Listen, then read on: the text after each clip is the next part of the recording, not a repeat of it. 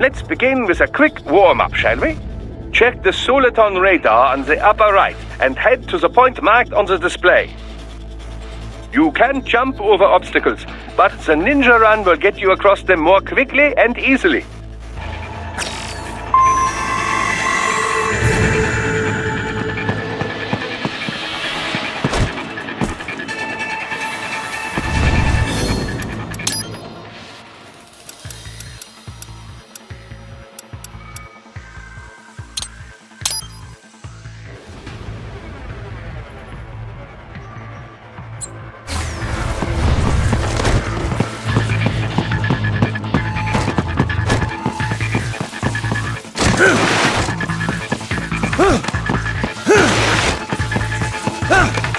You can also attack while in motion with the ninja run, you know. Swinging your blade while dashing, for example, or striking your foes with a sliding attack.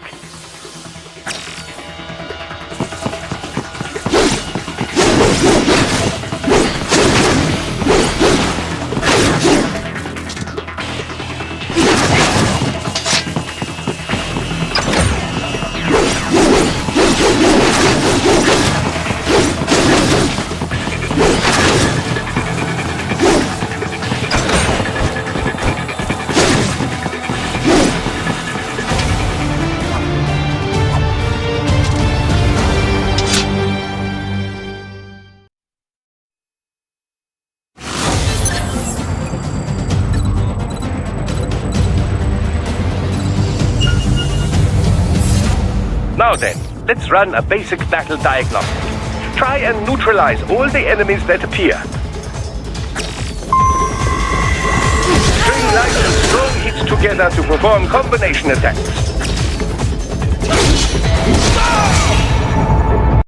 I'm back, bitches!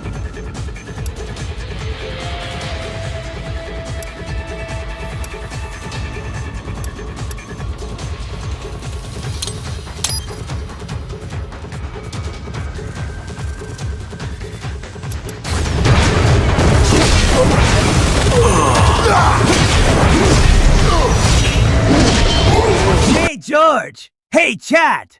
Oh no, VR missions again. It's like a nightmare I can't wake up from!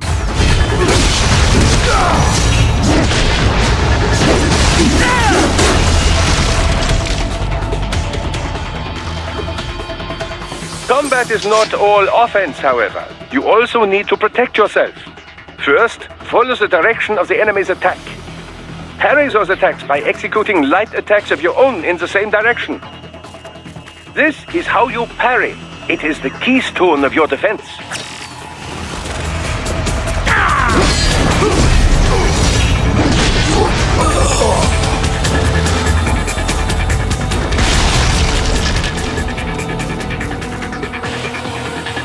Draw foes in as close as possible and parry their blows to leave them exposed to counterattack. From your perspective, it will appear as if the enemy is frozen in time, or at least moving very slowly. This is the perfect opportunity for you to carefully aim your strike, then slice your foe apart. Keep in mind, even you will not be able to parry every type of attack. Watch your foe's movements carefully.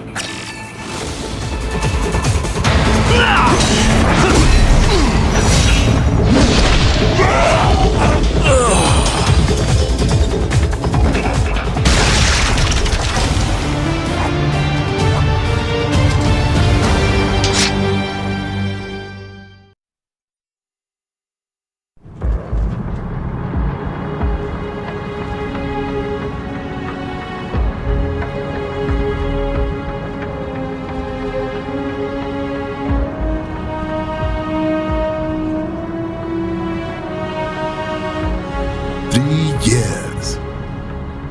We've come so far in just 3 short years. The sign of a strong leader, sir. No.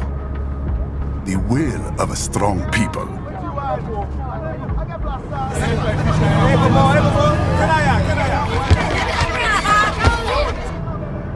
And one very able advisor. Thank you, sir. Your team deserves credit as well, Mr. Lightning Bolt. Just doing our job, Mr. Prime Minister. I must admit, I once thought of groups like yours as opportunists, enablers of war. But you've trained our new army well. Order has returned sooner than expected. Perhaps I was wrong about these private military companies. We prefer private security providers, sir. Most of Maverick's contracts do focus on security. Yes, well, security can mean many things.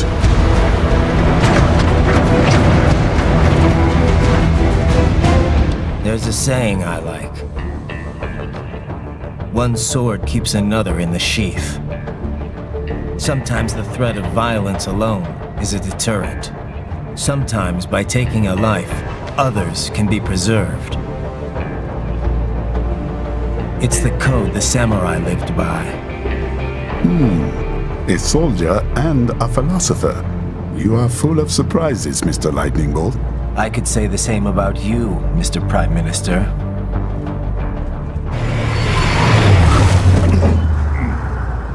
What is happening? Someone's blocking the lead vehicle. Hold on. Clear the road! This is official state business!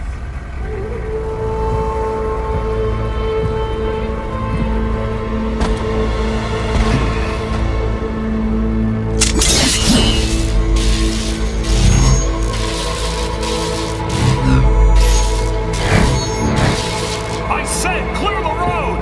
We're authorized to use force if you turn!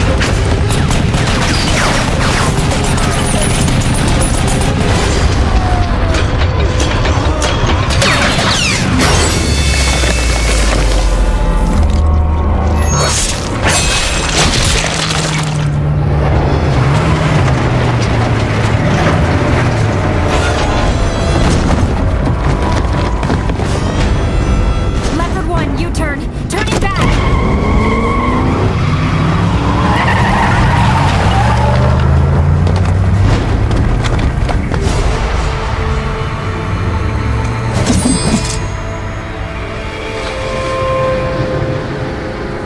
Open fire!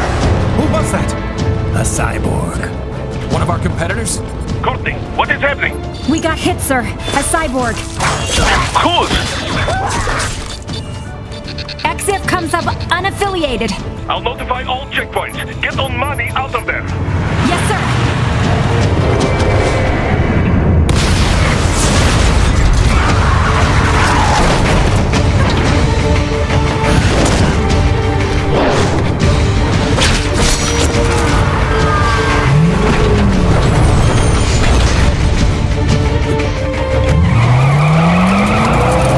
We are going to die. Stay calm.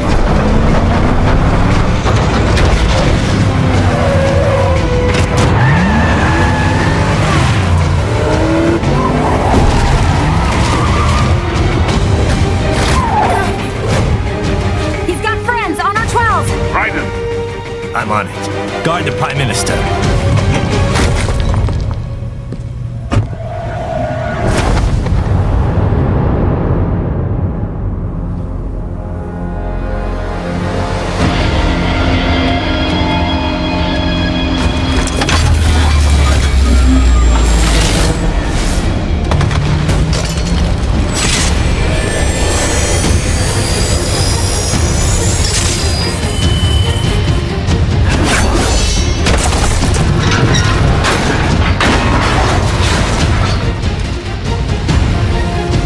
Let's get this over with.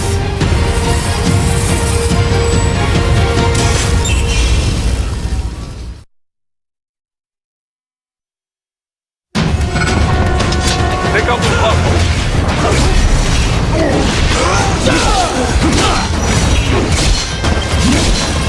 Be careful. If you cut an enemy in two, you'll just have two enemies. Raiden, you'll need to choose between light and heavy strikes to match the situation. Raiden, the limo is in trouble. Get back there, ASAP. I'll add the limo to your solid down radar.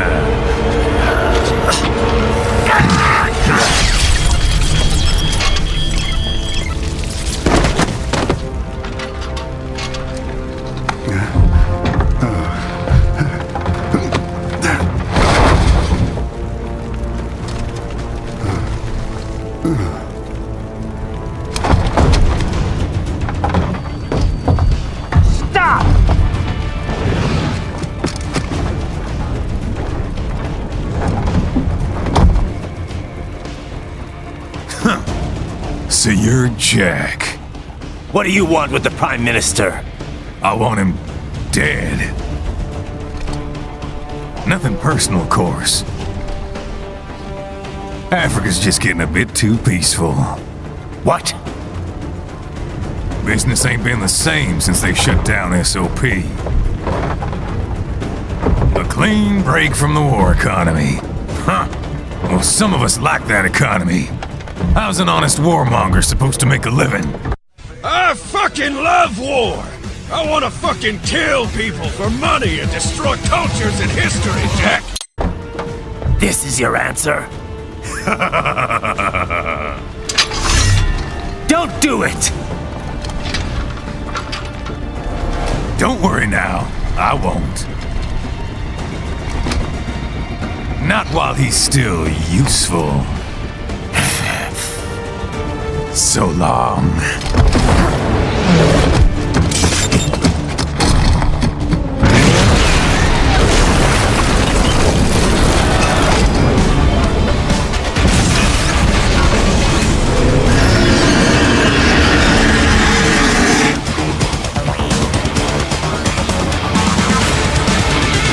What?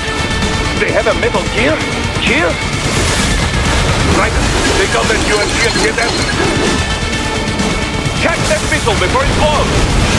Use your ninja ram to deflect those shots.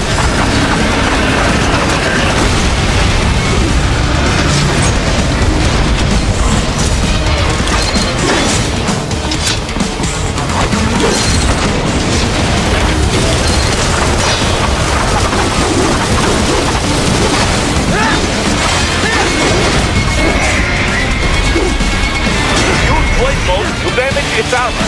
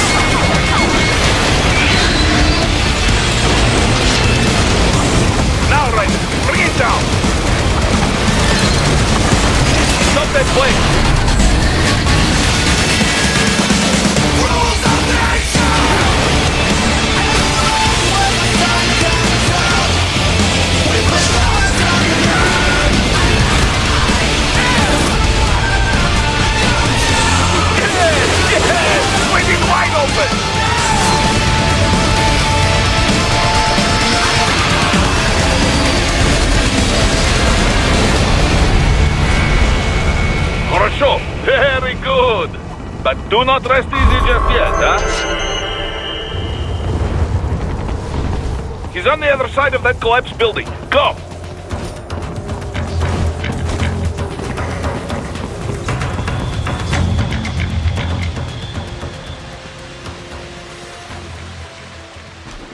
There!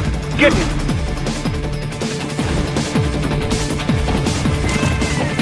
Use your ninja van to move over obstacles automatically.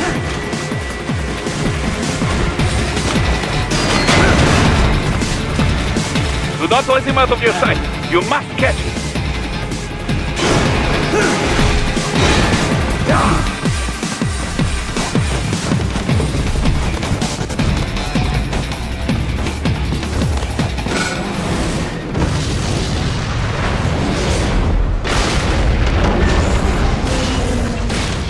There, you cheat! It still works!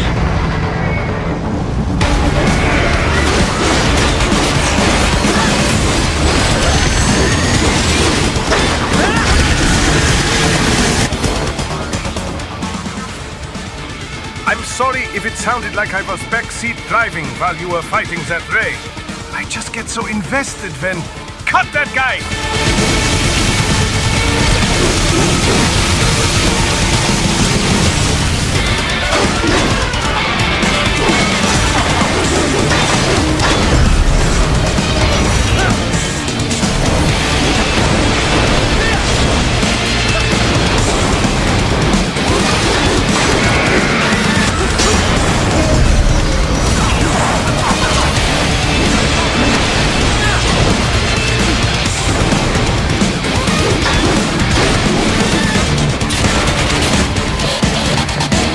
Blade mode to take down those heavy missiles.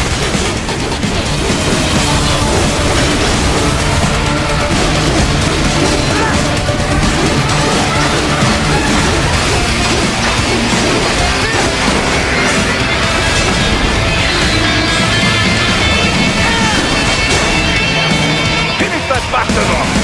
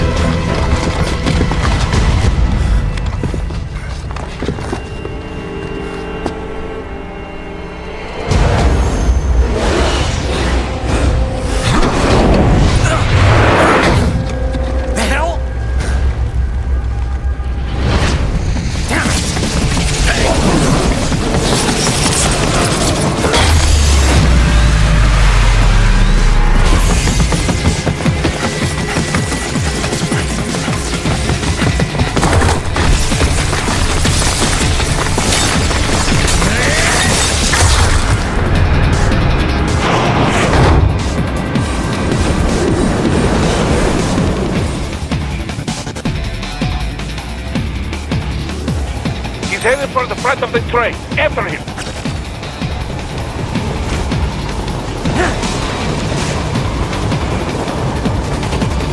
Raiden, an unidentified field rotor is headed your way.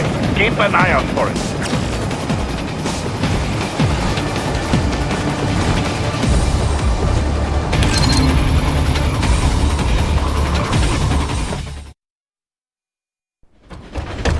Prime Minister!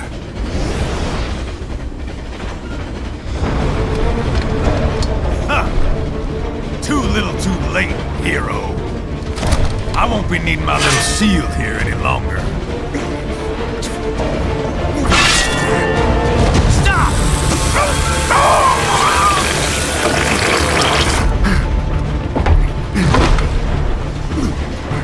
What about all the good things war has done for us? Why don't we ever hear speeches about that?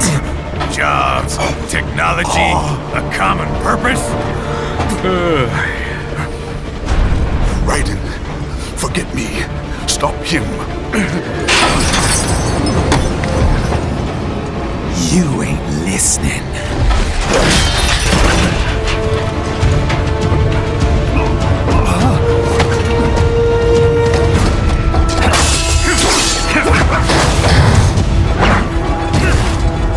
Mind if I got in? All we're saying, Give war a chance! I fucking love war! I wanna fucking kill people for money and destroy cultures and history, Jack!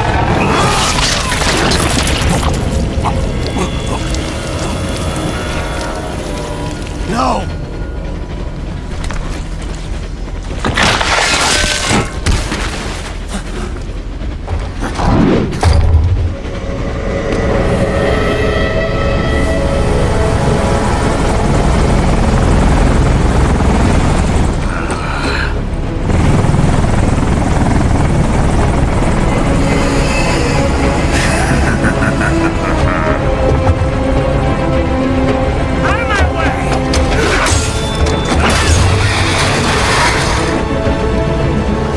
He's all yours, Sam!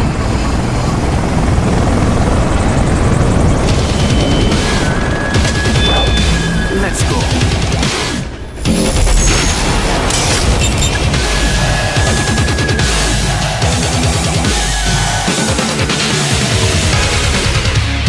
Now, don't be shy.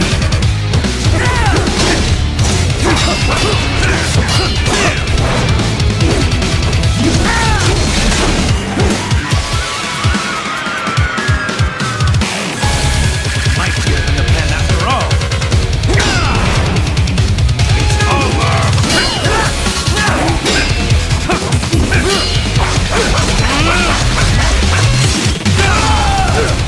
This will be interesting.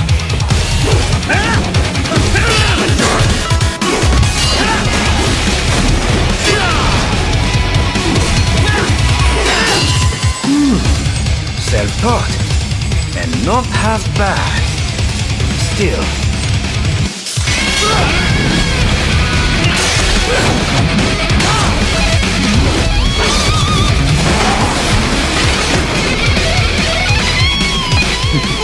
Your technique lacks something.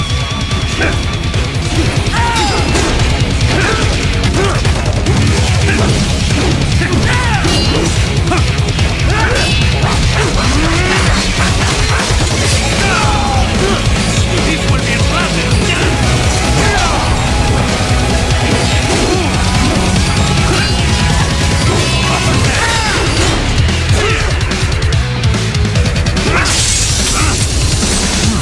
Now I see. You deny your weapon its purpose.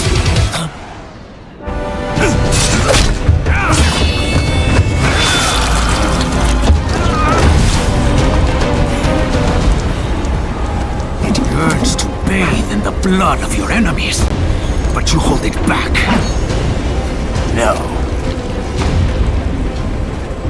My sword is a tool of justice.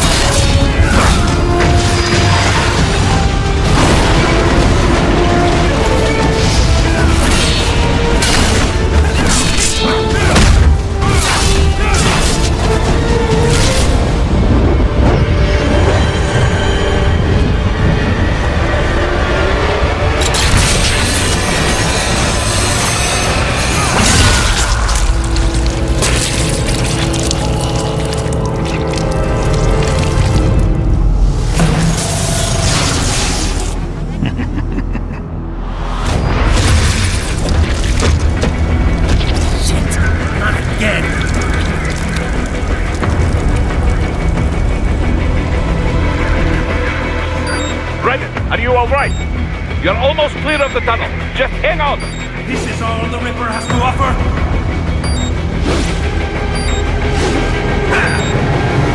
Gotta try harder than that.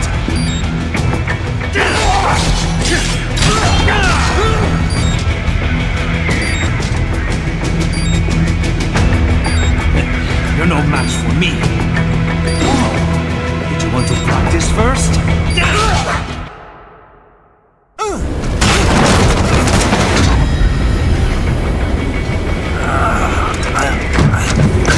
This is what happens when you bring a tool to a sword fight. It's over.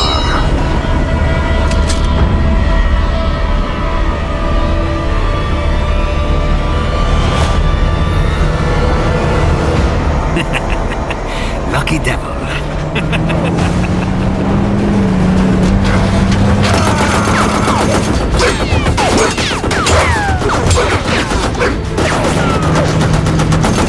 Kept you waiting, huh?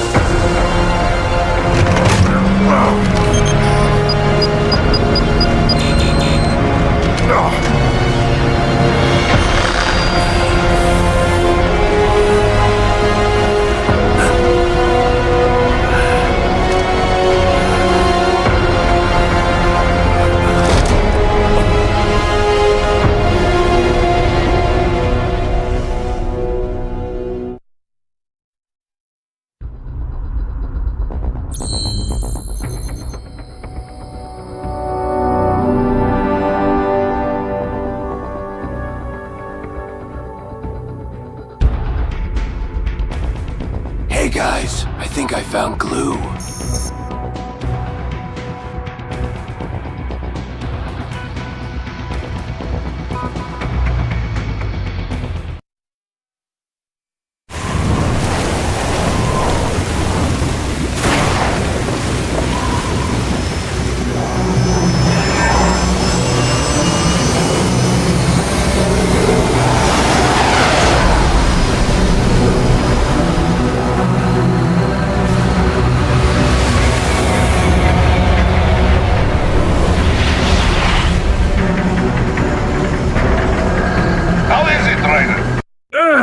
What?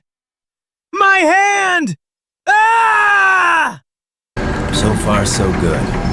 I've got a clean visual. A direct beat to your optic nerve.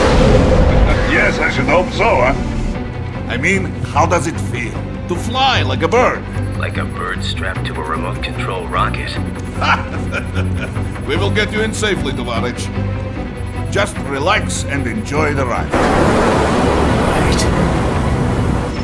Can you hear me, Raiko? Doctor. Remember the two procedures to maintain your new body. 1. Seizing nano repair units from your foes. And 2. Absorbing their electrolytes. I got it. Yes, enemy cyborgs should provide plenty of MCFC electrolytes once you slice them open and extract their fluids. They're terrorists. I was planning on that anyway. Oh, and their left hands, if you please. Excuse me? The combat data stored on holographic memory, typically located in the left hand. That data is very valuable.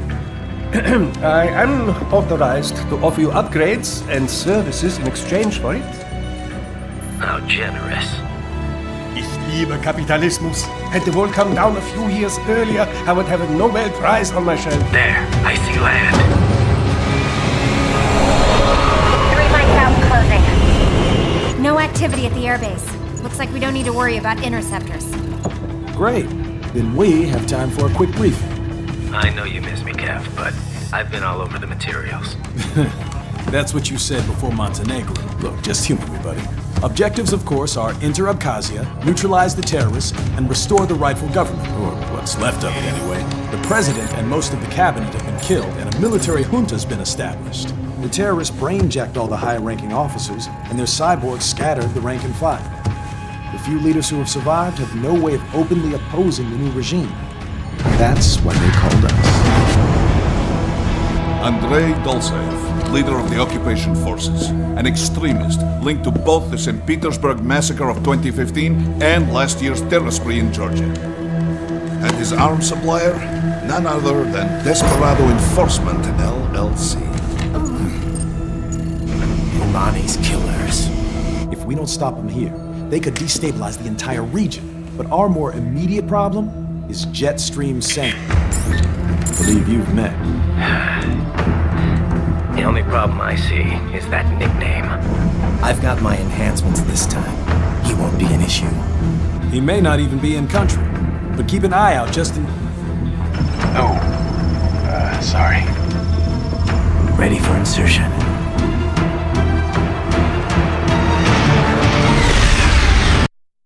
Left-hand rule. I don't know what it means, but I think you should cut off their left hands, just to be on the safe side.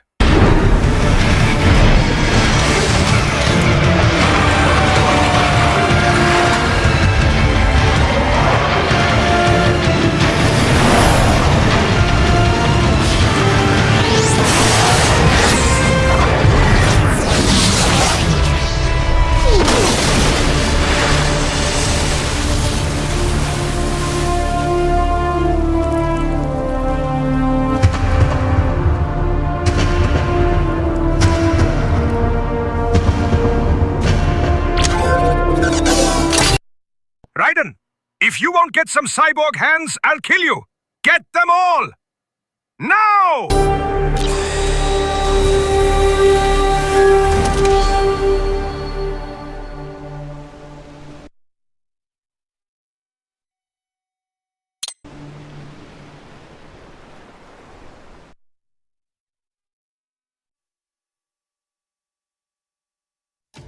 Raiden, you landed safe.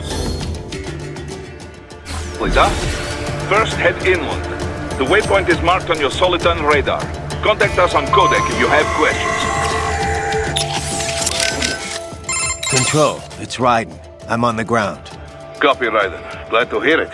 Entering on foot was the right move. That craft isn't equipped with stealth camo. Or octo camo, obviously, since that would be useless in midair. And we wouldn't want to get your pricey new jet damaged, now would we? Duh. The MQ-133C was not cheap, Tovarich. Now, keep alert.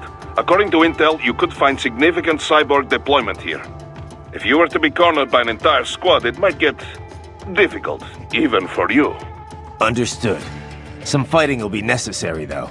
I've got electrolytes to replenish. This is not an infiltration mission. There is no need to hide or avoid combat outright, huh? Just do not get reckless. Stay safe, and stay focused on your mission. There is always a chance the MQ was spotted before your drop-off. I would not be surprised if hostile cyborgs were already en route to your position. A little welcoming party wouldn't be so bad. I could use a warm-up. Enough with the attitude, Raiden. It's time to be serious. This is no game. I need you to focus. Many people are counting on you, and I don't just mean here at Maverick. You don't need to remind me of that. Good. The last thing we need is another clever cowboy shipped back to us in pieces. On codec is fine. Just be sure you are serious on the battlefield. Your enemies will be. Yes, sir. Raiden, we are clear on the rules of engagement, yes? Clear enough. I can use deadly force against any hostile elements. Hostile cyborgs, I can strike first. Basically, yes. The actual rules of engagement is more specific. A long list of no's. But you have the idea.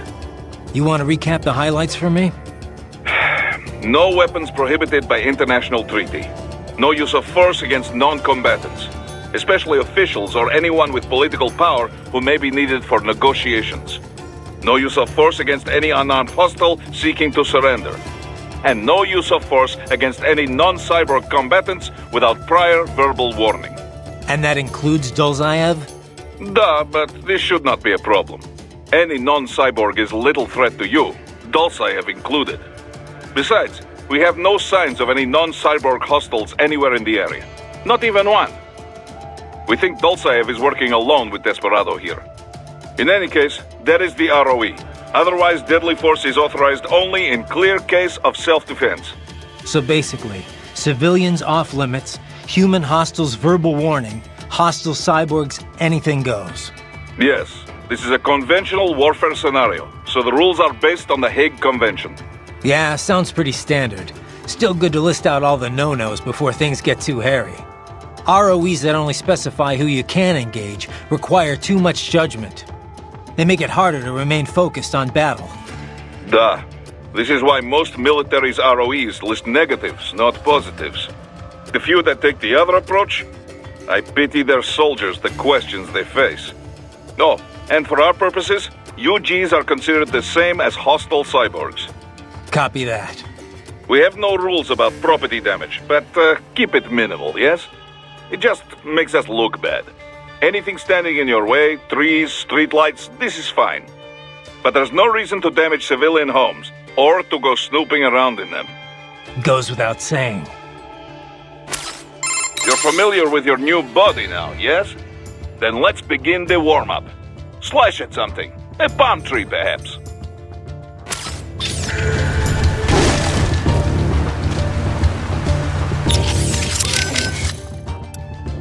Looks like a war zone out here. The palace cleared out quick when Dolzaev's men showed up. The streets got pretty hot after that. We're definitely gonna see a few civilian casualties here. Luckily, it looks like most of them got out of the city before things got bad. They've basically got control of the entire town, and are using the refinery as their HQ. And that's why we're hitting the plant. Keep in mind, those cyborgs are contractors. For most of these guys, this is just a job.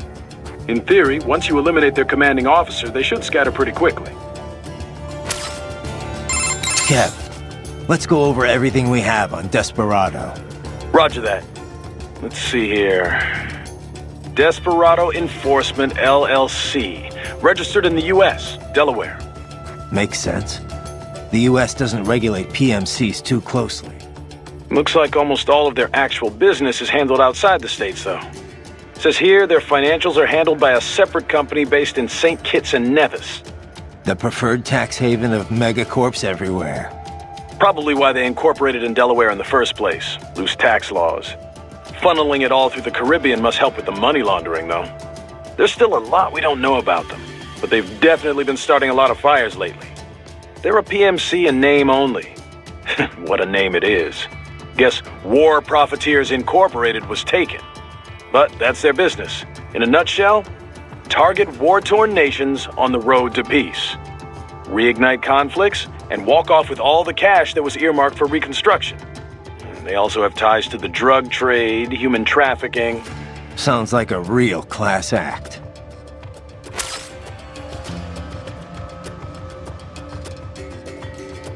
What is it? You sad you can't play disc games anymore? Don't worry, little PSN user. We got enough Call of Duty re-releases to keep you entertained for the rest of your life.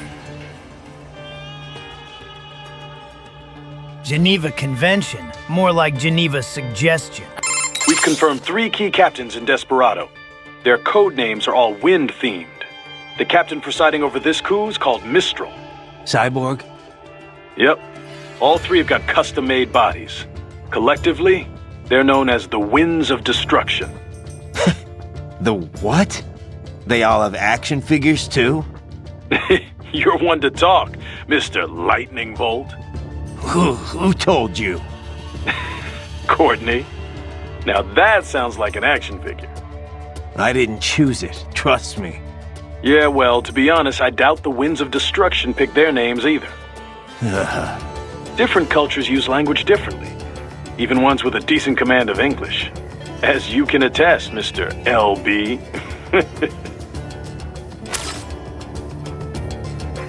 Yes, Platinum Games made 50% of game, but I still added Raiden to MGS5 because why not? I'm stranding, chat! Yeah! Good fucking god! Looks like a war zone out here. The path would luckily How we doing, Courtney? You're looking good on our end. GPS and audio-visual feed coming in fine. Energy consumption? Check. Damage levels? Check. Blood pressure, brain waves, blood sugar? Check, check, check. All this monitoring equipment, I got a better view than if I was standing right next to you. Anyway, I'll be saving all your data automatically anytime something important happens in the field. But contact me anytime you want a manual save. Copy that. Good to hear that hasn't changed with this new body. Yep, the basic system's exactly the same. So, did you want to save?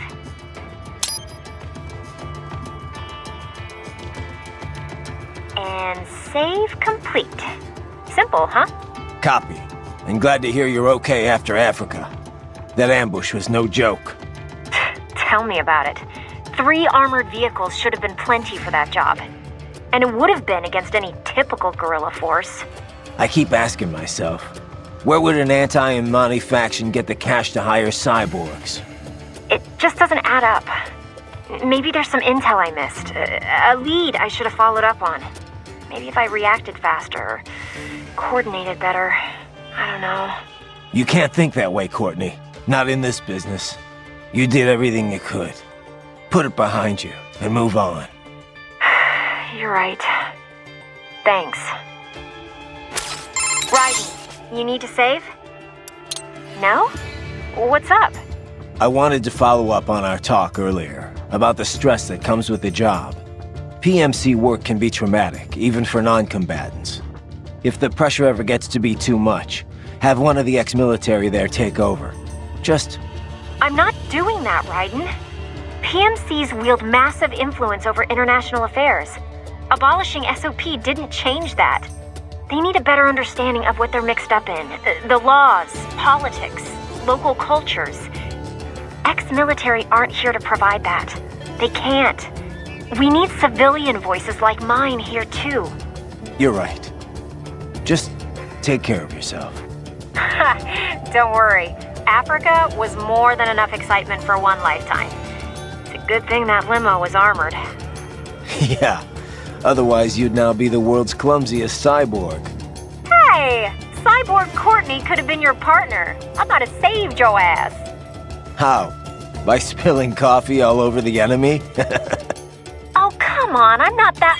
Oh, son of a... Please tell me that was a joke. What's up? No? Did you need anything else? No, guess not. Just wanted to hear the sound of your voice. Oh, save it for your wife, Raiden. Raiden, shall we review the capabilities of your new body? Copy that. Go ahead, Doc. As we discussed, you've been outfitted with 2 revolutionary new abilities. Fuel electrolyte absorption and self-repair from C's nanopaste. Precisely. First, electrolyte absorption. This is simplicity itself. As your HF blade is linked directly to your fuel cells, simply cut into any source of electrolytes. Say, a hostile cyborg made up of CNT muscle fiber. And your fuel cells will recharge on their own. Rather elegant, wouldn't you say? I would indeed. It's been great so far. But the repair process is a bit more involved. A bit more messy, you might say. Most military cyborg models store a cache of biotic self-repair nanopaste in their lower abdomen. So I need to slice them open and use Zandatsu to extract it. Cut and take, in other words. Correct. Once extracted, you need only to crush this unit in your hand to absorb the repairing agent inside. Keep in mind, it is extremely delicate. If the unit should hit the ground, some paste will surely leak out. It will still repair your body, but less so than if you can retrieve it directly before your foe falls over. Basically, harvest their organs before their body can even hit the ground. Rather gruesome, I realize. But then you Americans enjoy a bit of gore, don't you? I may be a citizen, but I've never really thought of myself as American. Oh? Well, yes, I suppose I could understand that given your history. But what then? Surely you don't identify as a Liberian. I don't identify with anyone. No nation, no ethnic group. I'm my own man. Anyway, I seem to recall those gory torture porn movies were pretty popular in Germany, too. Indeed, indeed. These splatter films are big in Germany, Russia, Japan, everywhere. Well, everywhere except regions afflicted by actual warfare. It all has to do with taming our fears, you know? Huh? The desire to feel fear, to taste death, but from a safe distance. These films allow the viewer to delude themselves into thinking they have overcome their fears. This... Okay, Doc, I got the gist. Let's save the full psych lecture for some other time, though, huh? Ah! How many times do I have to tell you? Platinum Games! Anything can be cut! I don't care if it's hard to design the game around it. Anything can be cut!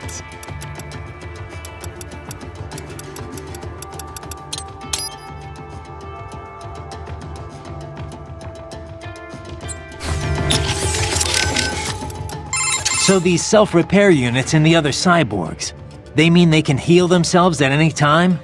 Indeed.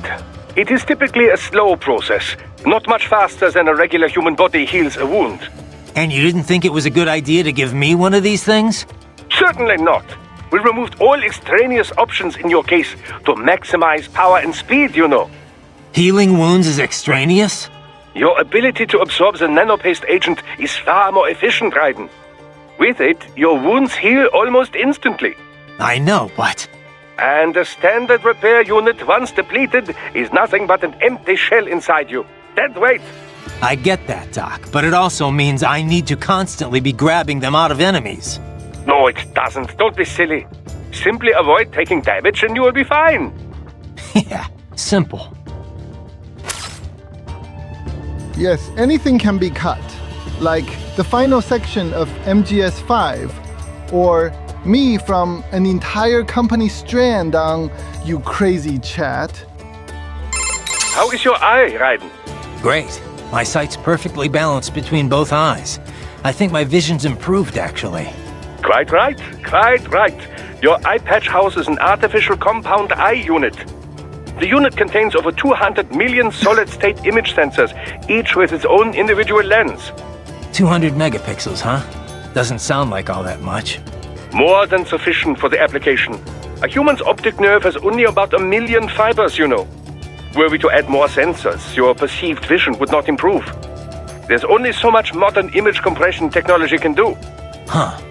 So I shouldn't expect any more dramatic improvements to my eyesight? No, your brain would no longer be able to process any more visual information in real time. Still, compared to previous ACEs, yours has 1.4 times the resolution and a superior compression algorithm. It may only result in a slight perceived change, but it could wind up making the difference during a mission. Regrettably, I have not had enough time to develop a new eyeball unit just yet. Thus, I have cut out the ability to deploy the ACE unit separately and simply installed it on a fixed eye patch. Works for me. If I was using an eye unit, I wouldn't see any better than a regular human. Ah, but remember, the human eye is so much more than a simple light receptor. They play a vital role in person-to-person communication. Sooner or later, you'd miss it. Stuff like that's important for some tasks, sure. For this op, not so much. And with less moving parts, the lower the chance of something going wrong. Besides, I like it. Well, I'm very pleased to hear this. I can worry about how I look after I complete the mission. No!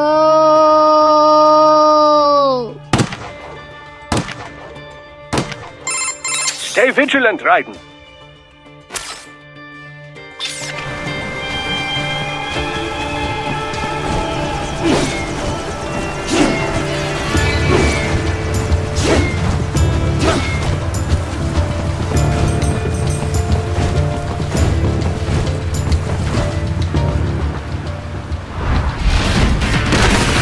Bastards are using stealth camo to ambush you. Nice try, but it won't do any good against a state-of-the-art cyborg like you. Very good, very incoming hits. Throw out your own barrage of light attacks while your foe is on the offensive. Get off! Bullseye!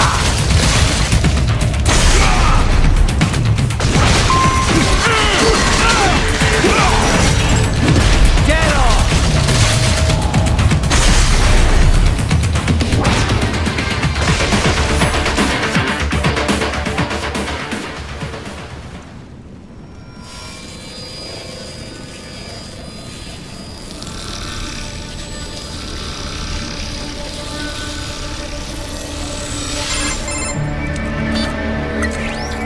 Had your fill?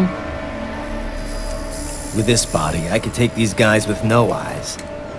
Intel wasn't exaggerating on the cyborg count.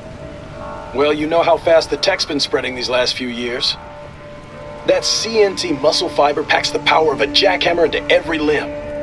What enterprising soldier of fortune could resist? And cyborgs are still human. Real thinking people.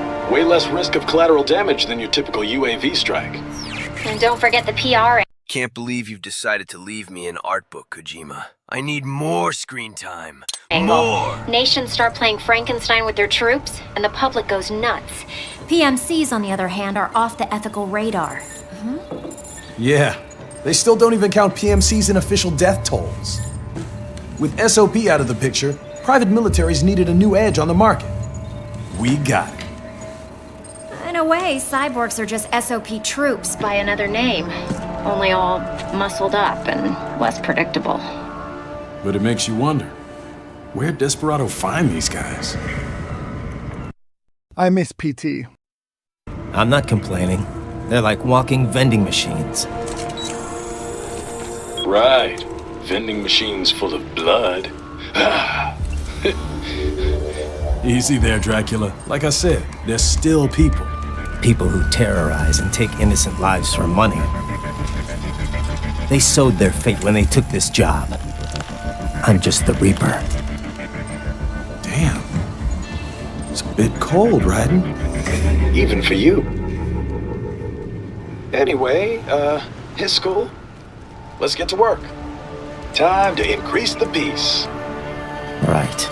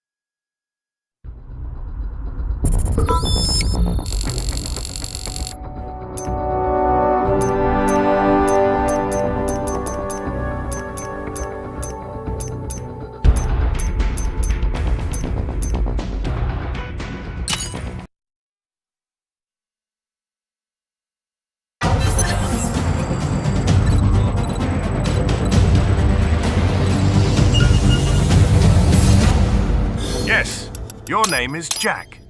Jack the Reaper.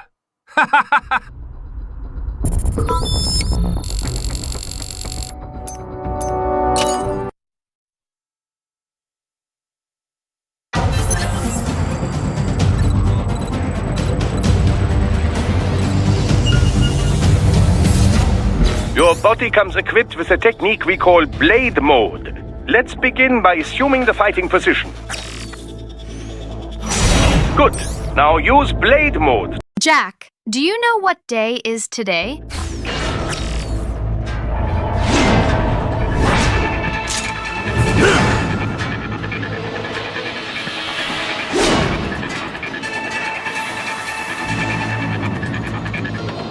Now remember, blade mode exacts a heavy toll on your fuel cells.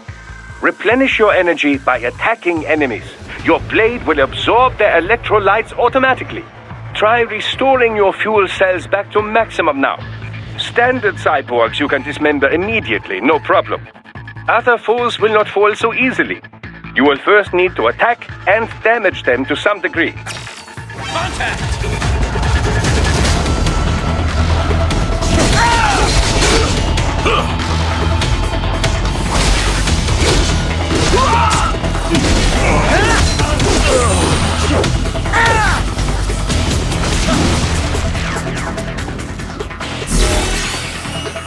And now, the Zandatsu technique, or the stab and grab as some call it. Activate blade mode with full fuel cells and you will automatically analyze the ideal cutting position. Execute it successfully and you will seize your foe's self-repair unit and restore some of your vitality. Now, try it for yourself. Take the enemy's repair unit before he falls. Enemy sighted!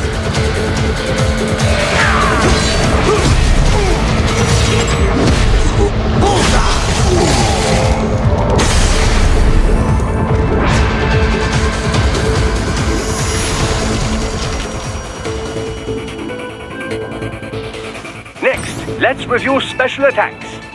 Approach a target from the rear or above without being noticed, and you can eliminate them with a single strike. I call it the ninja kill.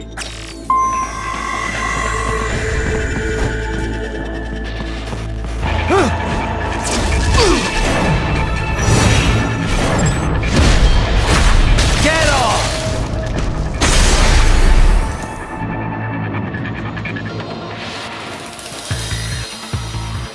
Finally, a word about your enhanced AR.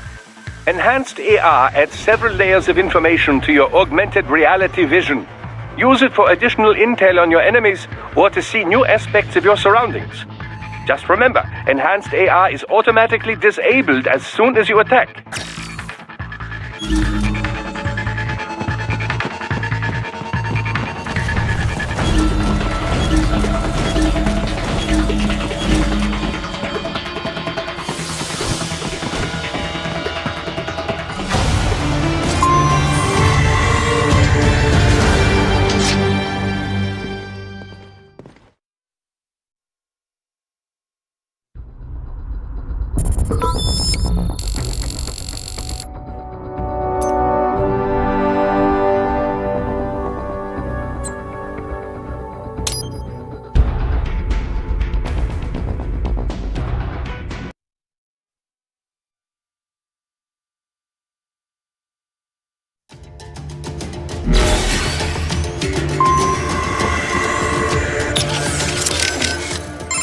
Hey Boris, about the Soliton radar.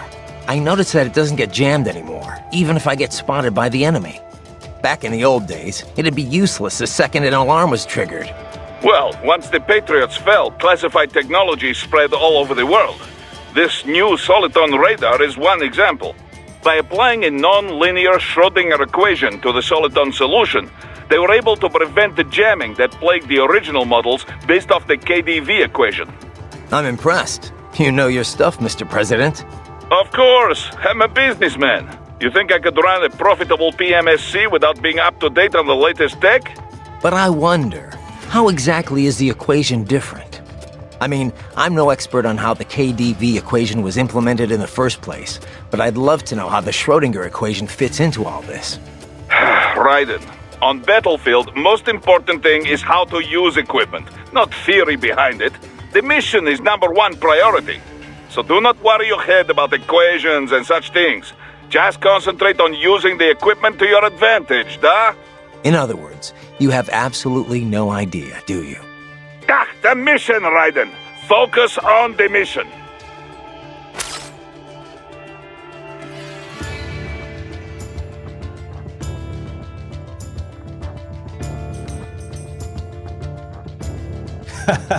Courtney, you really thought you could be useful to Raiden out in the field. What are you gonna do? Spill coffee? Ah! Raiden, you'll need to head inland. But first, make your way through this building. Sorry, man, but I have to ask. Where did Mr. Lightning Bolt come from anyway? Ugh, seriously? All right. Well, I told you where I got Raiden from, right? World War II, the Japanese had a plane called Raiden. The Allies named it Jack. Yeah, I remember. And my real name's Jack. So yeah, they codenamed me Raiden. They being the Patriots. Mm-hmm. Never really suited me. But it's better than... Jack just reminds me too much of the past. I hear you. Someone once told me, you can find your own name, and your own future. After that, I dropped Jack for good. Right. And this lightning bolt business? Well, the Rai part of Raiden means thunder, and Den is electric. So Raiden is basically lightning bolt. Mm-hmm. Anyway, I was explaining that to Inmani, and he just busted out laughing. So he called you that as a joke? He was basically just giving you shit. Yeah, he actually had a pretty good sense of humor. He was one of the most charismatic men I'd ever met. I don't know much about politics, but being around him, you could just tell he was a natural leader. Such a goddamn shame. Mm-hmm. I won't let it happen again. Desperado ends here. Comic book villains and all. Yeah. We're counting on you, Mr. Lightning Bolt. Ugh. Doctor, turn off my lane inhibitors. Beep boop, beep beep. Well, you don't seem to understand. So Raiden, who was this that told you to find your own name before you stopped going by Jack? The one and only Solid Snake. Hero of Outer Heaven, Zanzibar Land, Shadow Moses. The list goes on. Right. Guy's a legend. I forgot you knew him so well. Yeah, he saved my ass at Big Shell. Not to mention a few times after that. I've lost count. In terms of pure combat ability, he's one of the greatest soldiers I've ever seen. But it's not only that. He knows what's right, and he just gets it done, period. No one can stop him. I've learned a lot from him. He'd kill me if he heard me talking about him like this. Wow. I didn't know you were such a fanboy. I thought you were gonna start crying there for a sec. Very funny, Kev. Seriously, though, did Snake know he had a stalker?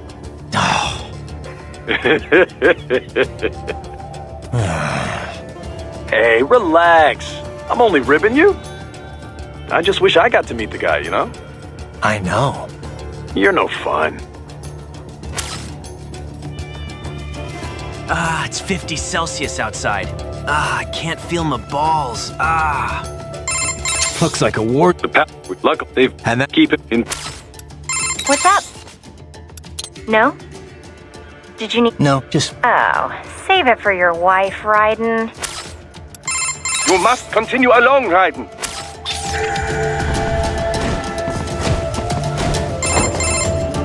Raiden, this is Boris. Give me your status. Looks clear. No one in sight. Good. Let's recap the route you will take.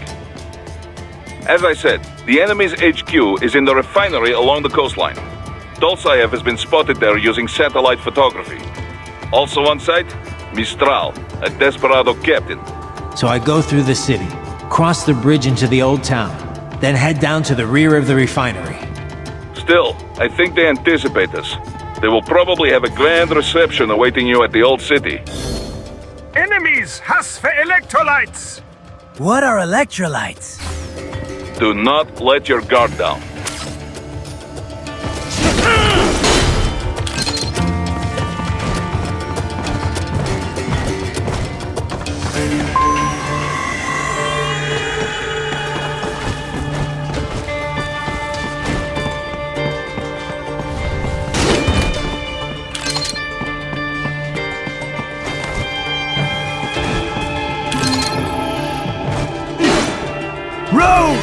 You have early onset amnesia!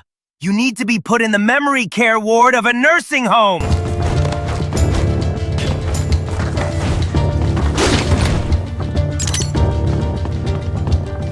Hostiles in the lower corridor, I see. Try to flank them, or approach from behind.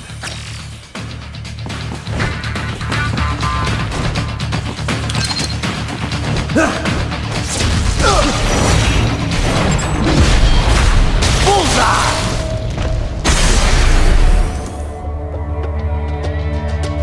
Excellent, Raiden. Raiden, to replenish your fuel cells, you must do it. You must eat the bugs.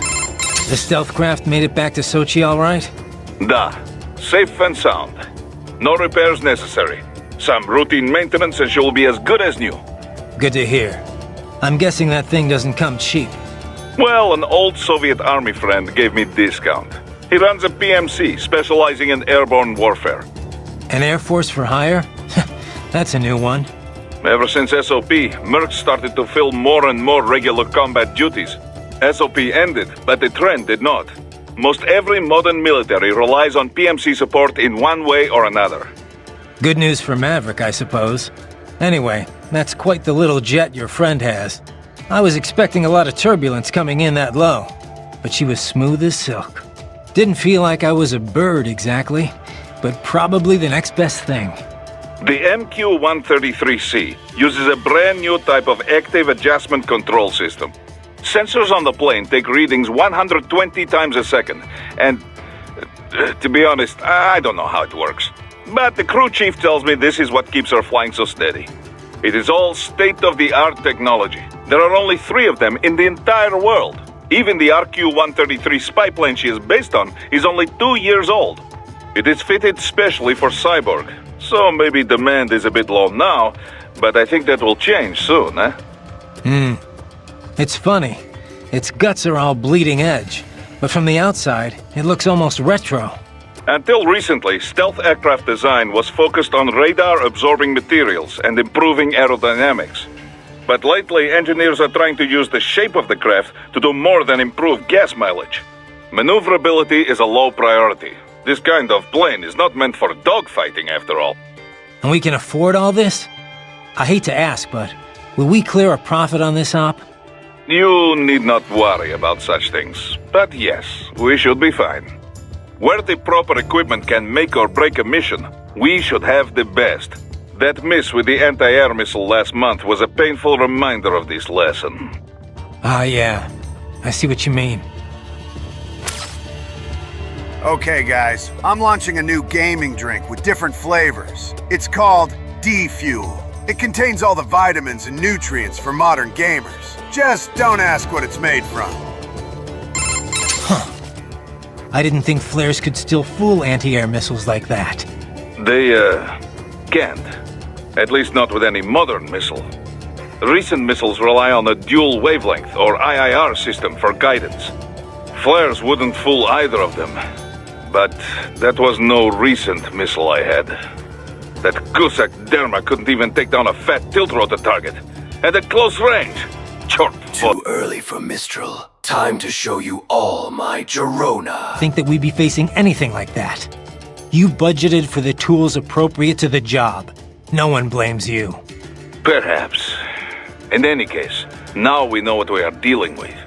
This is still a business, but this time I am stretching the budget as much as possible. Expenses like that aircraft and your new body are all part of this. Both were worth the money. This body's more capable than I could have imagined. I'm glad you feel this way, since it is still company property. Remember, if you quit on us, you either return it or you buy it. Yeah, Boris. I remember the first 5 times you told me. Raiden, what I said about staying focused on the mission. Understood. No need to explain. I say this because I have been there. I have let my emotions take over on the battlefield. Some of the PMC work I did after my discharge was... They were gray area jobs. But that's all in the past. When I took on those former PLA soldiers to form Maverick, I laid out my conditions. We would only take operations we believed in. And we would run them clean, no exceptions. Most of them agreed. They had their own bad memories from their time in Paradise Lost. I can certainly attest to that. Yes, of course. I forget who I'm talking with. Most of the ex-PLA have moved on now in any case. But the point remains the same. Everyone at Maverick is accountable for their actions. We are cleared to take this job under international law, and we can use force against any cyborg hostiles under the basic rules of engagement. But remember, if we harm any civilians, on purpose or no, it will mean trouble. All kinds of trouble. So, stay in control and stay on mission. Got it. Raiden, if you ever get lost, use Augment Mode to check your next objective. By using Augment Mode, you can see enemy positions and the direction in which you should head. Useful for when you cannot find your objective on the Soliton radar. Raiden, if you Sounds like Inmani was a pretty great leader. Such a goddamn waste. I've run cover for a lot of VIPs, but men like him are a rare breed. He had all these conflicting factors to deal with. Old tribal tensions, business interests, the military. But Inmani got them all working together in a stable government, and all without firing a shot. The savior of a nation. No wonder they called him that. He had a gift for sure. But he also put in the hard work. He was big on equality and justice in every aspect of government. He fought for it day in, day out. Inmani single-handedly energized his people. He's a big part of why the country recovered so quickly. True. It was more than new buildings and jobs. The people had hope again. If only we had someone like him back in Liberia. Things would have been different, that's for sure. And it was my job to protect him. Raiden, come on. Inmani wouldn't want me to go after Desperado. Not out of revenge, anyway. But he would want them stopped. And that's exactly what I'm going to do. Raiden, that saying you like about your sword being a tool of justice? Yeah, it's why I fight. Sometimes taking a life saves others. A life, or 2, or 3, or 40 in your case, but I know what you mean. Besides, it's not like those cyborgs you're fighting have been brain-jacked. Wouldn't be much point in sending jacked cyborgs. True. Having someone pilot a body remotely only really makes financial sense for espionage missions. And you might as well use UGs if you're gonna let an AI control your soldiers. So yeah, they're probably using emotional restraints, but those cyborgs are fighting of their own free will. Starting to see where I'm coming from? I get it, it's just... you didn't used to seem so comfortable with the idea. What about what Sam said? About your ideals holding you back? Ah, bullshit. He's good, but now I know how he moves, how he thinks, and I've got my new body. My philosophy says when and why to fight, not how. It won't keep me from beating Sam. And next time we meet, I will beat him. I'll kill him, and I'll do it to save others from suffering, with my ideals intact. All right, Raiden. One thing I can't stop wondering about, Kev. What's up? Sam. If he wanted to kill me back on the train, he could have, easily. So, why didn't he? Good question. But I should be asking you. Your left eye was our only video feed. After he stabbed it, I got nothing. I mean, I got the details from your report after the fact, but that's it. He was probably just too distracted. Boris's attacks, escaping, there was a lot going on. No, that's not it. Well, why else? What does he have to gain from letting you live? I don't know. Raiden, head for the oil refinery. No? Got something else for me? Yeah, you mentioned SOP before. How much do you know about it? The Sons of the Patriot system? Same stuff as anyone else in the industry, probably. Basically, a nanomachine software combo for controlling contractors. Used to be required for all PMCs. Soldiers couldn't fire unless their ID matched their weapon and they had clearance. From their commanding officers. And the rules of engagement, I mean. It had some mental effects as well. Moderating pain, enhancing concentration, that sort of thing. The idea was SOP would minimize arms smuggling and civilian casualties. A kinder, gentler war. An oxymoron, any way you look at it. Civilian deaths did drop, though. Because soldiers in the system could coordinate in real time, share info. Between that and the ID weapon locks, a lot of people felt better about employing privatized military. The irony is, the system was developed based on criticisms of PMC ops, mostly American interventions. SOP propaganda said it would put limits on the war market. What it really did was shift market share over to the PMCs. Civilian deaths went down, but total casualties just kept on climbing. More than ever, war was big business. And business was booming. Until SOP got hacked. Suddenly, everyone realized how dangerous it was to have a single system controlling entire PMCs.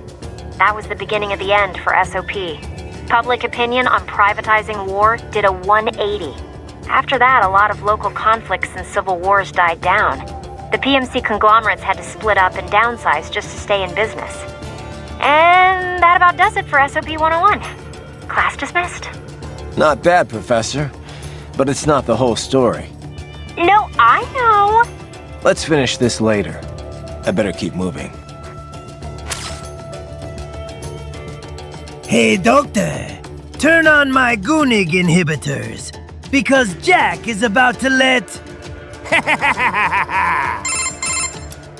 Need something else? I thought we'd get back to our little history lesson. What do you know about the Patriots? I know that they were behind everything we talked about before with the SOP system. People thought these 12 guys controlled world politics and the global economy from the shadows. And they were right. Except there weren't 12, and they weren't guys, or even human. They were massive AI networks. All the better to gather information on a global scale, or censor it if they wanted. They'd manipulate factions to keep wars raging, all while selling arms to both sides. The PMCs made billions too, of course. SOP was the Patriots' masterstroke. They could control battles directly, down to each individual soldier. The system might even still be around if the AIs hadn't all been destroyed. I'm impressed. You know your stuff. Not many people have even heard of the Patriots. More than when they were active, but still, not many. Almost no one knows they were AIs, or that they're the real reason SOP went away. Well, the few that do know aren't going to talk about it publicly. Even the world leaders. Especially the world leaders. The people would panic, assuming anyone believed them, which they wouldn't. You can find speculation on the net if you look hard enough. Some of them get pretty close to the truth, but the stories never made it into the mainstream. Just another conspiracy theory. I'm not surprised. It's a little hard to believe, you know? It just sounds crazy. When Kevin briefed me about all this in orientation, I thought it was some kind of BS detecting test. Alright then. Hey Raiden, let me ask you something. The Patriots. Why would AIs do all of that? I can see why people would want all the money, but AIs? What did they stand to gain from it all? Who knows? Maybe they didn't even know. Optical Neuro AIs aren't your typical PCs. They learn over time, change in unpredictable ways. The core AI, JD, was bent on expanding the war economy. Maybe to fund the Patriots' other activities. Or maybe that's just the way it evolved, like a secondary objective that took over. One of the other AIs said it was created to filter out unnecessary information, gossip, trivia, all for the sake of future generations, to drive the evolution of the human race. Or so it said. Was that the truth? Or a lie? To manipulate me? Who can say? To think. Something like that. Running a nation. And America, no less. It's terrifying. Thank God they were all destroyed. But did it really change that much? Maybe not. Contractors still gotta eat after all. Soldiering for hire's always been a risky business. But at least before it was good money. There was a decent chance you could get rich and retire early. All that disappeared during the SOP years. Demand was high, but the workforce was flooded. More and more soldiers were willing to work for cheap. It got so you'd have to work years before you could even pay back your initial training and insurance fees. Yeah, I can see Sundowner's point. The global recession certainly didn't help. Unemployment shot up across the US and the EU. Even if contractors gave up and packed it in, there weren't any jobs waiting for them back home. The irony is the recovery was all war-driven. It wasn't a general recovery at all. Not only did globalization exploit the poor countries, but it crippled first world employment too. And SOP's gone. But now we've got these PMCs that are basically mobsters. Just thugs in uniform. Yeah, not a pretty picture. So you telling me that if this SOP system was implemented, we could have actually prevented bioterrorism by locking down Bose? We could have stopped Wesker and Umbrella years ago with this! What's up? No, did you? No, just... Oh, save it for your wife, Raiden. Doctor, you have anything more on these cyborgs? Only what we went over in your briefing, if you had been paying attention. Standard military-grade cyborgs, MCFC integrated carbon nanotube muscle fibers. Impressive response time and power yield when focused correctly. Most will likely possess extrasensory skills as well. Infrared vision is almost standard these days. They can function without breathing for short periods of time. Okay. Nothing I didn't already know. Not all cyborgs you face will be the same, of course. You may notice a range of different capabilities. It all depends on the manufacturer. Muscle fiber and neurotransmission technology is advancing all the time. Of course, you have the very latest science has to offer. A typical cyborg is no match for your equipment. If you do say so yourself. No, I realize combat is about more than the equipment. Situational awareness, predictive ability, nerves. One must determine a course of attack or defense and execute on a moment's notice. Reaction time is key. Cyborg enhancements do not change that. Agreed. Hey Doc, I'm curious. Can I recharge off any cyborg? Even a non-military unit? Not that I ever would, of course. A pedestrian cyborg? I very much doubt you will encounter any of those on this op. Besides... Against the rules of engagement, I know. Like I said, just curious. In theory, then. No, I would doubt very much that you could. Even from those that opted for complete body replacements due to injury or illness, you know. Though I have heard of some very wealthy clients who wanted to fight the effects of aging. Doctor? Ah, yes, your question. No, extracting MCFCs from pedestrian cyborgs is unlikely. Most non-military enhancements use polymer muscle fiber that is a generation behind yours. Carbon nanotube would be a bit much for anyone who wished to lead a normal life, you know. And polymer systems can be powered by rechargeable electric batteries. Organic muscle fiber, which allows extraction of nutrients from the bloodstream, does exist, but it requires artificial blood for sufficient power output. This so-called white blood requires regular dialysis and was mostly phased out once cyborg technology became mainstream. True, some use cultivated muscle tissue to take nourishment from the body's natural bloodstream. But such systems are more regenerative medicine than cyborg technology. I'm sure you'll agree. Of course, natural musculature or no, if the body is equipped with a ceramic bone structure... Can't get energy from non-military cyborgs. Got it. Well, one moment. I have more... Thanks, Doc. Digital manipulation. Digital censorship. I told you, Jack. So, as I was saying, there are many differences between pedestrian and military cyborgs. You're still on about this. Now, first and foremost, military cyborgs are generally full-body conversions. You mean as opposed to partials? Yes, as opposed to just grafting on an arm or leg where a myoelectric prosthesis would suffice. As I have said, for the general public, these full-body replacements are quite rare. Quite rare. Only in cases of extreme injury or illness, generally. Perhaps a few eccentrics who wish to live longer. In any case, most pedestrian cyborgs are no more than an artificial limb or two. We call these partials. Doctor, I know. I just said that. Partials enhancements are not designed to meet the rigors of military use. A pair of synthetic arms attached to an organic body cannot match the power of those on a full cyborg.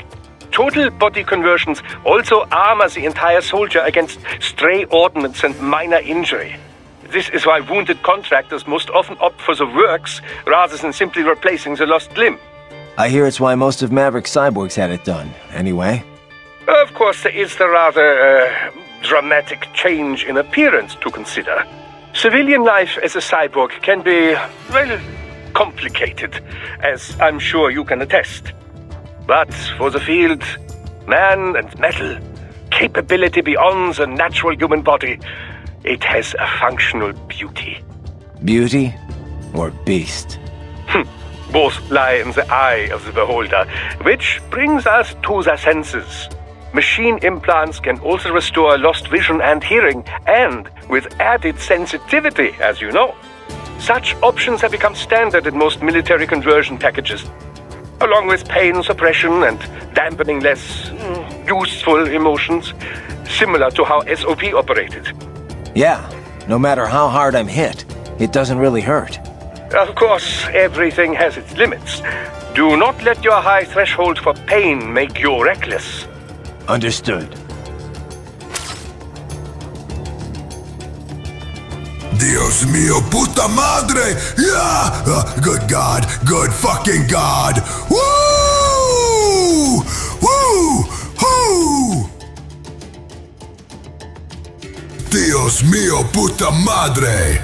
Good God, good fucking God! Woo! Woo! Horrible! Oh! Doctor, about my pain threshold. It doesn't hurt exactly, but I can still feel it. It's not painful, but it's still pain. It's hard to explain. Well, your nervous system is still fully intact, of course. It would be dangerous for you to be entirely unaware of your body taking damage. Instead, your nerves are controlled such that pain is no longer so unpleasant. How do you mean? Take epinephrine, for example, or adrenaline, as you might know it. This hormone makes it harder to feel pain, yes? Your implants work using a similar method. Yet, for all we now understand of the nature of pain, much of it remains a mystery. How so? Well, why do we feel pain?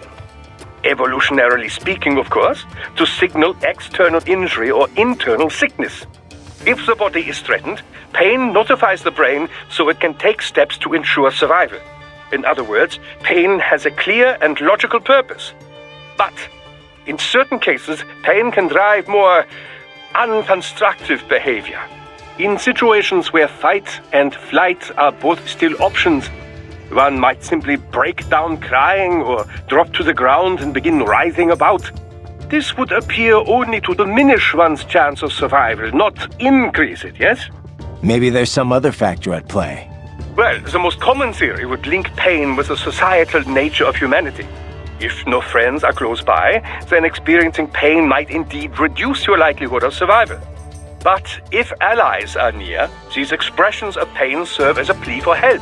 Thus, you are more likely to live. Fear of pain might also discourage one from entering a dangerous situation in the first place. Whatever the reasons, the data clearly shows that survival rates rise directly with sensitivity to pain. The converse is also proven. Those less able to feel or express pain have a lesser chance of survival. So, mankind has evolved as a social animal, and in the process, pain has become more pronounced, more visceral. A little pain never hurt anyone, huh? But if pain is there to ensure survival, well, what's that say about the future for us cyborgs? As a transhumanist, I do not believe all evolution must follow the exact method Darwin posited. Cyborg technology is still survival of the fittest, after all, just in a new form. You should be proud of what your body has become. It is the culmination of great achievements in science. Me? I had nothing to do with it. The credit's all yours. Well, yes. I should be proud as well. True, but think about it, Chris. If it wasn't for bioterrorism and the BSAA, you wouldn't have gotten your rematch with Wesker and your boulder punching moment. It all worked out in a way. Doctor, about my fuel cells, the electrolytes. Do all military cyborgs use the same type? I'm not gonna run across anyone, you know, incompatible with me, am I? An excellent question. Your fuel cells, like any other, operate much in the same way as a typical battery. They do not need replacing after a single use, of course, and they do not require recharging. They do, however, require a fuel source. That much I know already. Yes, there are several different types of fuel cells. Phosphoric acid, MCFC, molten carbonate like yours, solid oxide, and so forth. Each type can be further divided into classes, each which runs on its own electrolyte material. However, all current military cyborg MCFCs run on the same one electrolyte. That's good news. Why all the same electrolyte, you ask? The answer lies in the catalysts that help make up your carbon nanotube musculature. It was breakthroughs in researching these catalysts and CNT manufacturing that enabled large-scale production. Breakthroughs that happened after all the data the Patriots were covering up finally leaked. It could not have happened without your help, Raiden. Science owes you a great debt. And I do as well. Working on your body has been quite educational. Check your destination on the Soliton radar.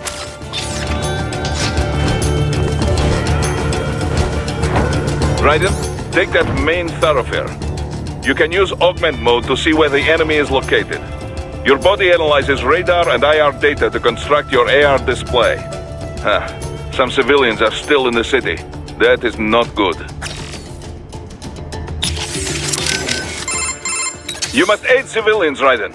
It is not part of mission, but Maverick is still one of the good guys, yeah? That civvy needs your help.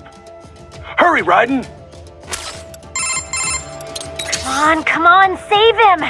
He's gonna get killed!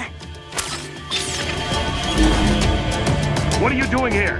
This area is off limits. What? No, I'm not doing anything. Can we just kill him? It'll be easier. We're supposed to have driven them all away already. So, self-defense, right? Easy. No, please!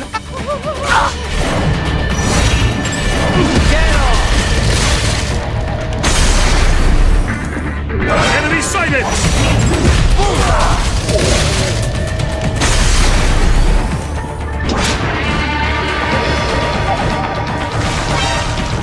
Enemy sighted!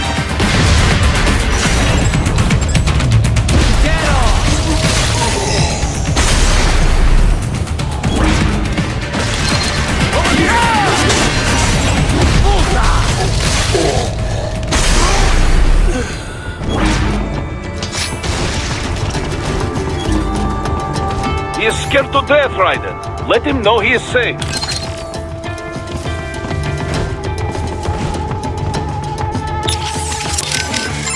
Yes, Raiden. Хорошо. That's one less death today. Now, on with the mission.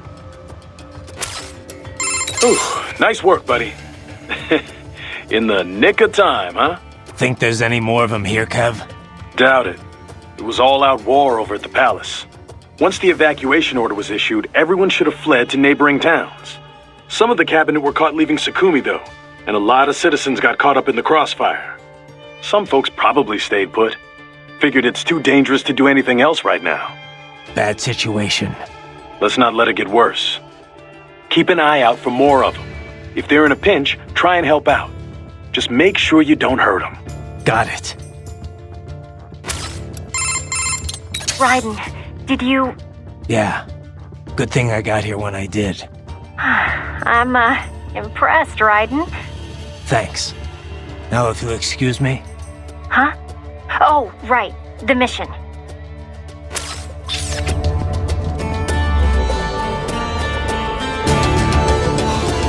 Thank you, thank you. I will not forget this. Right! What are you doing? Short, Raiden, no civilians! Relax, Boris. Just some custom tailoring. You are the one to relax. What the hell are you thinking? It was a reflex. It won't happen again. Chusabacha! You even scratch one innocent playing around, and Maverick is finished. And so are you! Perhaps I sent the wrong man. Or not a man at all, but a boy with these games. Boris, hold on. I was distracted, that's all. I'm fine now. And you are sure of this? I'm sure. One more stunt like that, and I will pull the plug on this entire op. Understood. Raiden, what the hell, man? This is your idea of a good time? Stripping dudes in public? I didn't know you were into that. Right. Sorry. It was an accident. Hey, I'm not here to judge. But next time, find someone consenting and do it on your own damn time. Raiden, what the hell do you call that? It was a... Sick, Raiden. I call it sick. You can save your own damn data. Stay vigilant, Raiden.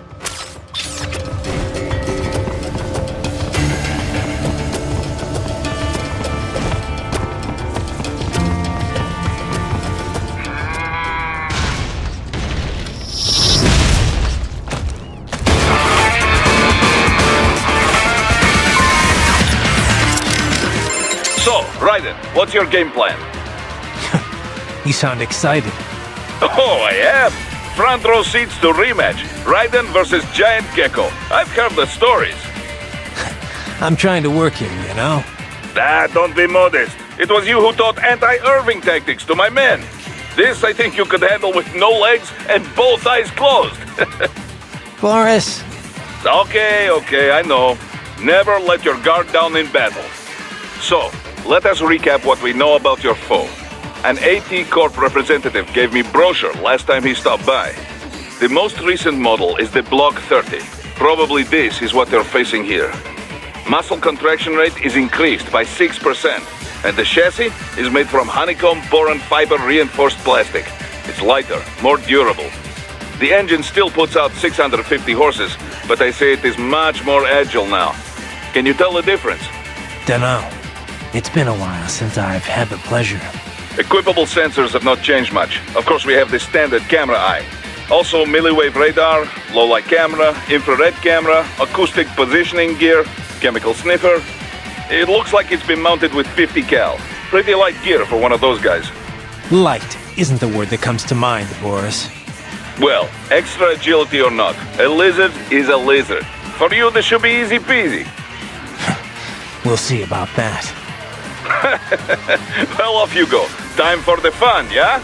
Oh, this video will be perfect for sales presentations. Ugh, copy. I think it's time for Jack to let her strip. Good God! So, Raiden. So the must. Got yourself a gecko problem, huh? It's strong and speedy. Against a regular soldier, it'd be overkill. Yeah, I've seen him tear through more than a few troops, but I'm no regular soldier. No doubt. Against state-of-the-art like you, I almost feel sorry for it. Probably not a lot I can tell you here that you don't already know. Yeah, I've got this one covered. Well, time for a little pest control, I guess.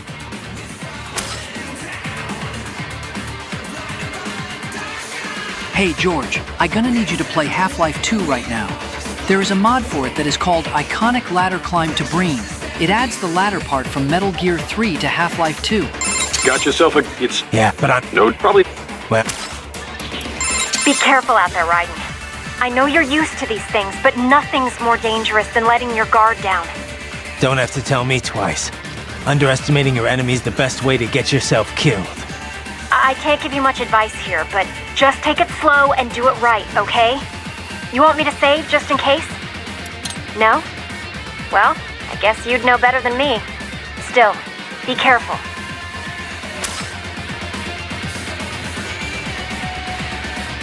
Don't even my patience has its own limits! You must speak for Coda countries for 2 hours! I'll do the fighting! You can just go home! Ah, an Irving, yes? Rather old school, as they say. Not your cup of tea, Doc? Oh, no. One could argue they dominated during the SOP days, but they certainly are not much use now. They have been improved upon over the years, no doubt. But there's only so much one can do with such outdated technology. You have a fair amount of experience with them already, yes? I doubt you need any battle advice from me. No, probably not. It's been a while, but I still remember how they move, their ticks and tells. They telegraph most of their moves in advance. So long as I can parry its attacks, I can strike back often. I do believe, however, that the armor on its legs has been improved. I imagine that a simple slash or two will be insufficient to topple it this time. We'll see. Never mind, George. Take your time. Evil Me was trying to make you stop listening codec entries. I imagine you already know this, but the defenses on an Irving unit cannot be broken in a single strike. The leg armor has also been reinforced. You must weaken it first, before you can break through. I imagine you...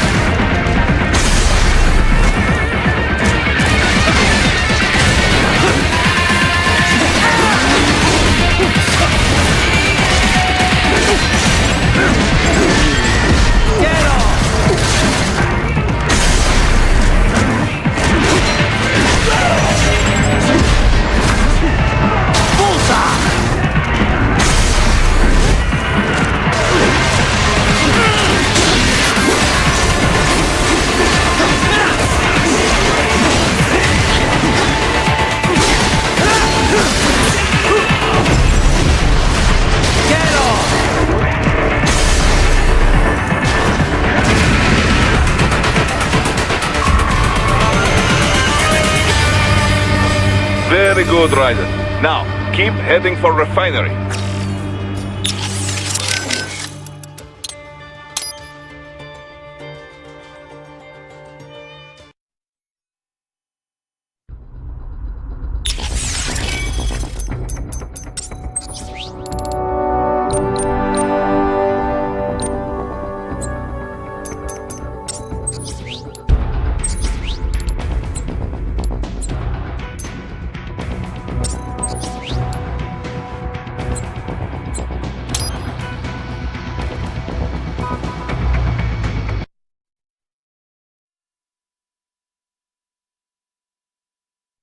Very good, Raiden. Now, keep heading for refinery.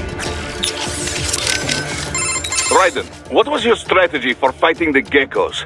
You said to beware the long legs? Yeah, when they're standing straight up, they've got a longer reach than you'd expect. Once it lifts that leg, you better be ready to get the hell out of the way. Raiden. Raiden, head for the oil refinery. What's up? No? Did you? No, just... Oh. It is a high-frequency blade, Raiden, not a plasma sword. There are limits to what it can cut. The HF waves strengthen the metallic bonds in the blade, improving its cutting ability. But in terms of pure physics, no blade can cut it in every situation. Theoretically speaking, an HF blade can damage anything, no matter how tough. But thick ceramic or carbon nanotube armor does not simply split open like butter with a hot knife. You need to chip away at it first, before you can destroy such material. I imagine you already know this, but the defenses on an Irving unit cannot...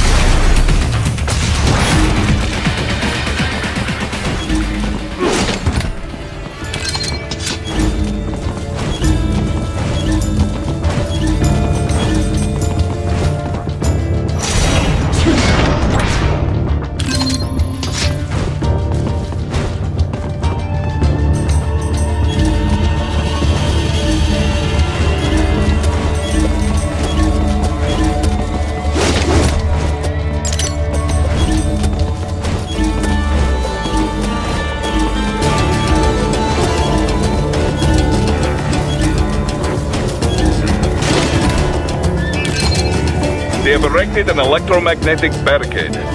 Maybe expecting UG or cyborg attack, huh?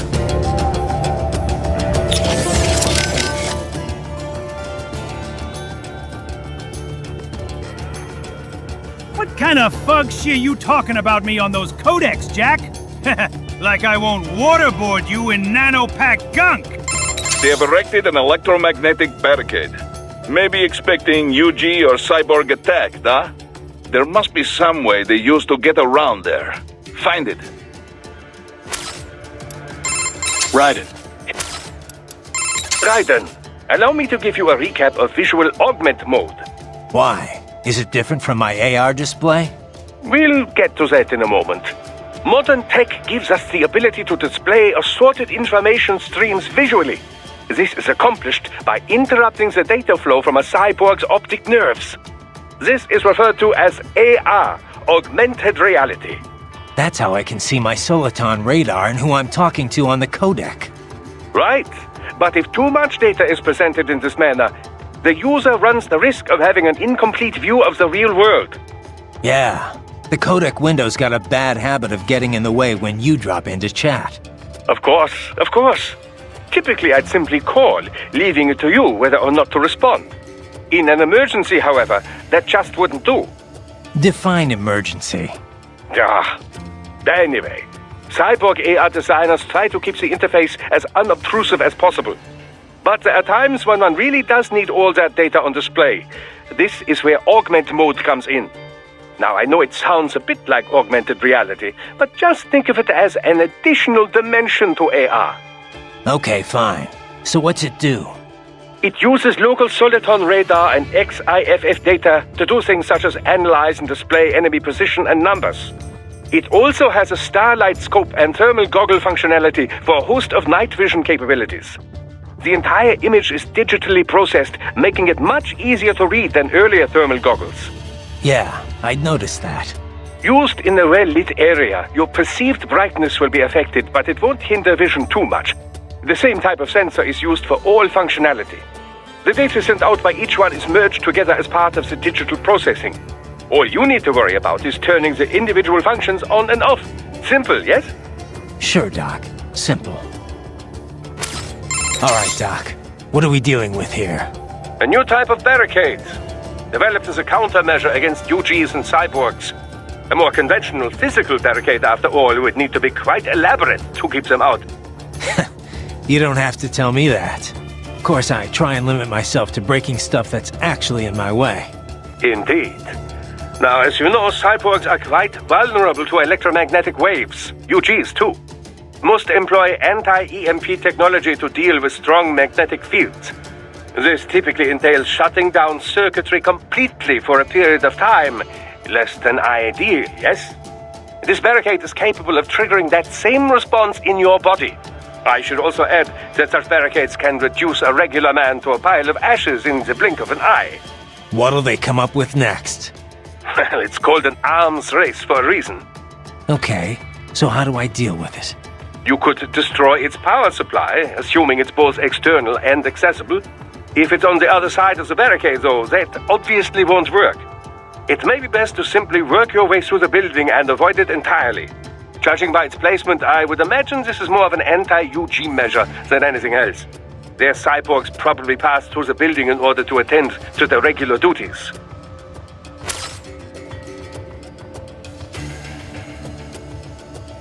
First, we take a knife and we cut our cyborg. Very slow. Do not overcut it. I trust me. You must continue up.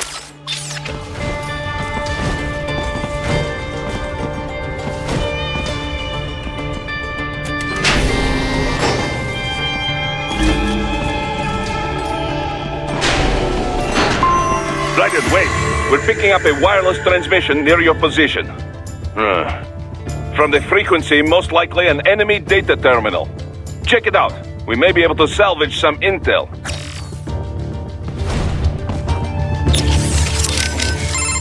Raiden, if you ever get lost, use...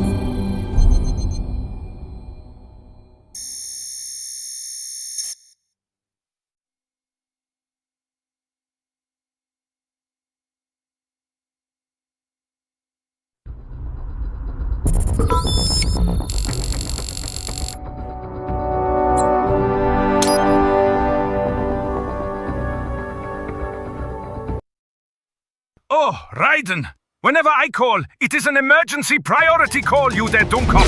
Now, slice and dice some bad motherfuckers like there are onions!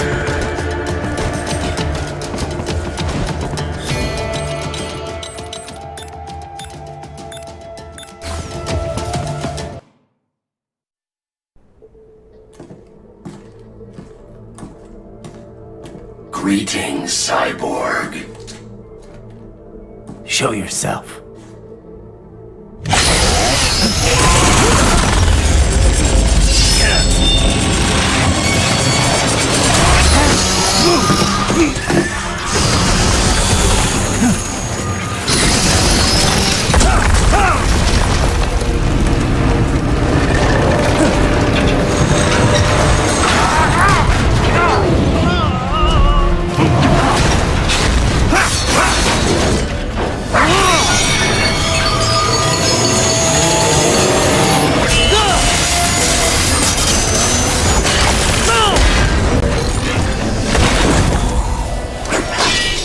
And you are?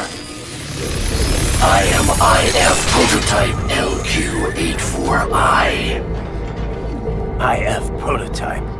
Interface Prototype. All autonomous UGs feature high-level onboard artificial intelligence. An additional prototype interface enables verbal communication. I possess an intellect far beyond human reckoning.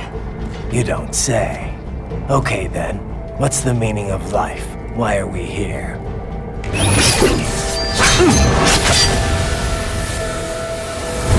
I am here to kill you.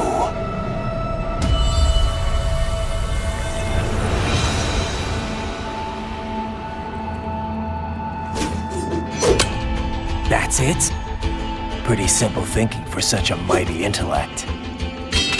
I may analyze orders, but I may not disobey them. Should I disobey a direct order, my memory would be wiped. I must destroy you. What good is an intellect if you can't use it? Your taunting is pointless. Me no way this children's napkin of a cyborg. Keen chug me hilk, laced with purple drunk. Exterminate!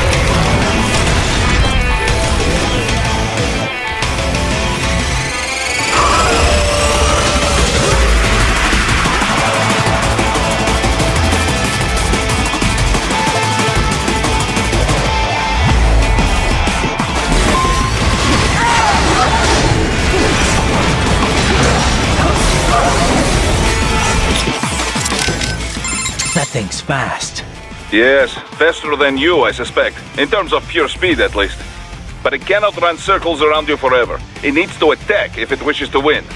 Yeah, and that's probably my best shot. Duh. Don't bother chasing. Let it come to you. If you can parry its blows, you'll have a chance to counterattack. Watch its movement, and wait for the right moment to parry. Textbook battle tactics. Got it. Remember, you can parry even while taking damage. Do not give up just because you are hit. That thing's fast. Yeah, but if you I've seen a lot of weird stuff, but this takes the cake. Well, I'm glad you're entertained. Too bad you're missing all the fun. It's a real party down here. Sorry, buddy. My specialty's cultural studies, not combat scenarios. If you're looking for my help in a brawl, you must be getting pretty desperate. Good point. Besides, if you've got time to screw around on the codec, can't be all that bad, right? We'll see. Okay, back to the party. Everything okay, Raiden? Yeah, it's a fascinating foe, but I'm not gonna cut it any slack. We're dealing with terrorists here. And AI or not, it's still aiding and abetting them. Yeah. Be careful, though. You might want to save your data first. No? Well, watch yourself out there. Most fascinating foe. And such natural speech. I've never heard of a UG capable of conversing of its own free will. Yeah, maybe we can just talk this through. Any weaknesses come to mind? Something I can exploit? No particular weak points come immediately to mind. It's fast as hell, and it's flinging knives at me from a distance. Indeed, I'm not sure your body can match its speed. And if you can't dodge the knives, then your best bet is to deflect them. Try entering blade mode. I'll give it a try.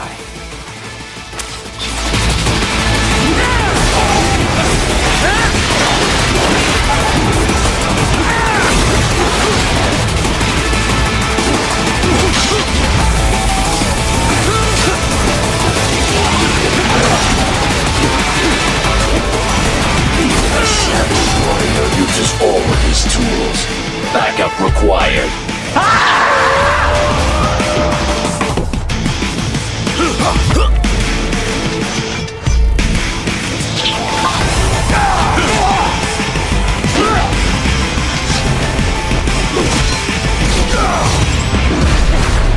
Get off! You call this violence civilized? You call for reinforcements? Crafty little mutt. This could be trouble. Not really. They're packing self-repair units, right? Unless they're stronger than I think, this could actually be a good thing. Well, hopefully yes, but be careful.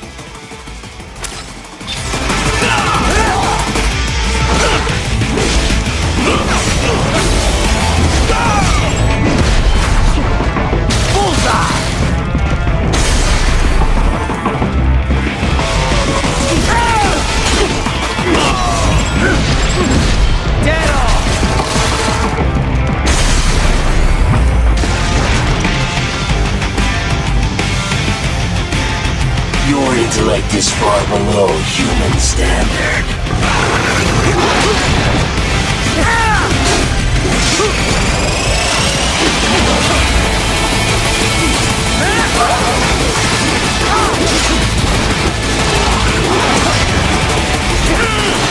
I will obliterate your consciousness.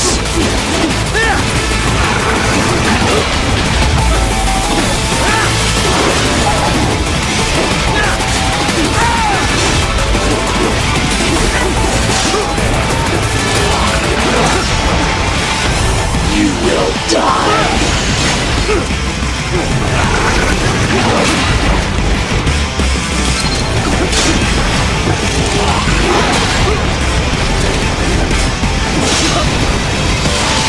To continue alone would be foolish. Help me.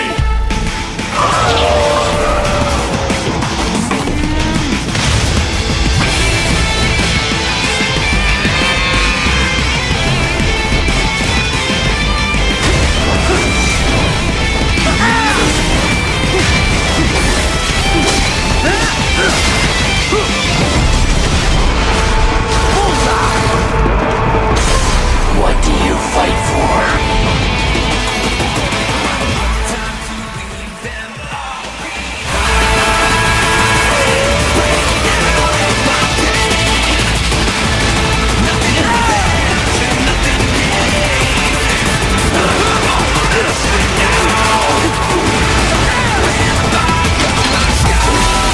Use your intellect to evade my blows.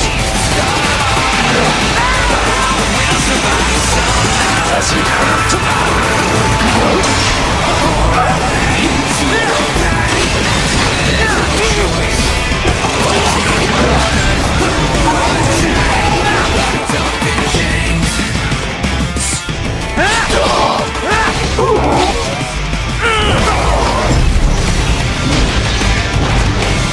Cannot continue. Directive, liberate nation.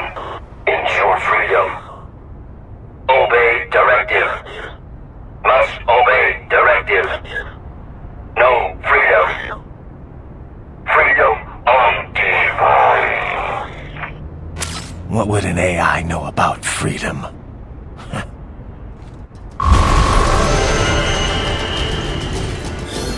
I'ma keep it gangster for me, the cyborg ninja man, with the fast hands that can't lift a two hammers and bash your ass, man.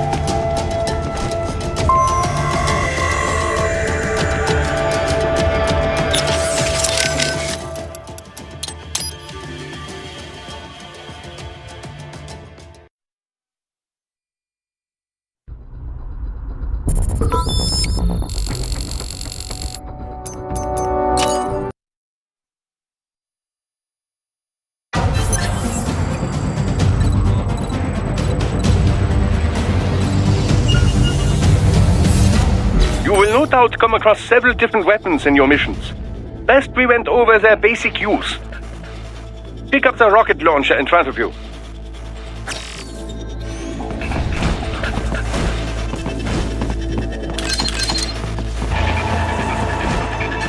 No!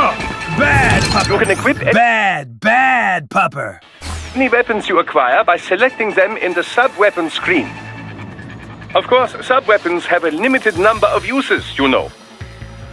In this tutorial, it has unlimited ammunition, but do not expect this out on the field. You will want to save them for just the right time, I suspect. Try all the sub-weapons you come across. You'll find that each has its own unique properties. Now, use these weapons to reach the goal point.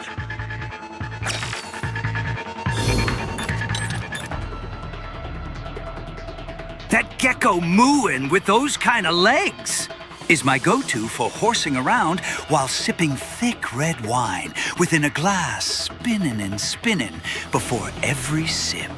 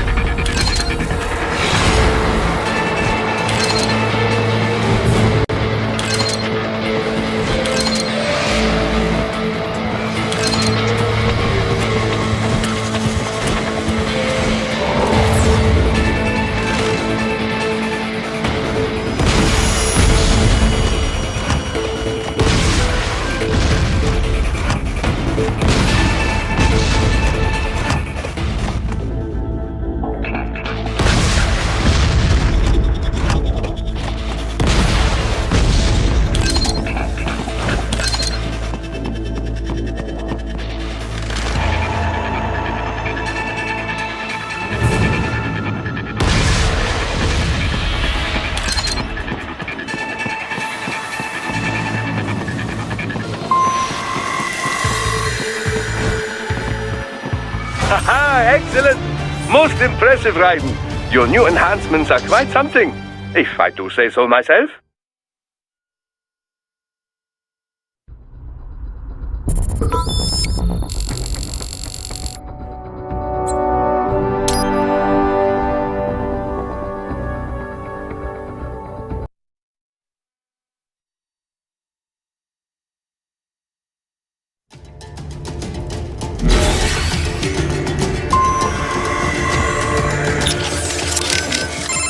Didn't you say you'd been here before, Boris? Once, back when it was still Soviet territory. Seems like it'd be a lovely place, if it weren't a war zone. The Pearl of the Black Sea, they called it, back when more Russians lived there. It was a very popular resort spot for the USSR. This is before the wall fell, of course. Then Russia and Georgia began to fight over the area. Kicking off the war in the early 90s. Georgia was a Soviet republic.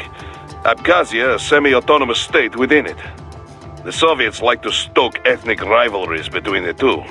And not just there, in all the outlying territories. It kept them easier to control.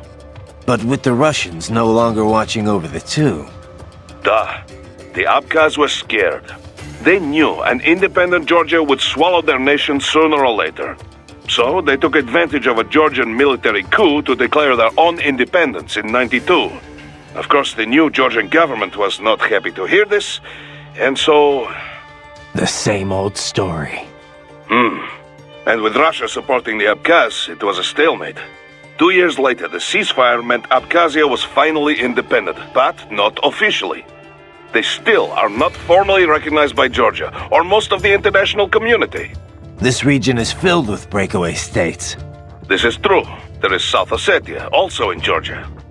Transnistria in East Moldova, and Nagorno-Karabakh, which broke from Azerbaijan. In any case, even Russia did not officially recognize Abkhazia as independent until 2008. So it was not long ago Sukhumi was a war zone. It has changed dramatically since then. They have been rebuilding steadily, with Russian support, ever since SOP was shut down. Good to hear. But doesn't that leave them wrapped around Russia's little finger? It does. Which is why Dolzaev is calling for a truly independent state. He wants an Abkhazia that takes orders from no one. Not Georgia, not Moscow. Sounds like a worthy cause. Duh. But many Abkhaz are happy with the reconstruction Russian support makes possible. Few of his fellow countrymen were interested in what Dolzaev had to say. At first. And then Desperado showed up. Exactly. They brought the sad ending to this little history lesson. It is no wonder so many people mistrust PMCs, eh? I suppose not. Boris, do we have anything else on Dolzaev? Any more on his background? Very little confirmed intel, but it seems he is a former Chechen insurgent. He claims he was part of the Chechen National Congress when they declared independence in '91. This was just after the famous coup attempt in Moscow in August. Things were not stable. Gorbachev lost his political power. It was Yeltsin who signed the Belavezha Accords. Right. It created the Commonwealth of Independent States. All republics that made up the USSR became independent.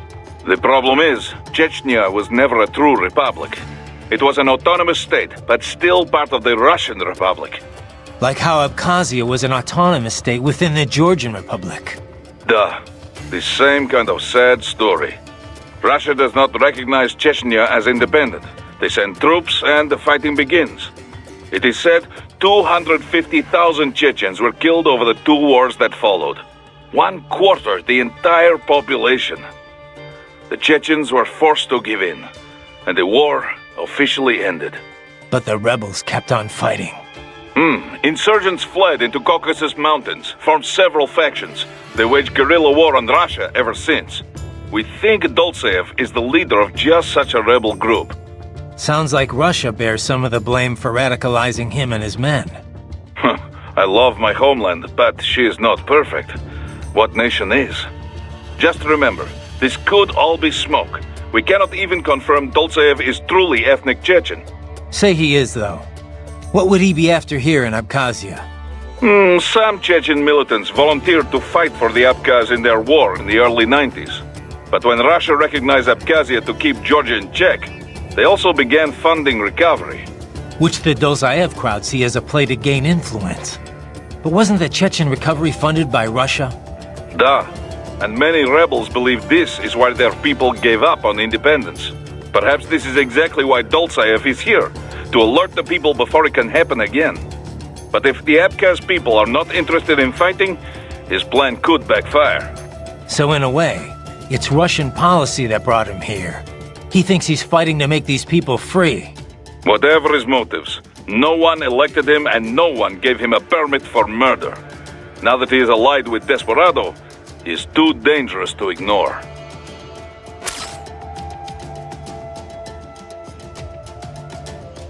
They let me draw the blueprints and smelt the missile disguised as a rocket Raiden! Raiden, if you ever get lost, use augment mode to check your next objective. What was up with that wolf dog UG? Some pretty freaky shit. Hadn't thought too much about it. Really? I keep wondering, why give it intelligence if you're not gonna let it think for itself? Good question. I mean, I guess it makes sense if it improved combat performance. Now that you mention it, it didn't fight like your typical UG. It felt more like I was facing off against a cyborg. Oh. I guess the added smarts make for a tougher opponent after all. That's not what I mean. It wasn't really tougher than your average UG. More like it was, I don't know, hesitant. It didn't follow through on its attacks either. Guess that's why it was still just a prototype. But then why put it out on the front lines? Who knows? Maybe it was the field test. In any case, probably not the result they were hoping for.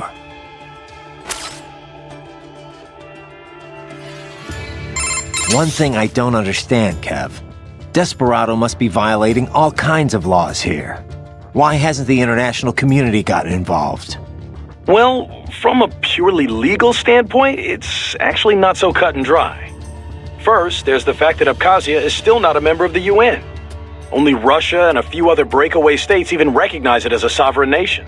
In the eyes of most of the international community, Abkhazia is technically still part of Georgia, which would make this an internal Georgian issue. Guess you can't really call it a coup if the displaced government was never seen as legitimate. Exactly. And even if everyone agrees it was a coup, it can be tough to tell which regime is more legit. Sometimes you'll see the military topple a dictator and establish a provisionary government, for example. Now, if they confirmed atrocities were taking place, the UN could deploy troops, recognized government or not.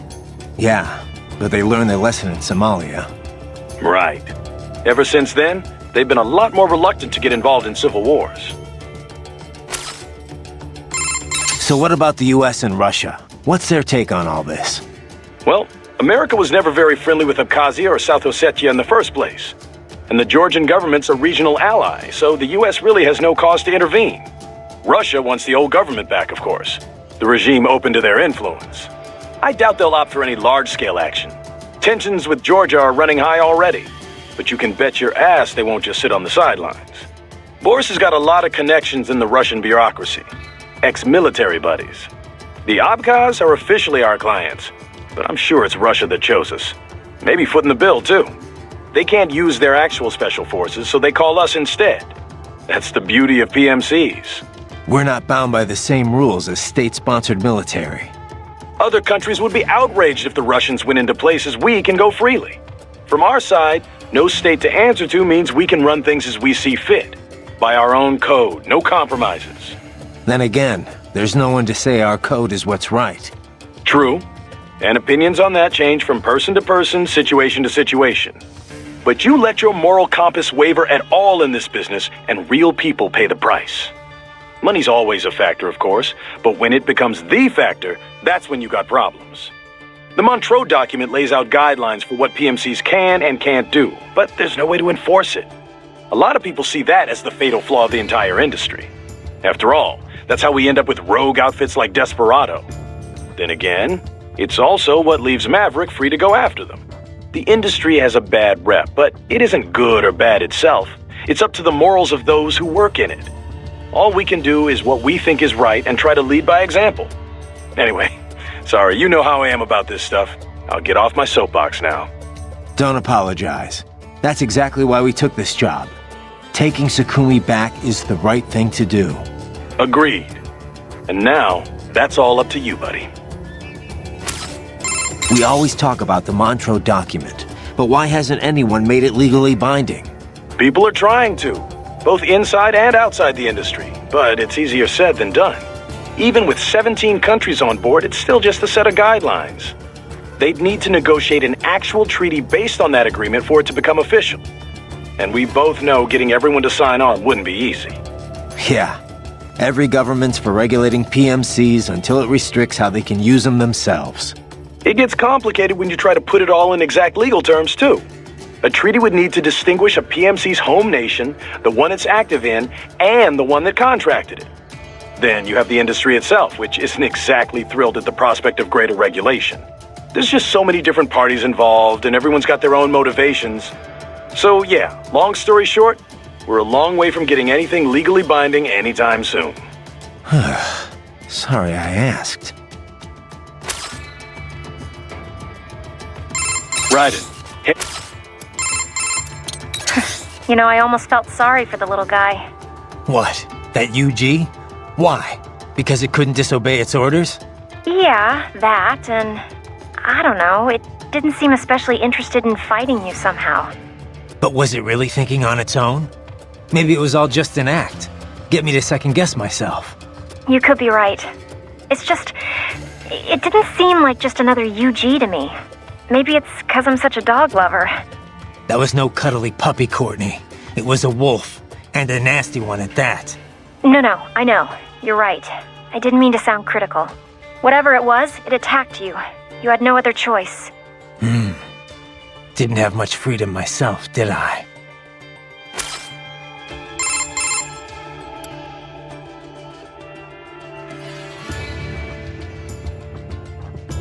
Ha! Jack needs a friend that's black.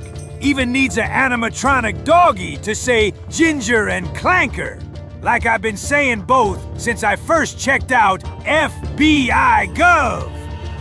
Copy that. Later then? Yeah. You know, our last chat got me thinking about all the problems with PMCs. Oh?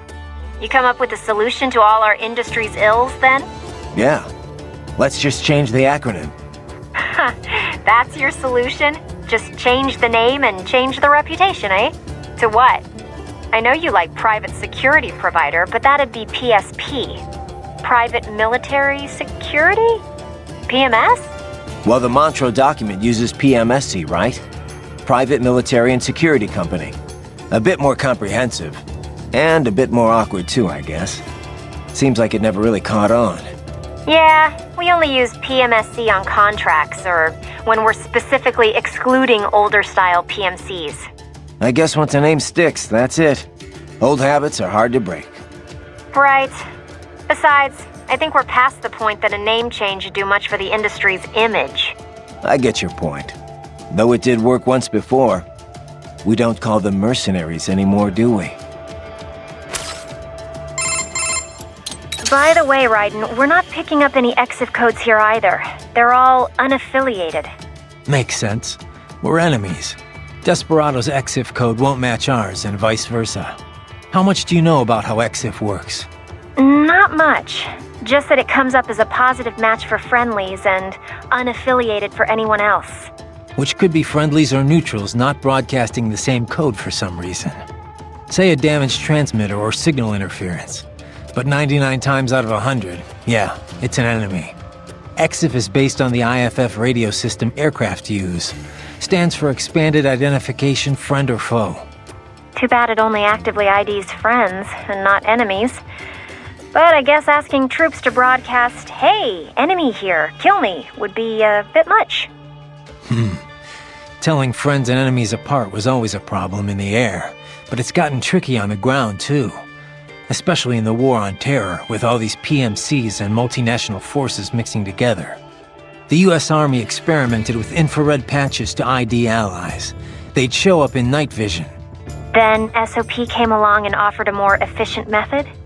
Right. SOP's gone now, but its ID protocol is still used all over. ID chips and dog tags, transponders required on all vehicles, aircraft, UGs, cyborgs, you name it. But if everyone's using the same basic system, how do armies hide their info from the enemy? Heavy-duty encryption for one. The chips also use a hybrid cross-spectrum system to transmit the data. Without the proper key, it's hard to pick up the signal in the first place. PMCs typically only share their codes with nations or other PMCs they're working with. What happens if they end up on different sides later, like in a separate conflict? They just generate a new code and encryption key. The point is, EXIF is required on all combat units, but it's pretty easy to hide the signal. And 99 times out of 100, unaffiliated means it's a hostile? Right. Just like with IFF and aircraft. You're a quick study, Courtney. Nice history lesson, Teach. Now, if you're done, I think you have a nation to save. Just a little on-the-job training, Kev. Riding out. What's up? No, did you... No, just... A most fascinating opponent, wouldn't you say? What did you make of it, Doc? Well, everything it said seems feasible enough. It's true all UGs feature high-level AI these days. Given enough time to adapt and learn, a neuro AI could certainly become able to comprehend speech. Then, with the right interface, speech and conversation will be possible. But what about it having actual intelligence? John Searle disproved the viability of the Turing test back in 1980. In other words, just because something talks like a person doesn't mean it's really thinking. It could just be following some program designed to make it seem as intelligent as possible. I'm impressed. You seem quite knowledgeable in this field. I had a pretty memorable chat with an AI once, about 10 years ago. After that, I did a little reading.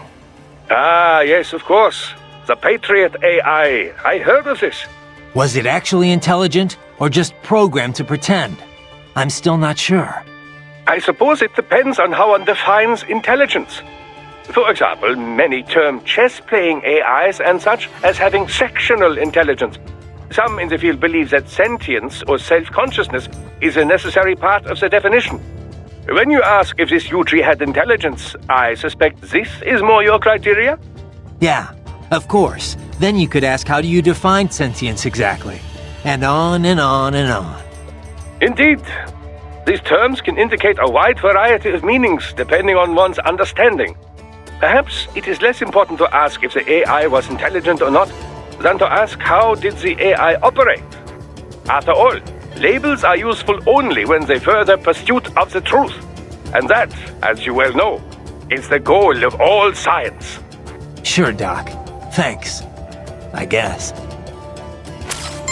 Doc, that wolf UG, you think it's possible to repair it? Why do you ask? Just curious.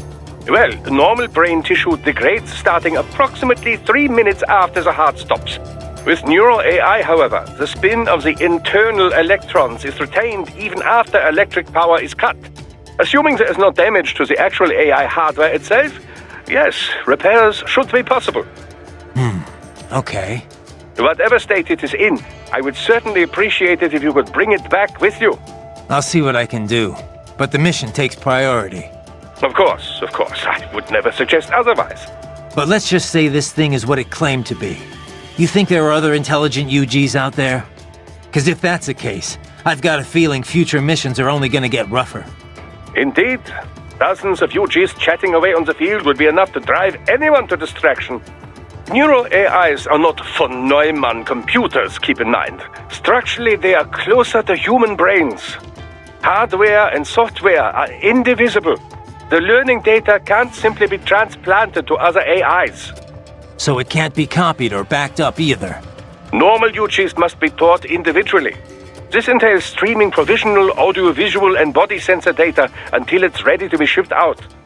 This process can be sped up by increasing and improving processing speed. But I have no data on how long it would take to train such an AI how to converse. I couldn't even tell you if there's a training program established for such a thing in the first place. If it is indeed a prototype, it likely learned and honed its skills via the process of trial and error. So it's unique. I cannot say with certainty, but I have not heard of any UG like this before. I would imagine that it was telling the truth when it called itself an experimental prototype. There may be others. Or perhaps it's the only one in existence. Glad we narrowed that down then. Raiden. You can't just destroy property and buildings and dismember a bunch of men, unprovoked, and make an excuse in court stating, I'm just protecting the weak, saving nations. My apologies, Raiden. I realize we never concluded our discussion on carbon nanotube muscle fibers. Didn't we? CNT drove major innovations in the field of cybernetics, not to mention unmanned gears.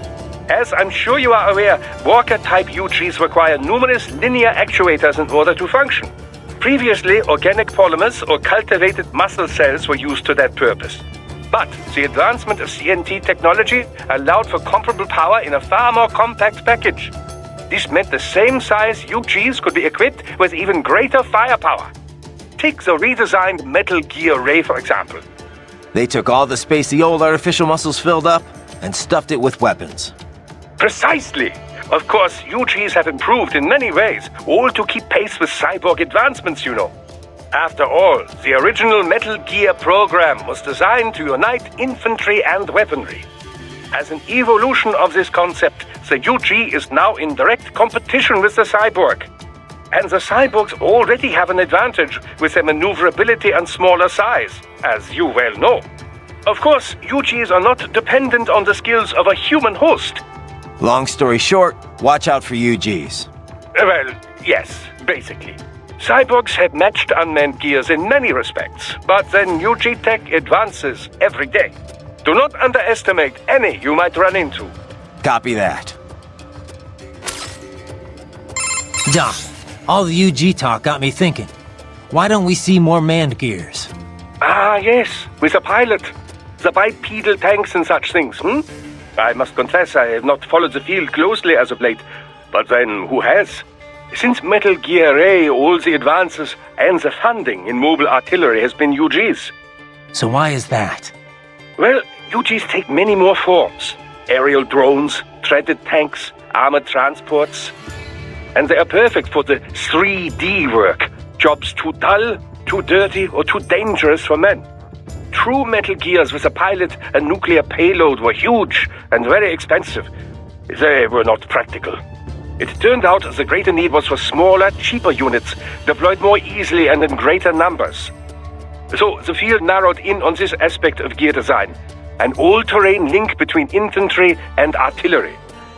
But even then, the UG models were more popular. In most cases, they simply made more sense. But aren't there situations where you'd want gear-level power, but also a human pilot there to make decisions? UG AI has gotten better, but it's still terrible at handling anything unexpected. But Raiden, this is exactly the role the cyborg has taken. On the manned gear, any advantage over a cyborg in offensive power comes with a matching increase in size. This makes it so large as to no longer be practical for most infantry missions. Conversely, the smaller models are so close to cyborgs that, well, what is the point? Cyborgs are smaller, cheaper, more nimble. Precisely.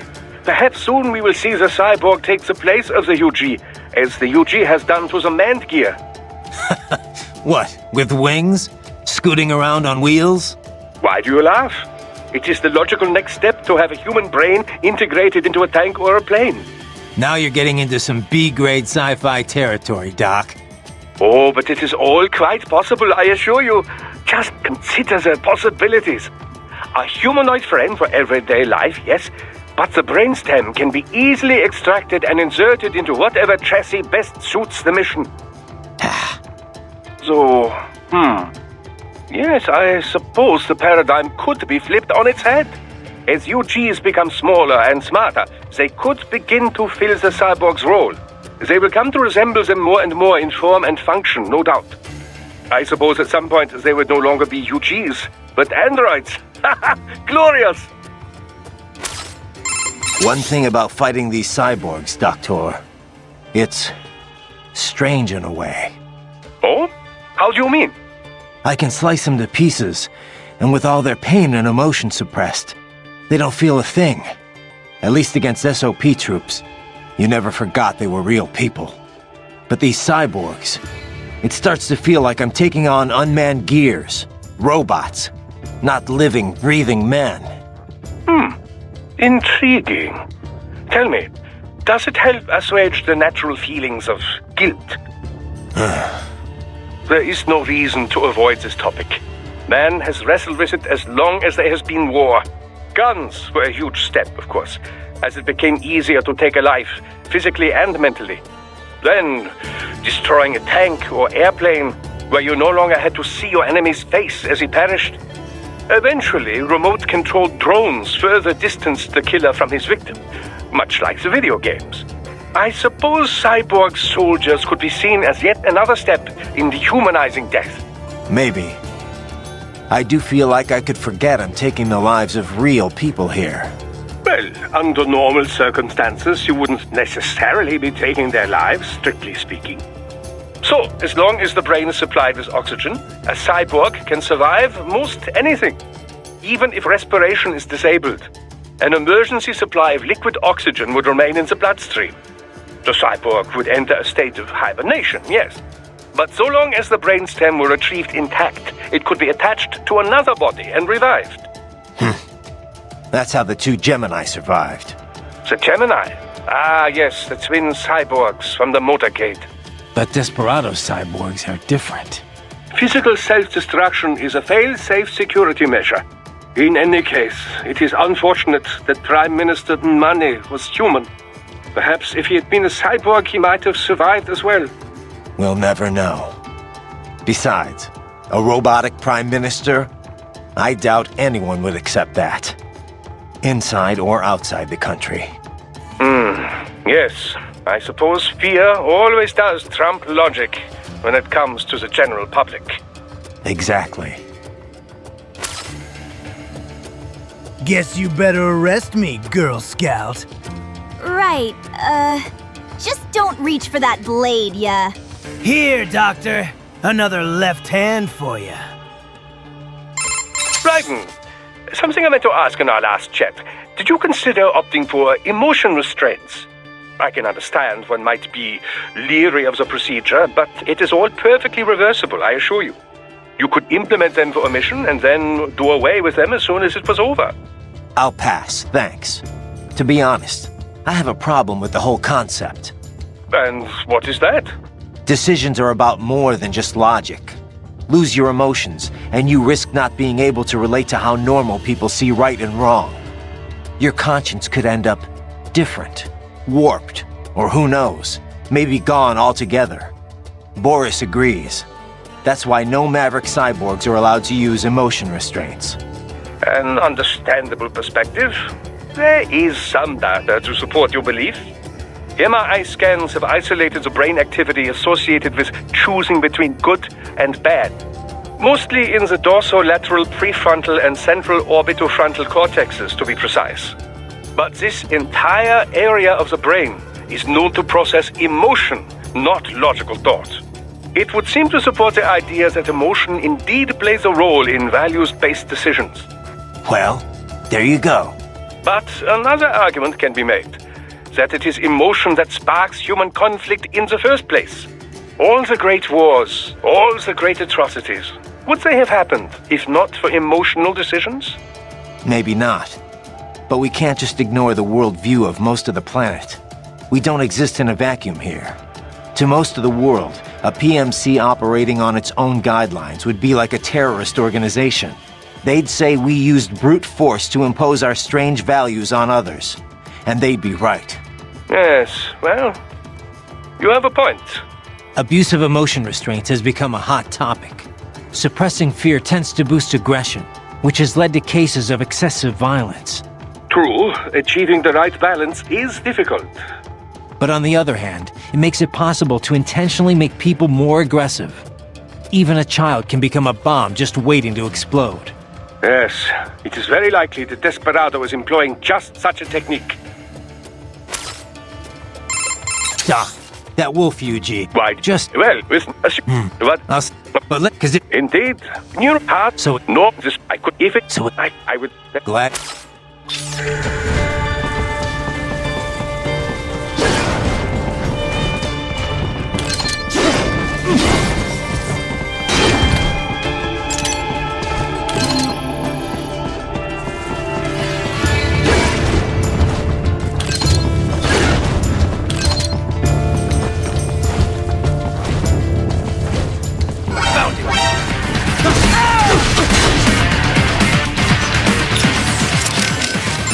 These cyborgs can cycle between machetes, rifles, whatever the situation demands. You can deflect bullets in a ninja run, but do not let your guard down just because the enemy is far away. It looks like grenades are standard equipment for these cyborgs. Of course, you will want to avoid taking any blast directly. In combat, positioning is everything. These cyborgs are seasoned professionals. You hear that, Raiden? If what your doctor says is true, even nanomachine-enhanced motherfuckers like me will replace you cyborgs. Killing me won't stop technological progress. Sorry, buddy. I got nothing right now. Maybe try asking Doctor or Boris. You okay, Raiden? No? Okay, just be careful, alright? That armor is made from standard-grade composite carbon nanotube material. It should offer little resistance. You can likely slice them up in blade mode before they can even touch you. Of course, blade mode cannot be activated unless some charge remains in your fuel cells. The last blow in a combination attack or a particularly strong hit will sometimes leave your enemy exposed. If you enter blade mode right at that moment, it will be even more effective than normal. Land a flurry of strikes against the cyborg and his brain-machine interface may malfunction. This will take him momentarily offline. The same applies to UGs as well. Strike often enough and their AIs become unable to keep up with the required real-time processing. Make that happen and you can enjoy a decisive advantage. Assuming you have sufficient power, you could even enter blade mode and finish the fight right there. No matter how strong their armor, getting knocked offline leaves them completely vulnerable. That armor is made from...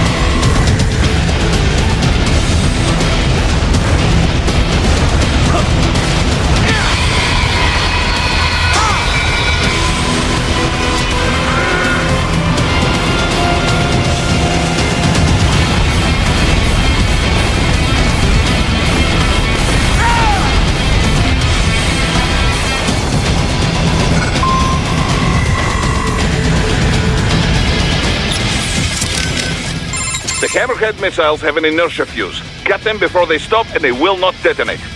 And if it's too late to run, try blade mode. The Hammerhead will try to keep its distance from you as much as possible. To damage it, you could ninja run to close the range after it launches missiles. Or your own anti-air missiles will be effective too. Are there any nearby? I kinda doubt they just leave them lying around for us. Well, you never know with these types, Raiden. They can be careless. And you won't know if you don't look, huh? Sorry, buddy. I got nothing right now. Maybe... Hammerheads have a nasty habit of firing all their missiles at once when they are about to go down. UGs have habits? Of course. They run on optical neural AIs. They can learn behavior the same as you or me. And since all units in a UG line are trained in the same way with the same capabilities... They develop similar fighting habits, yes. Alright, so what do I do once it starts unloading all those missiles? Ninja run. Use the projectiles as stepping stones to close the distance between you and the Hammerhead.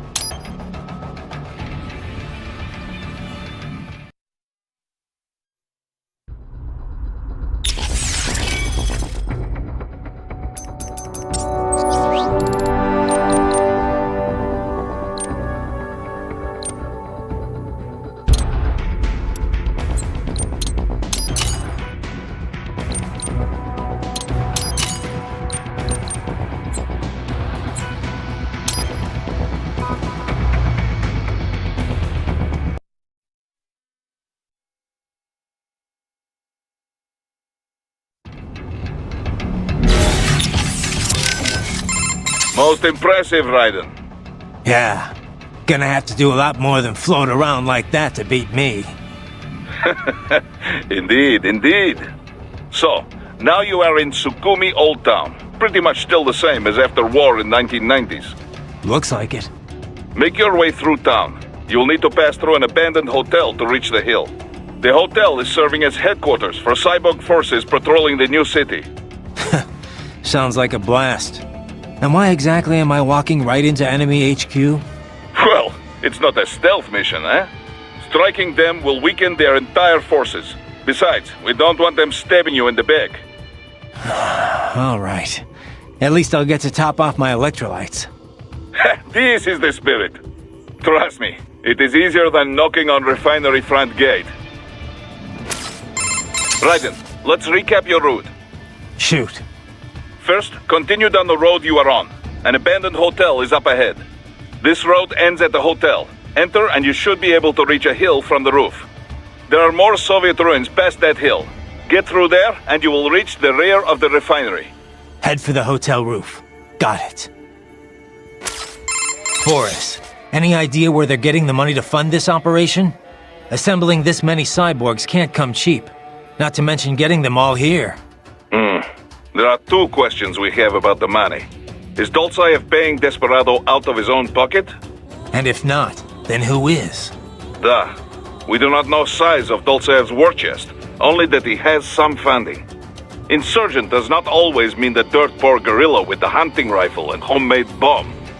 Some rebel groups are very well funded, in Arab oil nations, for instance. Right. They have benefactors who share the same ideology.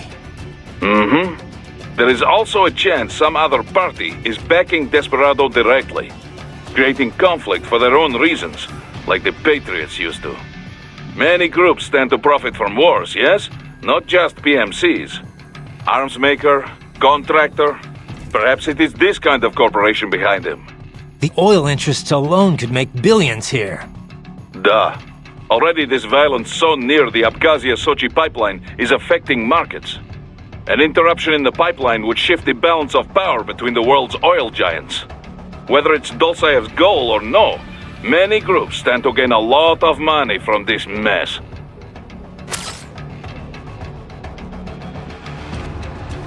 I feel myself in visual novel instead of MGR. Raiden, I've been thinking. What Sundowner said. How peace in Africa was a problem for him. Do you remember? Yeah. Doesn't sound like somebody fighting for an anti-Inmani faction, does it? The Prime Minister definitely had his detractors. Anyone in that position would. But he listened to them, treated them fairly. There was no real injustice for the opposition to rally around. So the rival factions never got that popular or that well-funded. There's no way they could afford all this. But it does not make sense for Desperado to be acting alone here either. Even if they trigger full-blown war, there is no guarantee they would get the contract. Perhaps this is about natural resources? The last civil war was over precious metals. You think big business hired Desperado to shake things up? Who can say? At least it has not grown into a real civil war. Yet. We need to figure out who's at the root of all this if we're gonna end it. But knowing is only half the battle. It is the other half that will get you killed. Well, no matter what, this mission has a nice side benefit. Putting a dent in Desperado will screw whoever's backing them, too. Our focus is to help the Abkhaz people. But if we hurt those responsible for this on the way, well, so be it. Raiden, let's recap. First, this... Hey, Kev. That piece of shit who killed Inmani. Is he one of those almighty winds? Yeah. Goes by Sundowner. It's a folk name for this warm air current in Southern California. He's also, well, not the formal head of Desperado, but pretty much their de facto leader. Let's see... Born in Alabama, family was poor. Solid student, decent grades, but no money for college, so he joined the army. Says he fought in Panama in '89, then Iraq again, Afghanistan. In 2008, he drops out of the service and starts doing merc work for various PMCs. He was active all through the SOP years. Built up quite a reputation. Apparently, the Sundowner handle comes from all the blood he leaves behind. Looks like the sunset. Anyway, an IED put him out of action for a few years. But then, Cyborg Tech brought him out of retirement. The Army investigated him for possible war crimes. A few times, looks like. Desecrating remains, torturing POWs, some wrongful deaths. No convictions, though. Pretty rosy past, huh? Not that I'm one to talk. Hey, come on, buddy. You know that's not fair. You were just a kid. You didn't know what you were doing. And it's not like they gave you a choice. Yeah. Thanks, Kev. Kev, you dig up anything more on Jetstream Sam? Yeah, actually a bit. Still a lot of missing pieces. I'll take what I can. Right. Full name Samuel Rodriguez. Born in Brazil, so I guess that'd be more like Samuel Rodriguez. He's actually not one of the Winds of Destruction. He's not even a Desperado employee. Yeah. Didn't seem like your typical PMC to me. His father ran a Brazilian Kenjutsu dojo. Genjutsu? That's a school of Japanese swordplay. Mm-hmm. A lot of Japanese immigrated to Brazil way back when. They brought martial arts with them. Those evolved and became their own offshoots. You've heard of Brazilian Jiu-Jitsu, right? It's their variation on Judo. Brazilian Kenjutsu's the same kind of thing. A different evolution of the old samurai sword skills. Bit of capoeira and some other stuff mixed in. Anyway, I did some digging. Apparently, the Rodriguez dojo was a big proponent of the Uridachi style. Uridachi, a.k.a. Setsujinken, the murdering sword. Basically the polar opposite of my sword of justice. Rodriguez Kenjutsu uses kicks, sword butts, even throws. Unpredictable and very deadly. Anyway, this is interesting. Sam's father was killed by one of his pupils. There were rumors one of the cartels was involved, but it's not clear how or why. And after that, Sam disappears for a while, then comes back, kills the guy who killed his dad, and leaves Brazil. He travels the world for a while, taking odd jobs, bodyguard, cleaner for the mob, etc., etc. Made a big name for himself in the criminal underworld, especially in Central and South America. One story has Sam taking out a mafia hit squad, 10 men, all with assault rifles, using only his sword. Not unheard of for a cyborg. This was back in the early 2000s. Come on. He did that without enhancements? And pre-SOP? That's the story anyway. And he's a cyborg now, so he could only be stronger. Not to freak you out or anything. I told you, Kev. I got a reading on his fighting style from last time. And my body's been upgraded. I'll be fine. Yeah. Oh. I know you will be. Raiden. Hey, Courtney. Have you ever tried Abkhazian cuisine? Georgian, yes, but I mean, I don't really know much about Abkhazia, so it'd be nice to try it, though, since we're this close and all. Huh. Even you haven't tried it? Now I'm really curious. What do you mean, even me? Well, before we head to any new country, you always hit up local spots that serve their cuisine, right? You know, your little research trips. Oh, come on. Not always. I just think it's interesting to compare local interpretations of ethnic food to the real thing. Plus, it's a great way to get familiar with a big part of any nation's culture. That's all. Okay. But no time for research this time around, huh? Well, like I said, I've had Georgian food before. And most of the Eastern Bloc sees Abkhazia as just another part of Georgia. But yeah, really tasty. They had this incredible cheese bread. Ugh, and the wine. Georgian wine is famous after all, though I hear you won't find it in Russia. They say most Abkhazian cuisine is closer to Turkish food than what you'll find in the rest of Georgia. Apparently only their wine resembles what they serve in Georgia.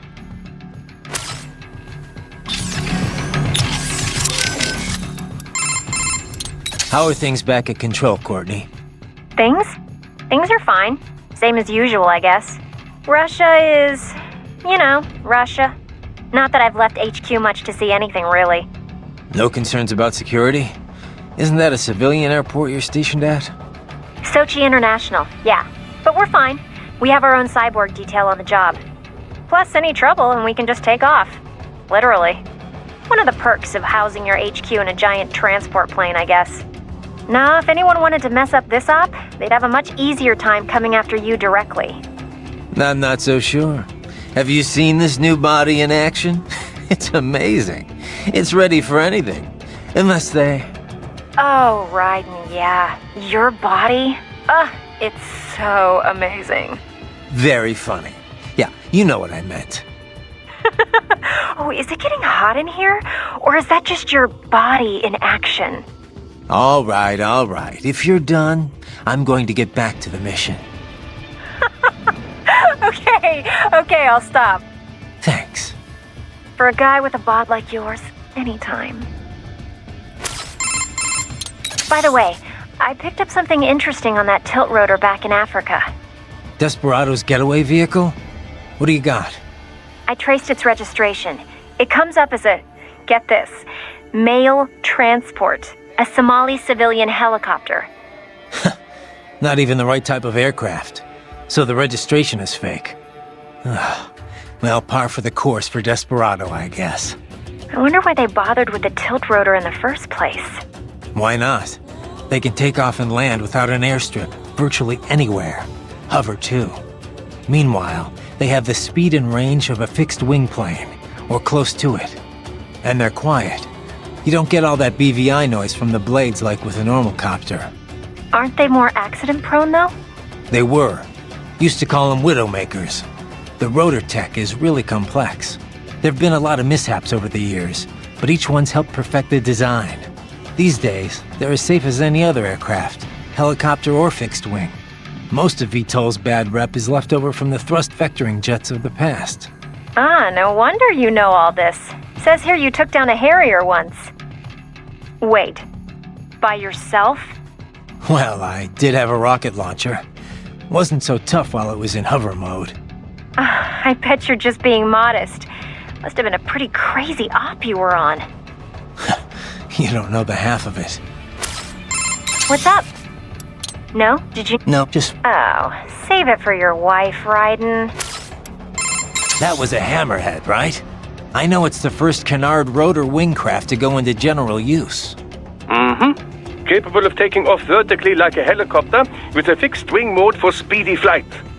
A jet nozzle on the rotor provides the propulsion that spins the rotor and keeps the craft hovering. During flights, the rotor is fixed, becoming the craft's main wing. The tail wings and canards, the wings on the far front, provide lift while the craft is changing modes. Pretty wild. And the Hammerhead's the only one out there. The design began as DARPA-funded research. The craft they designed could take off and hover well enough, but they could never figure out how to handle going over to fixed wing. The project was cancelled in 2006, but AT Corps apparently picked up where they left off. Sounds like a troubled development. But worth the effort. Unlike a helicopter or tilt rotor, the machinery spinning the rotor is exceedingly simple. Not only does it cut down on weight, but maintenance is made easier. In fixed-wing mode, it is no different from any other jet aircraft, giving it a decisive speed advantage. I must say it's well suited as an escort to a tilt rotor, too. I can see you're a fan. Oh, I'm a fan of anything imaginatively designed. As a scientist, it pushes all my buttons, one would say. In terms of innovation, it shares a great deal with the Triebflügel, a World War II-era German concept craft. It, too, utilized the tip-jet concept. Doesn't look like it has any business being in the air, though. I'd be kind of nervous riding in one. Oh, but that's just what would make the ride such fun, no? I'm a firm believer in the case for more pie-in-the-sky experimentation like this. We live in an age of UGs, after all. We don't even need test pilots. No one's gonna get on if it crashes, Doc. Hey, Doc. Kev mentioned a lot of the high-ranking military were brain-jacked. Can you give me any more on that? Well, it is not my area of expertise, but I have working knowledge of such matters, yes. Much of it is similar to cybernetics, you know. Makes sense. A cyborg's frame is reading signals directly from the brain. Indeed. Brainjacking employs nanomachines to stop these signals from reaching a normal body. The pilot can then substitute their own signals and control the victim. They can govern all motor movement, but not the victim's thoughts. It is not mind control. More like a puppet. The subject will not move on their own. The pilot must send control signals. You can't just implant an idea like a hypnotist. Precisely. You must manipulate them directly. Now, there are several methods for doing this. The pilot can act out the desired behavior and send the resulting electric impulses in real time. For example, the master raises his right hand, the victim does the same. The master says, Arschgeige, and the victim does as well. Yeah, I get the idea, Doc. Another method is to set an AI in control as a victim. Less convincing, but less labor-intensive. The AI can access the subject's memory center, at least, to recognize acquaintances and the like. But anyone looks really closely, and the gig is up. Mimicking behavior from surface memories is difficult, you know. Quite difficult. AIs are still very poor at replicating more subtle cues, such as the manner of speaking. As a result, often the victim can barely pass as a human, much less any certain individual. With the current tech, a passing acquaintance might be fooled, but not a close friend. Not for long. Good. The idea of AIs controlling people is bad enough. At least I'll be able to tell if it happens to someone I know. So Doc, if brainjacking can access someone's memory, can't we basically see everything in their past? Well, that would depend on precisely what you mean by see their past. The brain does not store every single detail the senses take in, you know. It records highlights, further simplified into a highly symbolic form, all to lighten the amount of data. We know how the brain reacts to what it was previously aware of. We can even gauge the emotion provoked. But reproducing memories? No.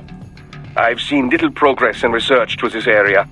But say we directly linked my brainstem with the nanomachines of a brainjacking victim. Couldn't I read their memories? There have been attempts at such things, but it is not so simple, you know. The connections between successive memories make up one's identity. If you disturb that... For example, say we remove all memories you have of being yourself and replace them with my own. Yeah. You would feel you were the great Dr. Wilhelm Vogt. You would behave very similar to how I do. However, what if instead you kept your own memories and we added mine to them? You would feel you are both Raiden and Wilhelm Vogt. Suddenly your memories would not lead one to the next. You would be confused, disoriented, without a sense of which man you were, and thus how you should behave. So, you see, the very concept is not practical for most military applications. In trying to read an enemy's mind, you would, in a sense, become that enemy. You wouldn't know which side you were fighting for. Precisely. Cyborg memories are completely different, of course. A cyborg's visuals are often monitored by outside parties, much as we do with yours. This visual data can, of course, be recorded for later analysis. All with full video and all in the holographic memory in their left hands. So you can just sit back and enjoy the movie? Well, it's not always recorded, mind you. And even then, there's the issue of locating the desired data buried inside all that video. You might need to comb 10 days of recordings from 10 cyborgs to find a single person or document. That is 100 days of work. Even replay double speed, 50 days. Can't you automate the search? Of course. You can flag any time a certain face appears or if certain words are said. But the process is not perfect, and it still requires time, you know. Besides which, often one doesn't know what they are searching for until they find it. But should you ever require a search through your memory, Raiden, I would be happy to assist you. Yeah, for a modest fee, I'm sure. I have to say, Doc, it's almost scary everything nanomachines are capable of.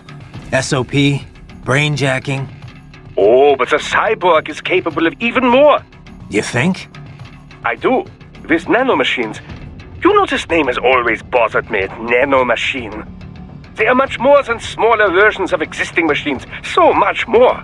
You cannot just take a motor and make it all teeny tiny, you know? A human chromosome is 10 micrometers long, roughly. A nanometer is 1/100th that length.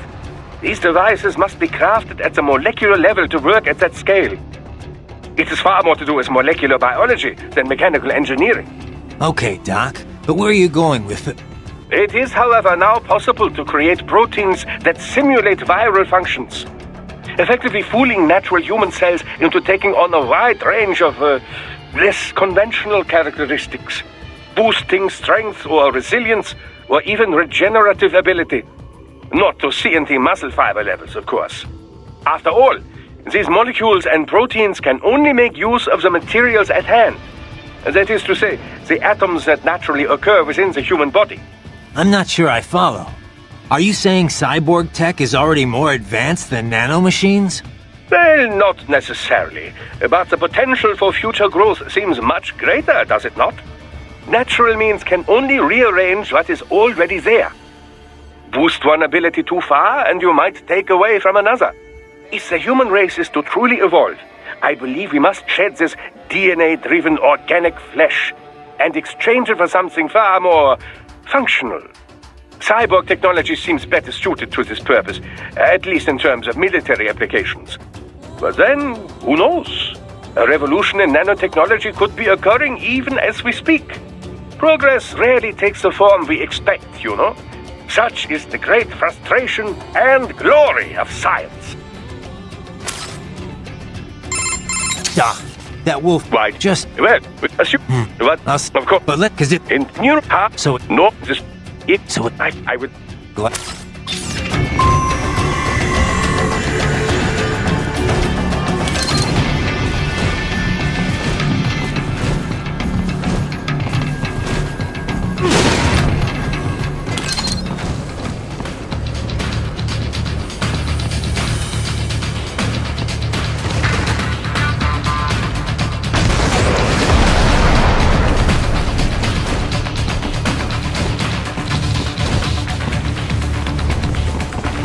Enemy sighted!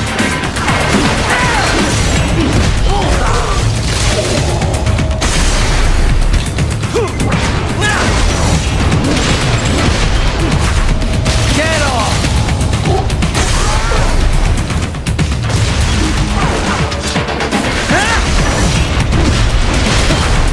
Bullseye!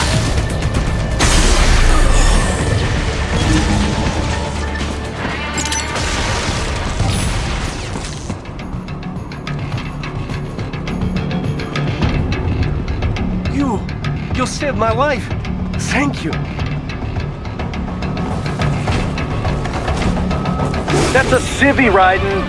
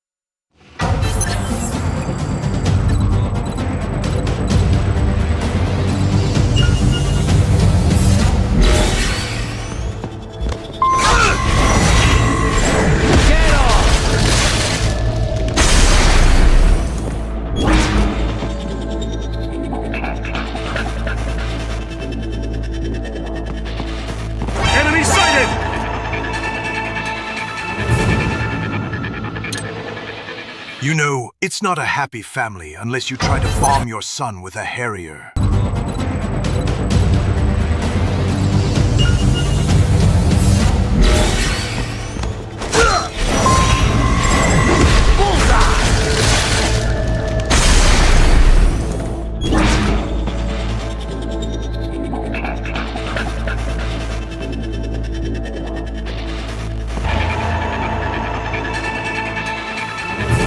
My tilt rotor goes soy, soy, soy, soy. Get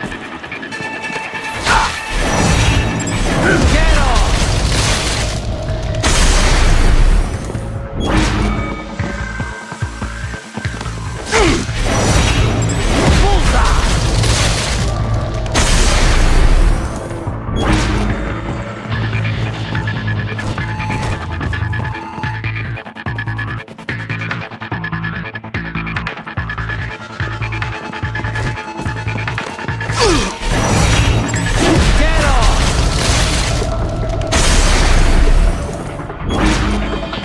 The desperados are the new alpha alt-right wingers.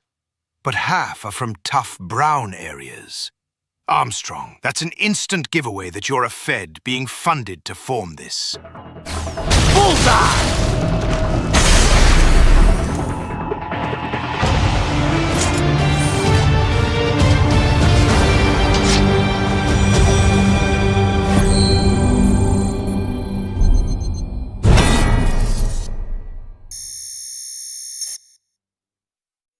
Pass me a nanopack, boy. I'm gonna be glistening in this gunk while it's dripping down low. Squirting it on my toes while they're kicked up and wiggling.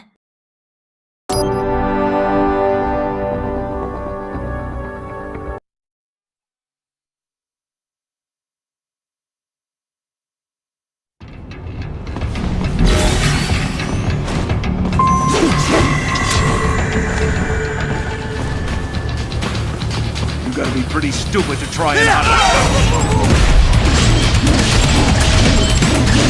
Get off!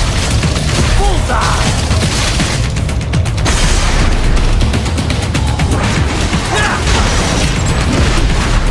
Get off!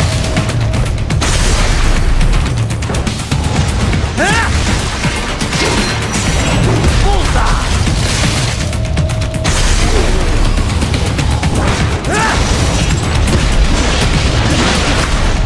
Get off!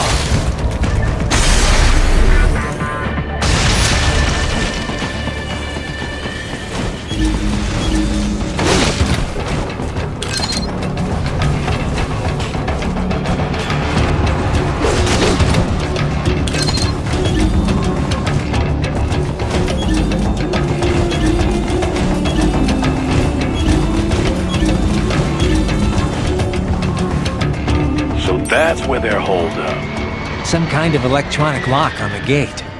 Most likely it opens only if you have the right ID data stored in your left hand.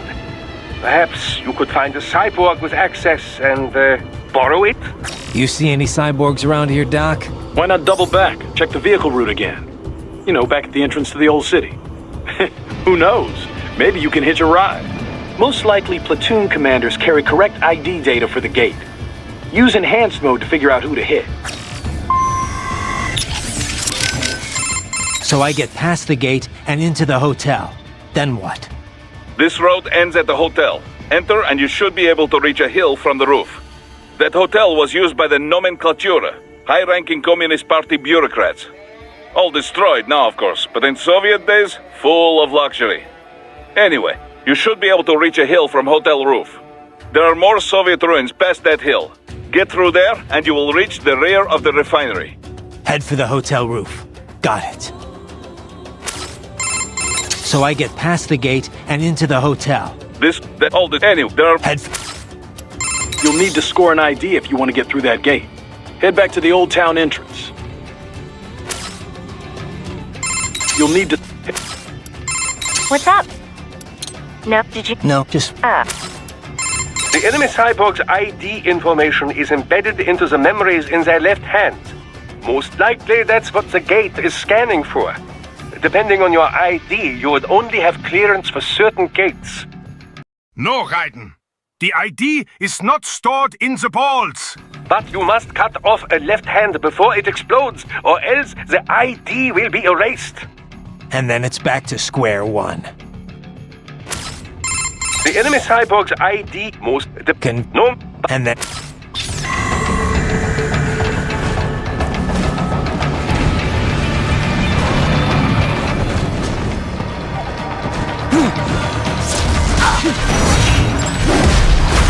Bullseye!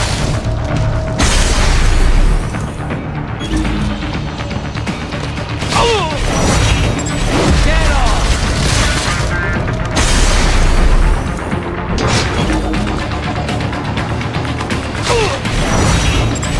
Bullseye! That's my boy.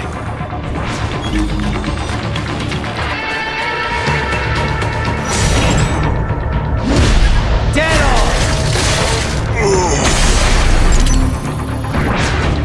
Bravo! Excellent work. There was classified data embedded in that hand. It appears that man underwent modification at the Patriot facility, just as you did. So I get past this, that, all the, any, there had.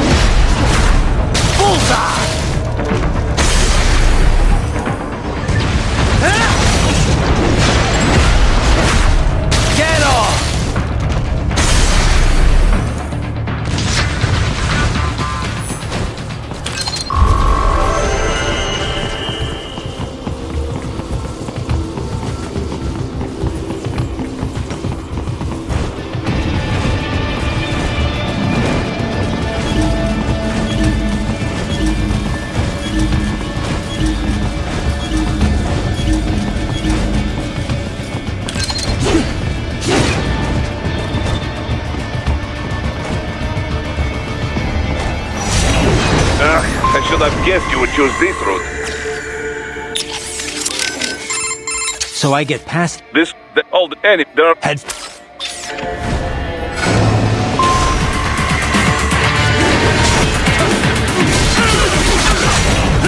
That is my son right there. He is making his old man so proud.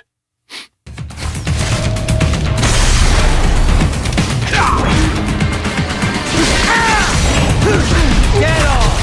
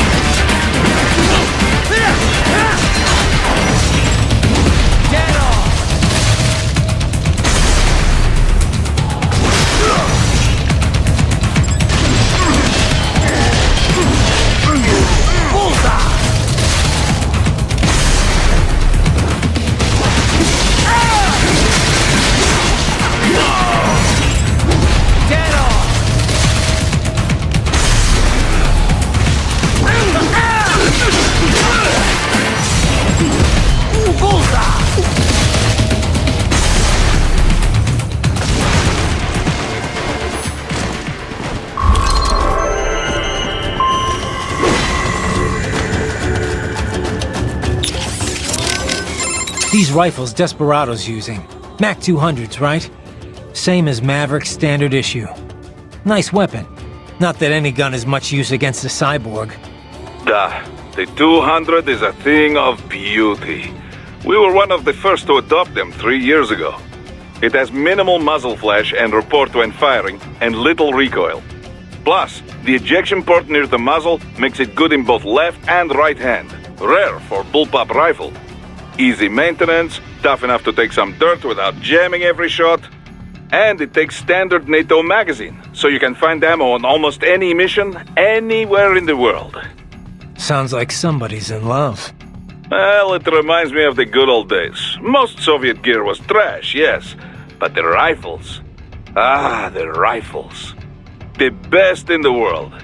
And it seems I'm not the only one to appreciate them. Apparently not. I see Macs everywhere these days. They've spread all over the world, and so quickly. Still, I am sad to see Desperado using them against us. Well, not much we can do about it now. Such an elegant weapon, waved around Stado Pridurkov. Что вы столи? Okay, Boris, okay. Just calm down. These rifles desperate... is at... Ride it. Head for the oil refinery. What's up? No? Did you? No, just... Check your destination on the Soliton radar.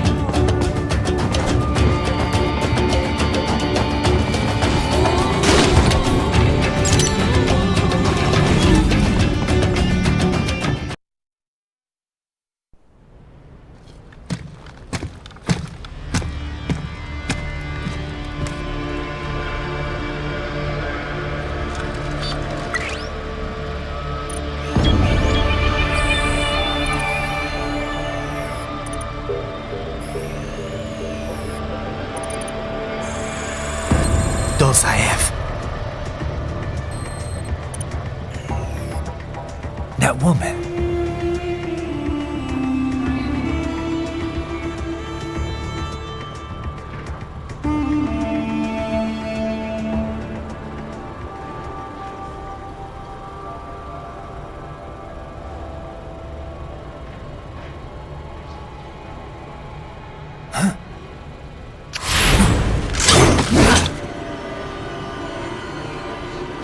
Raiden, what's happening? Your heart rate spiked. Yeah, I just dodged a bullet. All right, I'm heading for the refinery.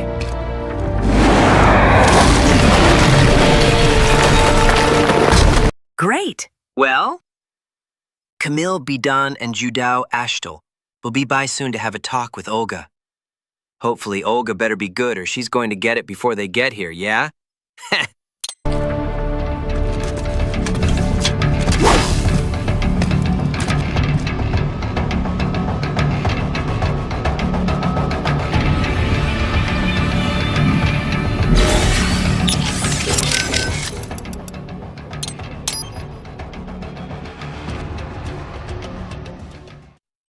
Божечки ебаные кошечки! Чат, у нас как-то тихо!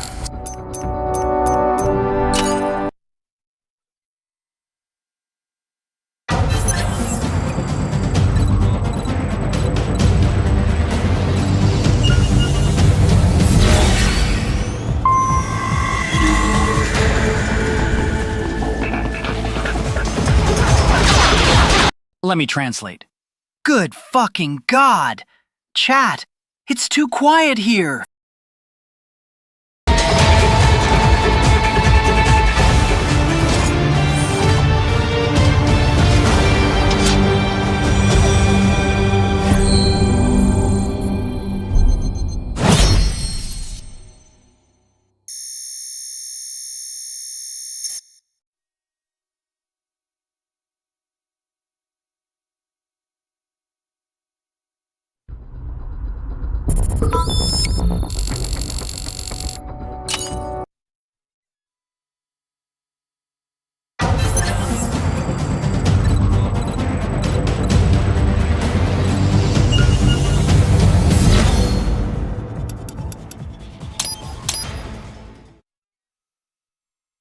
Whoa, she's hot.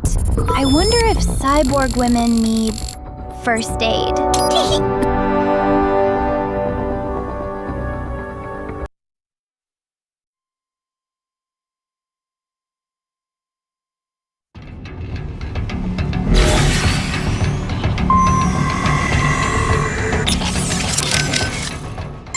Boris, I got a visual on Dulzaev and Mistral.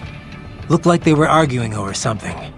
Mistral's heading up the force at the refinery, correct? We're sure on that? Yes, but I'm not sure how good a commander she is. As a fighter, talented, yes, I know, but... Well, neither one looked very happy. Maybe she'll withdraw. Oh, I doubt that. She may not like him, but she will follow her orders. She is just the leader on the ground here, I think. Someone else is calling the shots behind cover. All right.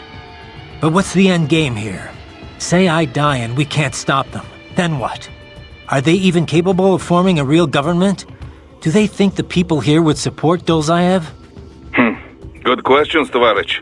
History shows it is a much easier thing to take a government than to keep it. An unpopular regime can only ignore the will of the people for so long before they rise up. And trying to do all this with PMC soldiers? Difficult. And very, very expensive.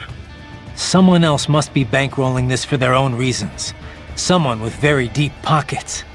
Who stands to benefit the most from all this? Most likely someone with an interest in that refinery. The plant has pipelines connecting with Sochi in Russia and Supsa in Georgia. Crude oil from the Caspian Sea is refined in Sukhumi and then sent on to Russia. Oil. I wonder if Dulzaev knows he's being used. Then again, I wonder if he'd even care. What do you think Dulzaev and that woman were discussing? Even your ears could not catch it, huh? No. Even enhanced hearing doesn't help when it's too far for sound vibrations to travel. A pity they were outdoors. We could have deployed laser surveillance unit if they were inside, near window. Yeah, maybe if conditions were perfect. I'd have to be lined up just right to get the beam directly in front of the glass. And there's the problem of noise, too. Duh, true enough. Anyway, not much point talking about it now. Better I just head over there and wrap this up. Of course, of course. I only wonder because I have no idea what Dolzaev is thinking. The more intel we have, the better. Relax, Boris. Once I take out Mistral, the rest will be easy. Let us hope so. Hey, Boris, I know this probably isn't the best time for this, but... No problem. Ask me anything. My goal is to have open company, duh? Hiding nothing from its employees. Right, well, there were a few big proposals we had in the works, right? What do you mean? You know, my doing tactical drills with the Brazilian Special Ops Force in Rio, playing the bad guys in that South African anti-terror police training program, on-site security consulting for the Swiss. Yes, we were working on a few things, weren't we? Well, I thought so, but they're not in Maverick's task management database. Well, right then. We've had to freeze those proposals. Temporarily, you see? You're putting them on ice? They would be too much distracting for you. We need to focus on current op. That doesn't seem necessary. You're gonna disappoint a lot of prospective clients. Well, yes, but... This is about money, isn't it? I should not have tried to hide it. Right. Open company, remember? Well, yes, but we can't afford for you to be too shaken to complete your mission. Boris, I'm fine. I know it's not all my fault, but my client was killed. Kinda expect to lose some work after that. Yeah, not your fault, but my responsibility in the end. We were far too lightly equipped. No one on the field made mistakes. It's a third world country. We were working with a shoestring budget. If we went in heavier, burning Maverick cash, we'd have been in the red. And that is the tricky part about this business, yes? But what is past, and too early to worry about the future. Just focus on the matter at hand. Okay. What do you think Dolzaev and... No. And there's... Any better... the more... Relax. You get all that, Kev? The woman with Dolzaev. That's Mistral? Yep. The only female member of the Winds of Destruction. The name is from... a cold, dry regional wind in France that blows from the Alps down to the Mediterranean. She French? Yep. Born in Algeria, though. It was a French colony until they declared independence in the early 60s. Haha, but you already knew that. Yeah. They were the last French colony in Africa. You know your history. Plenty of French colonial families still live there. Billets noirs, they're called. I've heard the term. The main character in that Camus novel, The Stranger, was one. You also find a lot of Algerians who've immigrated to France, although they put a stop to that a while ago. Yeah. A lot of European countries seem to be clamping down on immigration lately. Mistral joined the Foreign Legion to get her citizenship.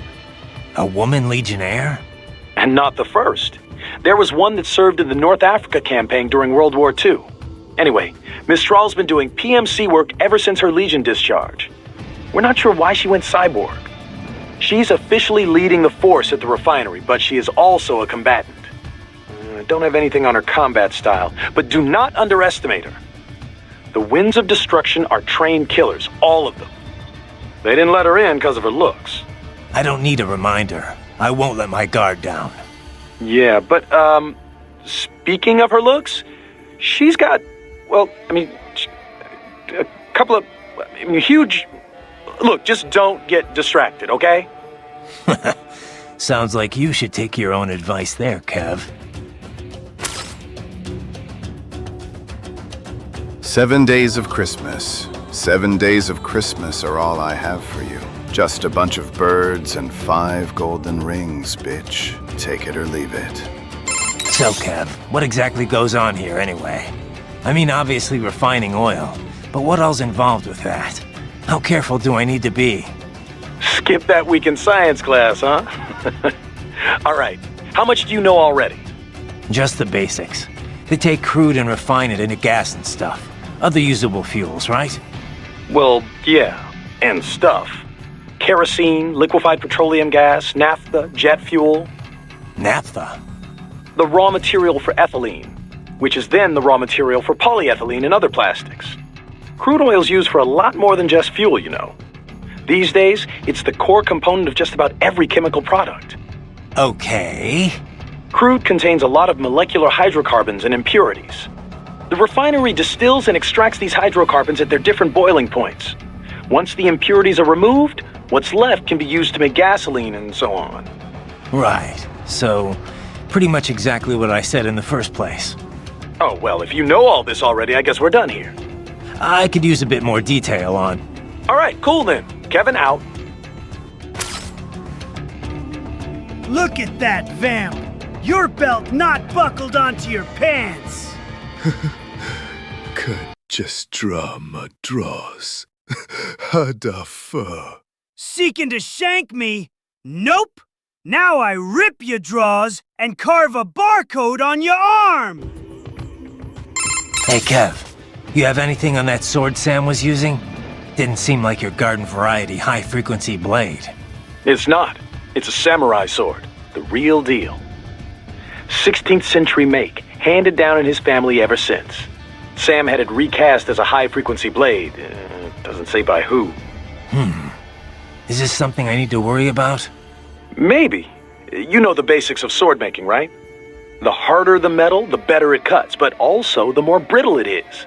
So a sword's gotta be sturdy, but also just pliable enough to absorb shock without breaking. Walking that line, striking that balance, that's what makes sword crafting an art. Japanese swords fuse different types of iron, each with different amounts of carbon. Different levels of flexibility, in other words, so the blade can be tough and razor sharp. And that gets multiplied when the sword gets the HF treatment? Yeah. Basically, the high-frequency upgrade sets the blade vibrating really, really fast, right? That vibration acts on the electron shells of atoms in the sword and the local electromagnetic field. When the EMF achieves resonance, the blade's bonding is strengthened. At a quantum level, it's like the entire sword is made up of the exact same particle type. It also disrupts any atoms it comes into contact with. Say, those that make up the target. Their electron clouds shrink from exposure to quantum decoherence at the Planck scale. In other words, it electrically severs the bonds that keep the target's atoms together. You lost me around the EMF part. And that's the dumbed-down explanation. To be honest, even I don't understand all the details. Point is, an HF upgrade is like an amplifier. It multiplies what's already there. So Sam's badass blade might give him the edge. I mean, you know what I mean. The original sword was really that good? Sounds like it. Says here it's a Murasama blade. Murasama. Sounds familiar. One of the top 10 best-known sword makers worldwide, easy. In Japan, he is legendary. They say his swords thirst for blood, that they choose who will wield them, you know, that sort of thing. Ooh, now I really am scared. I know, right? Raiden, head. Raiden. Did you catch all that with Dosaev and Mistral? Yeah, I was monitoring the whole time. Dolzaev's not really what I expected. I've seen his file, plenty of photos, but I guess I expected someone more, I don't know, threatening? Didn't seem too friendly to me. No, I mean, you hear terrorist, you think of some cold, calculating professional. Dolzaev looks more like some guy off the street. Cold, calculating professional types don't usually bother with terrorism. It's too risky. Most terrorists are ordinary people, radicalized one way or another. Yeah, I guess so. Of course, that doesn't make what they do any easier to forgive. What about Mistral? What'd you think? Well, she's certainly attractive. Probably an artificial face, though. I'm guessing most of her is artificial. Roger that. So Mistral's from Algeria. Have you ever been? No. You? Once, for a consulting job. Pretty short trip, though. I hear it's pretty safe there now, compared to how things were at the start of this decade. Yeah, I was able to slip a little sightseeing in. Pretty nice spot for a vacation. Kind of hot, though. 80% of it's the Saharan desert, and wow, it was just like you'd imagine. So much sand. You could easily imagine camel caravans trekking beneath the early evening moon. It was like something from another world. Yeah? I thought only a sixth of the Sahara was sandy like that. The French carried out a bunch of nuclear tests there too, I remember. But once you reach the Mediterranean coast, it's a totally different place. All these white-walled buildings framed against intense blue sea. It's a really stark contrast. Were you in Algiers? I know that the capital looks a lot like that. Yep. The local cuisine's totally French-influenced. I'll never forget this one lunch near my hotel. A baguette sandwich and a café au lait. Simple and simply unforgettable. Oh, there were a bunch of sweet shops in town too. High-quality European candy, but so cheap. Sounds like you ate your way across the country. Well, food's an important part of local culture, you know. Oh, and speaking of which, the seafood. I didn't expect to see Mediterranean fish in African cuisine, but it was also fresh and flavorful. They'd fry up small fish whole, then drizzle them with lemon juice. I could have eaten that all day. Sounds like a lot of calories. I tried to stay active, you know. Hey, did you know my visual analyzers can tell me how much someone weighs? Yeah, I'll have to talk with Doc about disabling that one. Jack, my boy, you have become a real man. Now you are ready to continue commanding and enjoying killing, enhancing that profile you have of a white demon, Jackie boy. Raiden, what you said before about your sword being a tool of justice, I just want to say I agree 100%. I wish all PMCs thought that way. Glad to hear you say that. You mentioned it was part of some samurai code? Yeah. I didn't grow up using a sword. I fell into it by chance, during a mission. After that, I decided to train with the HF blade. I studied a lot of samurai techniques. I really got into it. Started learning more and more about ancient Japan and the samurai code. I tore through stacks of books, movies, anything I could get my hands on. Somehow hard to imagine you settling in with a big bucket of popcorn. What? A cyborg can't have hobbies? I'll have you know I'm actually a huge movie buff. Okay, okay. So that's where you picked up this Sword of Justice creed? Yeah. Most of it from a single master named Munenori Yagyu. He founded a school of swordsmanship on the idea that violence can be necessary for the greater good. He called it Katsujinken, the life-giving sword. Yagyu believed power isn't evil in itself. It's how it's applied that matters. As time went on, Katsujinken incorporated deterrence. It took on the meaning of winning without fighting. Or as I like to say, one sword keeps another in the sheath. That's from George Herbert. He was an English priest, 17th century, almost the same era as Yagyu. Huh. It's a universal idea, I guess. You could frame the same message as use of a necessary evil, but I think it's a good mindset for any PMC. At least as long as there's fighting that requires us in the first place. Which doesn't seem likely to change anytime soon.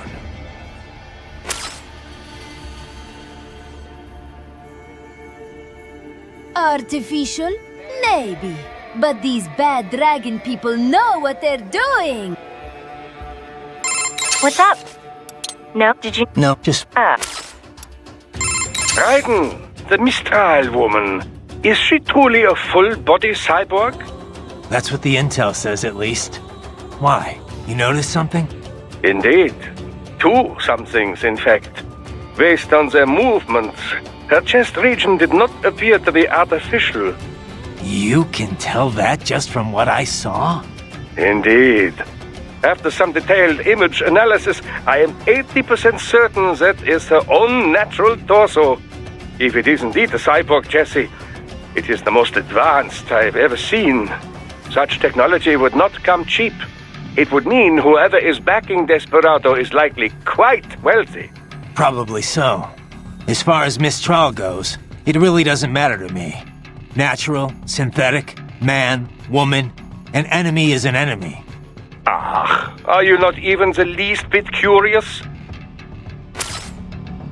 Doc, I'm seeing Desperado cyborgs explode here after I take them down. For security purposes, I would imagine.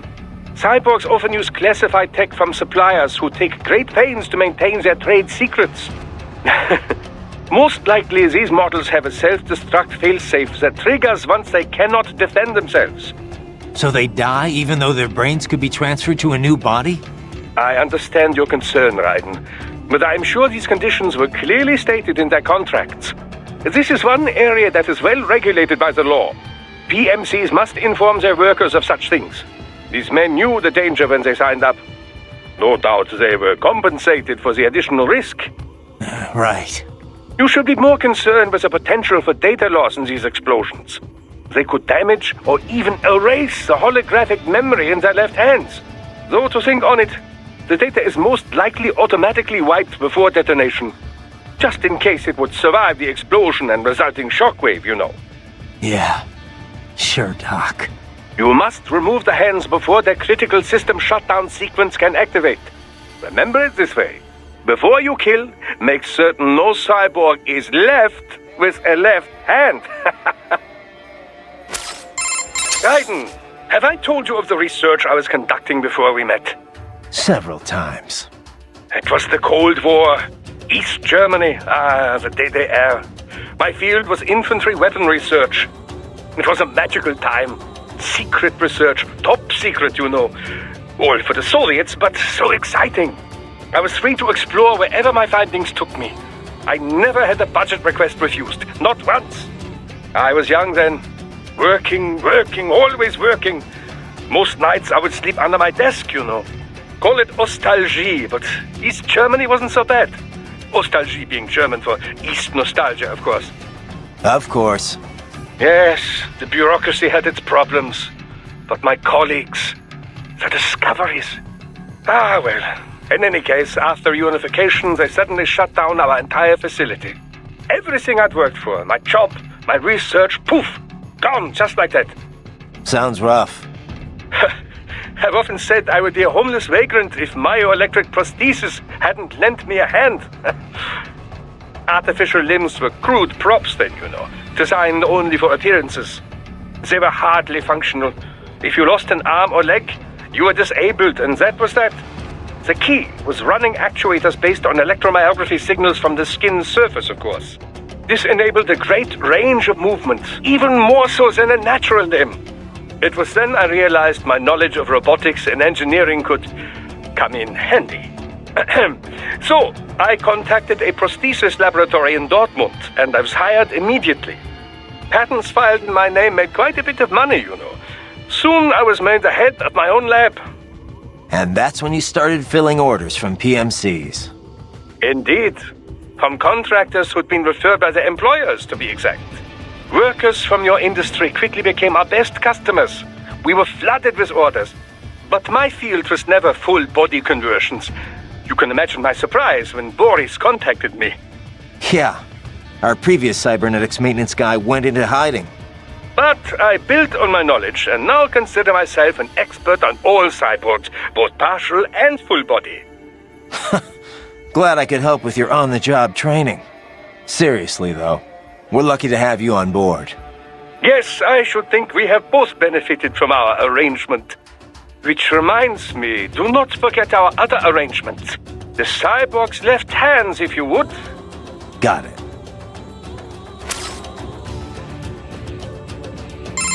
Raiden, the Mistral. That what? In the way, and if it's that problem is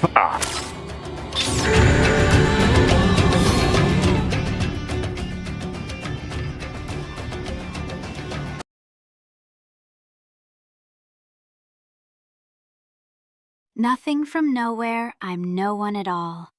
Radiate. Recognize one silent call as we all form one dark flame. As we all form one dark flame. As we all... AFI song's great!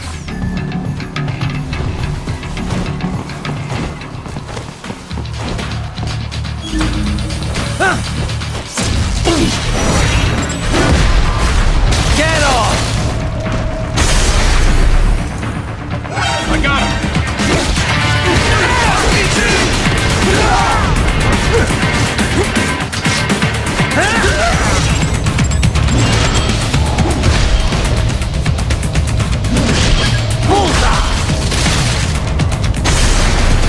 More classified Patriot. Ooh, Ridden. You like movies too? Have you watched Blade Runner 2049? The protagonist, Kay, is literally me. And photographic memory. Get off!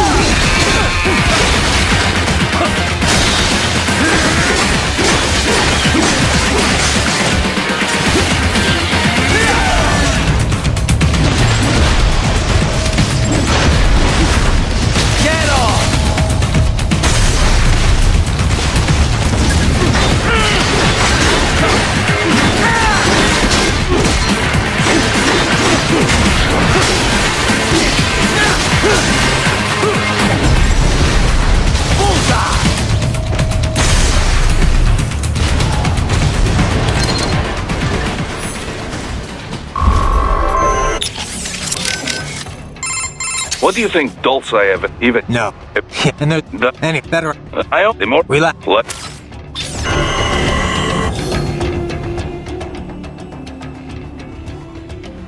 While you were out partying, I was studying the blade.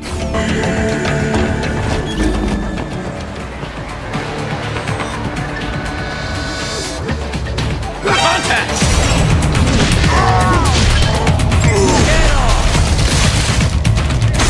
More Patriot intel. Bring me more.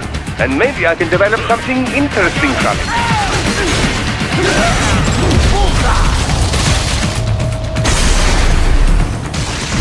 Contact!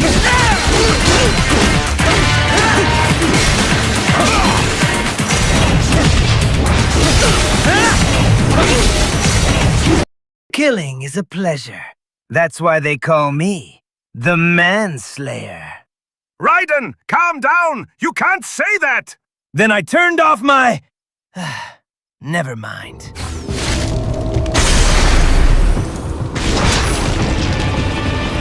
We intercepted call for backup during your last fight. The caller's position is on your Soliton radar. You can engage if you wish. It is your choice. What do you think, even? No.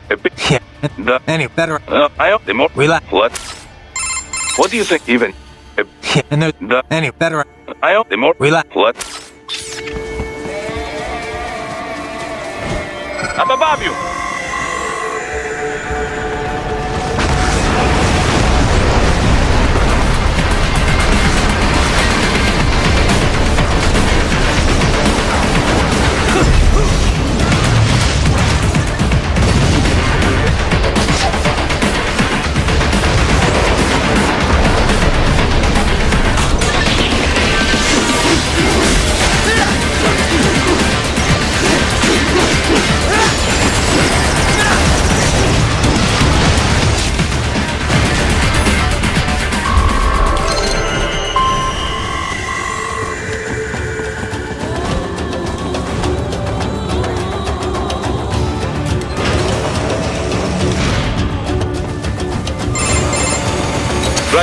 The cliff is just ahead at the end of the old city.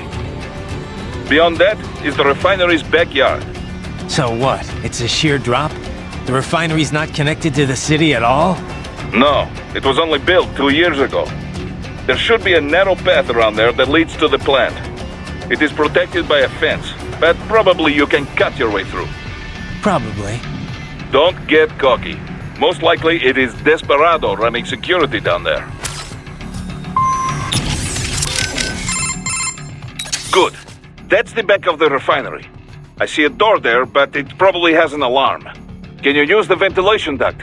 You mean that huge fan? Just cut off the blades as it spins. Easy, yes? We got anything on that ray I went up against? We analyzed the wreckage. Its musculature had been replaced with CNT muscle fiber. The same type as you, or most any cyborg. This improved its power output and left more room in the chassis for other equipment. It seems they filled this space with Vetronics and extra weapons. Like that heat blade and plasma gun. Plasma loses effectiveness in the air pretty quickly, but it's still a hell of a close-range weapon. Large-scale UGs have a growing problem fighting smaller, more agile opponents like you, Raiden. This is why we now see UGs armed with new countermeasures, such as this Ray had.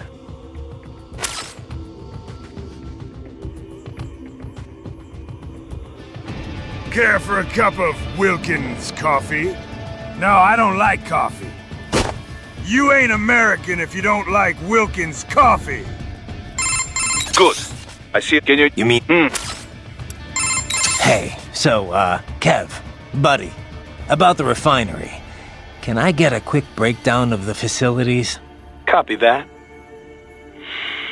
I suppose you should at least know a few basics for the mission.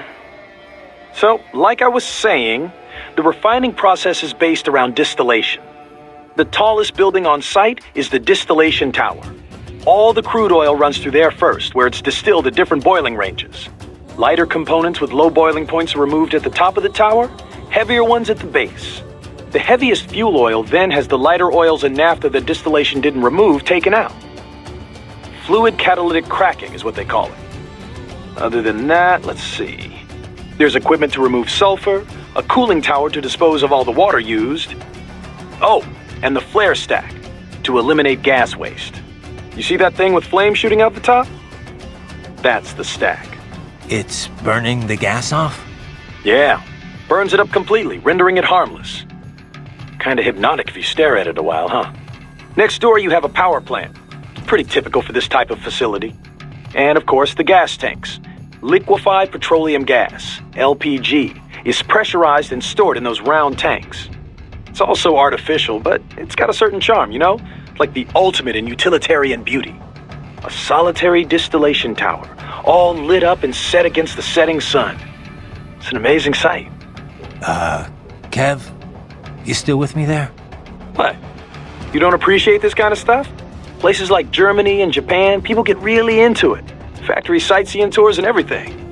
Yeah. No, not so much. S rank for suck my nuts. Got him. Right. FYI, we just confirmed with the client for your next mission. Great. How about we finish this one first, though? I'd like to see my family again someday, you know? My son's going to forget he even has a father. 90-day contracting tour, buddy. We're all in the same boat. Man, feels like ages since I was back in Virginia. I don't know about in the same boat. These guys are out to tear me limb from limb. Worst you are EMF desk jockeys have to worry about are paper cuts. All right. Guess you don't want to hear what your old friends are up to then. Who is it? Desperado. Where is it this time? Mexico. Apparently they've got some kind of lab in Guadalajara. You're going in to investigate claims of human trafficking and illegal dumping. And our client? Who's picking up the tab? If we're planning to play police all of a sudden, we're gonna need some kind of budget. No worries there. It's a human rights group we've worked with a few times before. They were conducting their own trafficking investigation when Desperado came up. Understood. You can brief me when I get back. Roger that. Raiden, do you see that large fan on the side of the building? The door likely has an alarm. Therefore, you need to vent. Where the hell did Desperado get all these cyborgs anyway, Kev? Hard to say. They're not as rare as they once were, but still. Of all registered PMC troops, we're still talking what, 3% have enhancements? Maybe 5% tops. Mostly career military who got hurt on the battlefield one way or another. Getting their arms or legs back lets them keep earning a living. But most able-bodied soldiers are still reluctant to sacrifice their own healthy body parts. Plus, the surgery is highly specialized. Expensive as hell. Not to mention maintenance costs after that. Unless insurance is footing the bill, most guys couldn't afford enhancements even if they wanted to. Maverick's got some cyborgs. What's their story? They all wounded in action? Mostly. I heard a few saved up and paid for it themselves, but just a few. There is this one crazy blonde guy, though. I heard he asked for a full body conversion. The Patriots didn't leave me much of a body to begin with. I just had Herr Doctor finish what they started. You know I'm just giving you shit, man. Anyway, yeah. Looking at the numbers, cyborg soldiers are still a pretty small minority. Not really surprising when only contractors in developed countries are offered insurance. Third world soldiers get hurt out on the field, and that's all she wrote. They can't work as a merc anymore. Most times, they can't really work at all. Well, Desperado's up to something, because cyborgs are definitely not in the minority here. I've heard of some PMCs covering the cost of the surgery for their disabled. The mercs get their career back, sure, but the PMCs aren't exactly running a charity. These guys have to work to pay it off until the company at least breaks even on them. Any cyborg breaks his contract early would probably be in debt for the rest of his life. You think that's Desperado's MO? I can't prove it, but sure as hell wouldn't surprise me. So what kind of deal does Maverick offer its contractors? Oh yeah, I forgot you're full-time too. You never contracted with us? Nope. Boris invited me on board the first time we talked about it. We've known each other since Area 51. Didn't have any reason to turn him down, so yeah. Never really considered the contract route. Right. Well, it's actually pretty rare for guys on the ground like you to be full-timers. Most of Maverick soldiers are contractors, just like with any other PMC. It just makes sense. After all, it's never the same job twice in this business. Each mission has its own requirements. Force size, skill set, all that crap. So generally, we contract out on a per-mission basis, or a fixed schedule for longer jobs. A lot of US companies are doing it that way lately, not just PMCs. Besides, a good contractor can earn more than most regular full-time employees. Definitely a hell of a lot more than regular military. And if they want to quit, can they get out of their contract? Yep. Of course, just up and quitting right in the middle of a mission would cause problems. Just like any other job, you know? We'd want some notice to settle on a new end date, but hold up. You're not thinking of leaving us, are you? Just curious. Raiden, you remind me of another robot. Another cyborg with a katana, blonde, who didn't care about anything. Blonde robot with a sword? I don't understand Doc is saying. You still busy with all that other work, Kev? You know me, man. Kev of all trades. I got a lot on my plate. Briefing prep, arms procurement, client negotiation, HR, biz dev, accounting, you name it. Lately, though, I've been focusing more on sales and on-site coordination. Oh, and advisor work like this. Never sleep, do you? Things have been better since Courtney joined up, at least.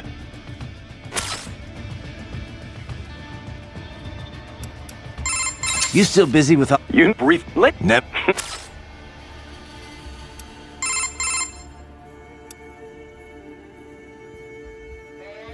You know, I have to hand it to you guys.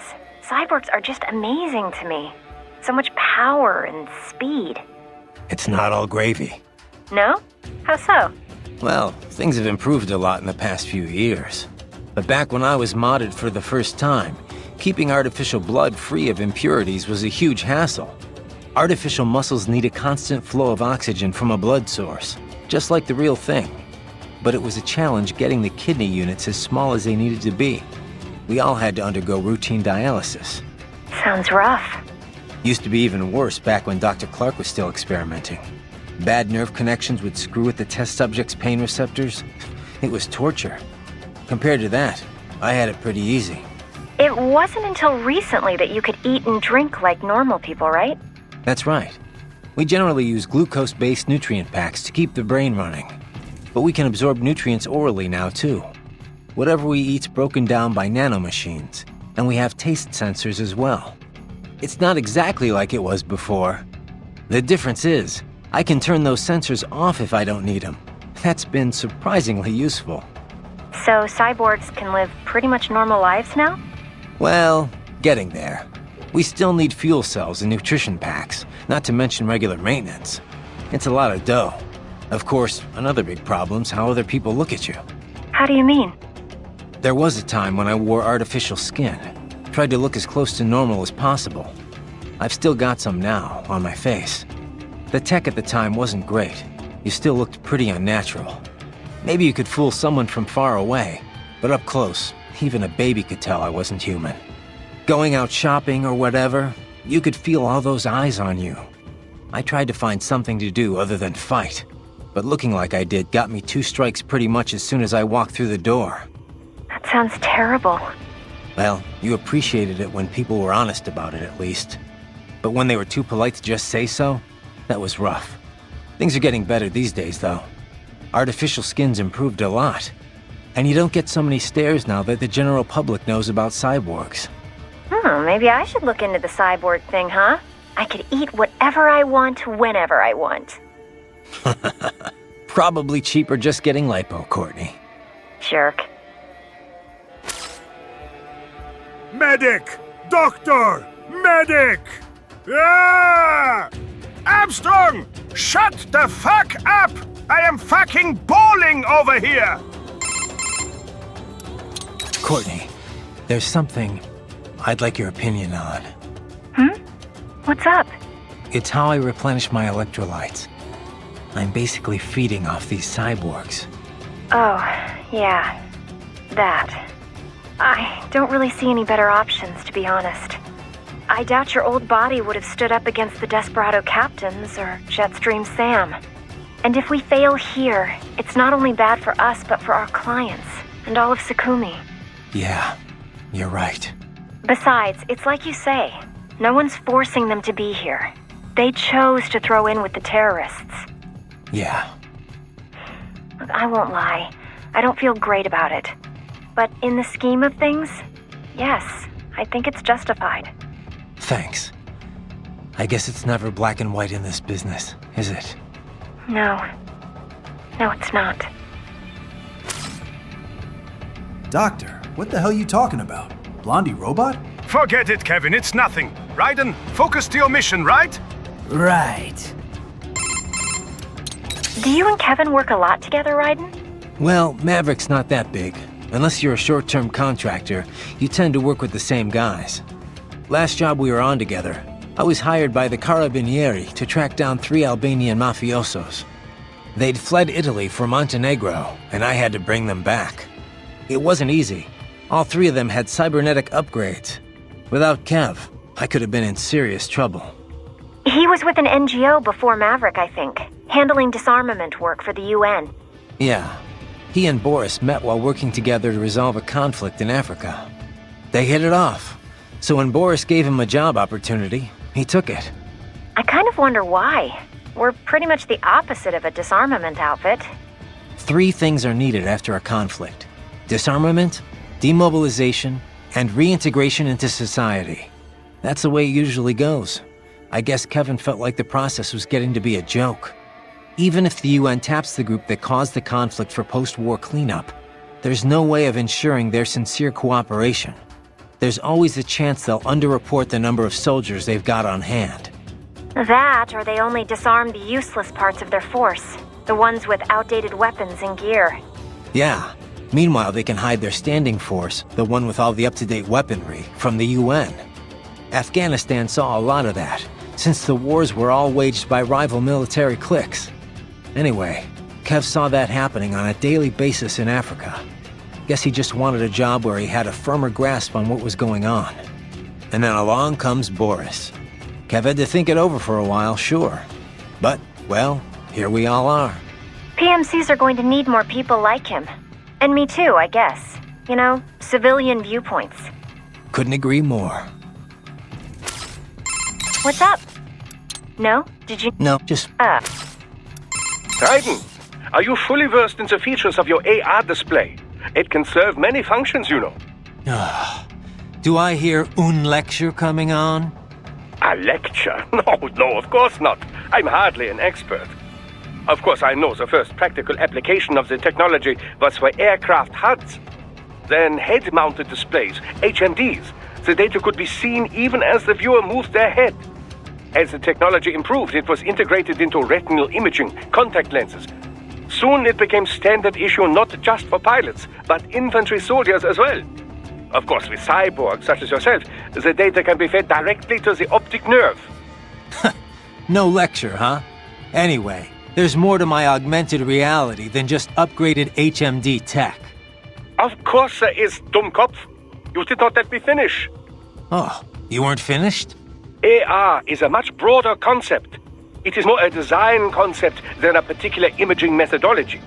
It encompasses HUDs, HMDs, any and all manner of visual real-time data overlay. Though recently, some reserve the AR label for virtual objects the subject can both see and touch. For example, your codec menu and zoom slider. Such objects do not exist anywhere in the real world, not even as images. They are fed directly to your optic nerve, so only you can see them. Yet, when you interact with them, sensory feedback is delivered to the nerves in your fingers. It gives you the sense of touching a thing that does not exist. Beats lugging around a sat radio and giant scope, that's for sure. There is another school of thought on precisely what constitutes AR. Seriously, more of this?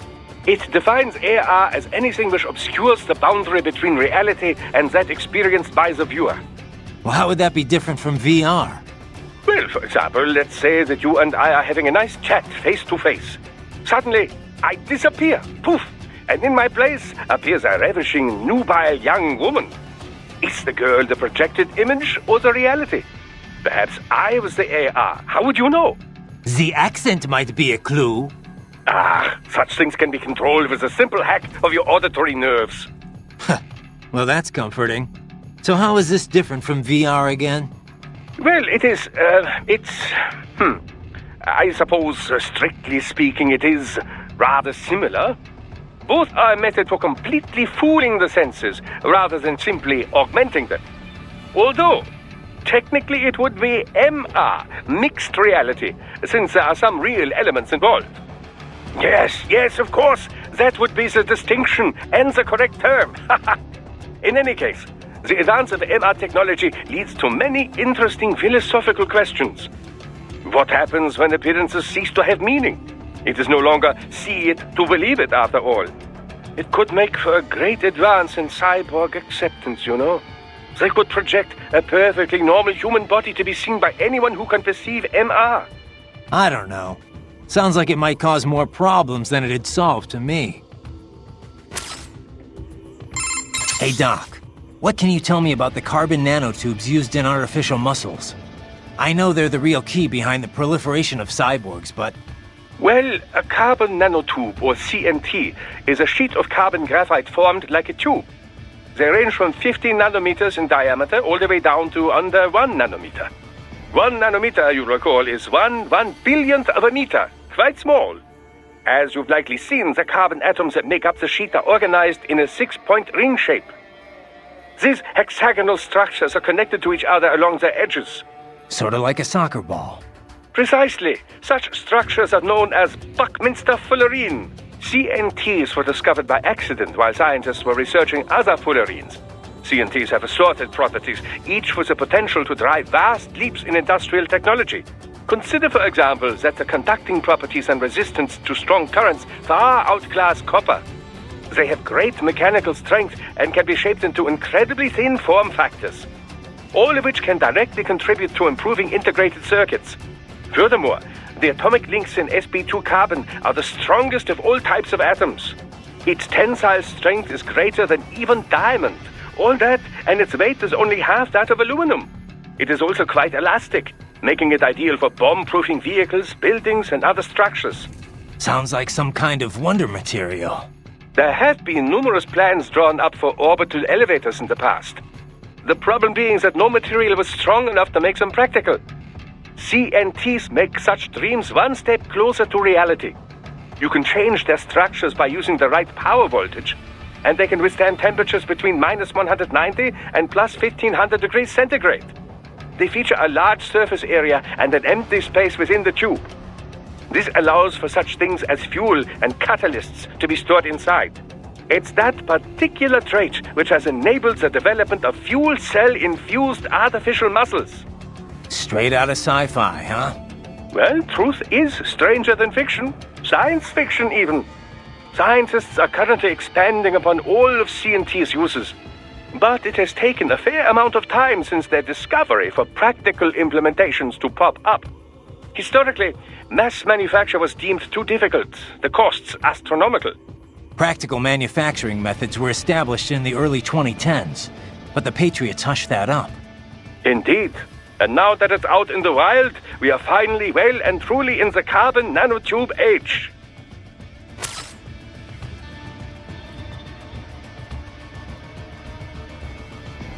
Sakumi nuts. Ha! Did I do it right, guys? Stay vigilant, Raiden.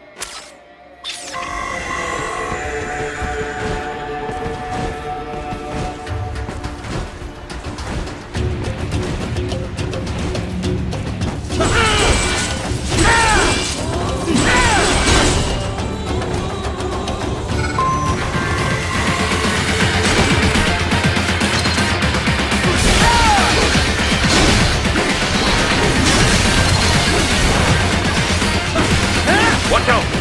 They keep on coming!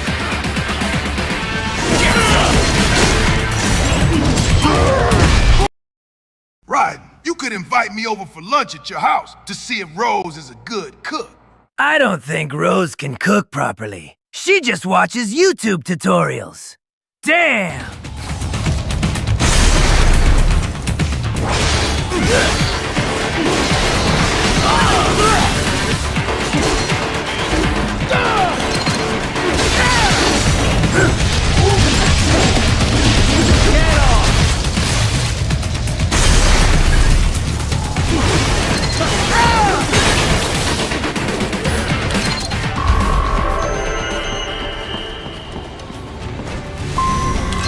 Hey Raiden, I found this YouTube channel full of cooking tutorials. It's called How to Basic. I'm going to follow the recipes and cook something for you.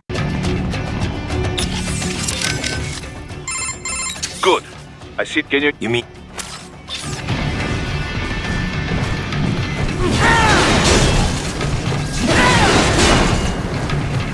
Dolcev and his team must be in here. Find him. So who actually owns this plant? On the books, a private abkhaz firm. In reality, the Russian state. So all the money goes right back to Russia? It does provide Abkhazia with fuel and electricity. But yes, it was clearly built for Russian interests. How do you mean? The Caspian Sea is a major source of gas and oil. But these days, most of it never passes through Russia. Not since the Baku-Tbilisi-Ceyhan pipeline was built. With it, the oil flows straight to Europe. But that pipeline runs straight through Georgia. Why did the Georgian government allow it? Money, of course, and power. Having a major pipeline run through your land brings plenty of both. The South Ossetia War taught Georgia they could not always rely on the West for support. They began working more with their neighbors in the region to build their own power base. So Georgia stands to gain from this coup? It would seem this way. Any scenario that ends with the refinery no longer under Russian control is good for Georgia.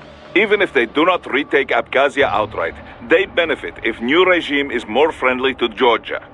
Perhaps this is Dolcev's idea, to attract Abkhaz political leaders with a pro-Georgia agenda. And that's why Georgia isn't taking action? I very much doubt Georgian government would be involved in anything so obvious and so reckless. There must be someone else behind all this. And Dolzaev's just playing along? Why would he? Revenge, Tovarich. Anything to hurt Russia. Perhaps money as well. Who knows? Yeah, the Russians can't be happy about all this. Let me guess. They contacted you through the FSB, right? There were conversations, yes. But it was the Abkhaz government that enlisted us. We only took this mission because we knew it would help the people there. Besides, we cannot leave Desperado unchecked. Not after what happened. Right. I won't let them profit from this mess. and we need to learn who's backing them. Duh. And the first step to do this is take back that refinery. So who actually owns? On the So it how do? Not But that. this So the any and perhaps yeah. Let me. we Right. You still busy with all that other work, Kev? You brief late. Nep. What's up? No? Did you? No, just. You must continue along, Raiden.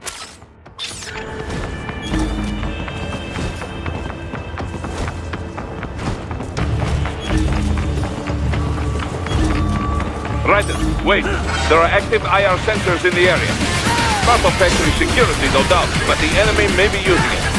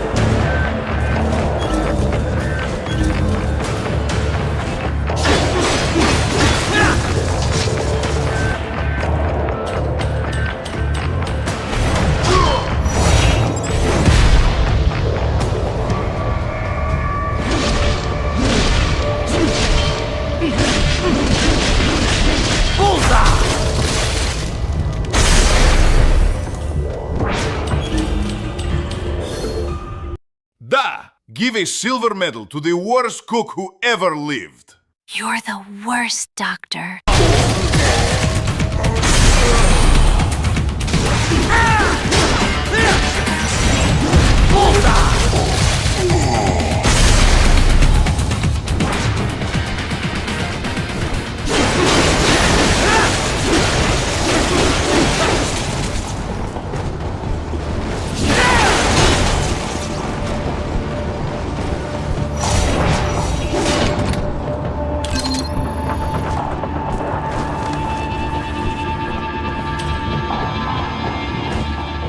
Welcome to Georgia, son!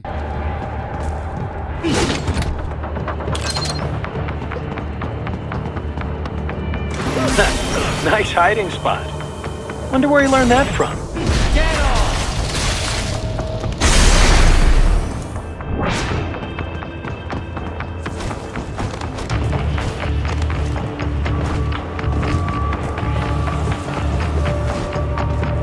How too basic? Oh, hell nah! This remind me of that specific pizza video. Even the wise Italian brother duo once said, "Not approved!" Mamma mia! Dios míos!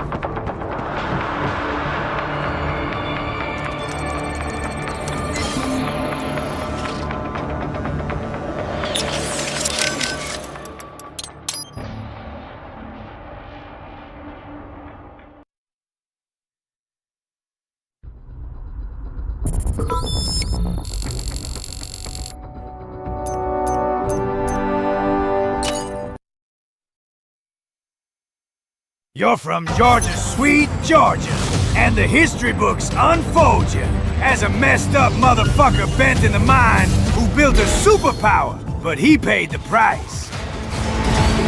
Get some!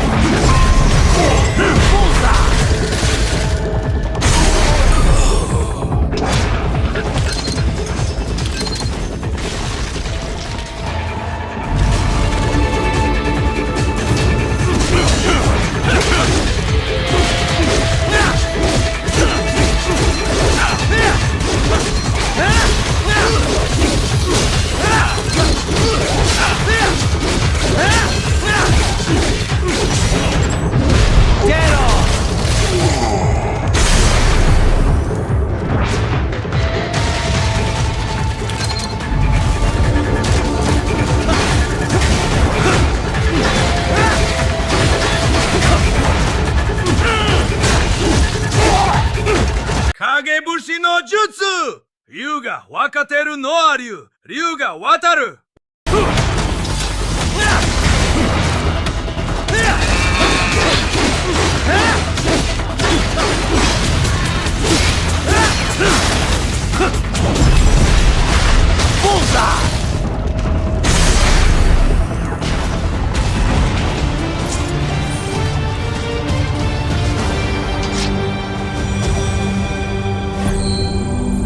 How many streams playing games on disc so far? 6? 7? Too bad. Minus 69,000 credit score for you, bud.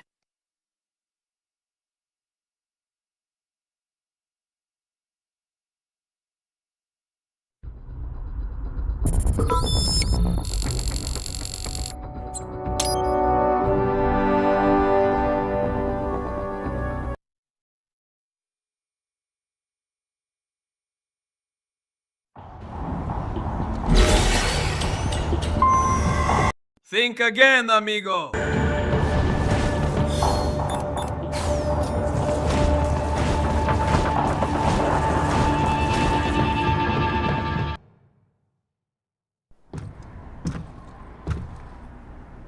I was wondering when you'd come, Jack the Ripper. No one calls me that anymore. Dolsaev, where is he? I can show you a better time than that crusty old bear. You're in charge here?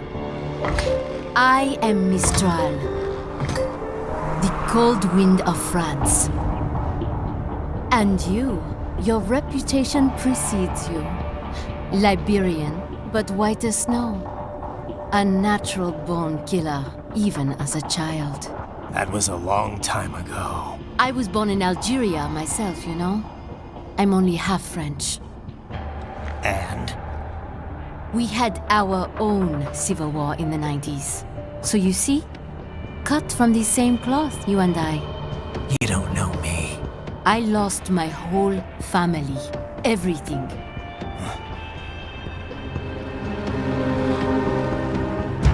But I butchered those fuckers. My family's killers. That's when I realized I am a killer too. And a good one at that. I slaughtered dozens in Iraq, in Afghanistan. I'd found my calling. Proud of that, are you? What happened, happened. To be honest, I found it quite dull. My enemies fell like domino, one after another. Not once did I feel threatened. I was adrift, without challenge, without purpose. At times, I even envied my prey. At least they had a cause to die for. And then, I met him. No one calls me Jack the Ripper anymore. I go by Jack the Stripper now. And I knew what I had been missing. His ideals gave my life meaning. Ideals, Jack. What are yours? I protect the weak.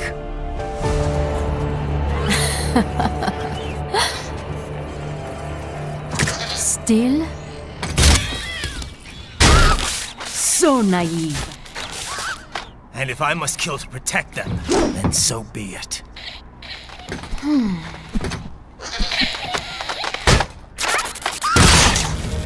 It seems we have less in common than I thought. I'll take that as a compliment. If you would kill for your ideals, then surely you are ready to die for them.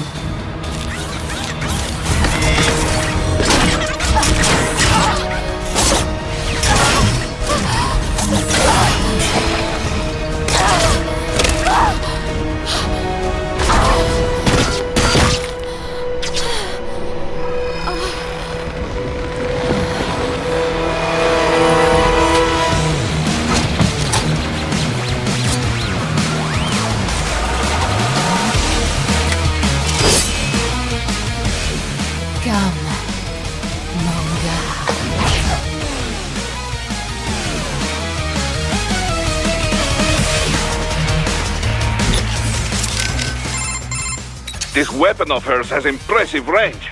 She can defend with it, and yet crack like whip to attack. Yeah, it's bizarre.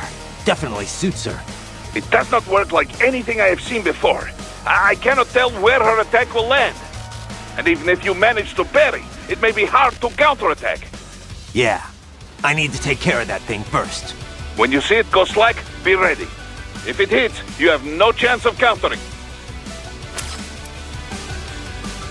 Ella sigue siendo una desconocida. Ryder, you all right? That is one freaky lady. Yikes. Aw, come on, Kev. Maybe she just needs to meet the right guy. I could slip her your number. That's okay, man. I'm good. Besides, shouldn't you be worried about saving your own ass at the moment? Well, yeah. Just thinking about how I'm gonna handle this. If you're looking for advice, try hitting up Boris. Dr. might have some info too, from the UG and Cyborg angle.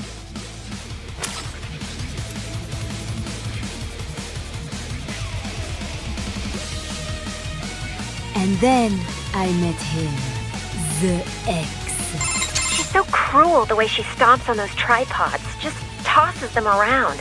I feel so sorry for those little guys. You feel sorry for robots sent to kill me? Well, I mean, they're kind of cute, right? How they scamper around. They're like little mice. You call that cute? I'd call it creepy. Not at all. Trust me, ask any girl and they'll say the exact same thing. Okay, sure, Courtney. I'll get right on that. All right, whatever. You want to save or what? All right. Be careful out there, okay? So she uses an augmentary arm composed of tripods. I cannot imagine how she controls such a thing all on her own, but it is quite intriguing. Stay with me here, Doc. I need to destroy it, not study it. Yes, but just look at it. How it doubles as a weapon. So elegant, so efficient. She can twist its joints and crack it like a whip, or pull it tight to lock it solid. And even should you destroy it, she can simply construct a new one using nearby tripods. Ugh, this is gonna take forever. Not necessarily. Until a new prosthesis is formed, she is defenseless, you know. There is your chance. Of course, you must still be wary of the tripod arm unit once it is detached. Even if she cannot wield it, she could resort to throwing it at you. The electrolytes in the fuel cells of those units are highly explosive should they have a detonator. No, I'm serious. I want you to program my body so it makes me climax every time I attack a gecko arm to my rig. Yes, every time.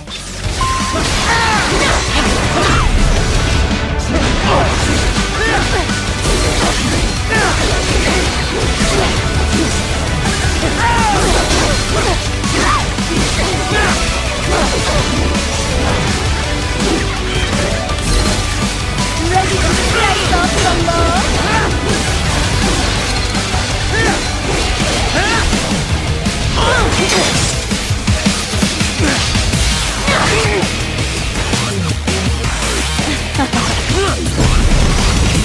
Go to end.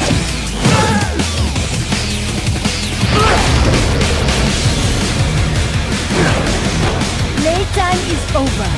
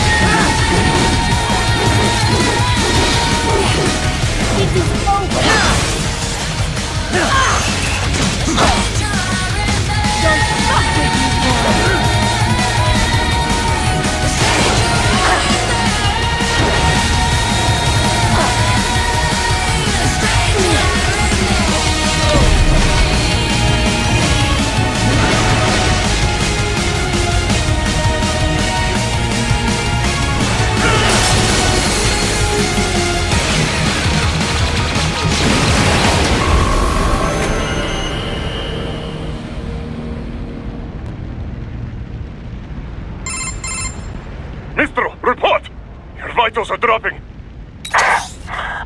I lost. So this is how they felt. What? Dying. For a cause. Wait. No. Hold on. I am sorry. He was too much. I do not need apology. I need you alive. But I know you will never fall. What? What is this talk about? Je t'aime. De tout mon corps. Je t'aime. Mister, you'll never...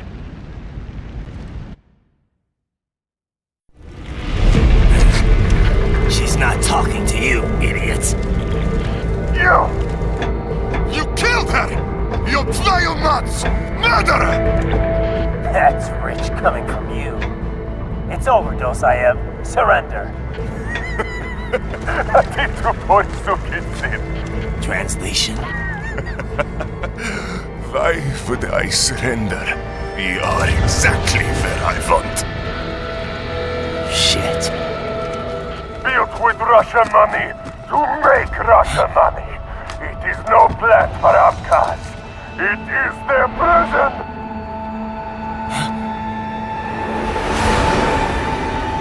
But now, they will be free! Сука, блядь!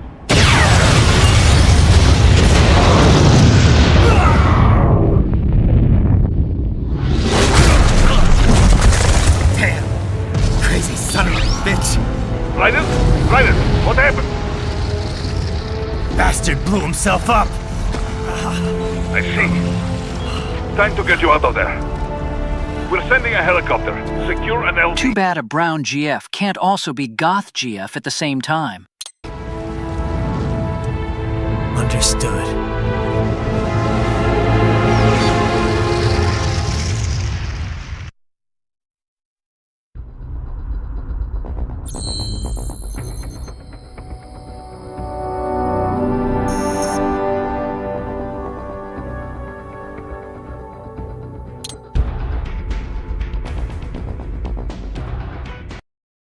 Raiden, will you get me a pony? I want a My Little Pony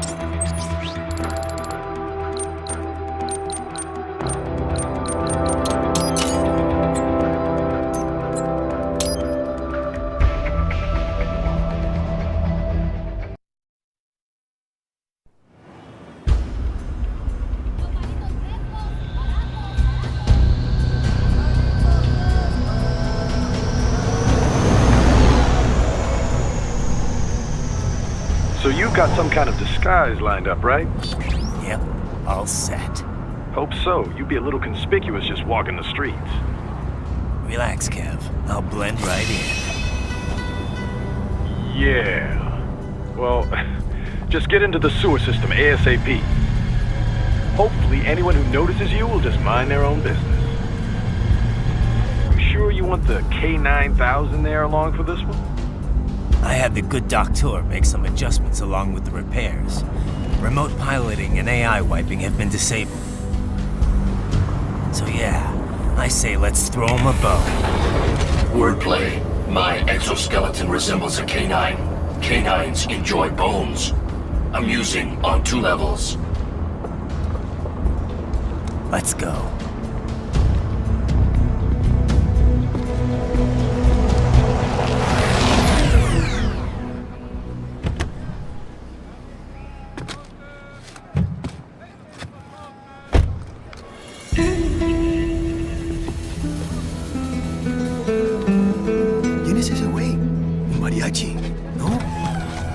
cyborg? Ese es un güero. ¿Qué?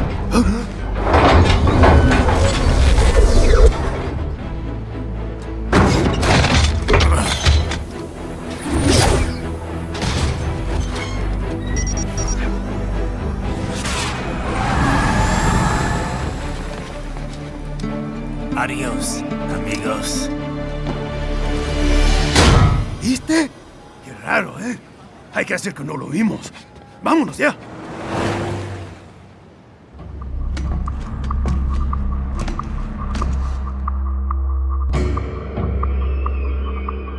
It's right.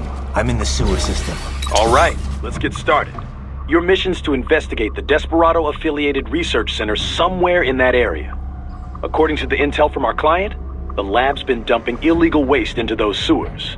FYI, they're also involved with the cartels in human trafficking. Allegedly, anyway. This just gets better and better. Tell me about it. We need you to infiltrate the lab and find out everything you can. Of course, you'll have to find it first. We still don't know the exact location. So I'm looking for anywhere the lab might hook up with the sewers? Yep. If they're actually dumping waste, they've got to link up somehow. Find that connection, sneak into the lab, and see if you can find evidence implicating them on anything. No problem. Stealth's my specialty. Right. Well, we'll see. Do we have any idea what kind of research they're doing there? Not really. Maybe something related to all the people they're trafficking. Like experimentation? It's possible. First things first, though. Find a way into that lab. Oh, right. It says here the locals say black crocodiles live in those sewers, so you know, watch out. Black crocodiles? Could they be talking about UGs? Maybe just an urban legend. But still, be careful.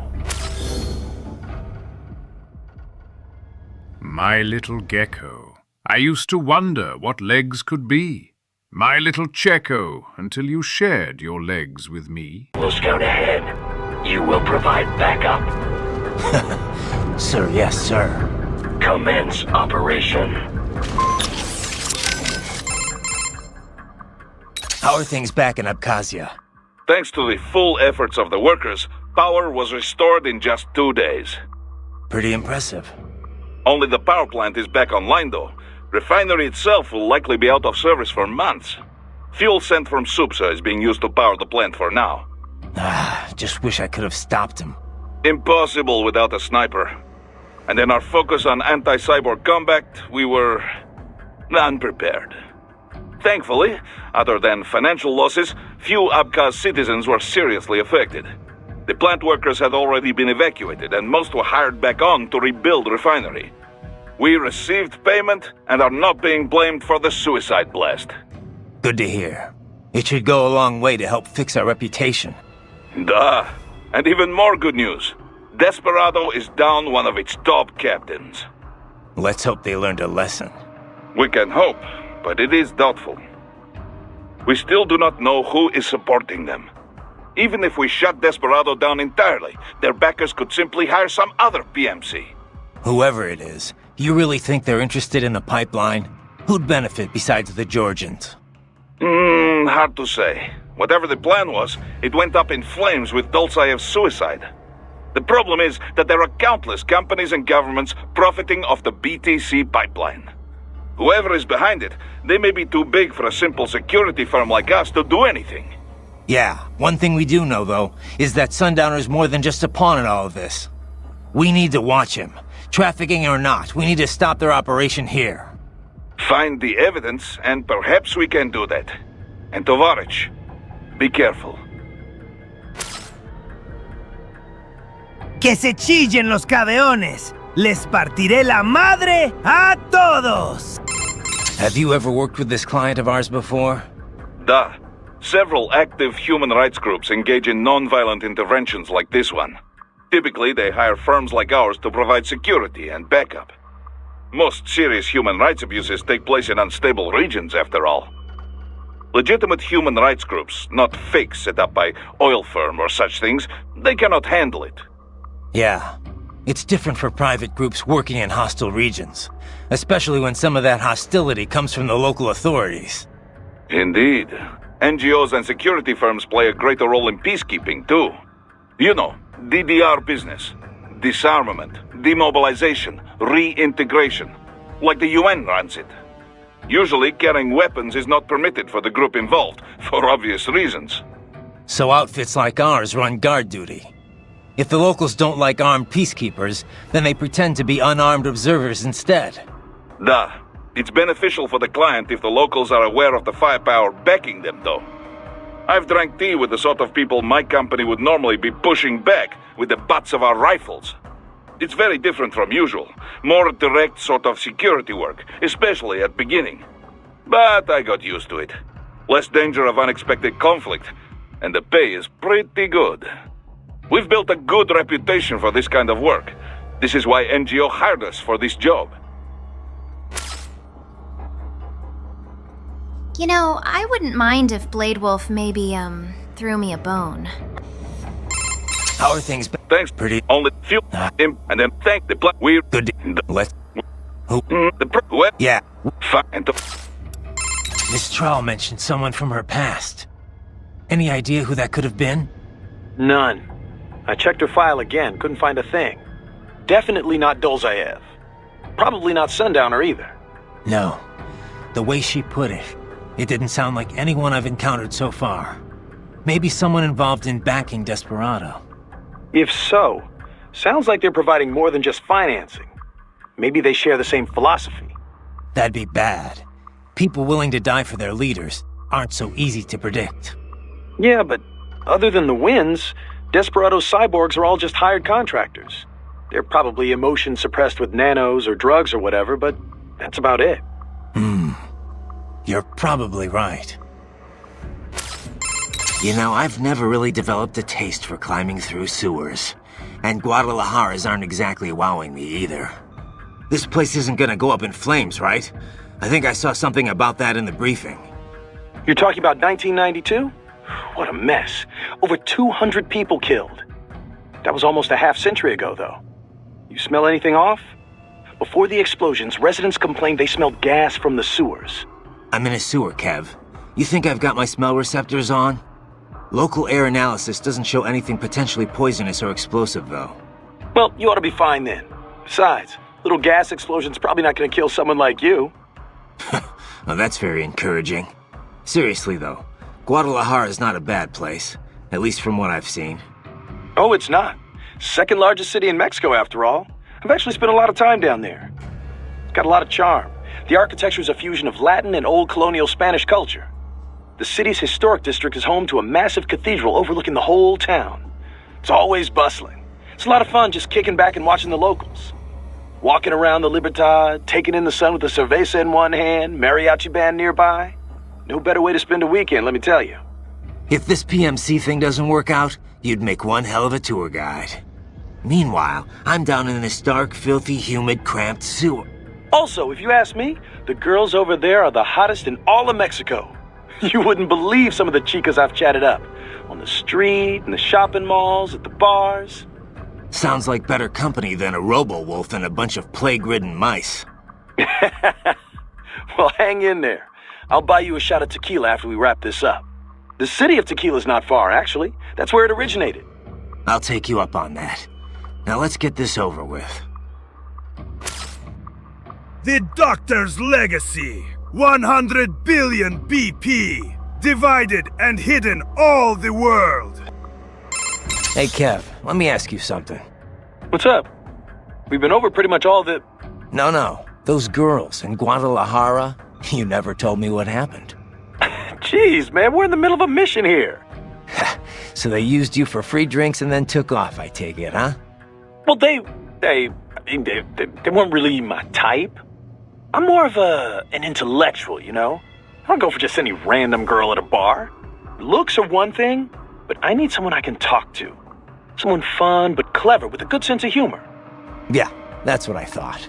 Look, Kev, you're in your 30s now. It's time to stop holding out for Lil Miss Perfect. You just need to find someone nice. You know, settle down, start a family. Okay, Mom. Okay. Laugh all you want, Kev, but having kids will change your life. I can't see him all the time with work and all, but whenever I'm back home, he's always so excited to see me. When I see that, I feel like, you know, I want to do whatever I can to keep him happy. Sure, I hear you. But look, man, I was just having some fun in Mexico. Wasn't seriously searching for a wife or anything. I know, but separate from that, I just think you've gotten too damn picky. I can understand trying to find the ideal woman when you're young, but you know what? It's those little imperfections, those idiosyncrasies that keep things interesting in the long run. You come to appreciate that kind of stuff in a lifetime relationship. Idiosyncrasies, huh? Like if she snores or she talks loud during movies? Well, not if she talks during movies. A man's gotta have some standards. Miss Trial mentioned some... Maybe... Yeah. I can't believe Dolzaev blew himself up. Pretty common terror tactic. You don't usually see the leaders doing it, though. It's one thing to get your flock pumped up on the glory of dying for the cause, but it's not often they actually go through with it themselves. You gotta have a public face, after all. The guy who gets to claim responsibility on the evening news. In a weird way, Dolzaev showed some serious dedication. Not that I'm about to praise him for it. Yeah, still a terrorist. A suicide bomber in the end. If that's what you want to call him. Still, he kind of failed at it. How so? Well, all that explosion did was put a dent in Abkhazia's budget. More Russia's, really. They're the ones rebuilding the refinery. The coup didn't work out. He couldn't overthrow the government. He was barely a blip on Russia's radar. So, you're saying the bombing didn't accomplish any of his goals? He did it just because he was cornered? Sounds more like just plain suicide. Yeah. Probably wanted to end things with his own hands. Like a samurai committing harakiri. Still not something to be commended for, though. Yeah. Lumping him in with true warriors like the samurai just gives them a bad name. Howdy, Strange. I hear you don't drink Wilkins coffee. Yes, so what? Now there any more strangers in town? I hope she didn't get to you. Wanting to protect the weak that's worth striving for. Don't worry. I've heard more than a few supervillain spiels in my time. Maybe we had some things in common in our past, but not anymore. I bring my beliefs into every battle I fight. You want to call me foolish? Well, that's not gonna change me. I'm glad to hear that, Raiden. Yeah, thanks. Riding out. Say, Raiden, where'd you get that hat you were wearing? The sombrero? Well, picked it up at a souvenir store here. I guess I just kinda like the design. Also, when you're on a scout mission, it's vital that you use the local attire to blend into the background. Yeah. I think it looked pretty good on you. You looked like some kind of mariachi singer. Oh, you think so? Yep. Only, that's kind of a problem too. How so? Well, I mean, that sombrero really is meant to be part of a mariachi costume. Mexicans don't wear hats like that normally. Come on. The guy at the shop told me I'd look just like a local. Yeah, a local tourist, maybe. Look, you might see a lot of Mexican men wearing sombreros during their daily routines, but, nothing like that. They'd go for something a lot more simple and compact. Something not all that different from cowboy hats in the Old West. Are you sure? I don't know if it's true or not, but I have heard one theory about the modern cowboy hat. They say it's based on the sombreros the original Western settlers brought from Mexico. Of course, cowboy hats come in all shapes and sizes, so you can't really say a specific one's the cowboy hat. Huh. Well, now I know why the locals were so eager to get a look at me. That wasn't the hat. By the way, Raiden, have you ever eaten nopalitos? They're typically called nopales. Huh. Oh, like that street vendor was telling. Nope. Nopales. Well, that's too bad. You really ought to try some while you're in the area. Yeah, but it's from a cactus, right? Doesn't it taste all thin and watery? Not at all. It's kind of like the flesh of aloe vera leaves or the seaweed used in Japanese cooking. It's got this really soft but crunchy texture, and it's really versatile. You can eat nopales as is in a salad, saute them, stir-fry them with steak, put them in tacos. You can even toss them in a blender to make some juice. I had no idea. Tell me about it. I got hooked after Boris took me to this one Mexican restaurant. After that, I just had to learn more about them. Ooh, for example, they're really low in calories. They also have lots of soluble and insoluble fiber, which not only promotes digestion, but is great for maintaining healthy cholesterol and blood pressure levels. It's even thought to help prevent intestinal cancer. It's packed with healthy stuff too, like vitamins B and C, potassium, and iron. Okay, I get it. It's good for you. So how does it taste? Huh? I just told you. Never mind. Probably can't capture any food down here anyway. Not that I'd need to. My muscles run on fuel cells, and I've got enough blood sugar to keep my brain running for another week. Well, you can still eat though, right? Yep. So, how about we all go out for Mexican once you're done? Food's a lot more than just an energy supply, you know? It's meant to be enjoyed. With that, I agree. Riding, can I ask you something? Sure. What is it? Just wondering, why'd you join Maverick in the first place? Well, Boris and I go way back. Our first time working together was rescuing Sunny. That's Colonel Gerlukovich's granddaughter. He and Boris were good friends back in the USSR. Right. The Patriots were holding her? Yeah. I was mainly working with the PLA, but Boris was a huge help. His Russian military connections paid off big time. All his covert op experience, too. He wasn't working pro bono, of course, but he went above and beyond the call. The Patriots were a threat to everyone, not just America. He got that. And when Paradise Lost disbanded, he formed a new outfit and got them all work. Most of them, anyway, including me. Did you ever consider another line of work? Something non-military, I mean? I'm a cyborg, Courtney. What am I gonna do? Drive an ice cream truck? I can pass as normal from a distance, but up close, anyone can tell it's artificial skin. Good jobs aren't easy to come by these days, even for non-cyborgs, and I've got a family to feed. Besides, I've been fighting my whole life. It's just who I am. Sorry, I didn't mean to pry. It's fine, Courtney. No worries. So, Courtney, you've heard my story. What about you? How'd you end up at Maverick? Me? Well, it's funny. I was a business major, actually. Thought I'd go for an MBA. When I was in school, there was a lot of talk about the widening gap between rich and poor. I figured I'd join the 1% and never have to worry about money again. Pretty noble, huh? Anyway, around then you started hearing all about this war economy stuff on the news.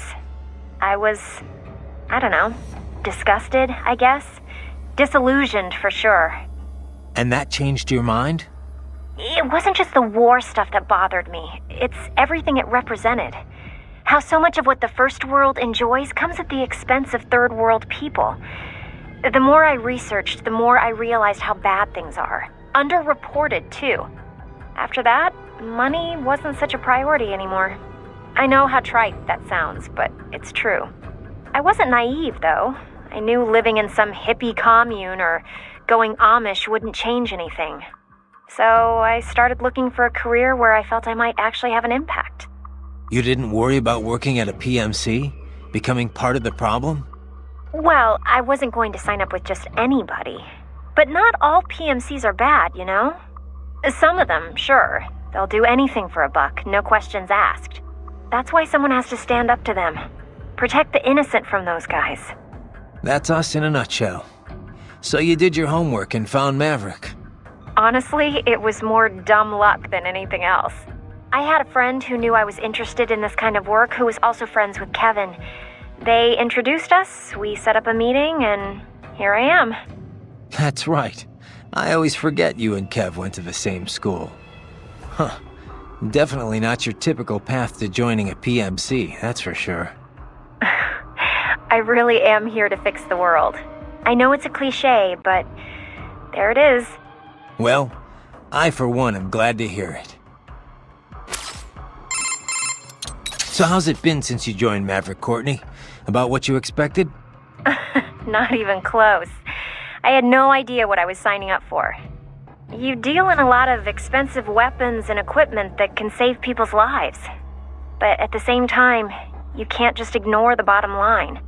You catch yourself measuring lives in dollars and cents. Yeah, the business side can get pretty messy. Messy is right. But I won't just ignore it. I can't make informed decisions without confronting the ugly realities. Not an easy burden to bear, Courtney. Well, if it ever gets to be too much, I'll reconsider. But for now, I'm fine. I can handle it. What's up? No? Did you? No, just wanted to... Oh, save it for your wife, Raiden. Remember now, Raiden. Left hands. Recover as many as you can. I got it, Doc. I got it. I'll bring back all the flash memory you can handle. Holographic memory. It's very different from standard semiconductor memory, you know. Yeah. But it's still solid-state storage, right? Well, yes, but they are perhaps more different than they are similar. Holographic memory utilizes the same optical interference that holograms rely upon. Right. That image is used to appear 3D. Traditional media reads and writes bits on a two-dimensional surface in linear fashion. Holographic memory, however, does this in 3 dimensions, using light at different angles. And that gives you... what? Speed. It can read over a gigabit of data in a second. And capacity. A 2-inch square cube of lithium niobate crystal can store 4 terabytes of data. It is also highly resilient against data loss caused by damage to any part of its media. This is because the bit information is not localized, but used as an optical diffractor across the medium. For battle data, there is no better type of storage. Beats having a hard drive clacking away inside your arm anyway. Indeed. Spinning media. Hard to imagine we ever put up with such nonsense. So, Doc, what kind of data can you extract from those left hands anyway? Oh, all manner of information. But the short list? Energy consumption, damage level, intracranial and blood pressure, blood sugar, other vitals, GPS history, speed and acceleration data, radio and optical readings, recorded computations from the internal expert battle support system. Doc. Time-stamped readings of distortion and acceleration gauges whenever the body was impacted. Stress is applied to the CNT muscle fibers in all 4 limbs, as well as any localized breakdowns. All right, Doc. Power consumption rates, remaining battery charge, type and amount of weaponry used, codec logs and wavelengths, voice transcripts, encryption methods. Okay, Doc, okay. Sorry I asked. As a field of technology, cyborg warfare is still in its infancy, you know. It is my duty as an engineer to collect and analyze as much data as possible for every conceivable situation. The resulting database will help drive future technology, both modifications and advances. Makes sense. But why the left hand? Why store it all there? Accessibility. A unit can remove it with its own right hand, or it can be recovered if the unit is damaged. I would advise you not to remove your own holographic storage, however, unless absolutely necessary. To facilitate recording of everything you see, hear, and so on, it is tied directly to your cranial nerves. So, each time the storage is connected or disconnected, your hippocampus is stimulated. This can result in memory loss, flashbacks, and all manner of unpleasant effects. Yeah, I have some experience with that. It's a little more than unpleasant. Perhaps we could chit-chat later, Raiden. I'd hate to occupy too much of your time. Wolf? You're a one-of-a-kind prototype, right? Correct. I was originally conceived as a weapon to replace humans and cyborgs. Conversation and intelligent decision-making were deemed essential to the role. The project was eventually cancelled after 3 years in development. Why? I have intelligence, but I lack a specific quality essential to any combatant. What's that? Brutality. I am not human, thus I lack the brutality inherent to humanity. I was shut down, then revived, apparently on Sundowner's orders. Sundowner? But what's he want with you? Unknown. A manifestation of his sense of humor, perhaps. As a machine, I am more sensitive to my fellow man than an actual fellow man. This amused him. Guy has an odd sense of humor. So, you were under Mistral's command all this time? I originally took orders from Sundowner, but not for long. As a novelty, I did not last. Mistral saw more potential in me. What'd she see? Unknown. However, she apparently enjoys the company of dogs. She demanded 100% obedience. As long as it was given, she treated me well. She was looking for companionship? That I cannot say. I still have relatively little communication experience with humans. My ability to read emotions not explicitly expressed by speech is lacking. Wolf? You're... Correct. What? What? Brute. But what? As a...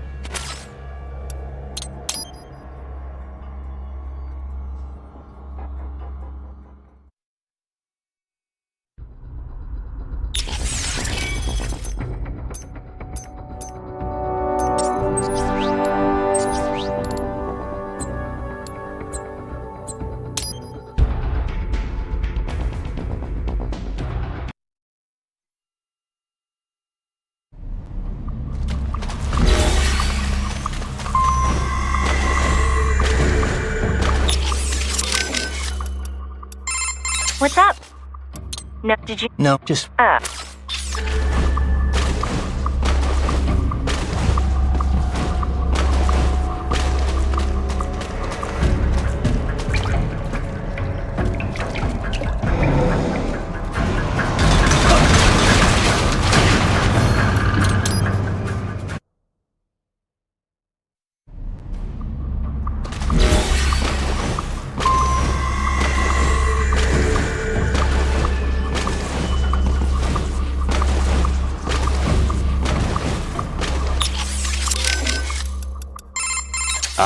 Wolf? You're... The... What? I... Brute. I... But what? As...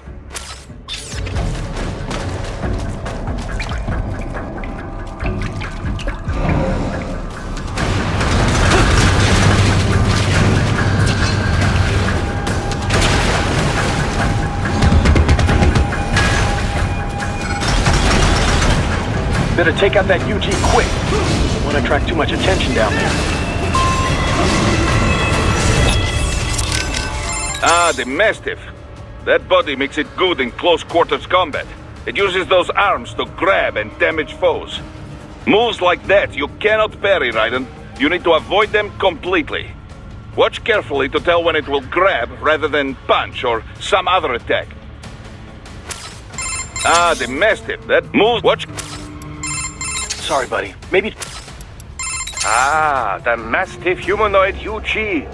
In all the industry, its proportions are the closest to a regular human being's. It's not a cyborg? Not at all. It may be styled after one, but its behavioral patterns are relatively quite basic. It's still quite a way off from believable human behavior, you know. With a stronger AI, I could see Mastiffs taking the place of common infantry perhaps, but no more. Regardless, do not underestimate their strength or their armor. Weaken them with standard attacks before entering blade mode for the final strikes. Ah, the Mastiff in... It's not... It's with a regard... Weak... Your only option is to fight.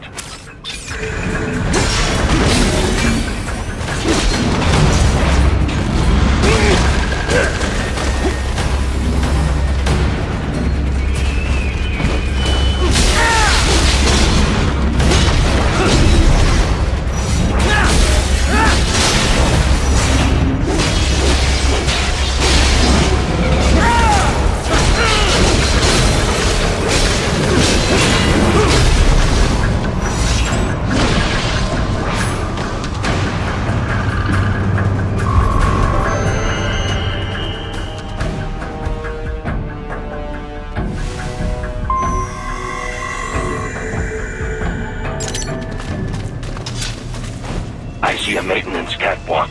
Use it to conceal yourself if necessary.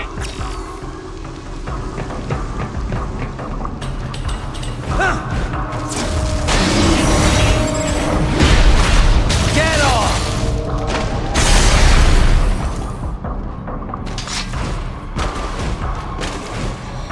Oh god, I'm stranded!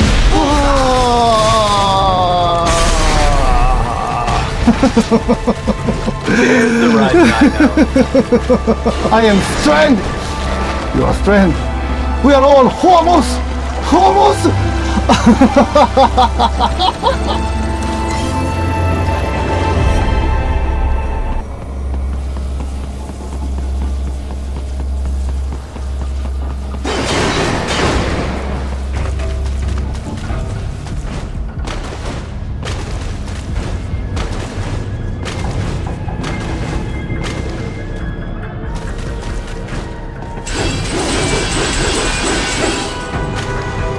Right.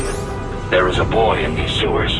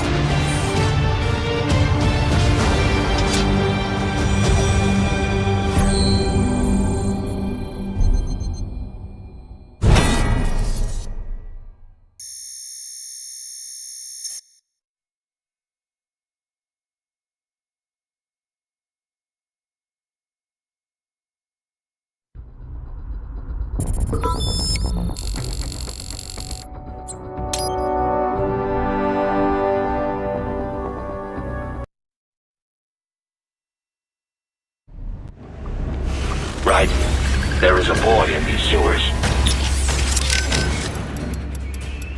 There's a boy down here? Are you sure? An AI never lies. What? Well, that's a lie right there. You think the Patriot AIs told nothing but the truth? I have yet to see evidence to the contrary. But, indeed, perhaps never lies would be an overstatement. Way to backpedal. I didn't think AIs ever got flip-floppy like that. An optical neural AI is fundamentally similar to an actual human brain. Whether they lie or not is another question. But certainly they are capable of incorrect statements. Anyway, let's get back to the kid. Where is he? Unknown. He ran when he saw me. I intended no harm, but he must have assumed the worst. I opted not to pursue, as that might only confirm his suspicions. What'd he look like? An Indian child, estimated age 11 years. He appeared to be wearing medical scrubs. Human trafficking. The boy fled in your direction. It would be wise to search for him. One can logically assume he would have information pertinent to our mission. Yeah, no shit. What's up? No? Did you? No, just... Like I said, Jack. Like I said. What did I say, Jack? Something about mining? Maybe something minor happened? Oh yeah, that's right. Kids can be cruel. So cruel. Have you ever worked with this client? Yeah. So if the... It's very...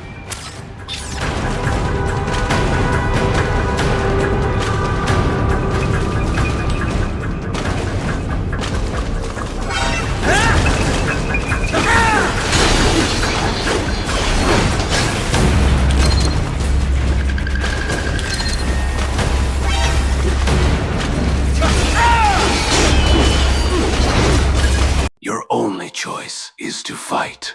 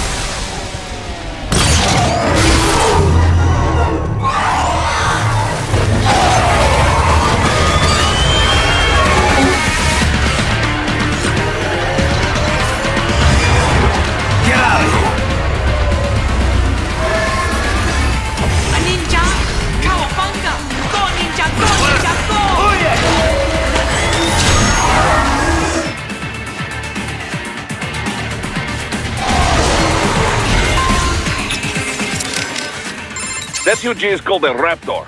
I hear they are typically deployed in groups.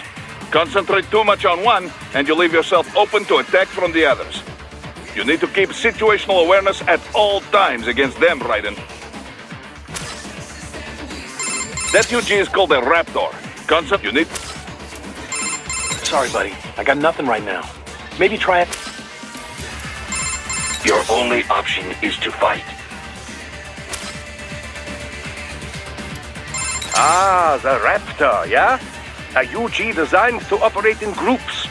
Their AI is such that they are aware of and commiserate with their peers. If a Raptor they identify as one of their own goes offline, they respond with a sort of primitive anger. Like a wild animal might respond in the natural world. Indeed. In typical UG optical neuro AIs, the section corresponding to the cerebral neocortex is, well, it's quite a bit smaller than a human brain's. They truly are closer to beast than man.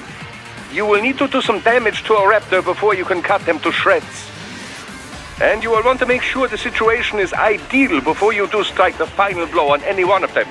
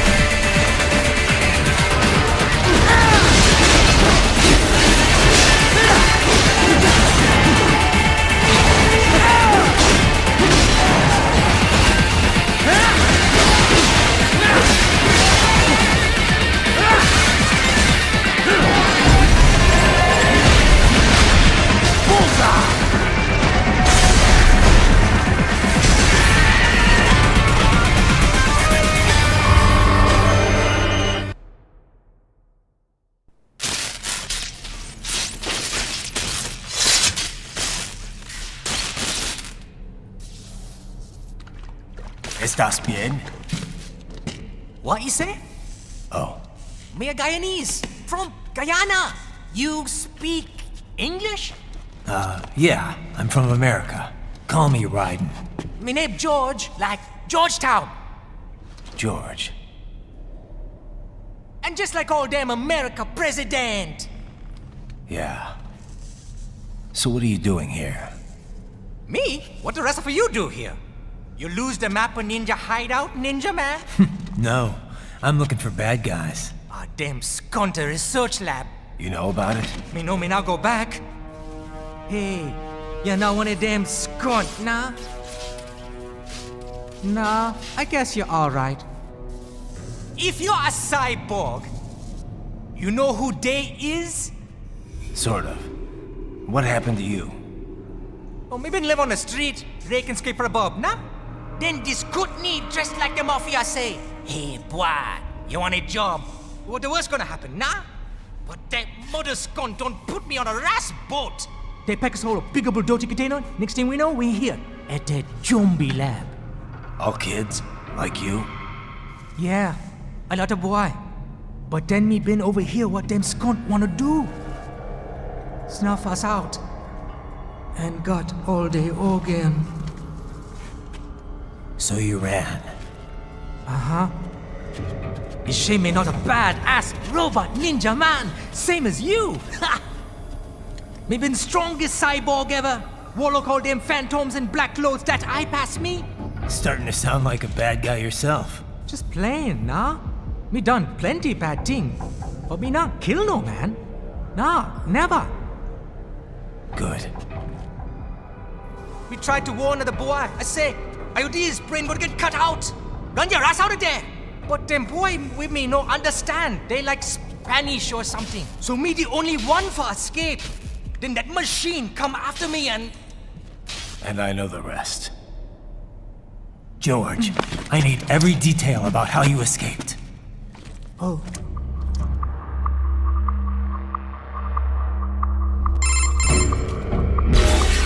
So the kid got into the sewers through a drainage channel?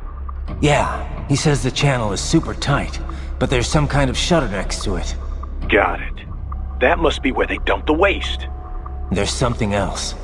It sounds like a Desperado exec was on site yesterday. If a Sentry Cyborg was on hand for the meeting. You should be able to review their video log, provided you can find a server access terminal. That would give us the evidence we need. as well as a little peek at the level of their technology. So what about the kid? I made sure the area was secure and told him to sit tight. Can you pick him up? Sure. I'll send a couple agents for him. You just focus on getting into that lab. If what he said is true about the organs, we need to hurry. Agreed. Riding out.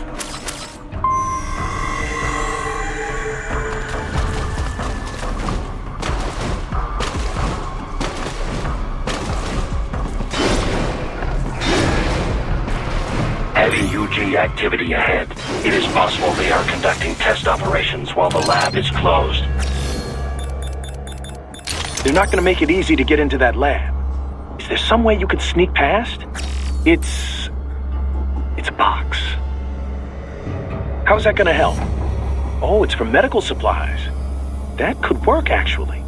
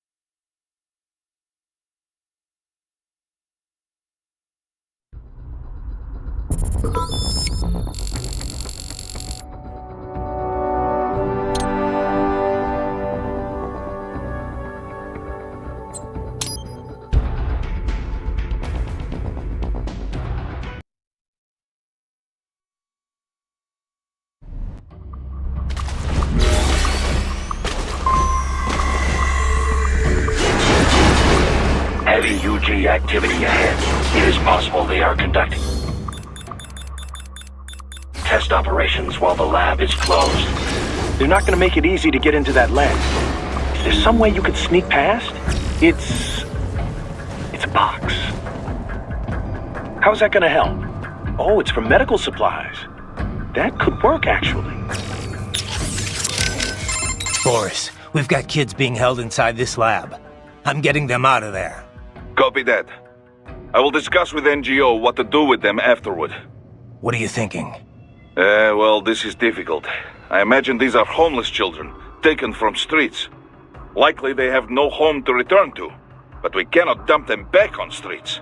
We could look for adoptions in the US, but some of these kids may be criminals. Could be drug addicts, HIV positive, not so easy to find homes. Yeah, wasn't easy for me either.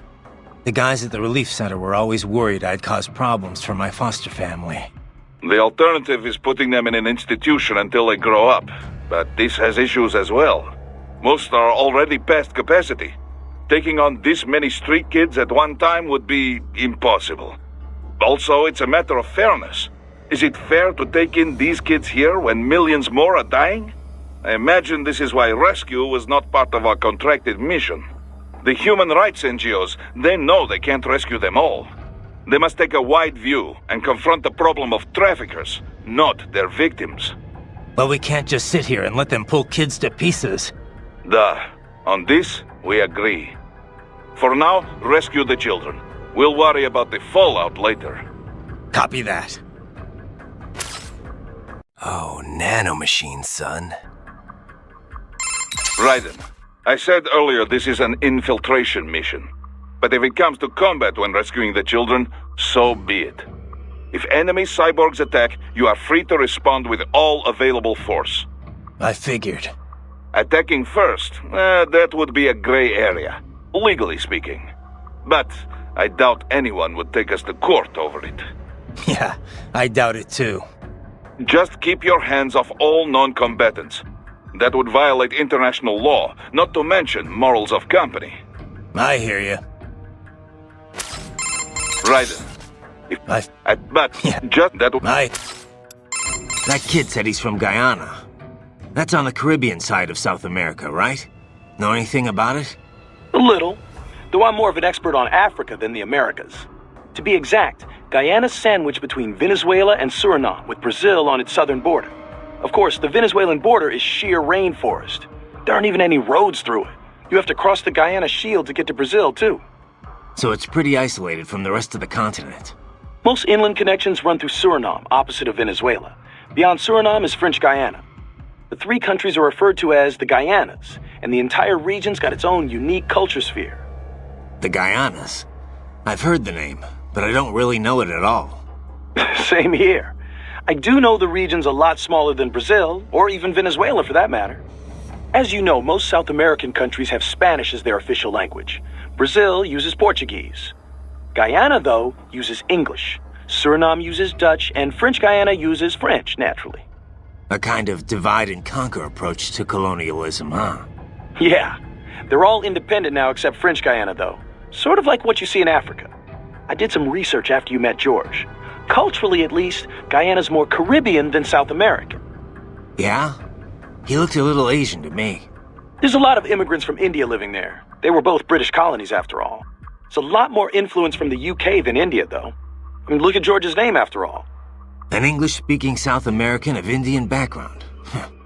Everything good over there, Raiden? You, don't seem like you're in much of a hurry. Give me some time. I've got a lot of intel to gather. Speaking of which, I'd better get going. Riding out. Those brains are from the street kids they picked up in Central and South America, right? Abducted by traffickers and sold to Desperado. Right. And now it looks like they're selling off their organs. That part of the world's full of homeless kids. True. Though really just about every nation's full of them. Except the richest ones, that is. You see a lot of them across the African and Asian continents, too. Estimates put the worldwide number of homeless children at anywhere from tens to hundreds of millions. Kind of a broad range. I guess it's hard to do solid research in the kinds of places where you'd find them. True enough. The way the Human Rights NGO put it, though, it's hard to define what a street child is. There's lots of different types. Some are on the street because they ran away from home, but really they can return any time. Some work on the street but go home at night. And some kids literally live on the street with no family. Go home at night? Those kids still count as street children? Well, the point is that there's no set definition. Everyone involved has their own take on the issue. Without a clear definition, estimates inevitably end up all over the map. Makes sense. If you're going to talk about street kids, though, I think you need to differentiate. There are the kids who live on the street and the ones that just work it. Little things can make a huge difference if you've got a home and a family to fall back on. Even if you're just running a fruit stand or shoe shine operation.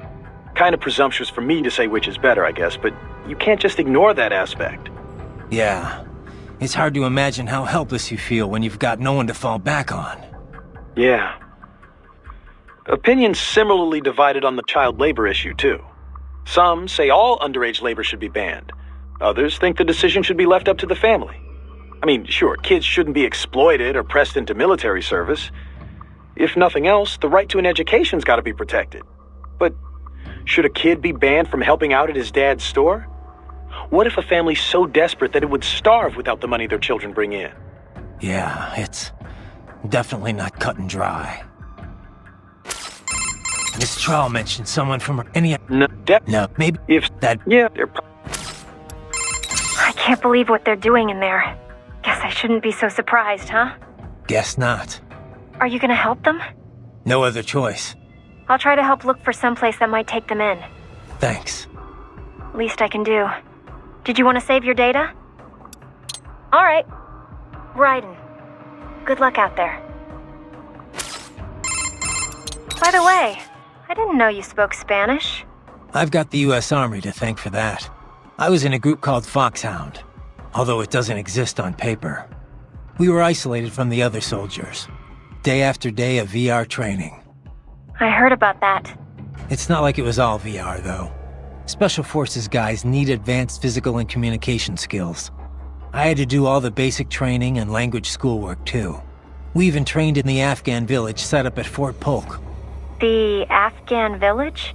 They built a mock urban area on a base in Louisiana for training purposes. It was a hell of a lot more realistic than the VR training we had back then. Nothing compared to cyborg training, though. Having it jacked right in like that. They say it's so realistic now, you can feel your blade cutting through flesh.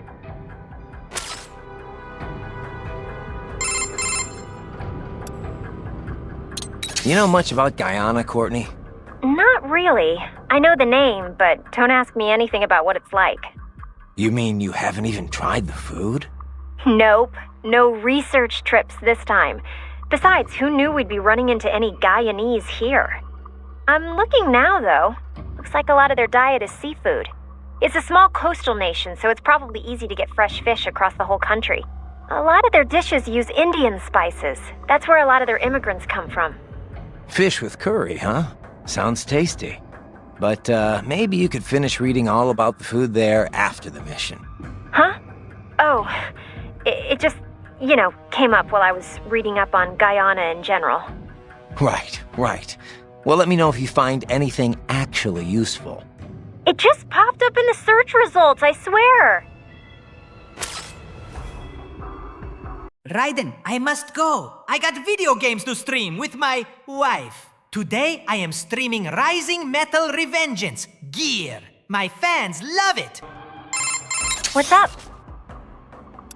No? Did you? No, just... Oh, save it for your wife, Raiden. How is Wolf faring? Hard to say just yet. Seems like he's doing okay. Good. I'm so pleased my repairs were effective. He seems happy enough, but I don't know. Can a machine really be happy? Maybe he's just being directed by his programming to behave that way. And what is wrong with that? If something you do for someone else is appreciated, it makes you happy.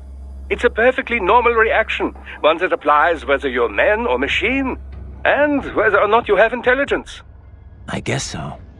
When you watch a film, does it not make you happy when good things happen to the heroes in the end? I'm not seeing the connection. Well, those heroes are not really happy. They're just following a script written by someone else. The actors have human intelligence, but the characters themselves do not. It is a facade, an imitation. And yet we still feel an emotional connection. It does not matter that it is make-believe. Now, I certainly don't know whether the AI you encountered in the past was neural or not. But Wolf most certainly is. And with a neuro AI, it is not so simple as working off a set computer program. You can define intelligence however you like, but personally, I see no reason not to say Wolf has it. It possesses a neuro AI structurally similar to the human brain. It has learned enough of the world around it to be capable of human speech. Truly, an astounding artificial intelligence is at work here. One, I suspect, could make for substantial business opportunities given the chance. Think of the possibilities, Raiden. What do you think a truly intelligent AI could do for the world? I'll let you know if I think of anything. Raiden out. Do we need toast? You know, Doc, if you're such a big believer in cyborgs, why haven't you made the jump yourself? An excellent question. There is one very good reason for this. And that is? Wait. Is there some problem with the tech you didn't tell me about? No problem with the technology. The issue is I would be required to be separated from my original body before I could be transferred. And? So what? Well, then there's no way for me to oversee installation into my new body. You could have someone else do it? Ha! Amateure! Hacks! I would not trust the average cybernetic surgeon to repair my toaster oven. I possess one of the world's foremost minds on this field, Raiden. This is not a boast, it is a fact. Entrusting that to someone less talented, imagine a great architect asking an infant to build his new home. No offense, but I mean you're just assembling some... Raiden. Raiden, this is not like putting together your bookshelf. It is quite literally brain surgery. More than that, in fact. There is an art to doing it correctly. All right, Doc, all right. I hear you. I suppose I should not expect you to understand. Regardless, I am in fine health for now. Perhaps by the time my body begins to decline, there will be others that might be trusted with the duty. But which body to choose? Perhaps a young female frame to surprise all my colleagues. To surprise your colleagues, right. Nice jugs, Courtney. Yum, yum. How is Wolf faring? Good. Maybe. And it's a... and no, but... and it's a true thing. It appears you have entered the sewer's maintenance corridor. It connects individual water conduits for inspection and work access. Additionally, it is used for material storage during expansion and construction work. How do you know all this? These are all logical assumptions. Let me ask you something. What do you think you're doing here? I mean, why are you... Because I owe a debt, and I wish to repay it. A debt, huh? How human of you. I contest that statement. Many humans possess little or no sense of obligation at all. And many are entirely willing to trample their fellow man for personal gain. I know. But is that it? I mean, you're willing to follow me? Put yourself at risk just because of that? What do you think of what I'm doing here, for example? A delicate question. I do find it difficult to rationalize your mission to rescue the children. If you wish to save children in need, there are hundreds of millions of others equally in need. Thanks for the support. However, we must still uncover the full extent of Desperado's activities. And as such, it is meaningless to debate best practices without sufficient information. All right then. No more questions, Your Honor. Why does this sound like Raiden, LOL? Let me ask you something. I mean, what do you... And...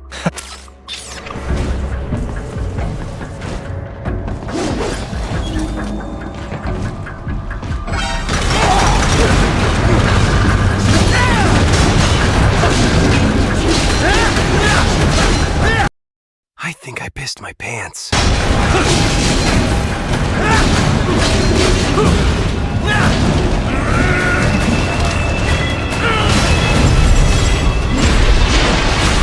Bullseye!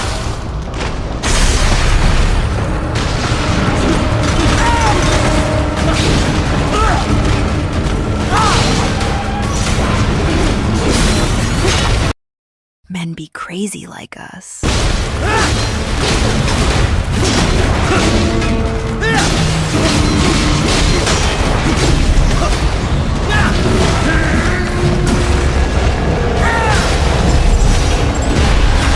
Get off!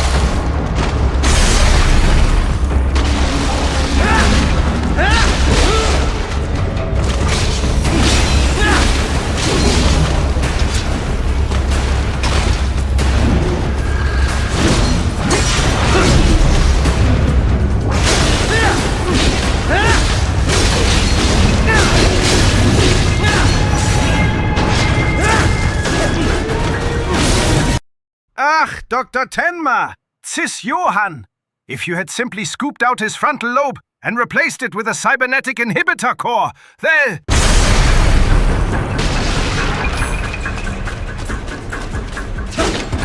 We intercepted call for backup during your last fight. The caller's position is on your Soliton radar. You can engage if you wish. It is your choice.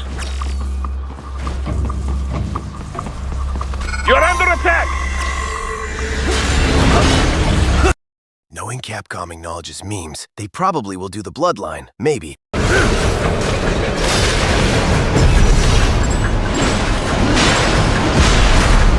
off!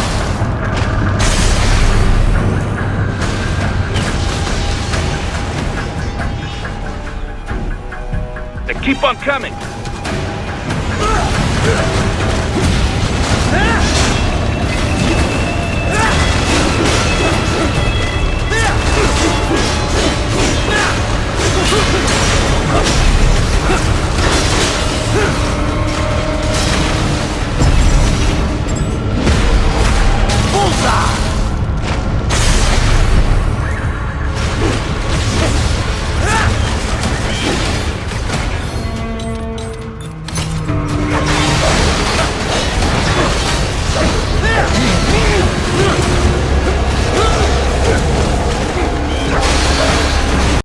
Why are we whispering? Is it Redfield bloodline succession time already?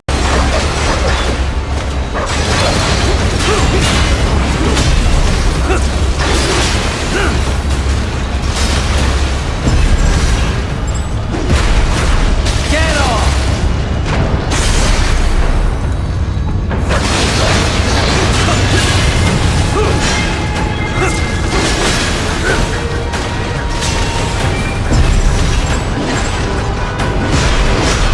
Well, remember to not get explosive diarrhea. Ah, it's a doozy!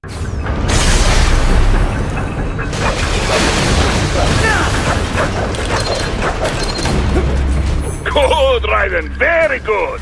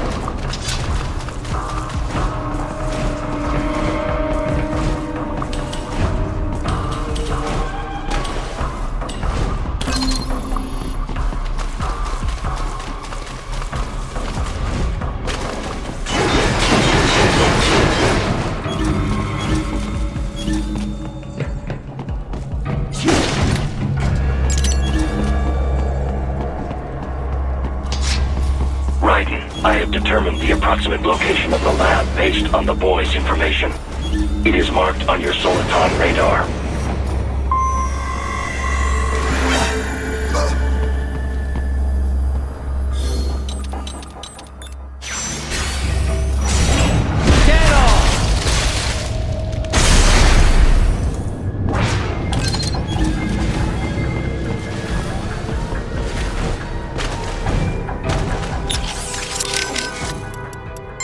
This is Raiden. I'm near the target area, but I'm not seeing any lab entrance. Yes, I am searching for it as well. Any ideas? Remember what the boy said, Raiden. He escaped into the sewers via a drainage channel, and that there was a large shutter gate nearby. Yeah, but I haven't seen any gates. You? It is likely well hidden. We may be unable to detect it from the outside. It may be wise to search the walls near any drain outlets. Right. Let's get to it.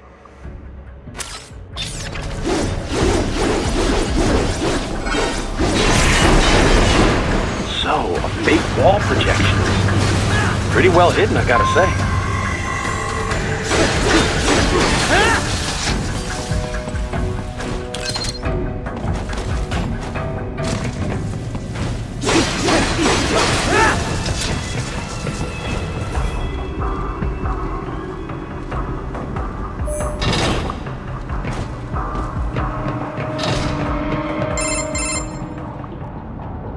Ah, this would appear to be the UG maintenance area. You should find a terminal there. Something they use to upload mission parameters to the UGs. And something I can use to access the lab's main server? Perhaps. But first you need to take a dump. Wait, what? A dump? A digital optical output mounted proxy. You'll need one to interface with the terminal. Most any UG should suffice. A tripod or the like. I'll see what I can come up with. How do I use it? Simply connect to it. You should be able to use your communications outlay to control the proxy UG. Alright, let's give it a shot.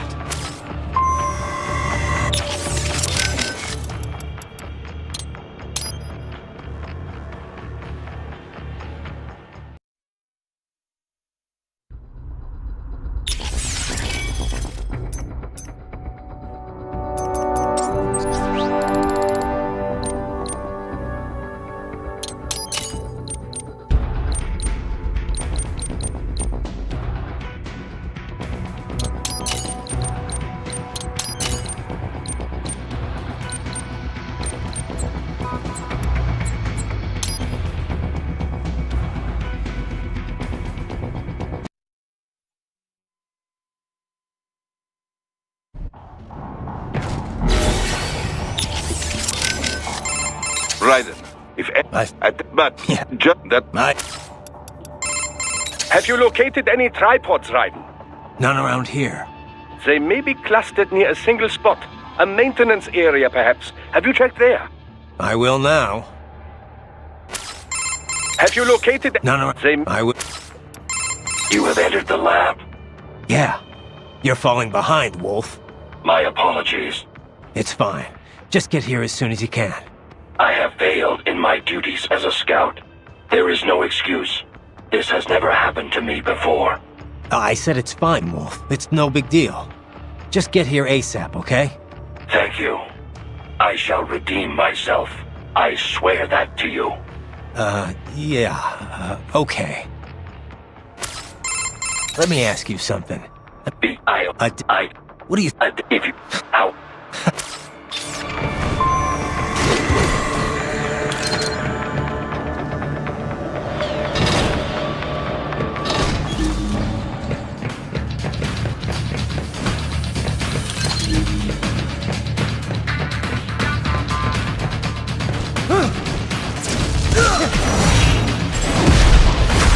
Bullseye!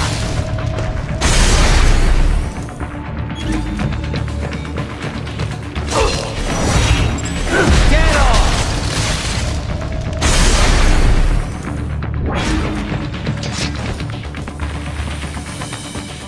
Right.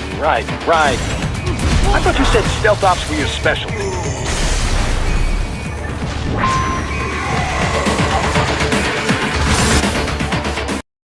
It's a random day for being quiet. Here, have cookie.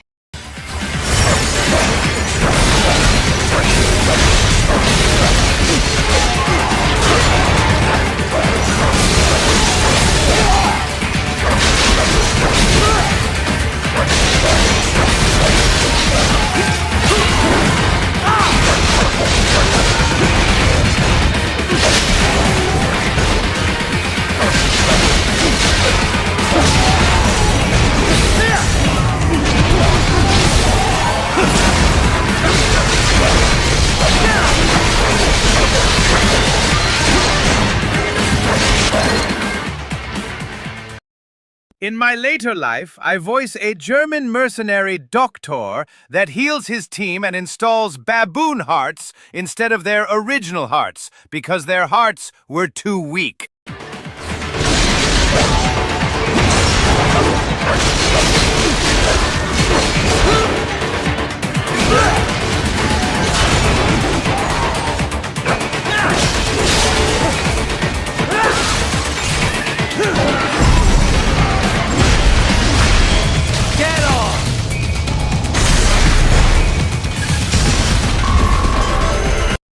Does this nerd know what nodes do?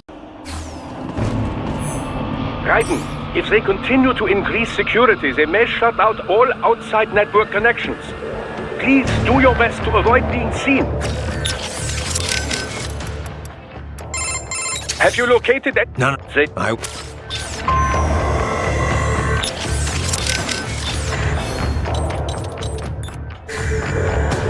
Okay. Subject is in. Classic Doom.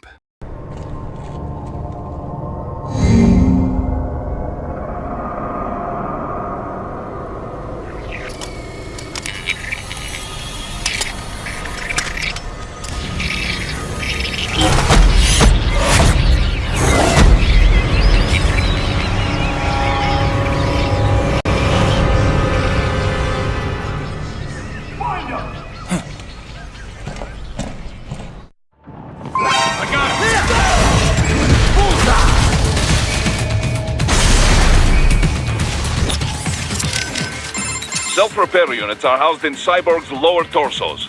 Strike at the lower abdomen in blade mode to seize the unit. Stick to quick slashes when you are surrounded. They leave you less exposed, so you can change tactics as you move. You can also string attacks together to keep your enemies off balance, yes? Enough, Raiden. It's time to focus on defeating the enemy. Take care of that enemy first, Raiden. You okay, Raiden? No? Just... Concentrate on the fight now, Raiden. Let me ask you something. I mean... what do you... And... I should take a large Doom.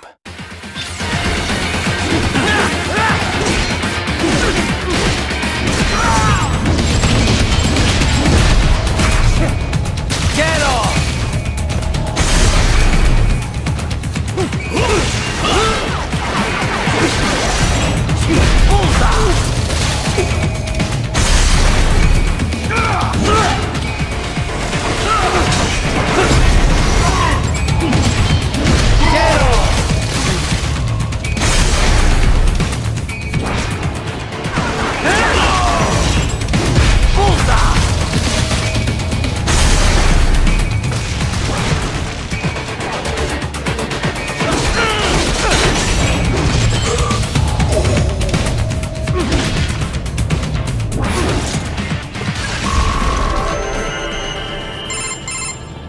Is it over?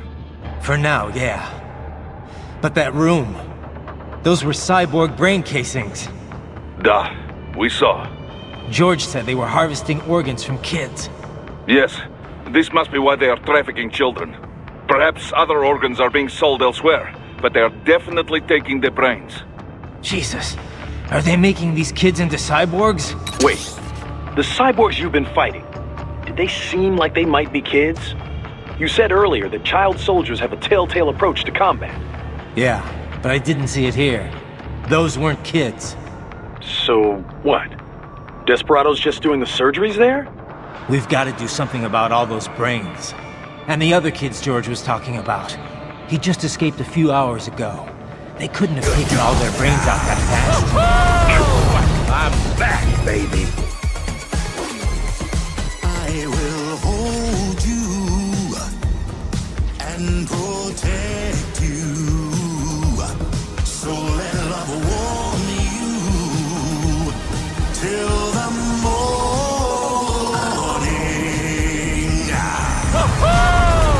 I'm back. All right, Jeff. Good God.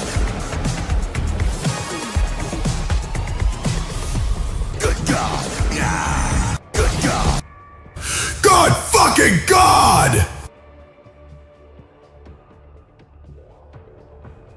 Rue, there could still be a bunch of kids they haven't touched yet. I better move.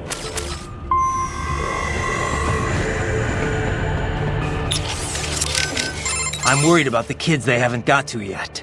But what about those brain units? They're just brains, but they're still alive. I won't just abandon them. Duh. I will discuss with Doctor.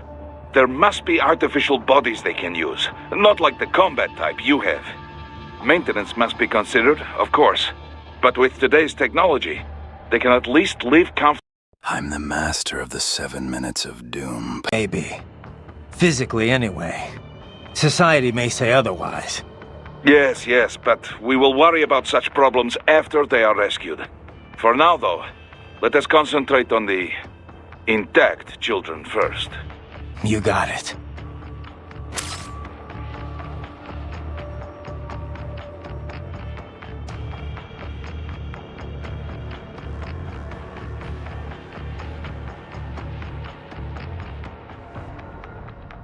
7 months. Good fucking God. I'm happy to be here. George, stay awesome. Raiden, if Man, I couldn't have imagined anyone would cut the brains out of kids. What are they even doing this for? Why make them into cyborgs? I don't know. They say child soldiers are both bolder and more obedient than adults, but... They are, on both counts. But the surgeries alone would cost a fortune, not to mention all the training. Yeah, I don't get it either. For now, you just look for the kids they haven't operated on yet. We come in too late on this, and things are gonna get a whole lot messier. You were talking earlier about runaways. Kids who could go back home if they wanted. Right. A lot of times they're fleeing problems at home. For a kid like that, life on the street's dangerous, sure, but maybe better than the abuse they got at home. They can go home if they feel like it, but they choose not to. That's a whole other level of tragedy. It's a pretty common case in Latin America, as opposed to Africa, where you've got a lot of war orphans. Kids like those sometimes get victimized by the people around them, even killed. Sometimes by the cops. That's what happened in Brazil in 1993. The Candelaria massacre. 8 kids were killed. How could families abuse their own kids? What's the trigger? I was wondering that too. I did some reading up on it. A lot of times the mother remarries, and her husband ends up abusing the kids she brought along. It's actually a pretty common story in first world countries too. The mother's too scared to do anything. She just wants her new man to love her. A lot of the abusers are addicted to drugs or alcohol too, leading to neglect. If their parents can't be bothered to feed them, kids are forced to hit the streets for food and money. And these are the kids desperados rounding up? Kinda makes you ashamed to be a human being. Yeah, it's definitely evil, all right. But even if we got them out, it's not like they've got happy homes to return to, right? Exactly. Most of them, well, a lot of them don't make it to see adulthood.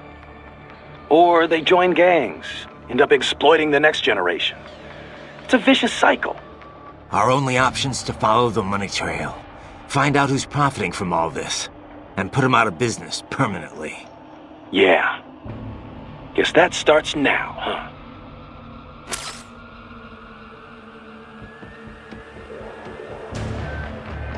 Good God.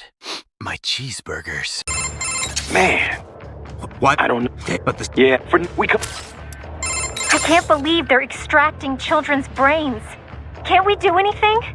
I don't know. That's something I need to discuss with Doc. For now, I gotta worry about the kids they haven't operated on yet. As long as they're held hostage, no way am I gonna be able to get the brains out of here. Yeah, you better hurry. Oh, but maybe you should save first. All right. Be careful out there, okay? What's up? No? Did you... No, just... Oh, save it for your wife, Raiden.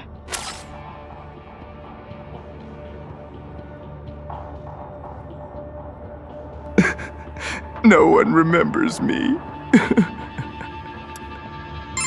What do you know about these brain units, Doc?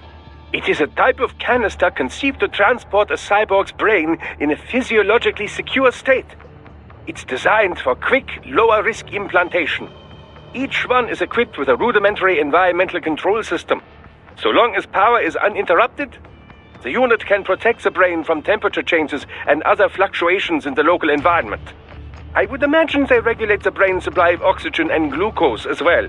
That's what I thought. I've seen these before, but I didn't think there were that many of them out there. Oh, manufacturing's exploded alongside the rise of cyborgs, though they're still made by only one company. The chassis also functions as an impact liner, absorbing impact and preventing organic damage. It's durable against impacts up to 700 G, which would be enough to permanently damage an unprotected brain. Sounds like military spec stuff.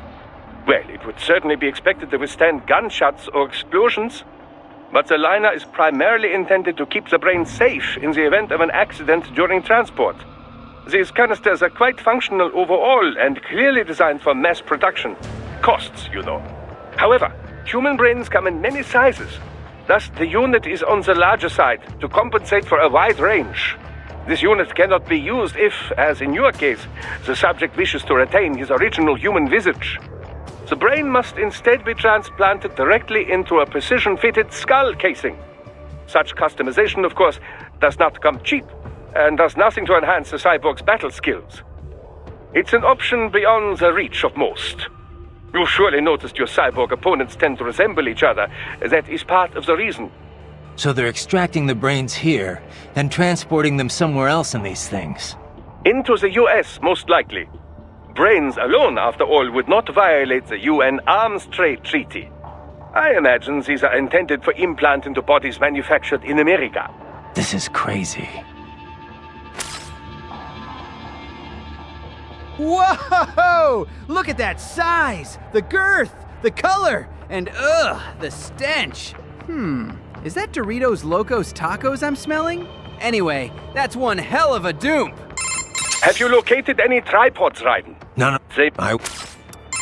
So, how much do you know about how Desperados operated? I was at the lowest possible tier of information disclosure, beneath standard contractors. As it was explained to me, contractors need at least some information divulged to them. I did not. As a machine, I had no contract and no rights. I was kept in the dark. My knowledge is no deeper than what is already generally known throughout the industry. Couldn't you hack into their network or something? You're an AI. Perhaps, if I had free access to a computer. Also, hands. Those are necessary to operate a keyboard. Yeah, but you are a computer. It is not so simple. There are protocol issues. Neuro AIs are far closer in structure to the human brain than standard von Neumann architecture computers. Well, I would have tried anyway. Did you have contact with anyone besides Mistral? I engaged in tandem field operations with Sam on several occasions. However, he was even more difficult for me to comprehend than Mistral. I bet. Is a tyrant about? My wife is a bit of a tyrant. So you said it took 3 years to learn how to speak, right? Given enough time, could any AI be taught that too? I cannot assert that. A neuro AI is only capable of learning new things, not growing and replenishing its own cells. Thus, each neuro AI is equipped with a predetermined capacity that cannot be altered. My AI contains 90 billion neurons, more than a human being. A normal LQ-84 model possesses only 1.6 billion. That's a big difference. Relatively, yes. I doubt any amount of learning period would enable an LQ-84 to speak. It would be similar to attempting to teach a dog how to converse. A combination of appropriate instruction and an ample neuron count are required to accomplish the feat. So if someone else made a neuro AI with the same capacity or more... Other AIs as conversant as I are a possibility, yes. Robotic pets with neuro AIs are already on the market. And I understand research and development are underway to create a model capable of conversation. Do not be surprised if such a pet becomes available before too long. If that becomes commonplace, hard to imagine. Is it? The human race has willingly embraced all of its other inventions so far. Steam engines, electricity, the internet, cyborgs. Perhaps the day will come when conversing with AIs, too, is considered perfectly normal. Maybe. As normal as being a cyborg is now, at least. The most significant challenge would be in crafting the appropriate training regimen. The only way to establish an effective learning system is through sheer trial and error. And it will take even more time to virtualize and optimize that system for mass production. One could say my own existence is due in no small part to simple luck. Of course, I was a failure as a weapon as well. Failure or not, you're better off than an AI that knows nothing but how to fight. I am pleased to hear you say that. Let me ask you something. What do you what do you if you how and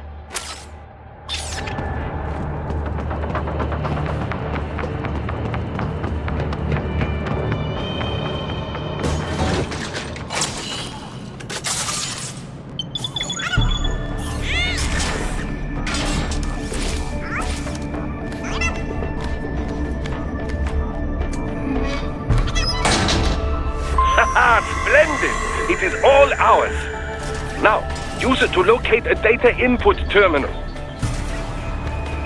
These guys are pretty jumpy now.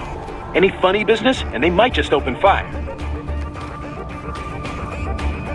Try latching onto cyborgs' heads from behind.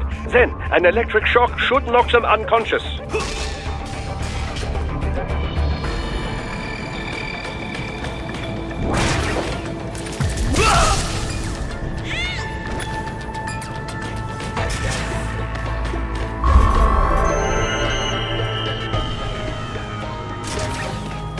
That terminal is most likely designed to download mission data and such into the UGs. Let's try using it to access the lab server.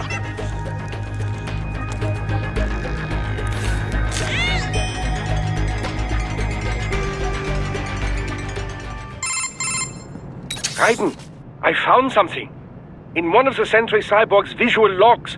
Guess who shows up? Patch it through. Right away. Maybe I can use this Rose in my new Tyrant program.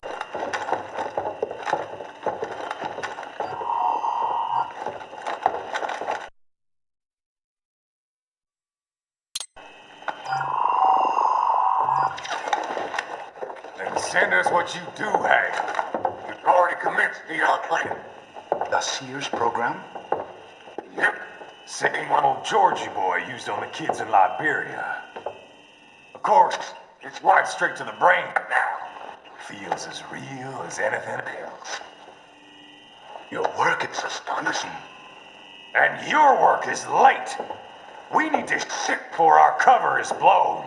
We've got some assholes snooping around.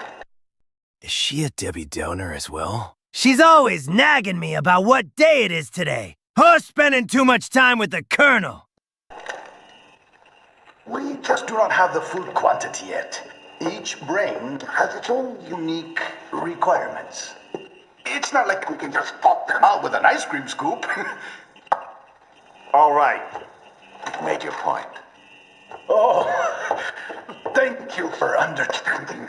Say what you have now. I'll destroy any unharvested inventory. What in the Strand is this robo-dog yapping about? Eh? But have you any idea what they cost? Last I checked, the children weren't exactly rare in the part of the world. Millions of them, in fact. You can get more once we set up a new lab. They lead lives of hunger and pain. We're performing a service here for them and the cities they burden. But just gathering the donors required a significant investment. Yes, you'll get the money. Accounting will be in touch. Gracias. I assure you we will dispose of our inventory the instant we can confirm payment. Are we done? Men. You'd think men would use a brain cell for lack of evil in the residential area. I'm here. I've got a full slate today. Tecumseh is a demanding mistress. The evil is residing. Resident Evil. And America has suffered long enough. Oh, yes, sir. Thank you, sir. Let me see you out. You see that, Kev? Imani's killer. Desperado's chief of operations goes by Sundowner, the Californian wildfire. The kids. Think we're too late? Only one way to find out. Doctor! We've managed to take a dump! George was still alive. Maybe the payment hasn't come through yet. Maybe. But you heard what he said. They've already started some brains on VR training. There must be more than just what I found here. What about the VIP in the suit? I'll find out. He definitely seemed familiar. Right. I'm going after the kids.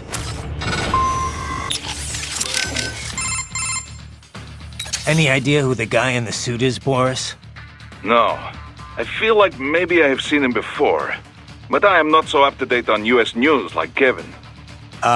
Isn't that kind of stuff important given the business you're in? And Maverick's based in Nevada. I know you're only there a few times a year, but still. This is why I have staff in America. Excellent workers. They run place for me. No questions asked. That's not really what I'm talking about, Boris. I am fucking! Ha ha ha ha ha! Any idea who the guy in the suit is, Boris?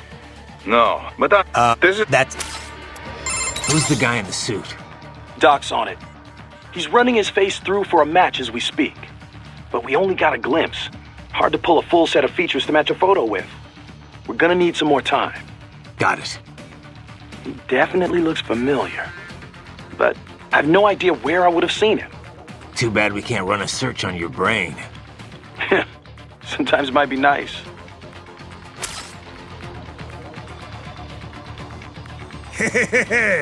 Hello there. Man, I couldn't have... What? I don't... But the... Yeah, we come... Know anything about the guy in the suit, Courtney? Not a clue. Sorry. I feel like I might have seen him somewhere, but... Yeah, it's a pretty common-looking face. Doc's analyzing all his facial features right now. He should have something for you soon. All right. I've got a few things to do here anyway. Yep. Do you want to save first? Good luck. Zoinks right in, LOL. Ah! Oh no! My bread muffins! No? Just be... Doc, they're VR training those kids' brains. Indeed, much as one might expect. Simply installing someone in a cyborg body does nothing to enhance their neural acuity. True combat efficacy requires the right knowledge and the right operant conditioning. Yeah, but this isn't just normal army training. This is the Sears program. Indeed, the instructor sends data directly into the brain. The experience is almost impossible to discern from real life. No, Doc. I'm not talking about the VR tech. The training program's completely different. It is only VR, Raiden. They are not actually hurt. Well, right. That's because they don't have bodies to get hurt with. But they still feel pain. Without that, it just isn't realistic enough. That, and with this training, you're the one doing the killing. Not just the soldiers, innocent people, POWs, civilians. I see. So that is what the Sears program is. Yeah. Look, I gotta move. Out. Wesker the Tyrant program has restarted via your friendly AI. Me. Oh. Thanks, non-existent evil. Doc, they're VR... Indeed. Simply true. Yeah, no, it is... Well, not... Yeah. You ever see the guy in the suit before? I am sorry. No. Nothing in your database?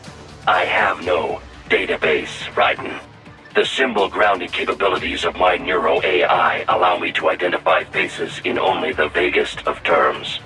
I can judge whether I think I may have seen him before, but I do not have the accuracy of a database. Well, that's ridiculous. You're an AI. An AI modeled after the human brain, and thus as flexible and occasionally vague as any humans. Of this man, however, I have no recollection. I do not believe I have encountered him before. Most likely. Oh, man. Let me ask you something. What do you think you're doing here? I mean... what do you... How...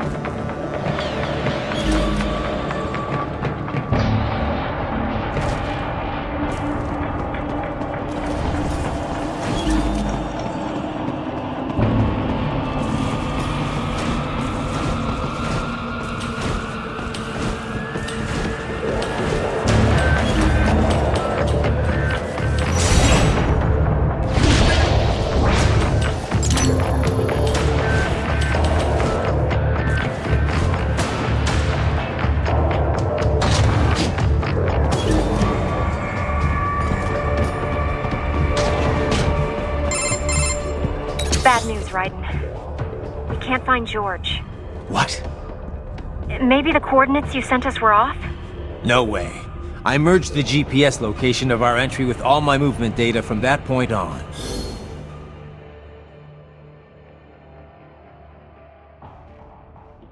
Don't take your childhood trauma out on me, edgelord Dummkopf! This is bad. You think they got to him first? I don't know. I'll have our guys sweep the area. Thanks. I better keep moving.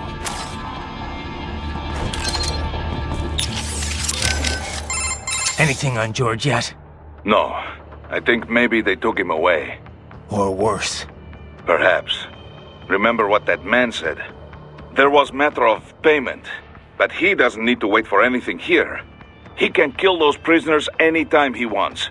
And as for escapees, they're more easily killed than captured. Damn it! I knew I should have stayed with him until our guys showed up. Raiden, the other children are not safe either. That payment may already have been made for all we know, and they know you're there, too. They may decide to simply dispose of children before they escape. You must hurry.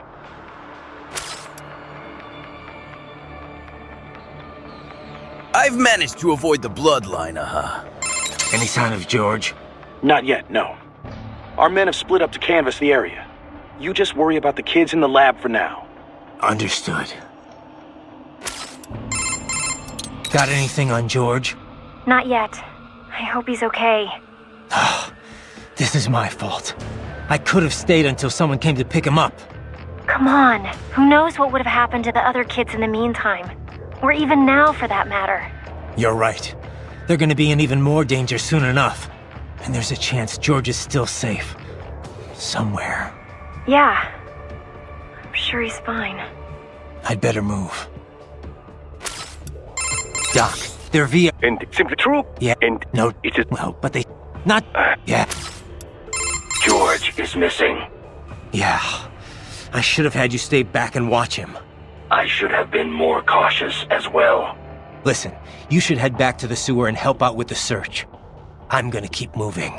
Understood.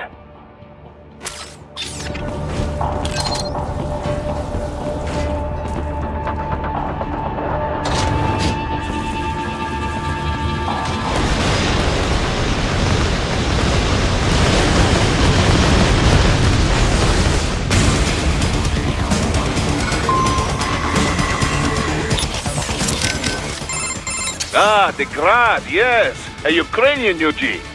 Of all the places to run into one, eh? Well, first thing is first. Drive it back and out of your way.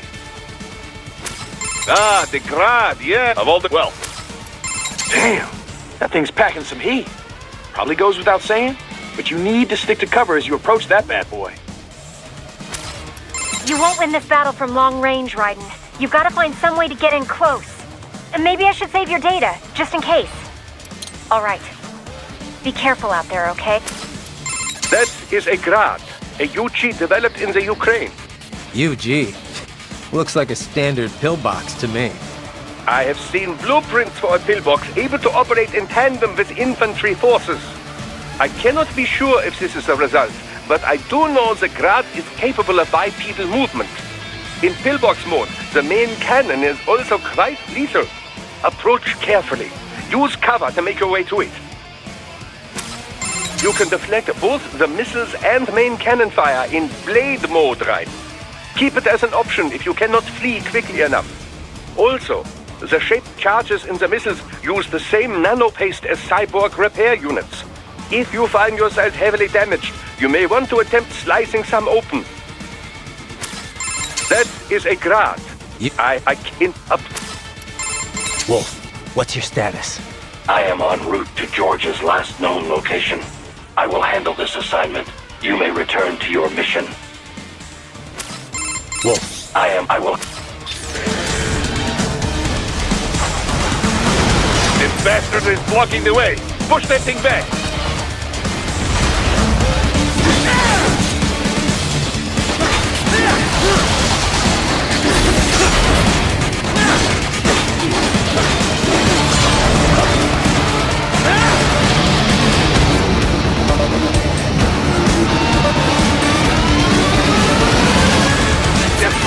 Rocket mode! Careful! It is whole new battle now! Ah, here is where the Grad really shines. It has wheels in the back of its legs for quick movement. You would not expect speed from such a large UG. Add the firepower and you have a potent foe.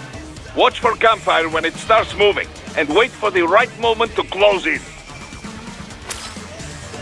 Just get as close as you can and keep attacking. Chip away at that armor long enough, and sooner or later you must break through. You what? Damn, that thing's packing some heat. Probably. You can deflect both the missiles and main cannon fire in blade mode, right? Hold if...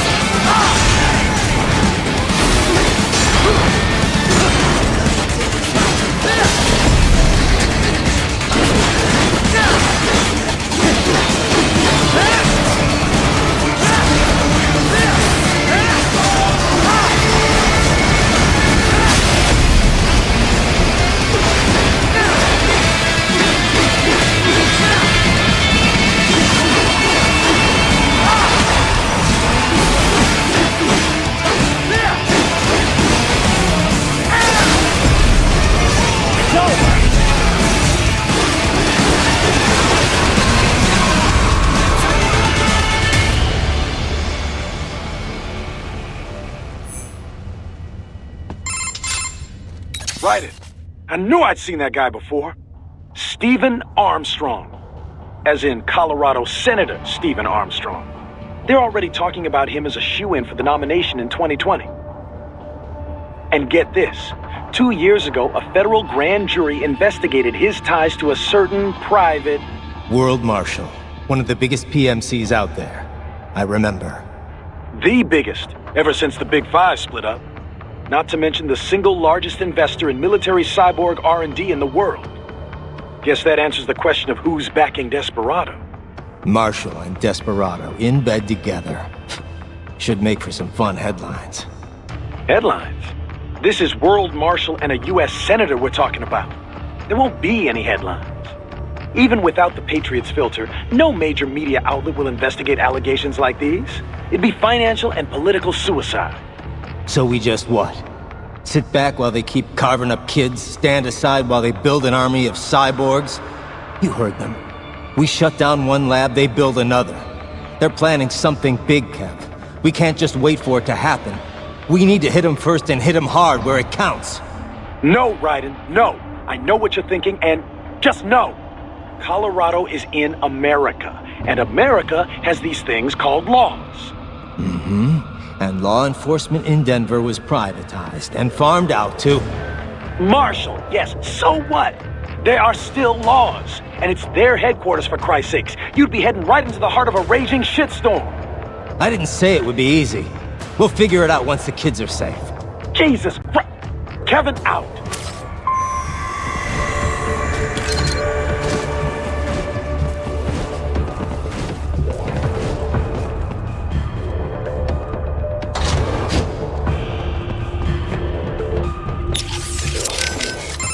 So World Marshal is backing Desperado, You don't exactly sound surprised.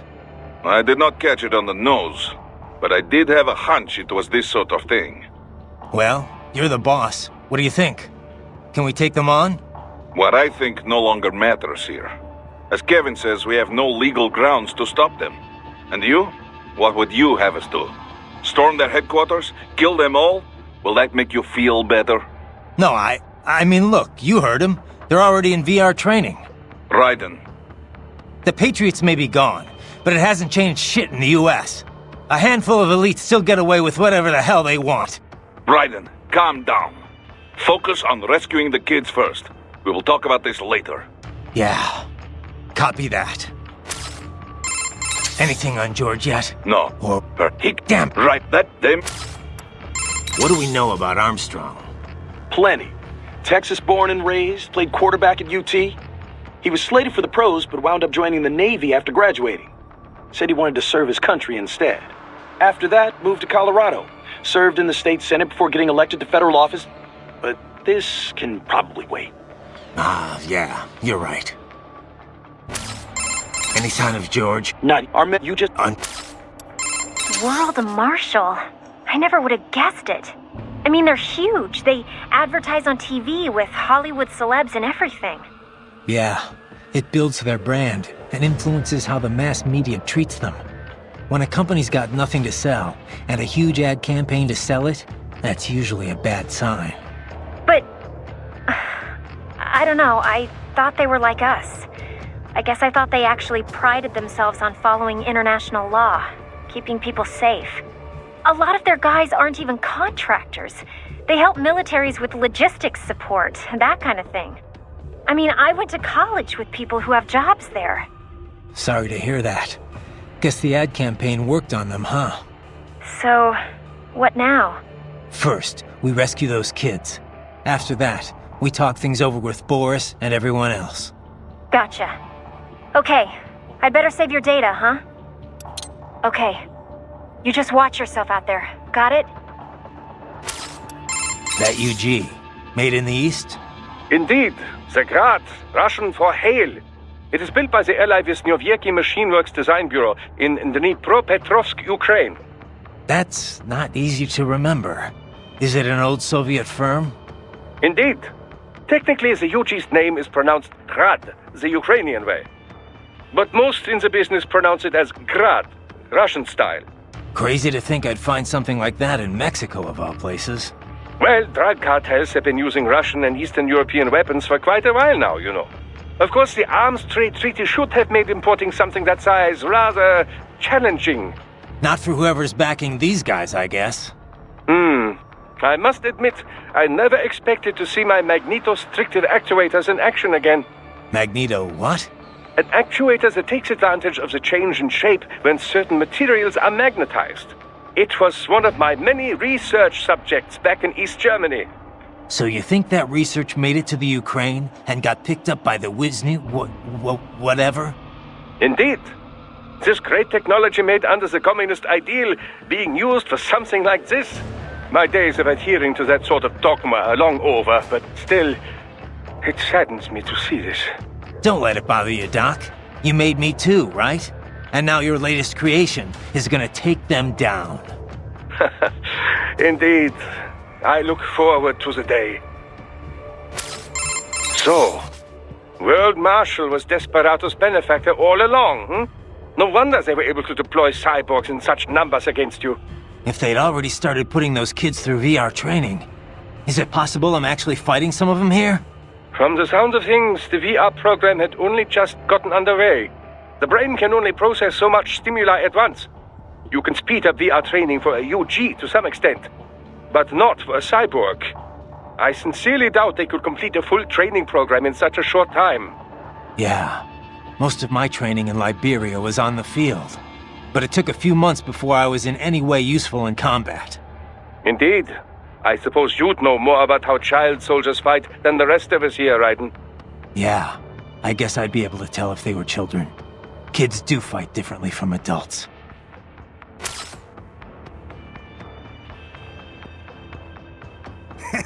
Good fucking God! I'm back, baby! The memes are fucking back! Also, come to Armstrong Diner for special memes burger. 50% off if you tell a meme. Oh, vote for me for president, too. So, no what? Is it from? Yeah. Desperado's backer has been identified. What will you do now, Raiden? Will you attempt to destroy World Marshal?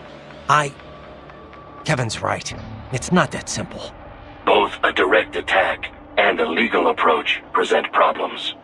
Either course will likely lead to additional conflict. We can figure it out later. For now, we're getting those kids out. That remains your intent? I cannot fully agree with that course of action, but I will support your decision. I will continue to scout ahead. Wolf, What's your status? I am en route to George's last known location. I will handle this.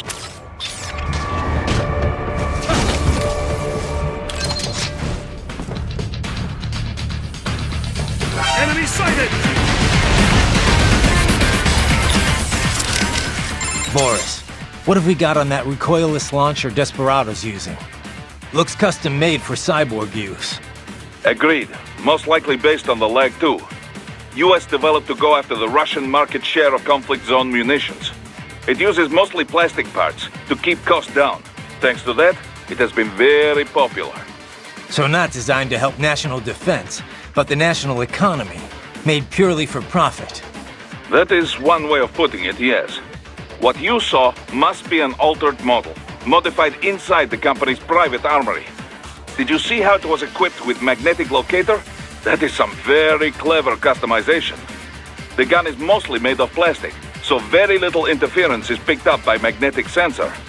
Hell of a payload too. Heat MP, definitely anti-cyborg. Even you'd feel the blow from one of those. Any countermeasures? It uses an inertial fuse to maximize the formation of the shaped charge jet. Cut off the warhead while it's still in motion, and it will not detonate. So slice it up in blade mode and I'm safe? Take this seriously, Raiden. You may have 2 kilo explosive charge and 1,000 ceramic flechettes flying at you at any time. Yeah, but it's not very fast out of the barrel, right? Shouldn't be that hard to avoid. They can hit more than just you. Avoid collateral damage at all costs. Strike before they do. Do not let the enemy launch these. Neutralize them first. Copy that. Anything on George yet? No, well, perhaps. Remember what... Damn! Right, that them... Get off!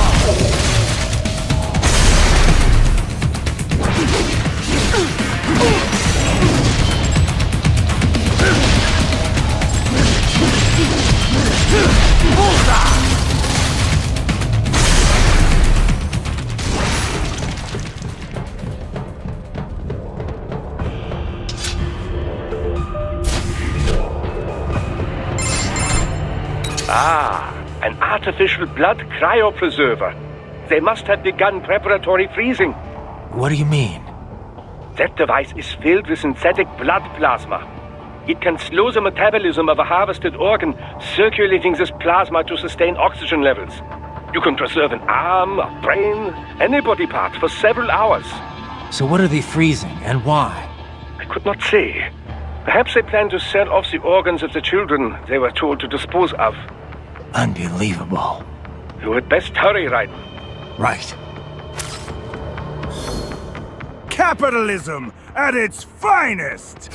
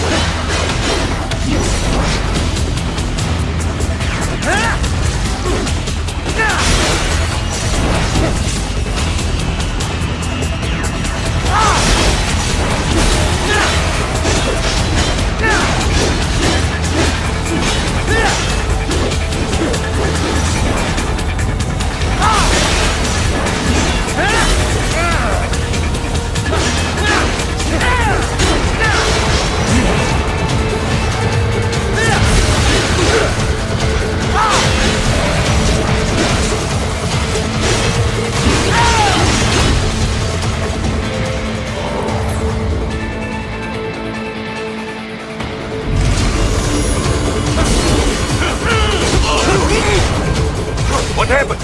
What is going on? Raiden, answer me! Raiden!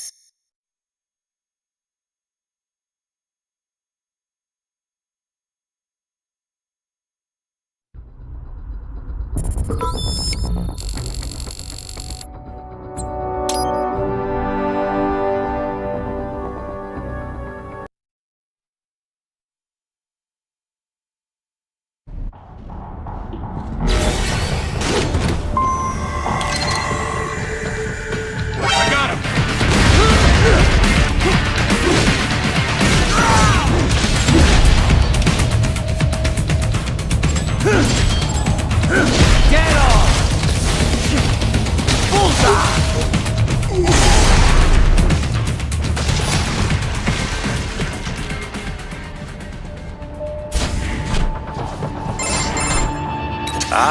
They must. What? That it can, you can preserve an arm. So I could not say.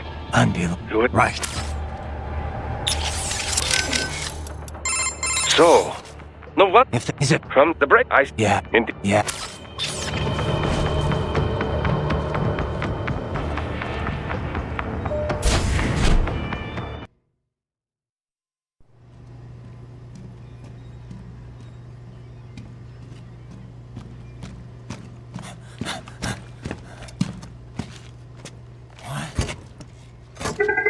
Shit!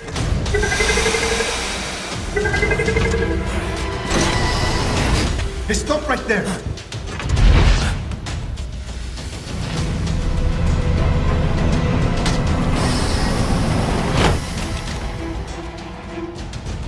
George! Raiden! You've heard of chloroform? A potent anesthetic in smaller doses. But breathe too much of it? And adios, muchachos!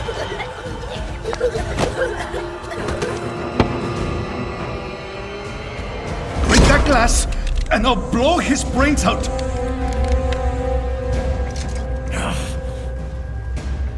Surrender! Or decide, the needs of the many, or the needs of the few. Raiden, don't worry about me now. Quiet, pendejo! Surrender! I won't ask again. George, are you sure? I'm ready. Me life now so precious. Ting, what if me can take this skunt to hell with me? Cállate!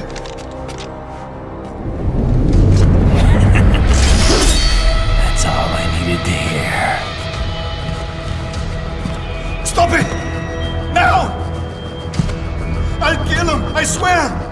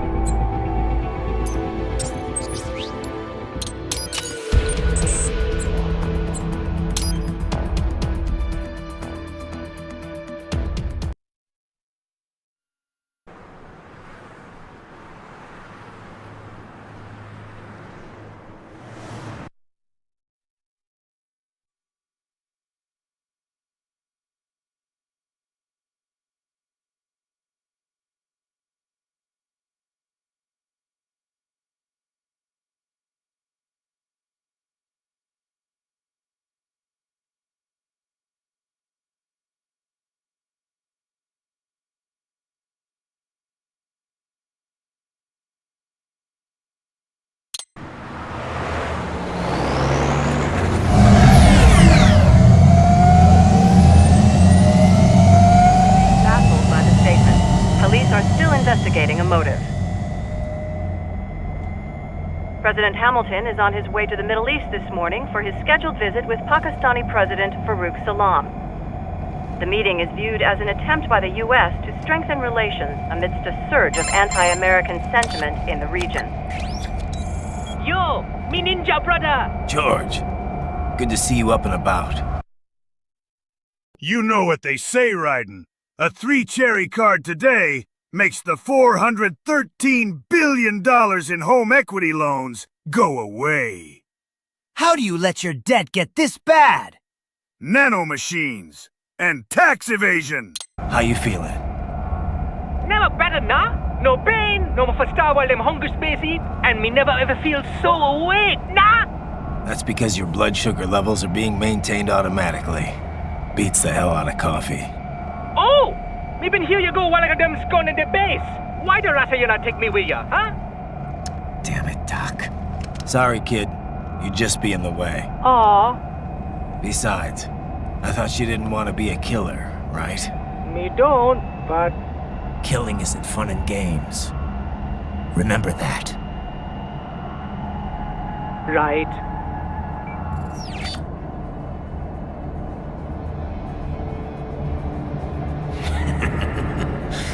That's all I needed to hear. It yearns to bathe in the blood of your enemies, but you hold it back. Yeah, just remember that.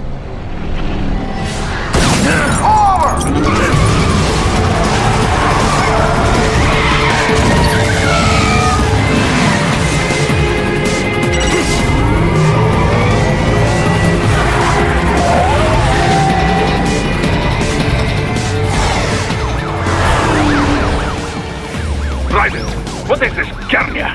You cannot resign! Sorry, Boris, it's done. Can't have a Maverick employee involved in a corporate raiding now, can we? You could at least come talk to me. No. It was time to break away from the old team, Boris. Past time.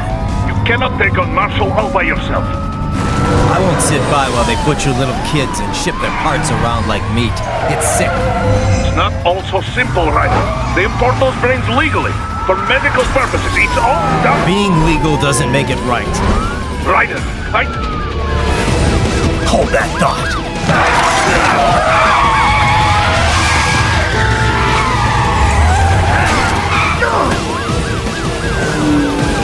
Fuck you, asshole!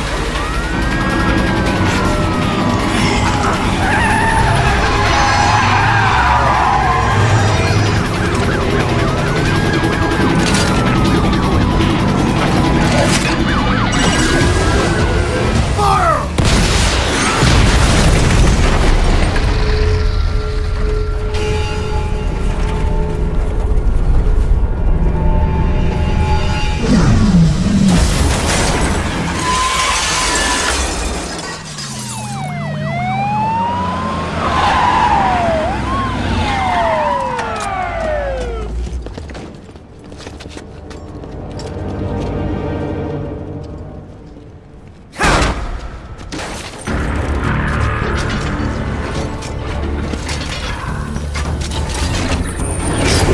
I will patrol ahead. Military cyborg, you are not licensed to operate in this area. You're in violation of state and federal law. Guess you better arrest me then.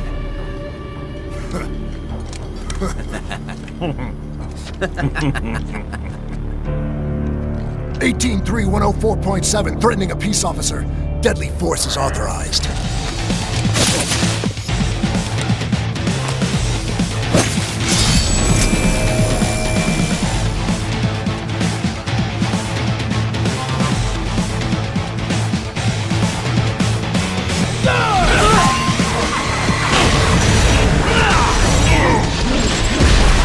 Get off!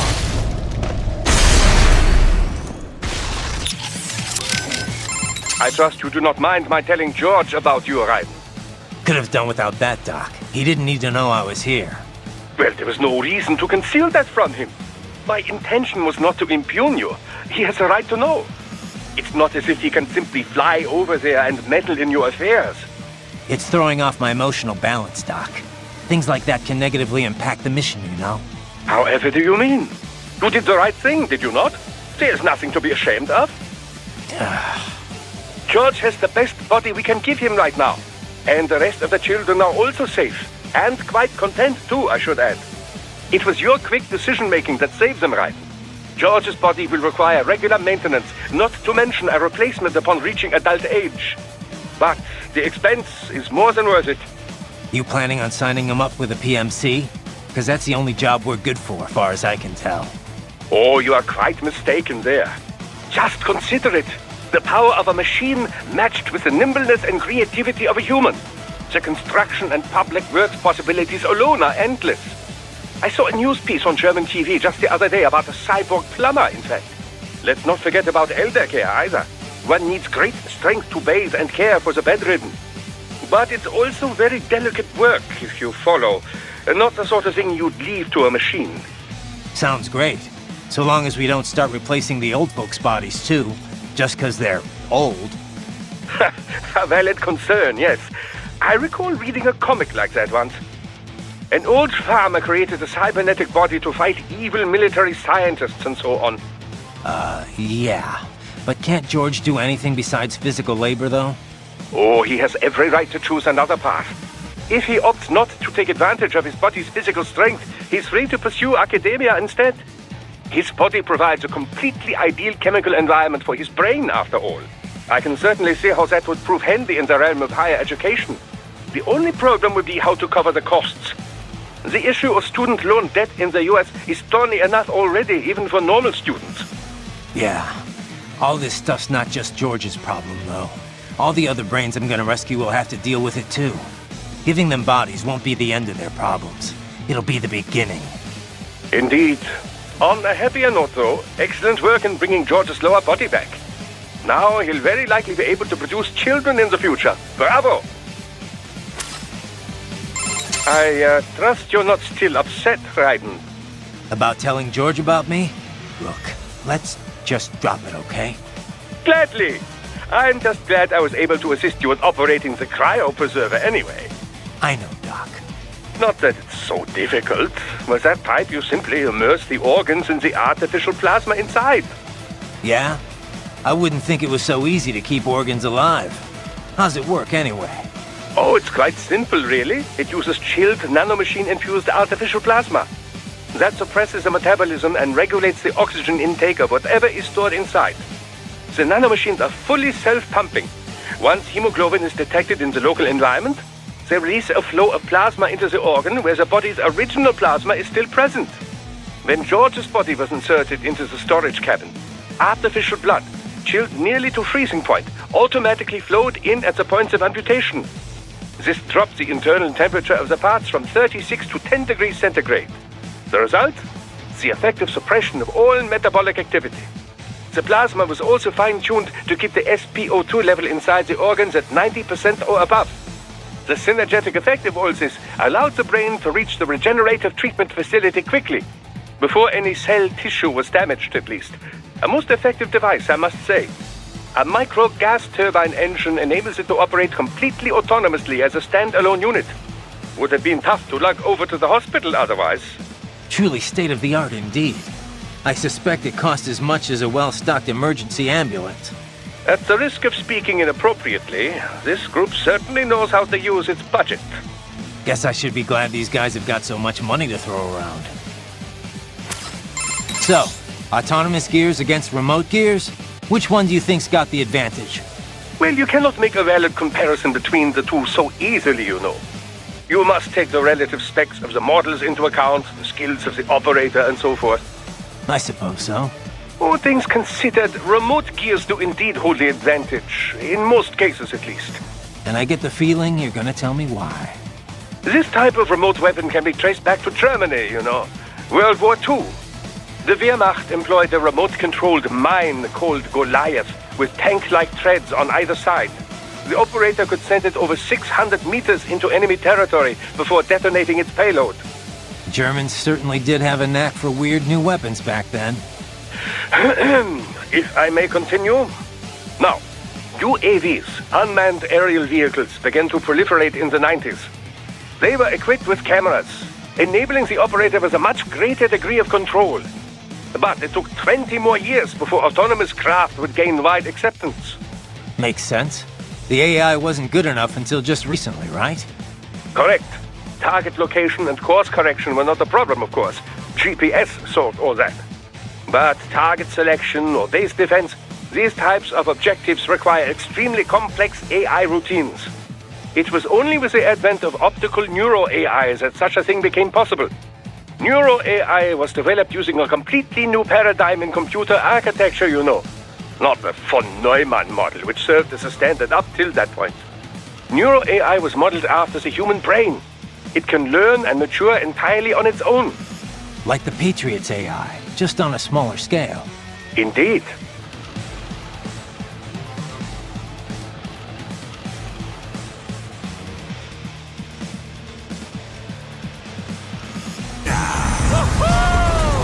I'm back, baby. Good dog. Good dog. I trust you're not still upset, Raiden. About telling George about me? Glad I'm not. Yeah? How's it? Oh, it's enough. Then this would it? Get. Wolf, I'll handle the police. You're on scout duty again. Affirmative. Exercise caution. They may be private police, but their specs are military grade. I am setting goal markers on your Soliton radar. Use them to follow me through this area. Good boy. I will ignore the condescension and take that as a compliment. You are welcome. Your only option is to fight.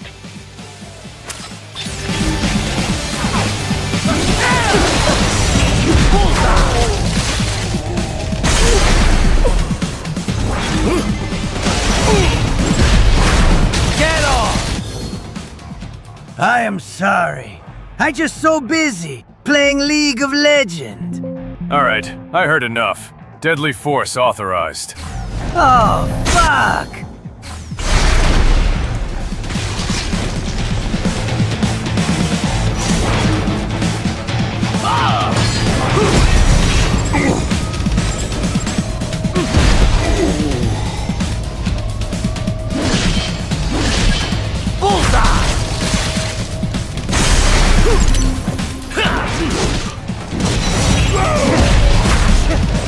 Get off!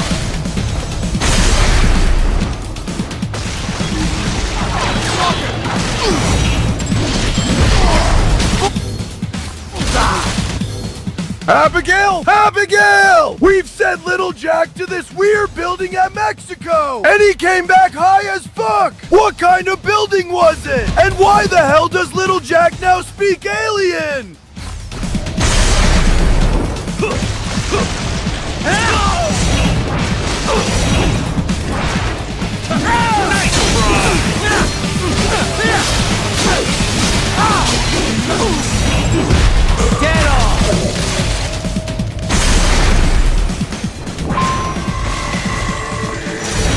Yes, Tovarich.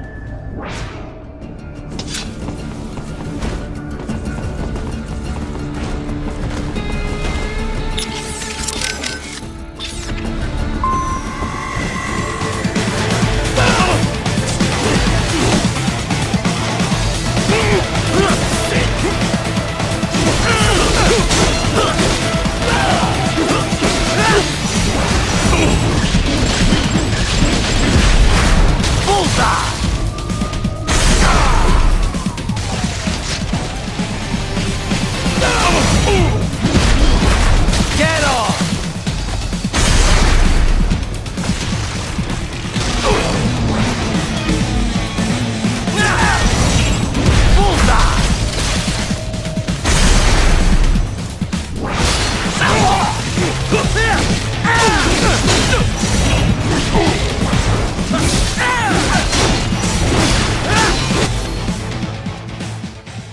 The Greek Wi-Fi played the chat like a damn fiddle!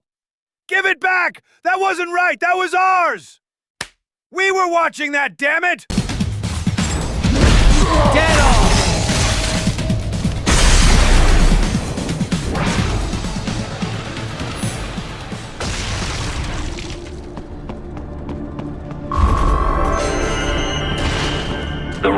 blocked by barricades.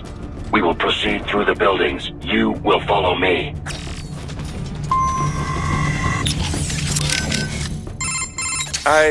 About glad I not. Yeah. How's Oh, it's an. This would it.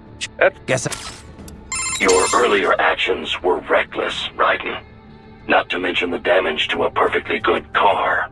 I knew the risks when I decided to go through with this. Besides, the car was mine. Maverick sold it to me. It's not meant for private use. It was made for ops like this. Regardless, your approach has proven most antagonistic. You are now a criminal, a public enemy, a police-killing vigilante. Even if your actions reveal World Marshal's designs, you will be unable to avoid legal punishment. Probably not. But that's a price I'll have to pay. I gotta stop that VR program and get those kids back. I sealed my fate the second I attacked George. But George is not dead. In fact, he has obtained an even more versatile body than his previous one. I'm not talking about that. I'm talking about me. I was a child soldier in Liberia, like Miss Trawl said. I was a mentally deranged child. People feared me, called me Jack the Ripper. A result of the so-called Sears program. I thought I'd left it all in the past. But just like that, Jack came roaring back. This is why you are so driven to terminate the VR training. I understand. I will continue to cooperate. Copy that. Ha! I did it again, George. I screwed your Wi-Fi and stream because I'm Senator fucking Armstrong. Good fucking God. Ha ha! I am setting goal markers on your use.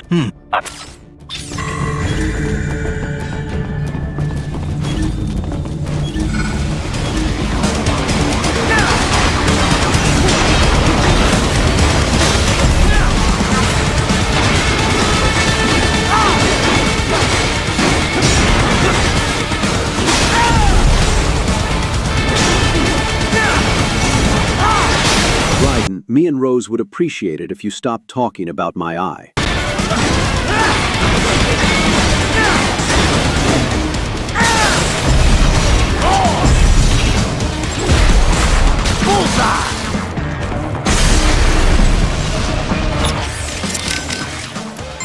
Your only option is to fight.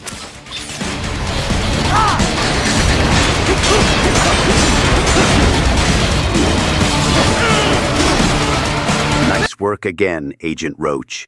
You're disabled the Wi-Fi for just the right amount of time for our other agent to go to their fridge and extract with a can of Pepsi Cola. Mission complete, Roach.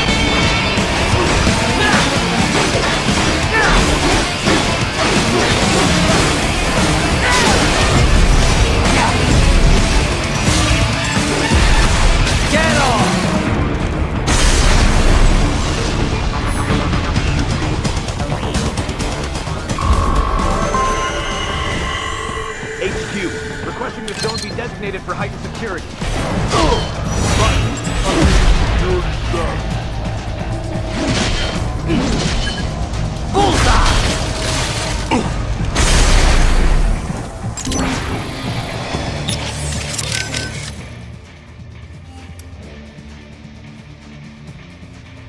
It was me. I took down that Wi-Fi. And I do it again. I am setting goal markers on your Soliton radar. I will... trust... About... Glad... I... Not... Yeah, how's it? This... Guess...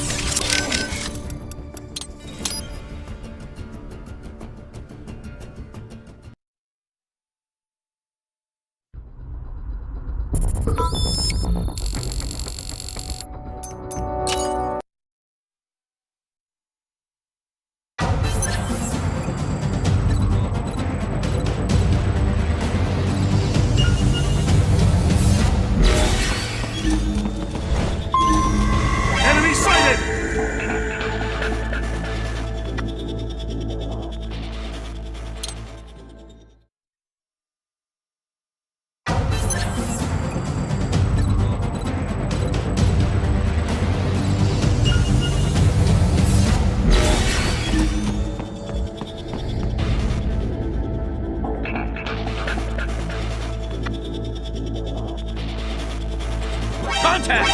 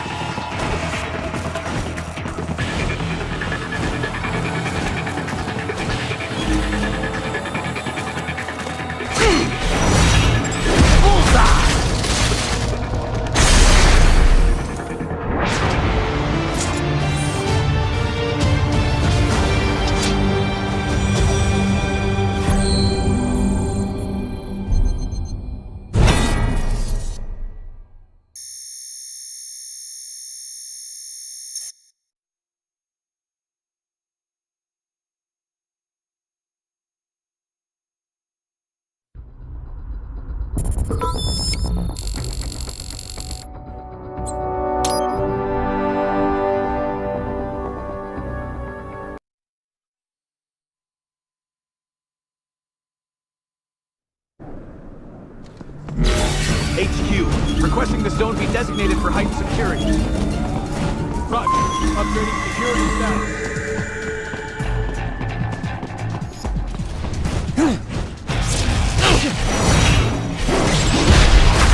Get off!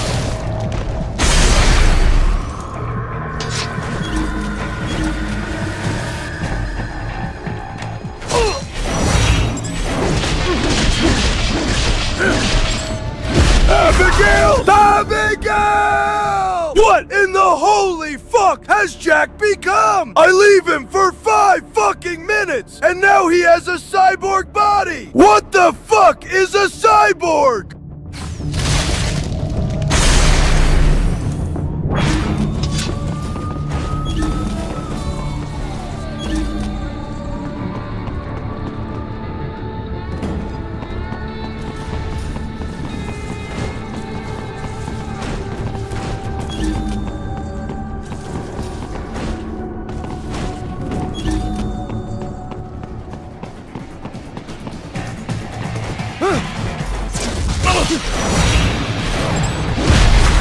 Get off!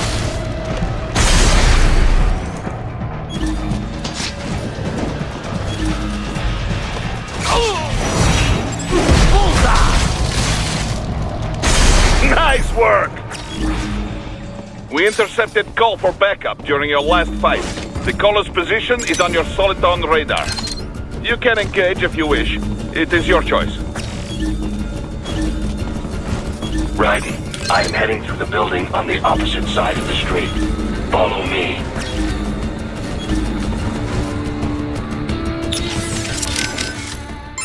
I am setting you. I will. Here comes more of them.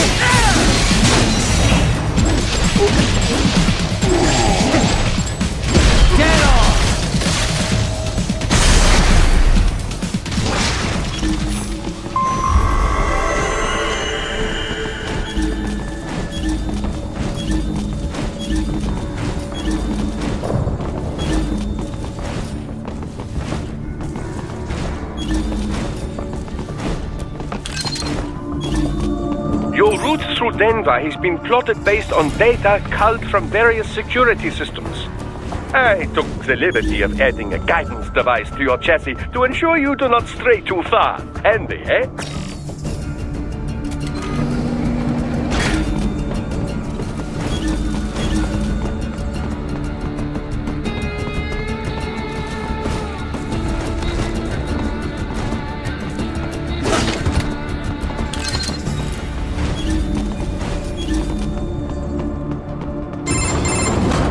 Raiden, what's your status? They trashed my car. I'll have to go the rest of the way on foot.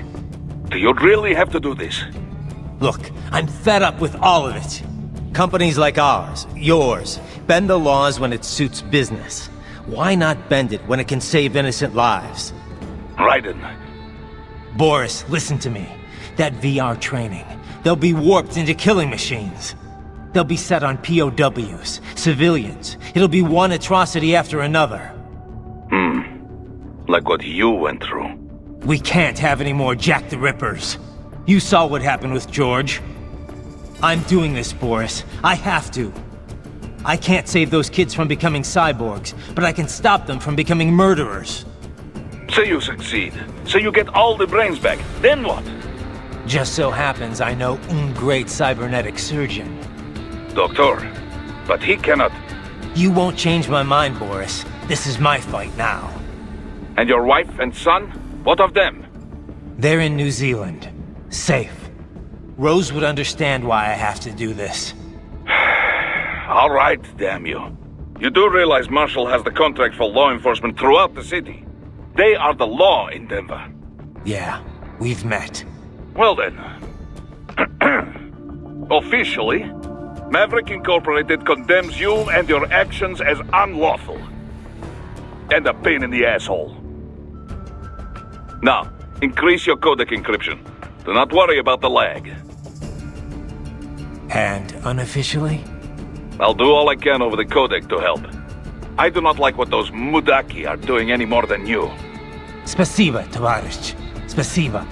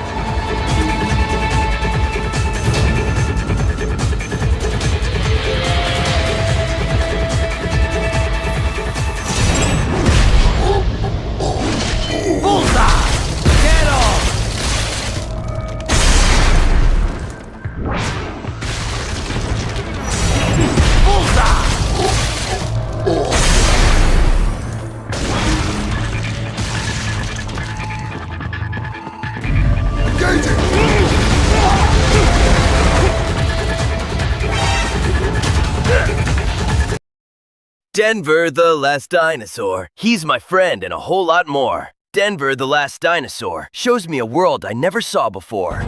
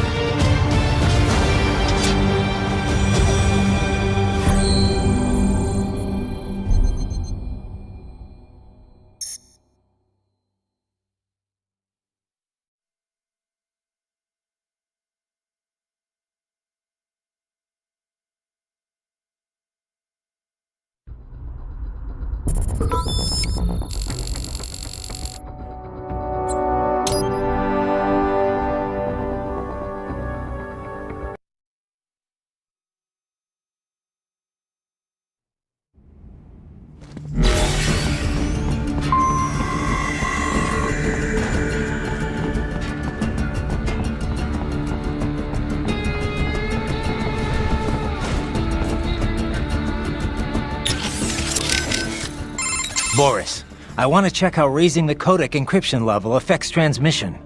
Copy. Reading you 5, Raiden. You? Loud and clear. I'm seeing a reduction in peak power when sending. We're on a broader direct sequence spread spectrum? Da. Frequency hopping pattern changed to blue 1. Copy. Interference still appears below process gain, too. Hell of a system. Worth every dollar. What is your processing load? I pinged HQ data storage with my tactical data line. The increase in latency is below 5%. Хорошо. In that case, it will not affect mission. Our system is just one notch below toughest security available. Denver police cannot see we are even transmitting at all. All our communication is perfectly safe. Copy that. Boris, you got anything for me? What do you mean? What do I mean? Intel, advice, help. What we always do over the codec. Well, yes, but in this case we had no official prep time. We have the map of Denver, but no briefing notes, no intel on enemy capabilities. I wish I could be of more help, but, well, I have nothing to work with. I'm sorry, Raiden. That's all right. I know you're doing whatever you can. But what about your robot dog friend? He's taking on scouting duty for you, yes? Why not try contacting him? Jesus, Raiden, this is a little over the top. I mean, I've seen you pull some shit before, but this, it... You should know me better than that by now, Kev. I thought I did. Look, I know there's no legal way to stop World Marshal, but there has got to be an alternative to going on a rampage smack dab in the center of Denver. No alternatives, Kev. I'm getting those kids out. Raiden, that VR training, it's like what you did in Liberia? Judging by what Sundowner said in Mexico, yeah. That scientist called it the Sears program. After ex-President George Sears, aka Solidus Snake. Yep.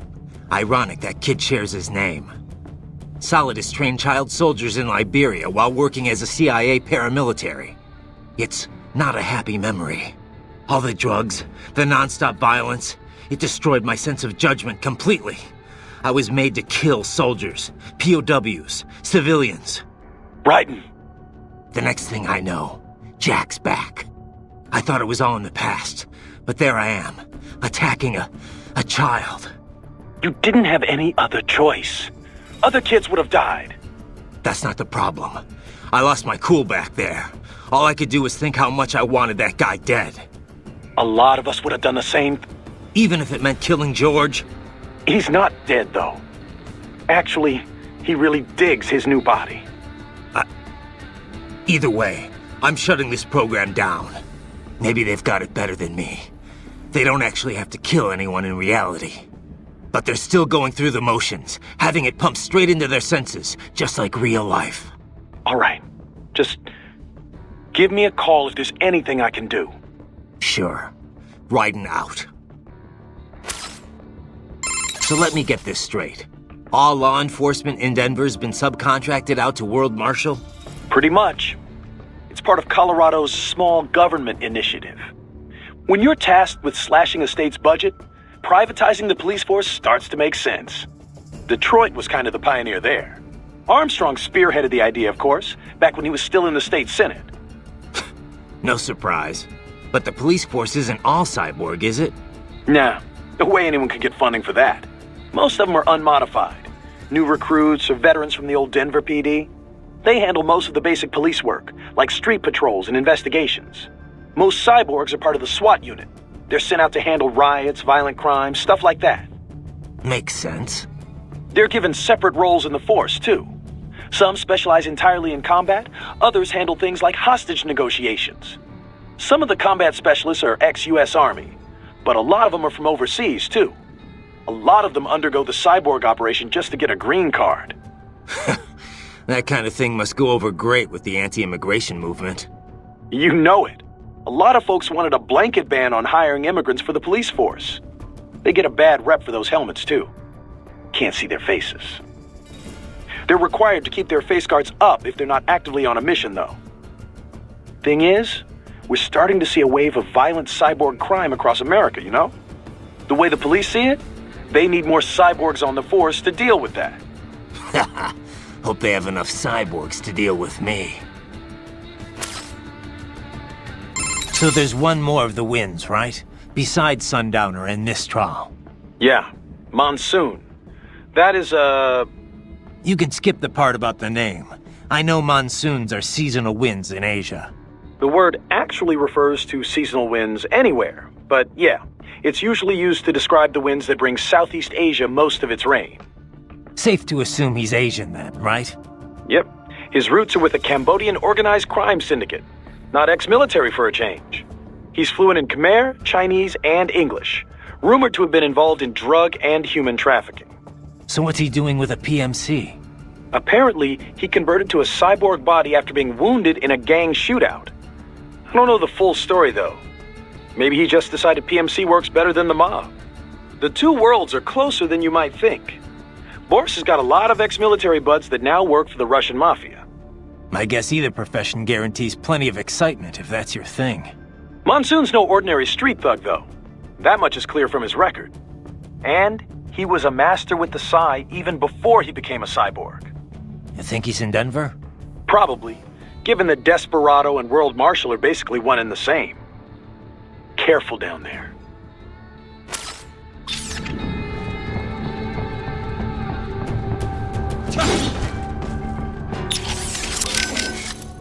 You okay, buddy? Looks like Wolf's posted some guidance data to your Soliton radar. Try following those markers.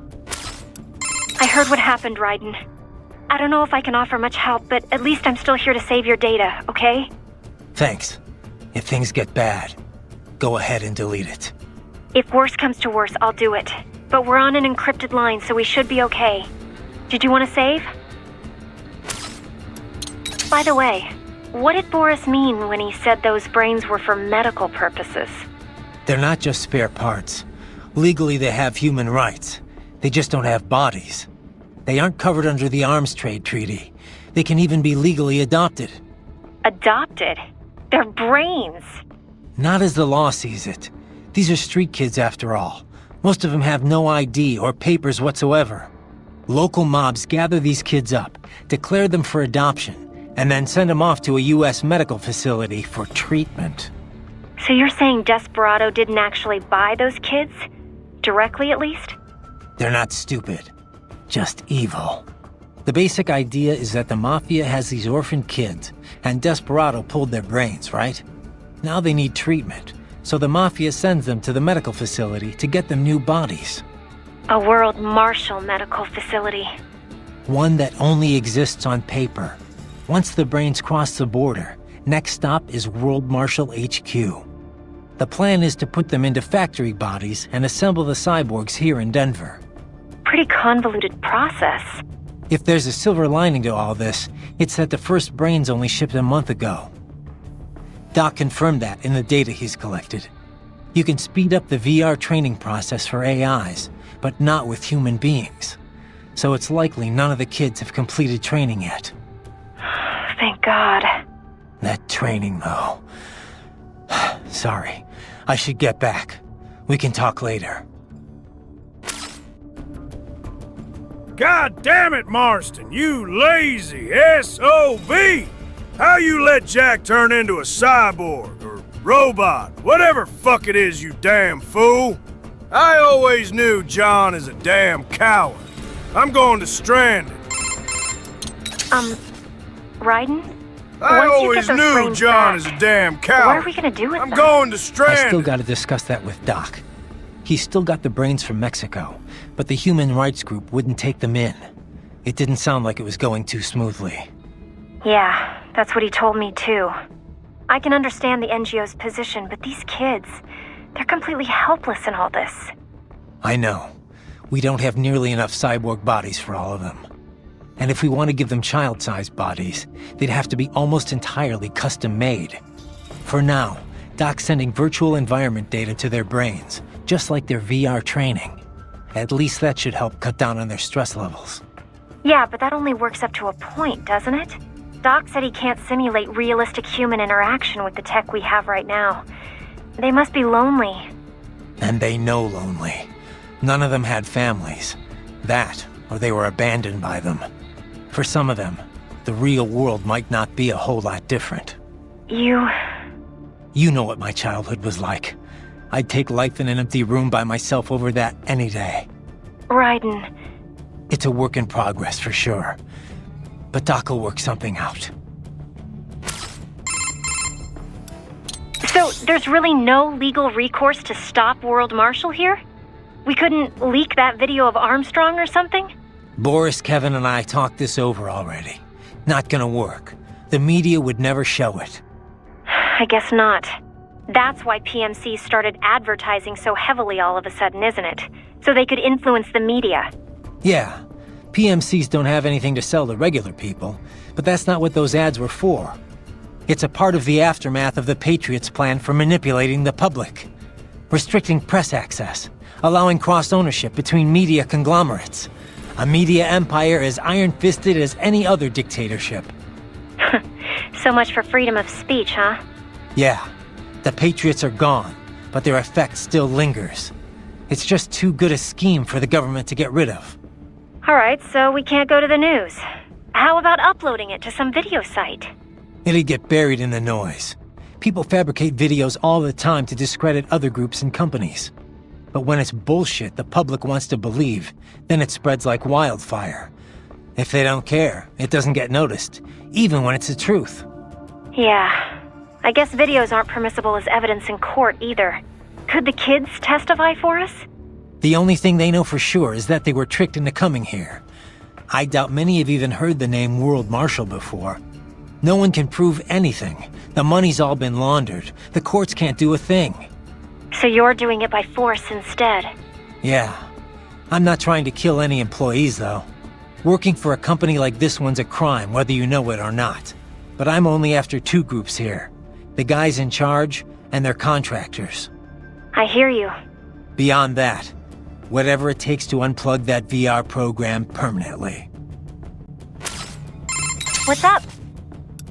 Did you— No, just wanted to— So how long can George use that medical body he's in right now?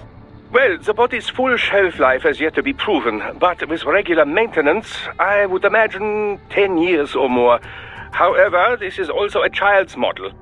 It will need to be replaced as he grows mentally and emotionally. But things have come together pretty well overall. Guess that's gonna be a problem, huh? It will. Also, this is the only body of its type I could procure on such short notice. I'm afraid the other brains will have to make do with their VR environment for now. Yeah. It just doesn't feel right that George gets the only body, though. Well, it was you who implored I do something for him, no? I assumed prioritizing him was called for. Yeah, and I appreciate it, Doc. It was a pretty stressful moment. We will have many more brains to watch over before long, I fear. Something I don't entirely mind, I should note. The more research subjects I have, the better. Still, some sort of decision regarding their long-term care shall have to be made soon. It will be some time before we're able to monetize any of this research, after all. As much as I might like to, I can't run this lab on good intentions alone, you know. Yeah. We need to come up with something, and soon, for all our sakes. We should be able to mass-produce child bodies in very short order, at least. By the way, I have a helicopter crew on standby to bring the brains back here should the need arise. I, too, will be departing in a little while. Much appreciated, Doc. Consider it an angel investment. Who knows what sort of new business I may be soon pioneering here. So how long can George... Well,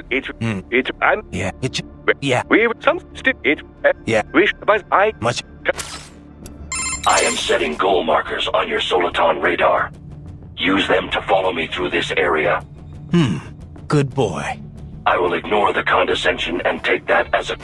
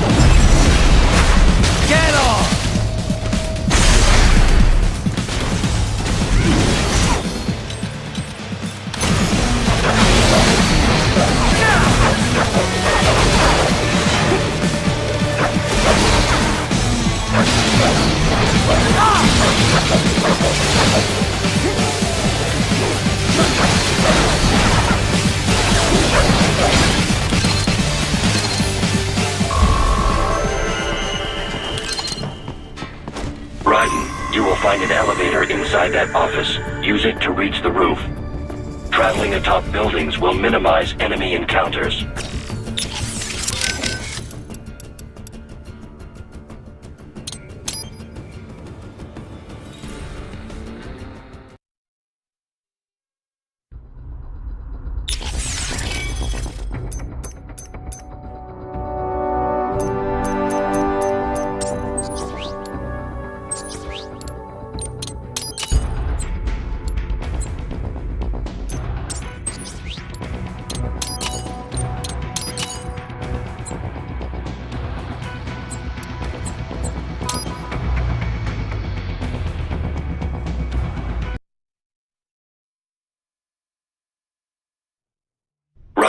You will find an elevator inside that office. Use it to reach the roof. Traveling top buildings will minimize enemy encounters. You know, there's a rumor the MIBs come from Area 51.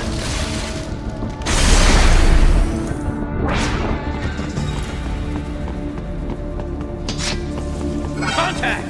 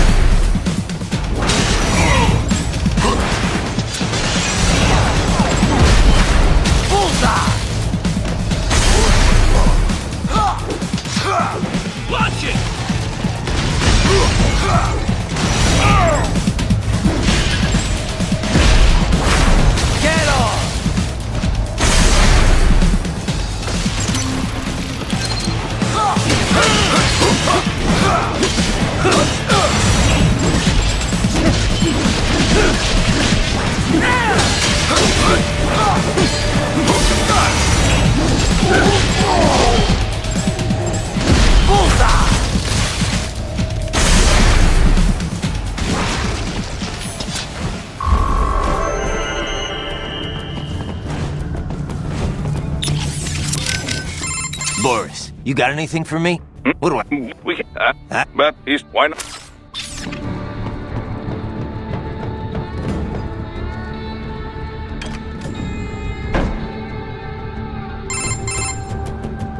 Doc, what's your status? I am reviewing the pre-flight checklist now. I have hired contractors to handle shipping the brain units. We should be airborne in just a few minutes. You sure you can pilot that chopper by yourself? Raiden, of course. Need I remind you that we live in the golden age of unmanned flight? Even manned helicopters possess a robust semi-automatic mode. It is simple, really. So simple that I can continue to monitor your status and world marshal security from the pilot seat.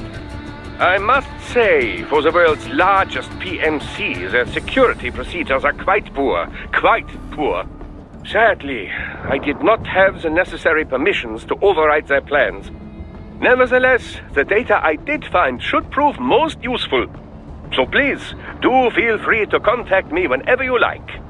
Appreciate it, Doc. Well, it's not every day one has the chance to collect so many brains. Think of the data, the research. Oh, and of course, your personal safety was a concern as well.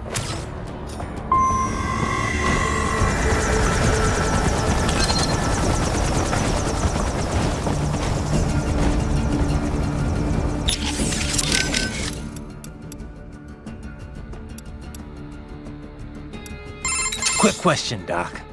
Yes, Raiden. Doc, those kids, how are they feeling? Oh, after the chloroform, you mean? No need to be concerned. Thanks to your quick actions, the effects have already dissipated. Oh, good to hear. Why the hell were they using chloroform? I thought they stopped using it as an anesthetic ages ago. Correct. Sevoflurane or isoflurane are the preferred inhalation anesthetics today. However, chloroform is still quite useful as an organic solvent. In certain doses, mind you. Otherwise, as that cretin mentioned, it can be a bit dangerous. It certainly turned out dangerous for him. Yes. In any case, its properties make it useful for an assortment of applications. The chemical synthesis of medication, for example, or creating the coolant used in modern cryopreservers. Fascinating. Indeed. Well, Raiden, wonderful work. Had you waited any longer before breaking the glass, things might not have turned out as well as they did.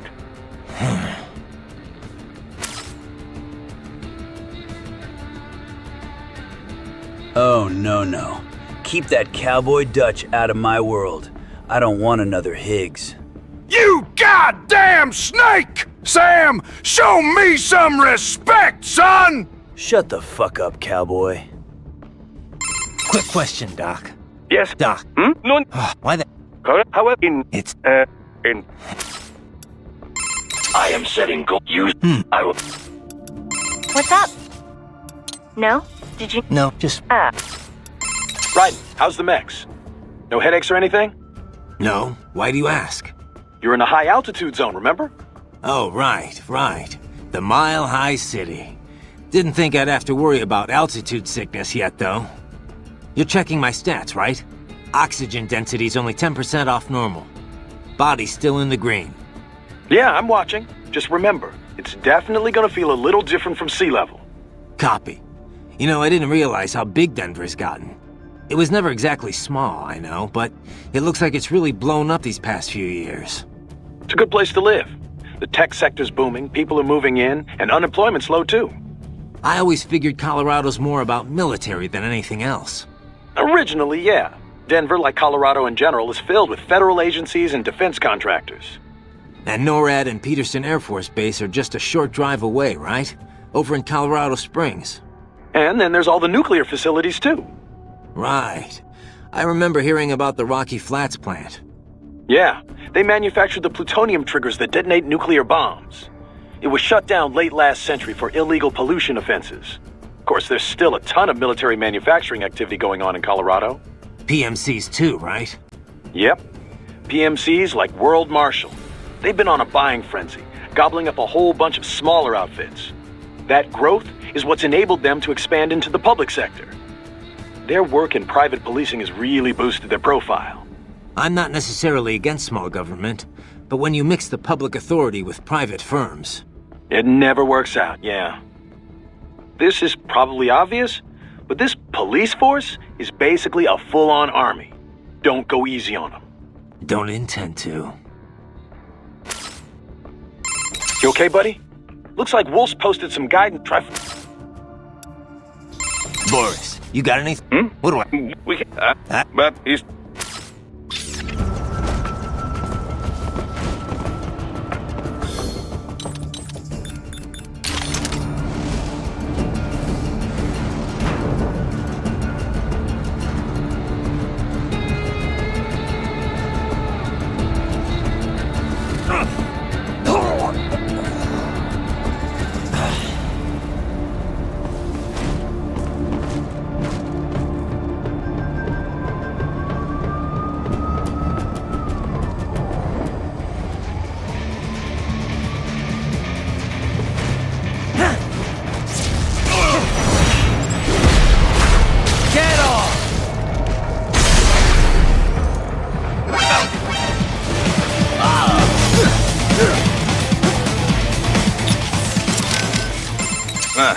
It looks like they've deployed upgraded cyborgs, and equipped with blades, no less. I'm sure they've been trained well with them. Be careful, Raiden. Parrying a single strike means nothing if they land a combo attack on you after. A cyborg equipped with a slider. Hard to target, yes, but they must also be limited by aerodynamic force. Use rockets or guided missiles, or just jump up and cut them down. Either will work fine.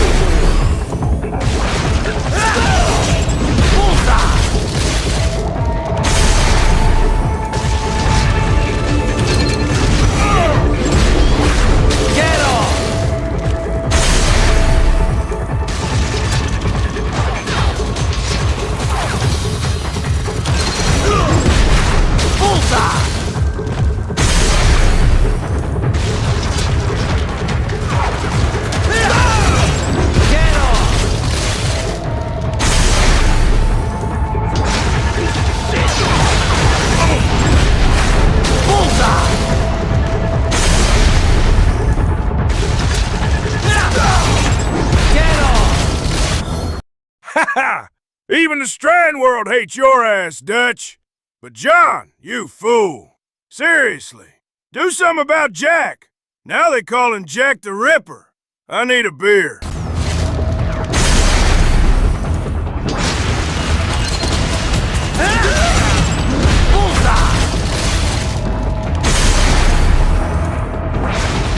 Firing RPG!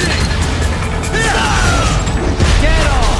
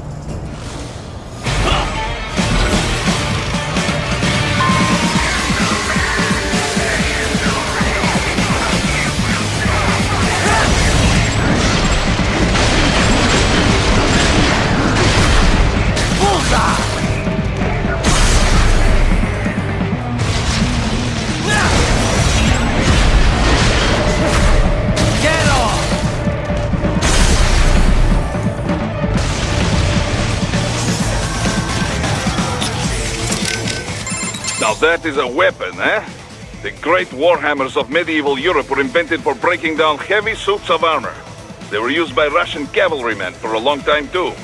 I would bet this hammer is intended for cyborg armor, yes? Probably. It's too big to swing without advance warning, though. Ought to be easy to parry. Duh. Let us hope you are right. Now that is a... I would probably... Duh. You okay, buddy? Looks like trap. So, we are starting to see cyborgs equipped with heavy weapons, yeah? Assuming that armor is not just for show, I very much doubt you can dismember them with a single swipe. You will need to damage them first, Raiden. Wear down their defenses. So, we are you will... Your only option is to fight.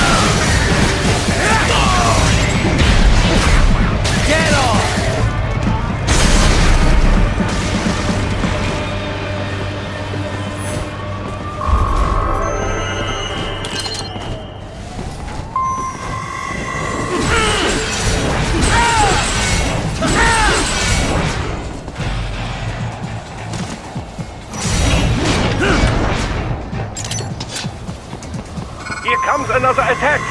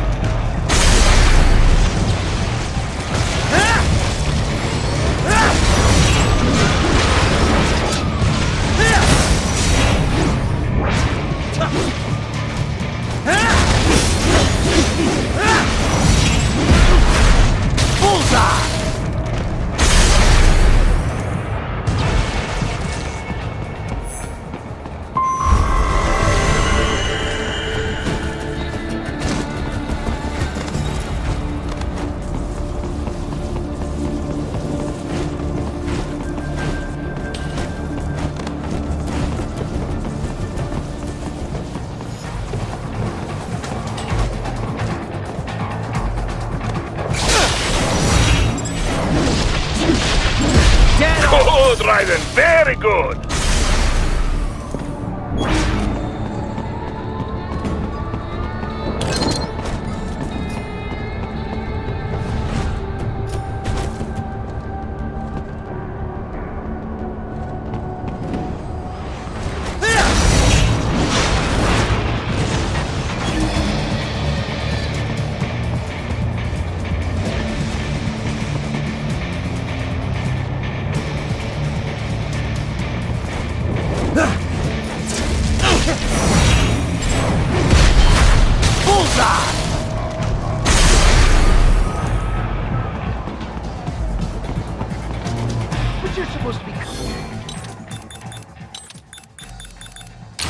What do they do? Some things World Marshal does not appreciate. You're on the company blacklist. We're here to check you off. Oh, I see. And on the report, I got caught in the crossfire? Just a random casualty, is that it? Yeah, pretty much. All just part of the job. You understand. The enemy? Fuck you! You're gonna kill...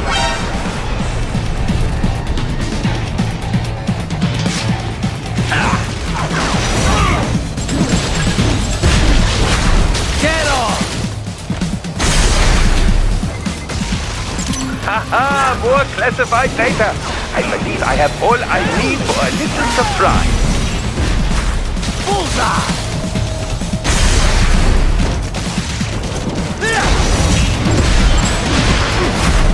Get off!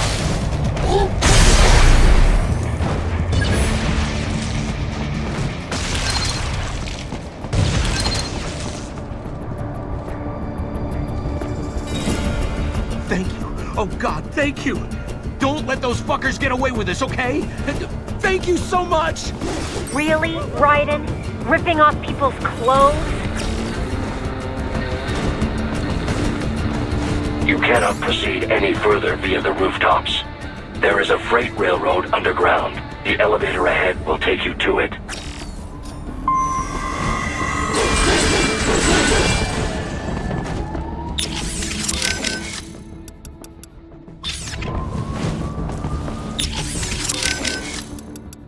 For all his achievements, man is still capable of such depravity. Still driven by such cruel impulses. Wolf, I know it is your instinct to test the limits. Still, I find it pitiful.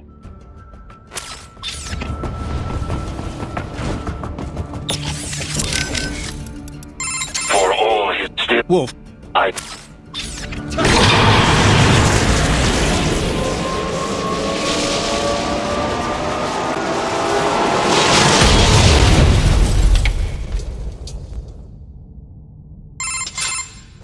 This must be the railroad.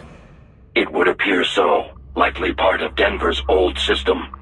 This city was a major transport hub in the early years of freight trains. This particular line appears to have been abandoned some time ago.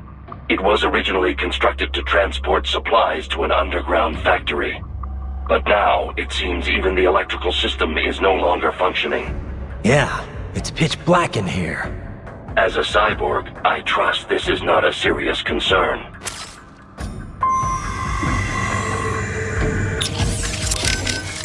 Boris, what do I... We can... but he's...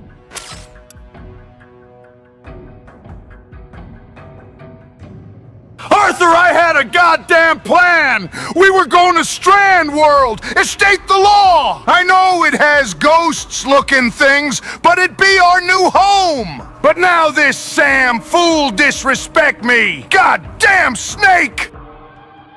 You okay, buddy? Looks like What's up? No, did you? No, just... How's it going with the brain units, Doc? Any problems? Oh, they could not be better. They're being kept at exactly 36 degrees Celsius with a steady, uninterrupted supply of oxygen and glucose. Synchronizing them with our equipment posed some difficulty, but everything's perfectly stable now. That's good to hear. What kind of VR are they getting? I prepared very comfortable rooms for each and every one. It's not quite Schloss Neuschwanstein, but each one enjoys the equivalent of a 4-star hotel suite. Every room includes an attached pool and an extensive library of on-demand video programming. 3 meals are delivered daily, and while we're only able to do so much vis-a-vis taste sensation, it should satisfy the psychological need for food, at least. Doesn't sound too bad. I wouldn't mind a little VR training like that for a change. Oh, be my guest. I'd like to experience it for myself, you know, but for now it is available to cyborgs only. Exciting work is being done in the realm of invasive brain-machine interfaces, but there simply isn't much demand for it at the moment. I guess not too many folks are willing to stick electrodes in their brains just for a taste of VR. Perhaps, but the sense of reality is considerably improved over nanomachine-based non-invasive methods. If prices were kept low enough, I imagine the video game industry at least would clamor for it. Who coded the virtual hotel? An assistant. He used to write VR programs for UGs, but now specializes in cyborg software. A bit of a niche right now, yes, but when brain-machine interfaces take off, it will be a big business. The children's accommodation is a reworked version of the original beta software he built. The room's 3D models are all made using free libraries. It couldn't have been easier. I wish everyone loved their work as much as you do, Doc. They don't go stir-crazy, though? Cooped up in their rooms? There's little I can do about that. Creating an open world would take orders of magnitude more resources. What about communication? Another weak spot, yes. The NPCs available to us are all for military training purposes. It will be some time until we see VR characters capable of convincingly human interaction. Sadly, we're also not yet able to connect multiple brains to a single VR space. My assistants are operating virtual agents to give them a bare minimum of mental care. But our team is limited in size, and none of us are medical professionals, you know. They can't stay in there forever. How's it going with the brain? Oh, That's... it's ever... Doesn't... Oh, if... Who? And a bit... That's the room. What? Not it said... So now what? I can't see a thing. You are a cyborg, are you not? You possess low light and infrared viewing ability. Right. Time for enhanced AR. So now what? You are...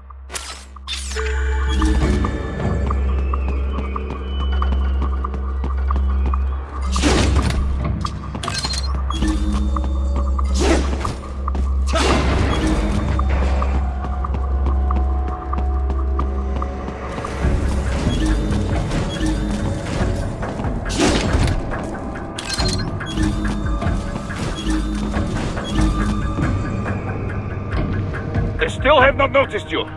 Do not expose yourself.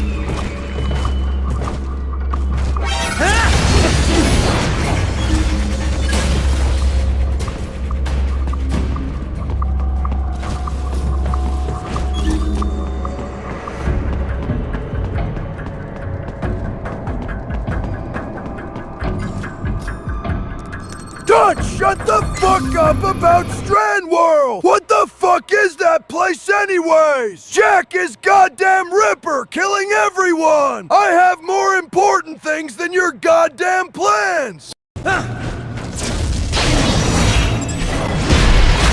Get off!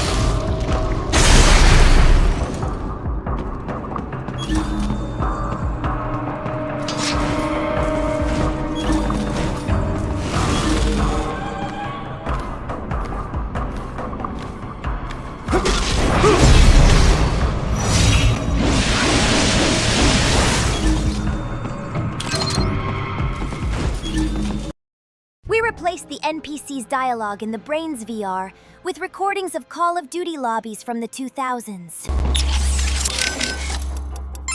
So now what? Right.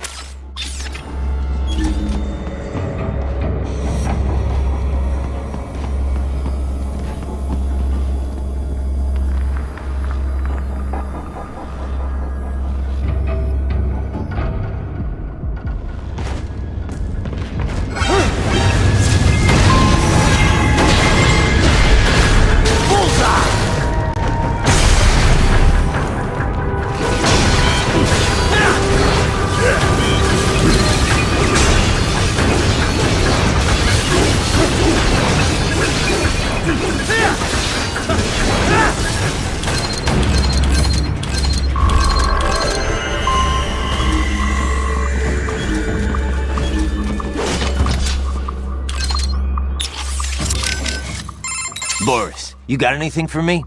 Hmm? What do I... We can... but he's one...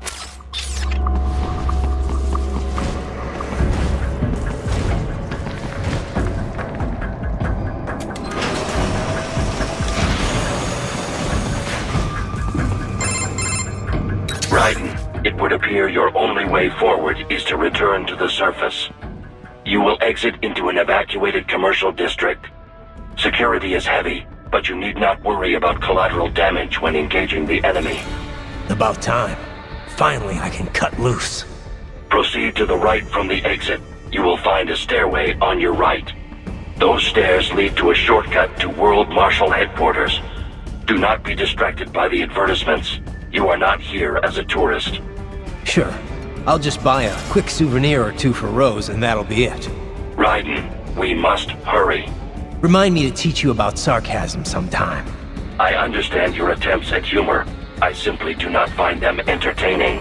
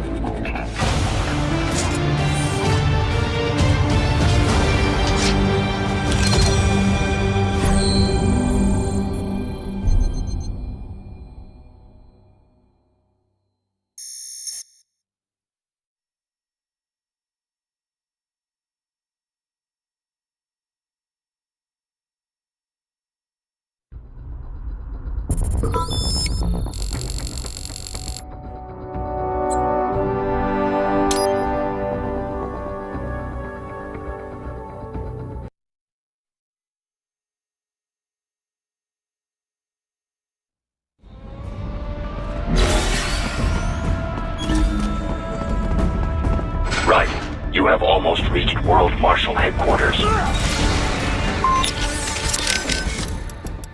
I am setting... George, you have been playing the game a long time. Eject the disc now and break it in half, so cannot play it anymore. Boris, you got... What do I... We can... but he's... Why not? You okay, buddy? Looks try... So, Doc, what do we... Well, if not... It's... Well, we could expand their VR... You're missing the point, Doc. I spoke in... But you must... Yeah. And once in physical bodies, the... All right, let's pick... I gotta worry about the brain... Yes. So, Doc, what are we gonna do with those brains? Well, I appreciate the bountiful data we've gleaned from them so far. But they're certainly draining a great deal of my lab's resources. If not for the costs, we'd gladly host them well into the future. Don't think I can cover that. I'm unemployed now, remember? Besides, it wouldn't be healthy for the kids. It's certainly more healthy than a hard-scrabble life in a disease-ridden alley. Well, if you put it like that, yeah. But they can't even engage in real human interaction. They're facing an entire life spent in a virtual room. It's not right. Well, we could expand their VR quarters and add more human communication. Would that work? You're missing the point, Doc. I spoke in jest. In fact, we've already begun researching a prototype child body. But you must realize our lab cannot provide these bodies free of charge. Yeah. And once in physical bodies, the question then becomes how they will live after that. All right, let's pick this up later. I gotta worry about the brains at World Marshal for now. Yes. Worry about getting that data first. What's up? No? Did you? No, just...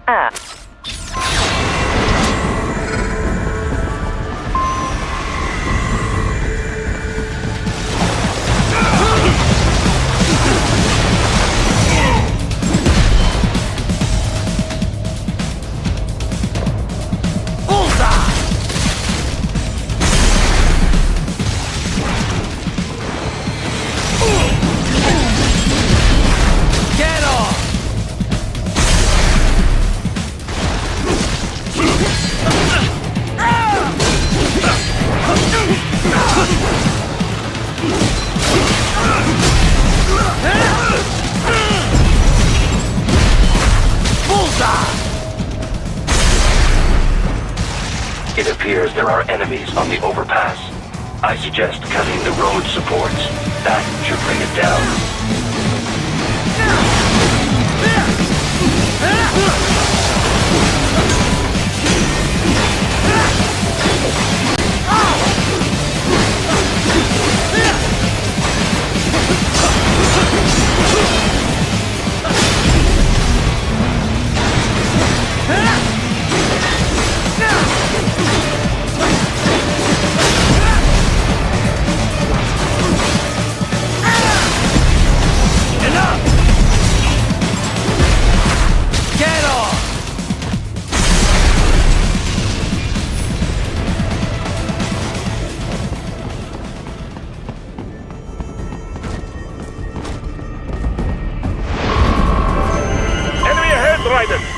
Avoid fighting if you can.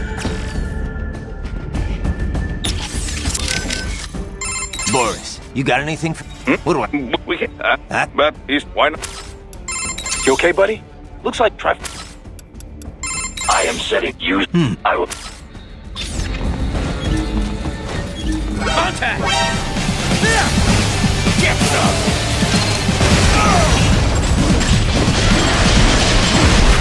Bullseye!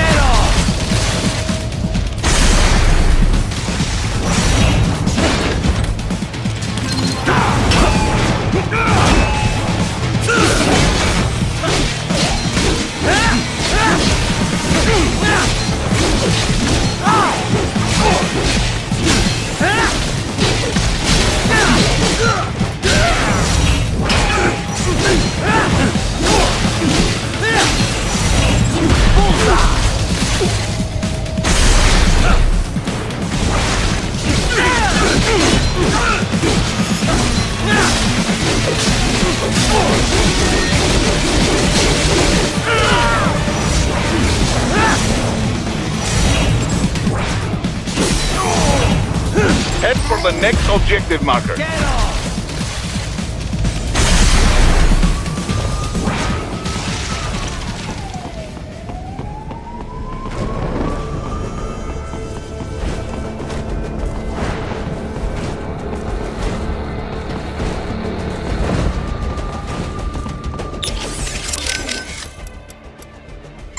I am setting goal markers. I will. So, Doc, what do we... Well, if not... It's... Well, they're... Well... You're... Yeah. And? Well, I got... Yeah.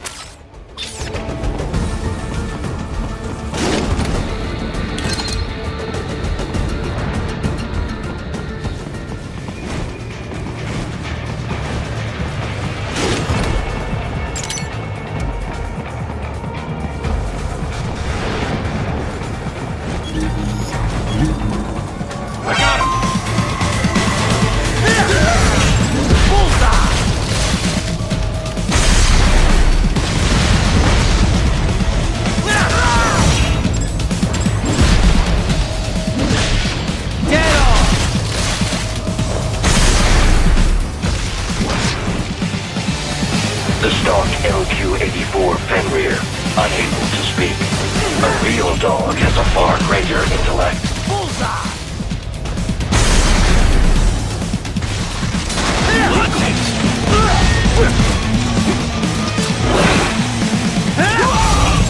Get off!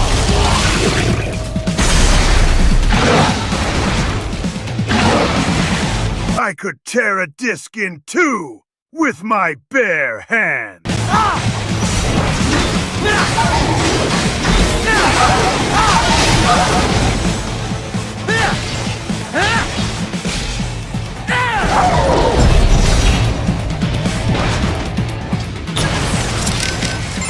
Boris, you got...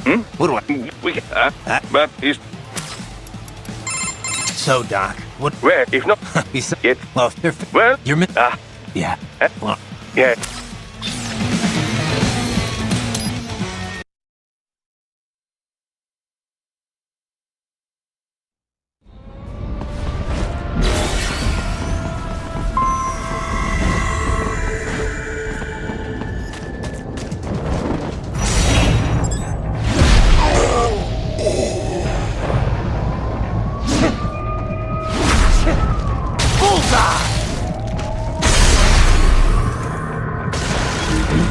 Enemy sighted! Firing RPG! The stock LQ-84 Fenrir, unable to speak. A real dog has a far greater intellect.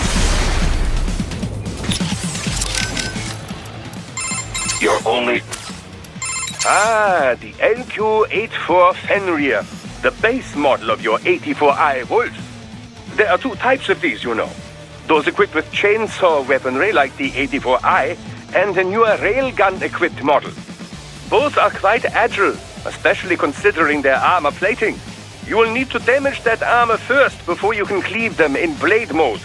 Of course, their AI specs are several tiers below the 84i in every way. Intelligent is not a word I would use for them, and I would not expect much in the way of conversation.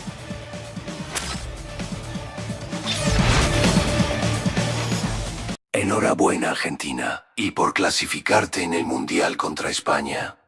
Yo doy español, español, español. Yo soy español, español. You're crazy.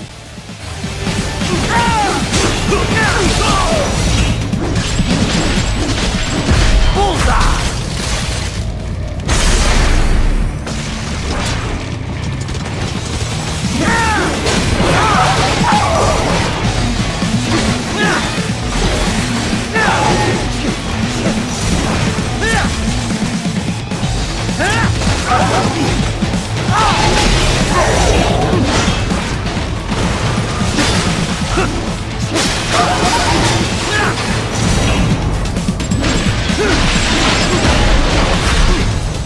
Get off!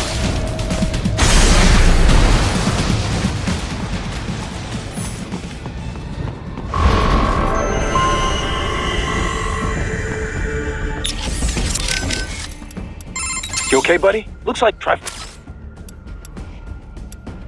I am setting you. I will. Seriously, now, Ryder. Isn't this all a bit much? Any decent lunatic would have quit after Mexico. Jetstream Sam. I heard you chopped the lab director in half. Old habits die hard, eh, Jack? But now here you are. The childish soldier, fighting for the children. Please. What do you really expect to accomplish here? Play savior to a bunch of brains? And what? Earn a medal? Think about it, Jack.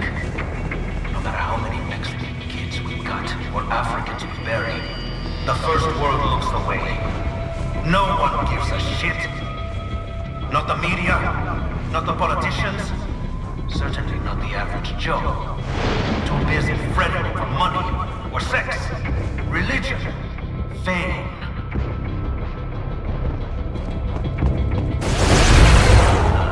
But you're a man on a mission. If Jack is unemployed, I think we might need to get a divorce. Can't afford all that takeout he insists we get without a salary.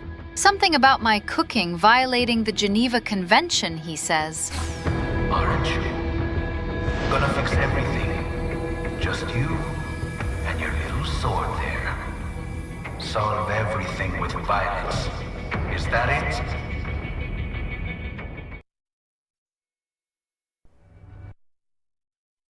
Kept you waiting, huh, little ninja? ¿Te gusta el fútbol? My sword is a means to an end, to protect those you'd prey on. Really? Let me ask you. All those cyborgs you've killed up to now, maybe they weren't kids, but they were people. You ever think about them? When you're chopping them into hamburger? They're adults. They made their choice. Go! Go! On the dotted line of their BMC contract. Usually they're no strangers to war. In fact, many times they already lost a limb or two. Many times they were out of work and starving on the street. So yes, they sign up for surgery to fight God knows where. How else would you provide for your family when your country's embroiled in civil war? Pain receptors shut down, pumped full of fear-inhibiting nanomachines and sent right into the blender? Your blender? But they made their choice, right? Open your eye and see, Raiden. I've seen plenty. Then listen. Those battlefield emotions that the nanos suppress. Listen to them. What are you talking about? Shh.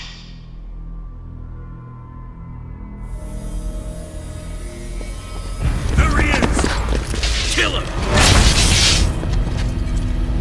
Can we take him? What's wrong?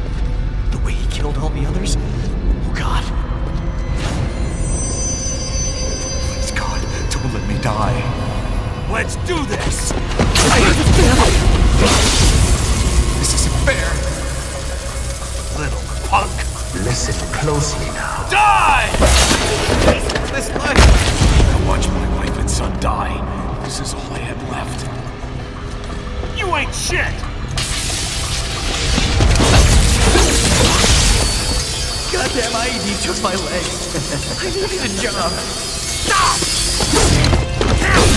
I didn't know what I was signing up for.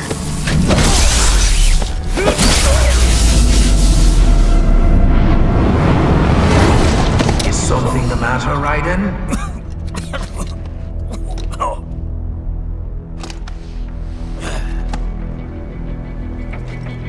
I've nearly saved enough to bring Mama to the States. Finish him off! Whatever it takes to be free of this torture. Stop it!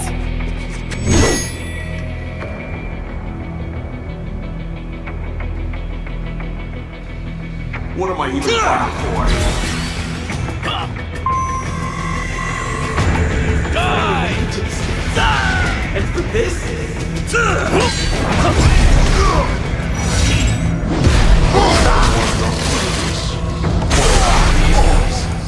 Launching!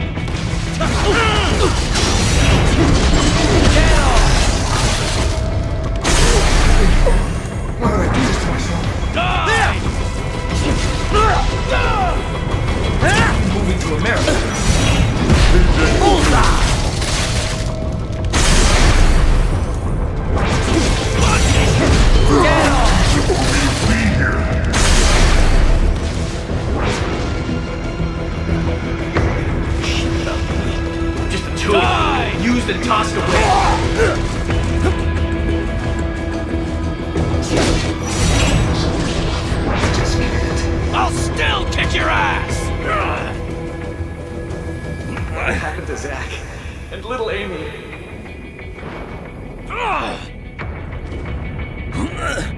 Everyone's gone. My country. My family. They said they'd make me rich. I should have just lived my life as an amputee.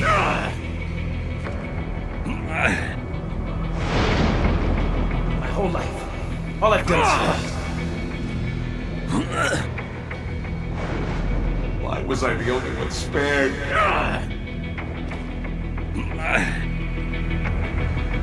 Mama won't live forever.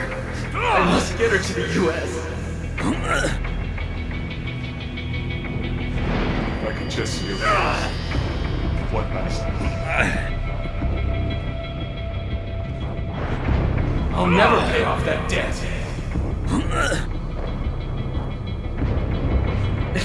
It's not fair. Just to be born in the wrong country.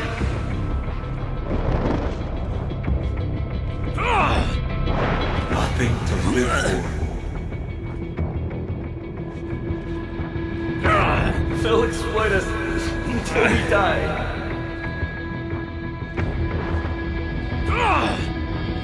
I want my body back! Why couldn't I have just died?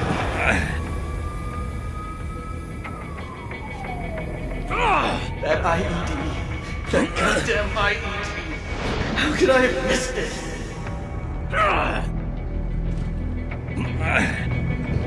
I'm too scared to die. An education. The only thing they taught me was how to fight.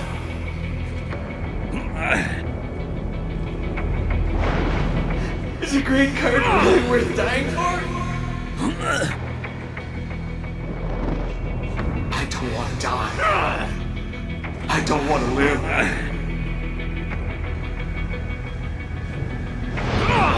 I can't die here.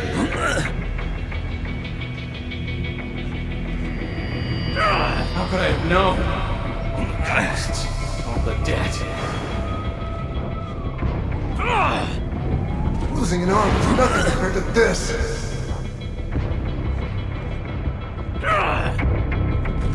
Just another illiterate meathead. I can't die. Not now. My little girl needs me.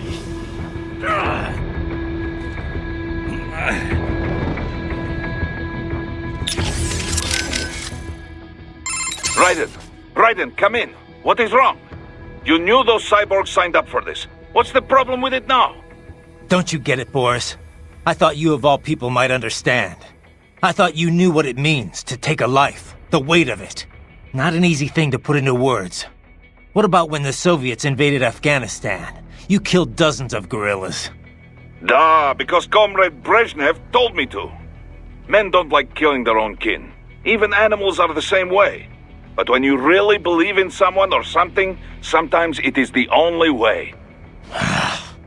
Your cause is just, Raiden. You must remember. I'm trying, but... Christ! You're right. We've got to free those brains. Yes. Stay strong, Raiden. Raiden, you... Don't you... I thought... Not... What about... Men, but when... Yeah. Raiden? You okay? Yeah. They knew what they signed up for. Maybe life backed them into a corner, but they knew the risks. Exactly. A contractor's always balancing those risks against the money he's making. Those cops are no different. That, and they're actively helping Sundowner and Armstrong with all their shit. Having a bit of regret doesn't make killing kids okay. Yeah, they had to know they were working for the bad guys. Even if they didn't, it doesn't absolve them of all their crimes. Yeah, I know, Kev, but... Raiden? I don't have time to think about this right now. I need to get back to the mission. Roger that. Raiden, are you okay? Sam sure plays dirty. No, he's right. The cyborgs who signed on with Desperado and World Marshal, most of them had no other choice. No one put a gun to their heads, but they were screwed to begin with. Their contracts worked completely against them. Still... I knew all that, but hearing those voices, it hit me hard. I guess I was just kidding myself the whole time. Still, there's nothing you could have done for them. But those children... I'll get them back. Raiden, I just wish I could do more from here. It's all right, Courtney. Sometimes just having someone to talk to is good enough. I'm happy to help.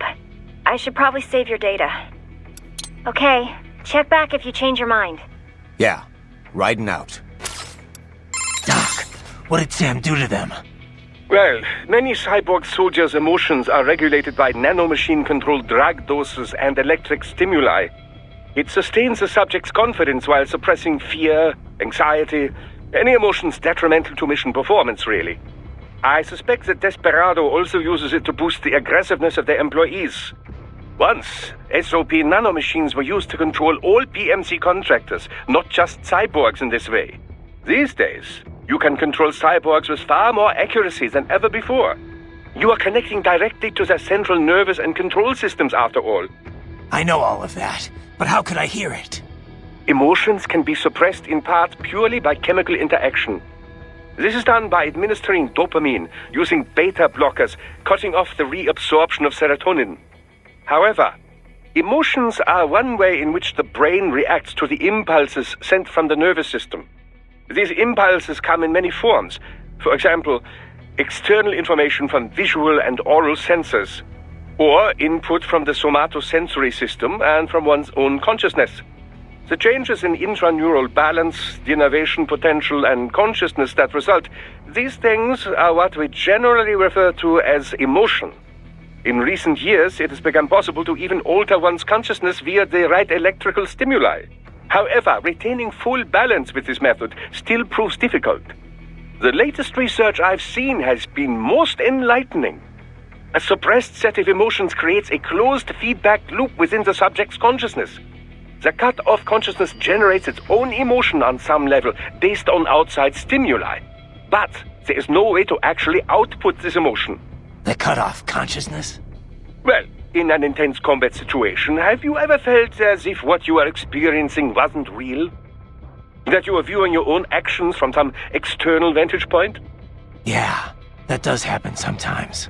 Most likely, the sensation is rather close to that. The consciousness is inherently separate from the decision-making parts of the brain. Experiments using functional MRI imaging have revealed much about the decision-making process. For example, did you know that the brain has already come to a conclusion 7 seconds before the decision is consciously made? In any case, while attending the Tucson conference, I heard about the most fascinating experiment. Output from the consciousness was separated from that produced by the decision-making brain. If I had to guess, World Marshal has taken such research and put it into full practical use. That's crazy. What could it possibly be good for?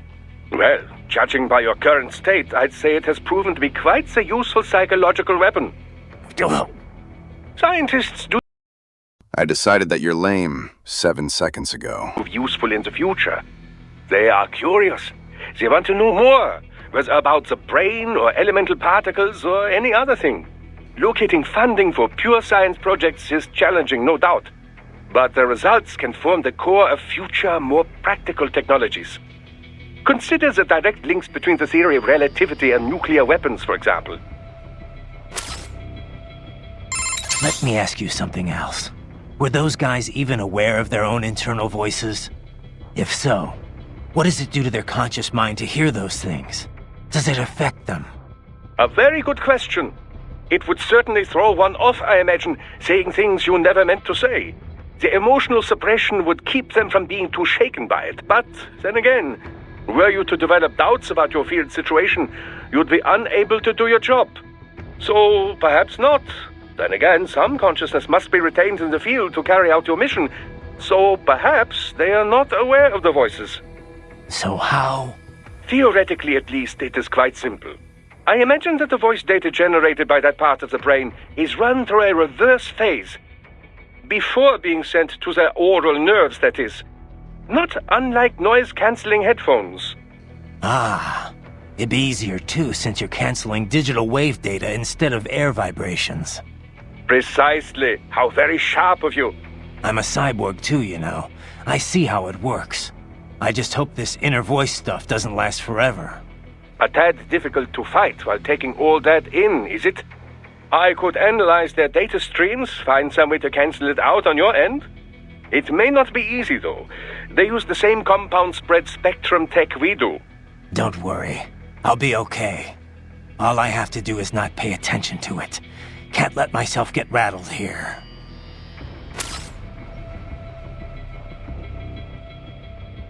If Jack is unemployed, I think we might need to get a divorce. Can't afford all that takeout he insists we get without a salary. Let me ask you something else. What if so I am beef I must don't all Raiden, you appear to be suffering significant mental and emotional confusion. On the surface, you believe your cause for killing cyborgs is just. But deep inside, some part of you does not accept it. Some part of you does not truly believe in your sword of justice. It has lowered your effectiveness in the field. I know. But if I just throw all that away, I'll... Do you wish to abort the mission? No. I'm the only hope those kids have got. You have an important decision to make, Raiden. And soon. For now, it would be best if you avoided combat altogether. Yeah. Raiden, you appear to be suffering significant mental and emotional confusion. On the surface, you believe your cause for killing cyborgs is just. But deep inside, some part of you does not accept it. Some part of you does... I know, but if I... Do you... No. You, for now... Yeah.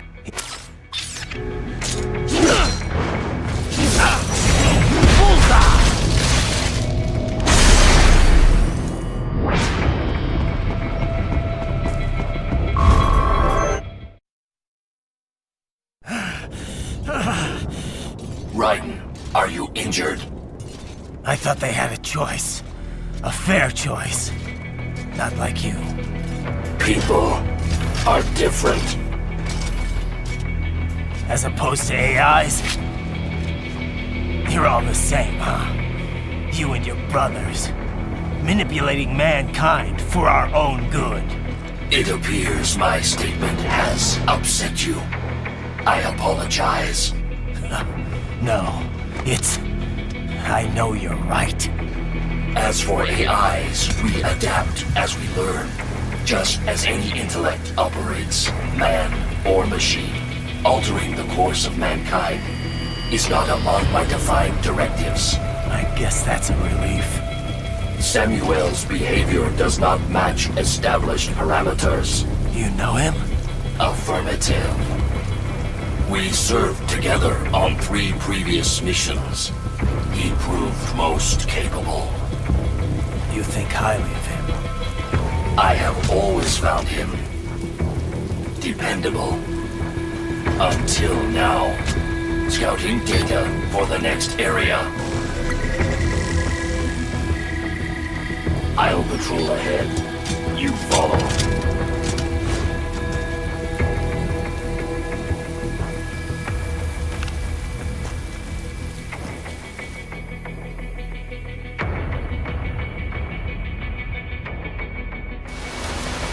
Raiden, your current emotional state appears highly volatile. I am sure you do not intend to abort the mission, but I suggest you avoid combat for the time being.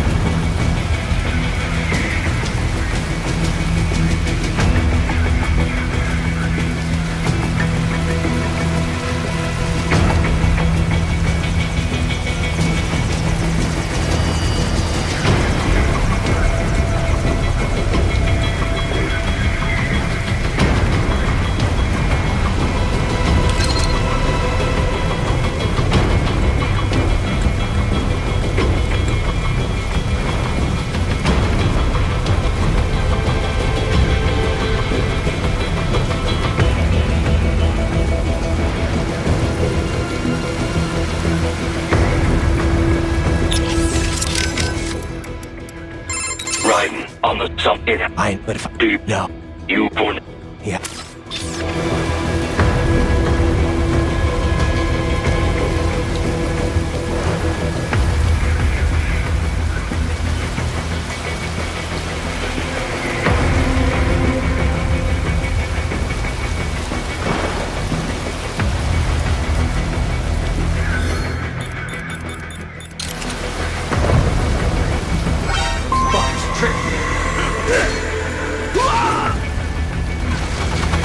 Just told me what I wanted to hear.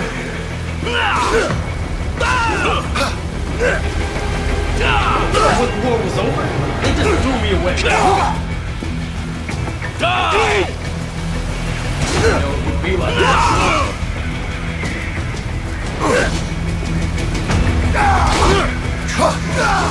Why did I trust them? Stupid.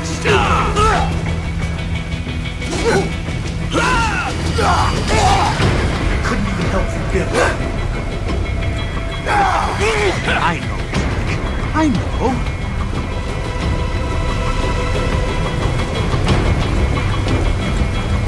Not so black and white now, is it? Is your cause just? Or is that just what you tell yourself? Fuck you!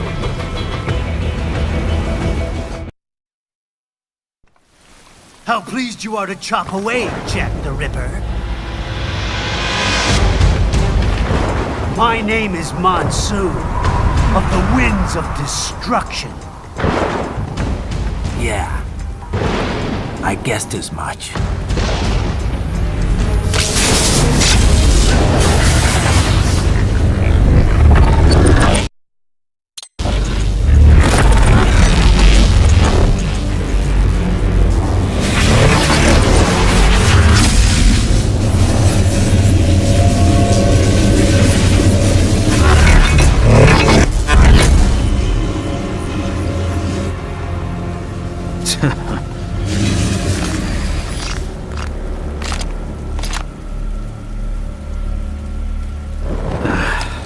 Feasting on the insides of your enemies?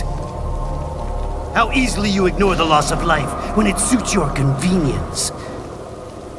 So tell me, who saves the weak from the man who saves the weak? You're the ones exploiting them. You take advantage of their weakness. Of course they get hurt when you set them up as your human shield. Kill or be killed, Jack. Phnom Penh taught me that.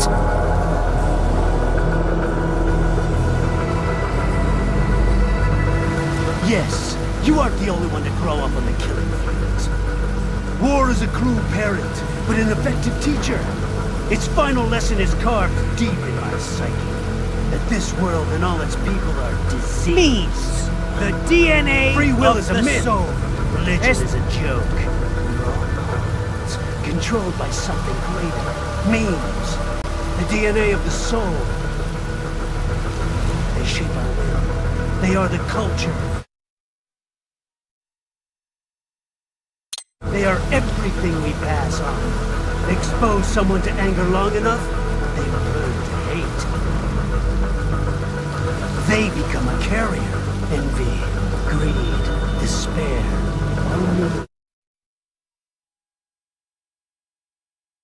Means the DNA of the soul. Estàs perdut, petit ninja. No ets rival pel meu poder. Lawrence Força! How about foolish shit? Is that a meme? You can't fight nature, Jack. Wind blows, rain falls, and the strong prey upon the weak. Sam tells me you see your weapon as a tool. Something that saves lives, a means of justice. Now there's a pretty meme. Exquisite.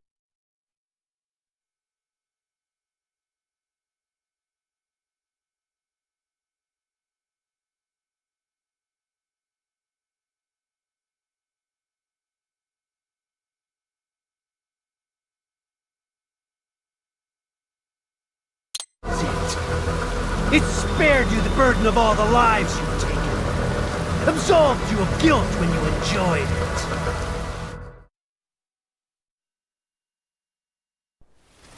That is until the illusion was broken.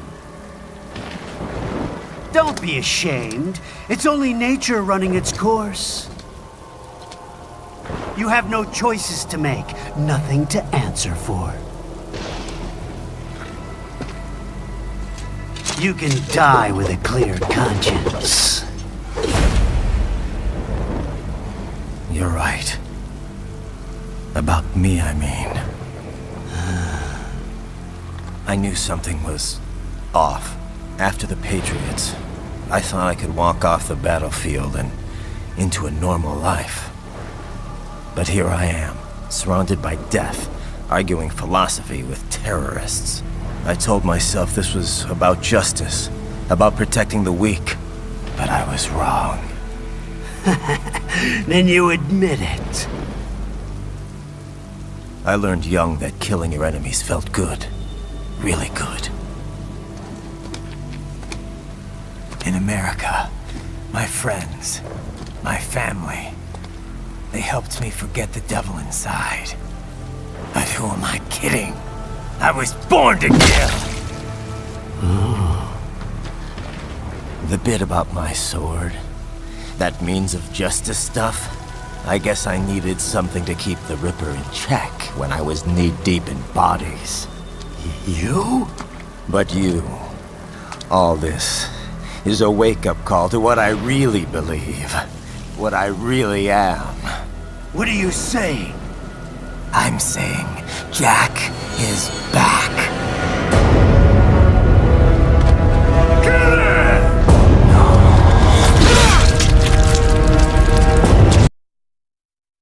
Meow. I'm here.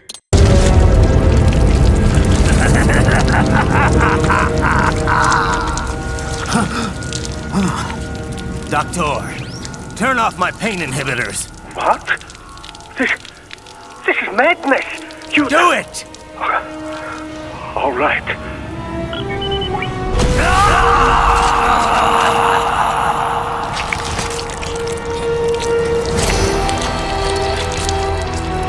Pain. I will return in Avengers Doomsday. This is why I fight.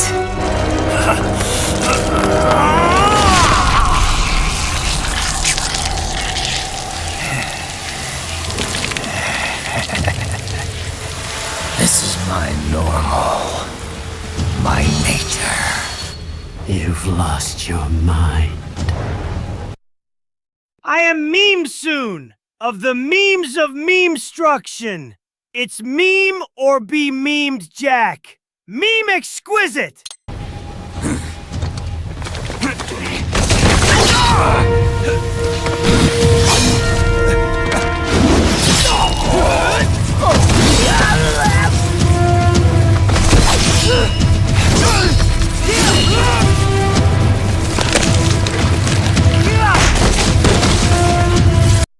This sword to the stomach reminded me of Rose's cooking. Having to eat it makes me want to throw hands. This is why I fight.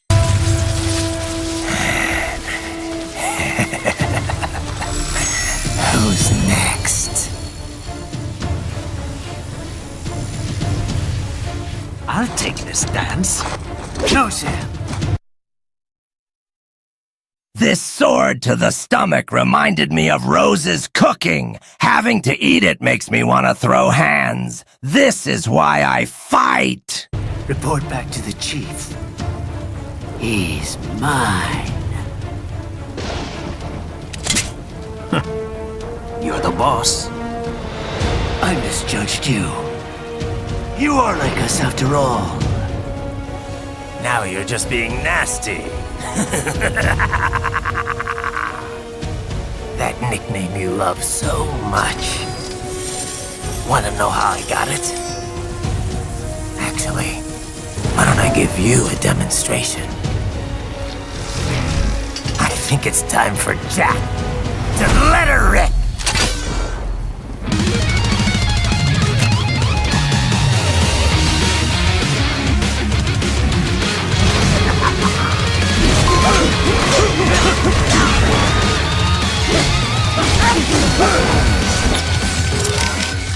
Enough, Raiden. It's time to focus on defeating the enemy. Raiden? You okay? Never better, Kev. This guy was a wake-up call is all. But you... We'll talk later. Right now it's time for Monsoon and Jack the Ripper to get acquainted. Raiden? Never... We'll... Right now. Raiden? Are you alright? Not now, Courtney. You're about to see the Ripper in action. Okay. But you called me. On the codec? Did you want to save, or... So then... What did you want? I forgot. A truly fascinating cyborg. Remarkable limb detachment technology. Perhaps you'd benefit from such an ability, Raiden? Yeah, not interested. Ah, don't be so dismissive. Just consider it. With the right tactics, it could prove quite useful. Sure, but, you know, I just don't think I could ever get used to it. No? Indeed, I suppose detaching parts of your body would be quite a shock to the somatosensory system. Yeah, that too. Fascinating. A cyborg that can separate its body at will. It enables him to avoid most typical attacks. But then I doubt he can remain detached for long. Sooner or later, he must reform. Be patient, and I'm certain you will find the right opportunity to strike. Fascinating. Raiden, this is most irregular. Humans are irregular, Wolf. You should know that by now. Anyway, no time for chit-chat. I need you to scout out that building. Understood. Raiden. Anyway, I need... Back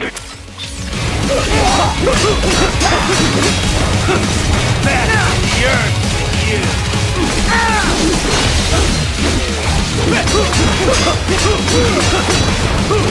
I can take it! Forget it! Death approaches!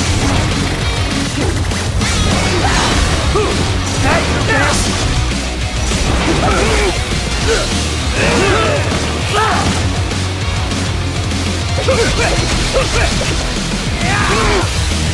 Does it hurt?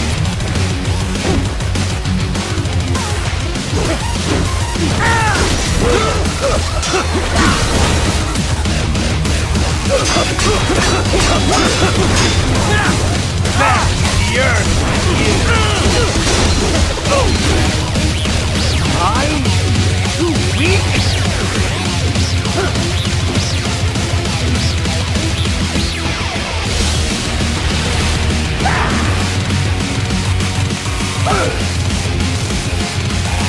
This one's on me!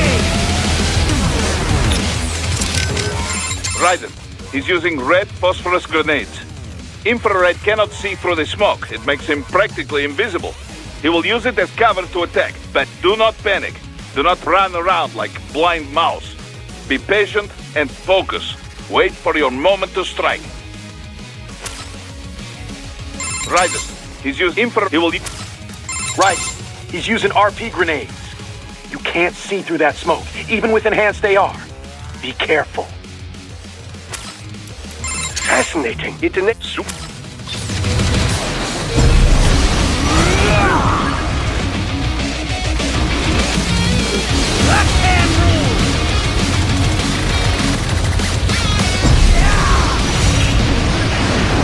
Watch me pull a daredevil. Let the devil out!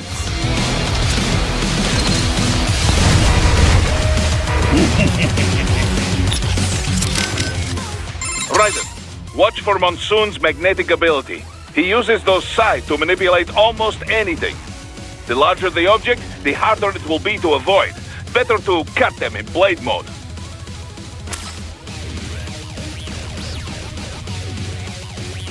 Courtney, I called you to Aura Farm. Duh! Raiden, he will...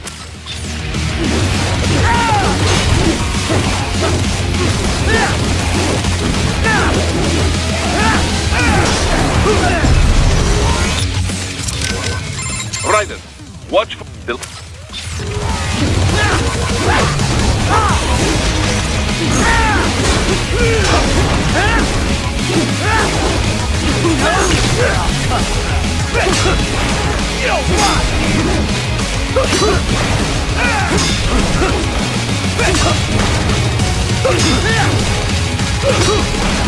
Give it up!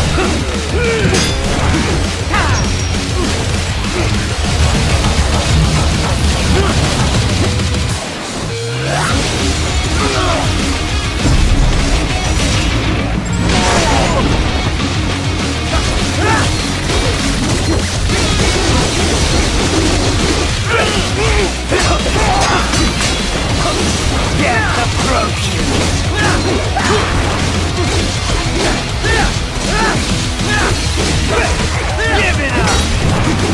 I can take it!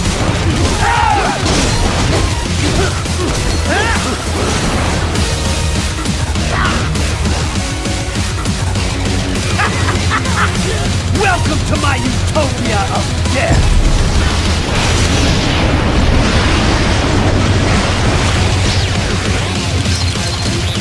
Magnetic force, Jack!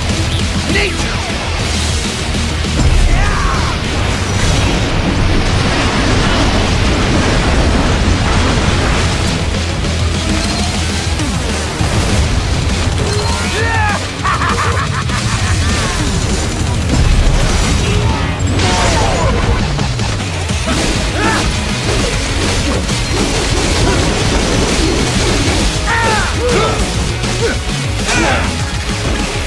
I have won this!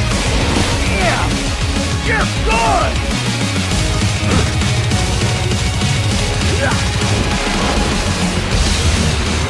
Current force! Go! Magnetic power!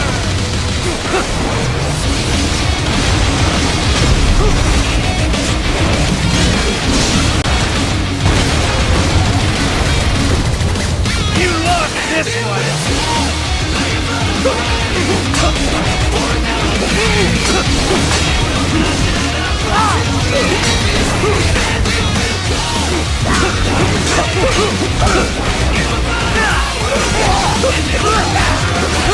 Come on, hit me!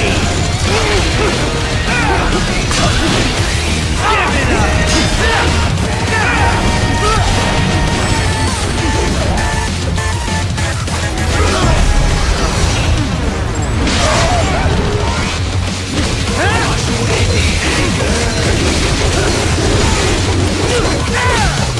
I hope you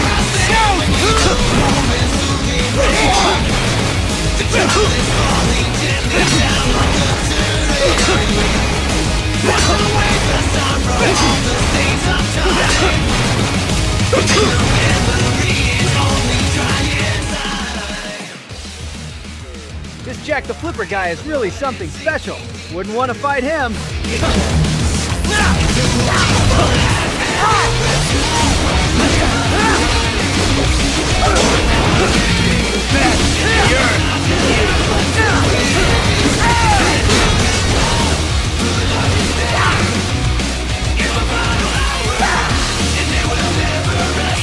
So this is Jack's terrifying true form.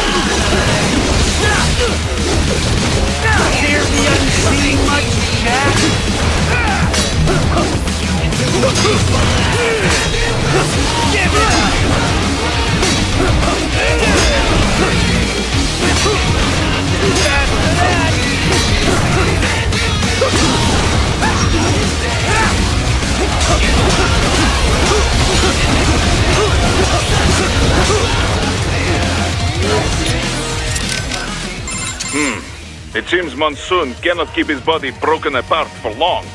Ryder, keep attacking. Force him to stay apart. Maybe you can trigger a critical failure. It is your best chance at taking him out.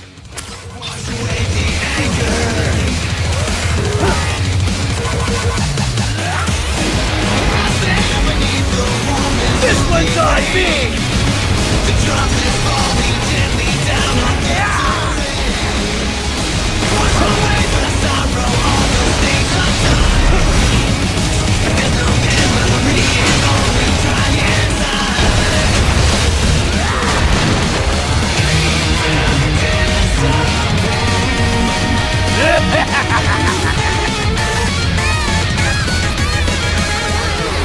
I'll put you under, weakling.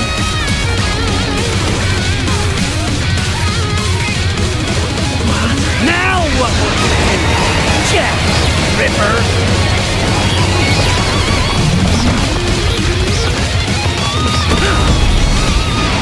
You're dead! Dead on! Go as you please! Ah!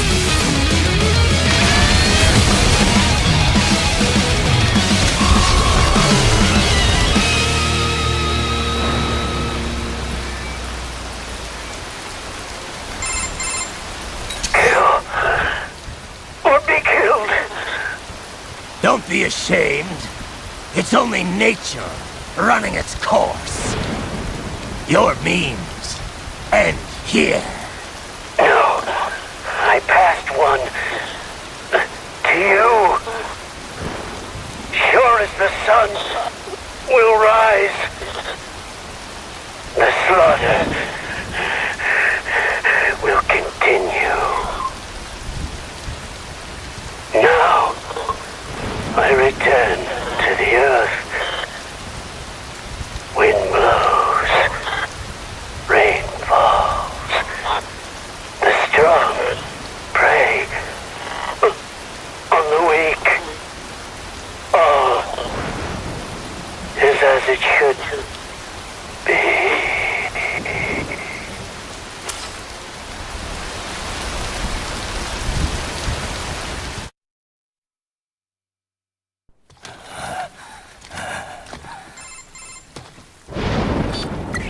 Raiden? I'm fine, Kevin. Relax. I'll get the brains.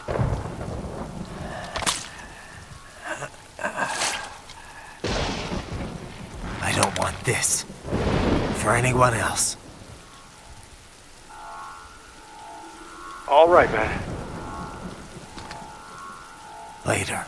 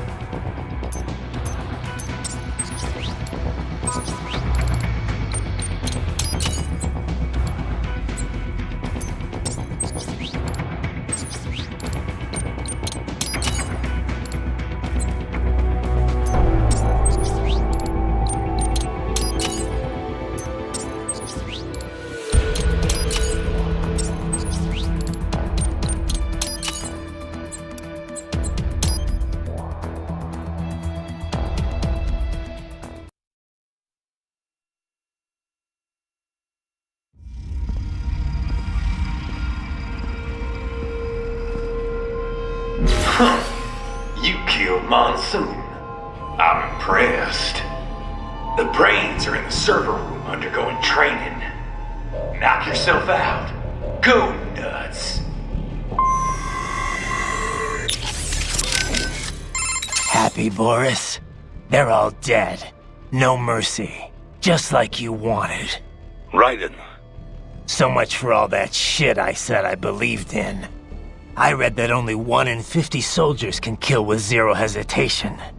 Guess I'm a 2%er, huh? I know what they went through, yeah. But I sure as hell didn't let it stop me. No, I guess not.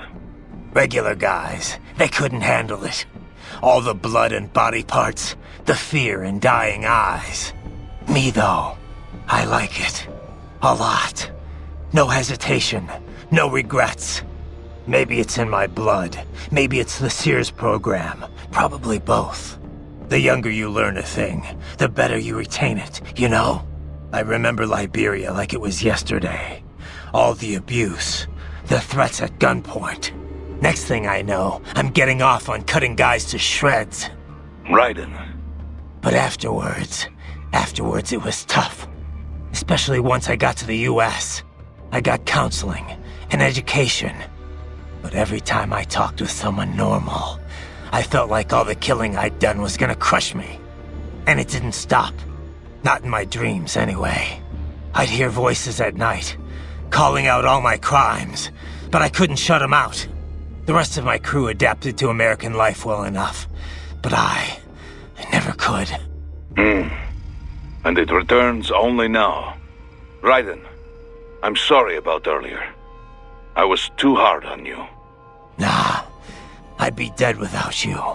I'd still be in Liberia, surrounded by crazy. I've always known you have a dark part in your mind. Perhaps I should not have hired you at all. Perhaps you should not be near Battlefield. The hell with that. If I hadn't signed up, I wouldn't be here to help put an end to this. I gotta do what I can to stop that VR training. I'm not the only one suffering. I need to do this for my old friends. The boys back in Liberia who didn't survive. I survived all the killing, thrived on it, but the experience destroyed them. Duh. Sorry. I better get moving.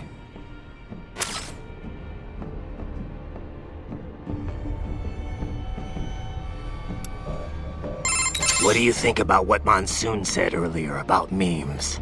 You think we're all doomed to follow some coded-in routine? That there's no free will? Well, you're always going to have restraints based on what culture you're born into. The concept of memes was first proposed by Richard Dawkins in a book called The Selfish Gene. Dawkins, a biologist, stated that even if the actions of a living thing appear to be altruistic, each of its genes is still engaging in selfish behavior, purely as a matter of survival. Yeah, I heard about that. He went on to define memes as a different kind of self-replicating unit. They're the genes of a culture, from fashion to chord progressions in music, even political expression. And just like normal genes, they replicate. They grow, infecting more and more people. You buy a shirt you like and put it on. Other people see you wearing it, then buy it for themselves. Yeah, the genes of a culture makes it all sound pretty lofty. But the way Dawkins puts it, memes can also transmit worthless things, even the bad parts of a culture. Fashion's one thing, but value-related memes can put huge restraints on people's lives. For example, the idea that having lots of money is the ultimate goal, the thing we should all strive for. Like in the US. Any capitalist country, really. But anyway, you catch this money worship meme, then not only are you trying to get rich, you're also spreading that idea to other people. Jack, are you using my card to buy Marvel Rivals season passes? I swear I'll sell your last bit of organics if I see you using those Gooner skins. To succeed, earn status. Right. And the really contagious memes can be even worse. For example, revenge. A guy sees his countrymen killed by terrorism, so he becomes a terrorist and retaliates. It's an infinite loop. I think it's the same thing with child soldiers. Kids' parents are killed by other kids, so they join the war next and start killing other people's parents. There's gotta be a way to break the cycle, though. Dawkins wrote about that, too. How we can rebel against our genes and memes. Once you're aware of your own memes, you can train yourself to identify and replicate the good ones. And kill the bad ones. Right. Well, that starts with me stopping this VR shit. The Sears program's one hell of a bad meme machine. The memes.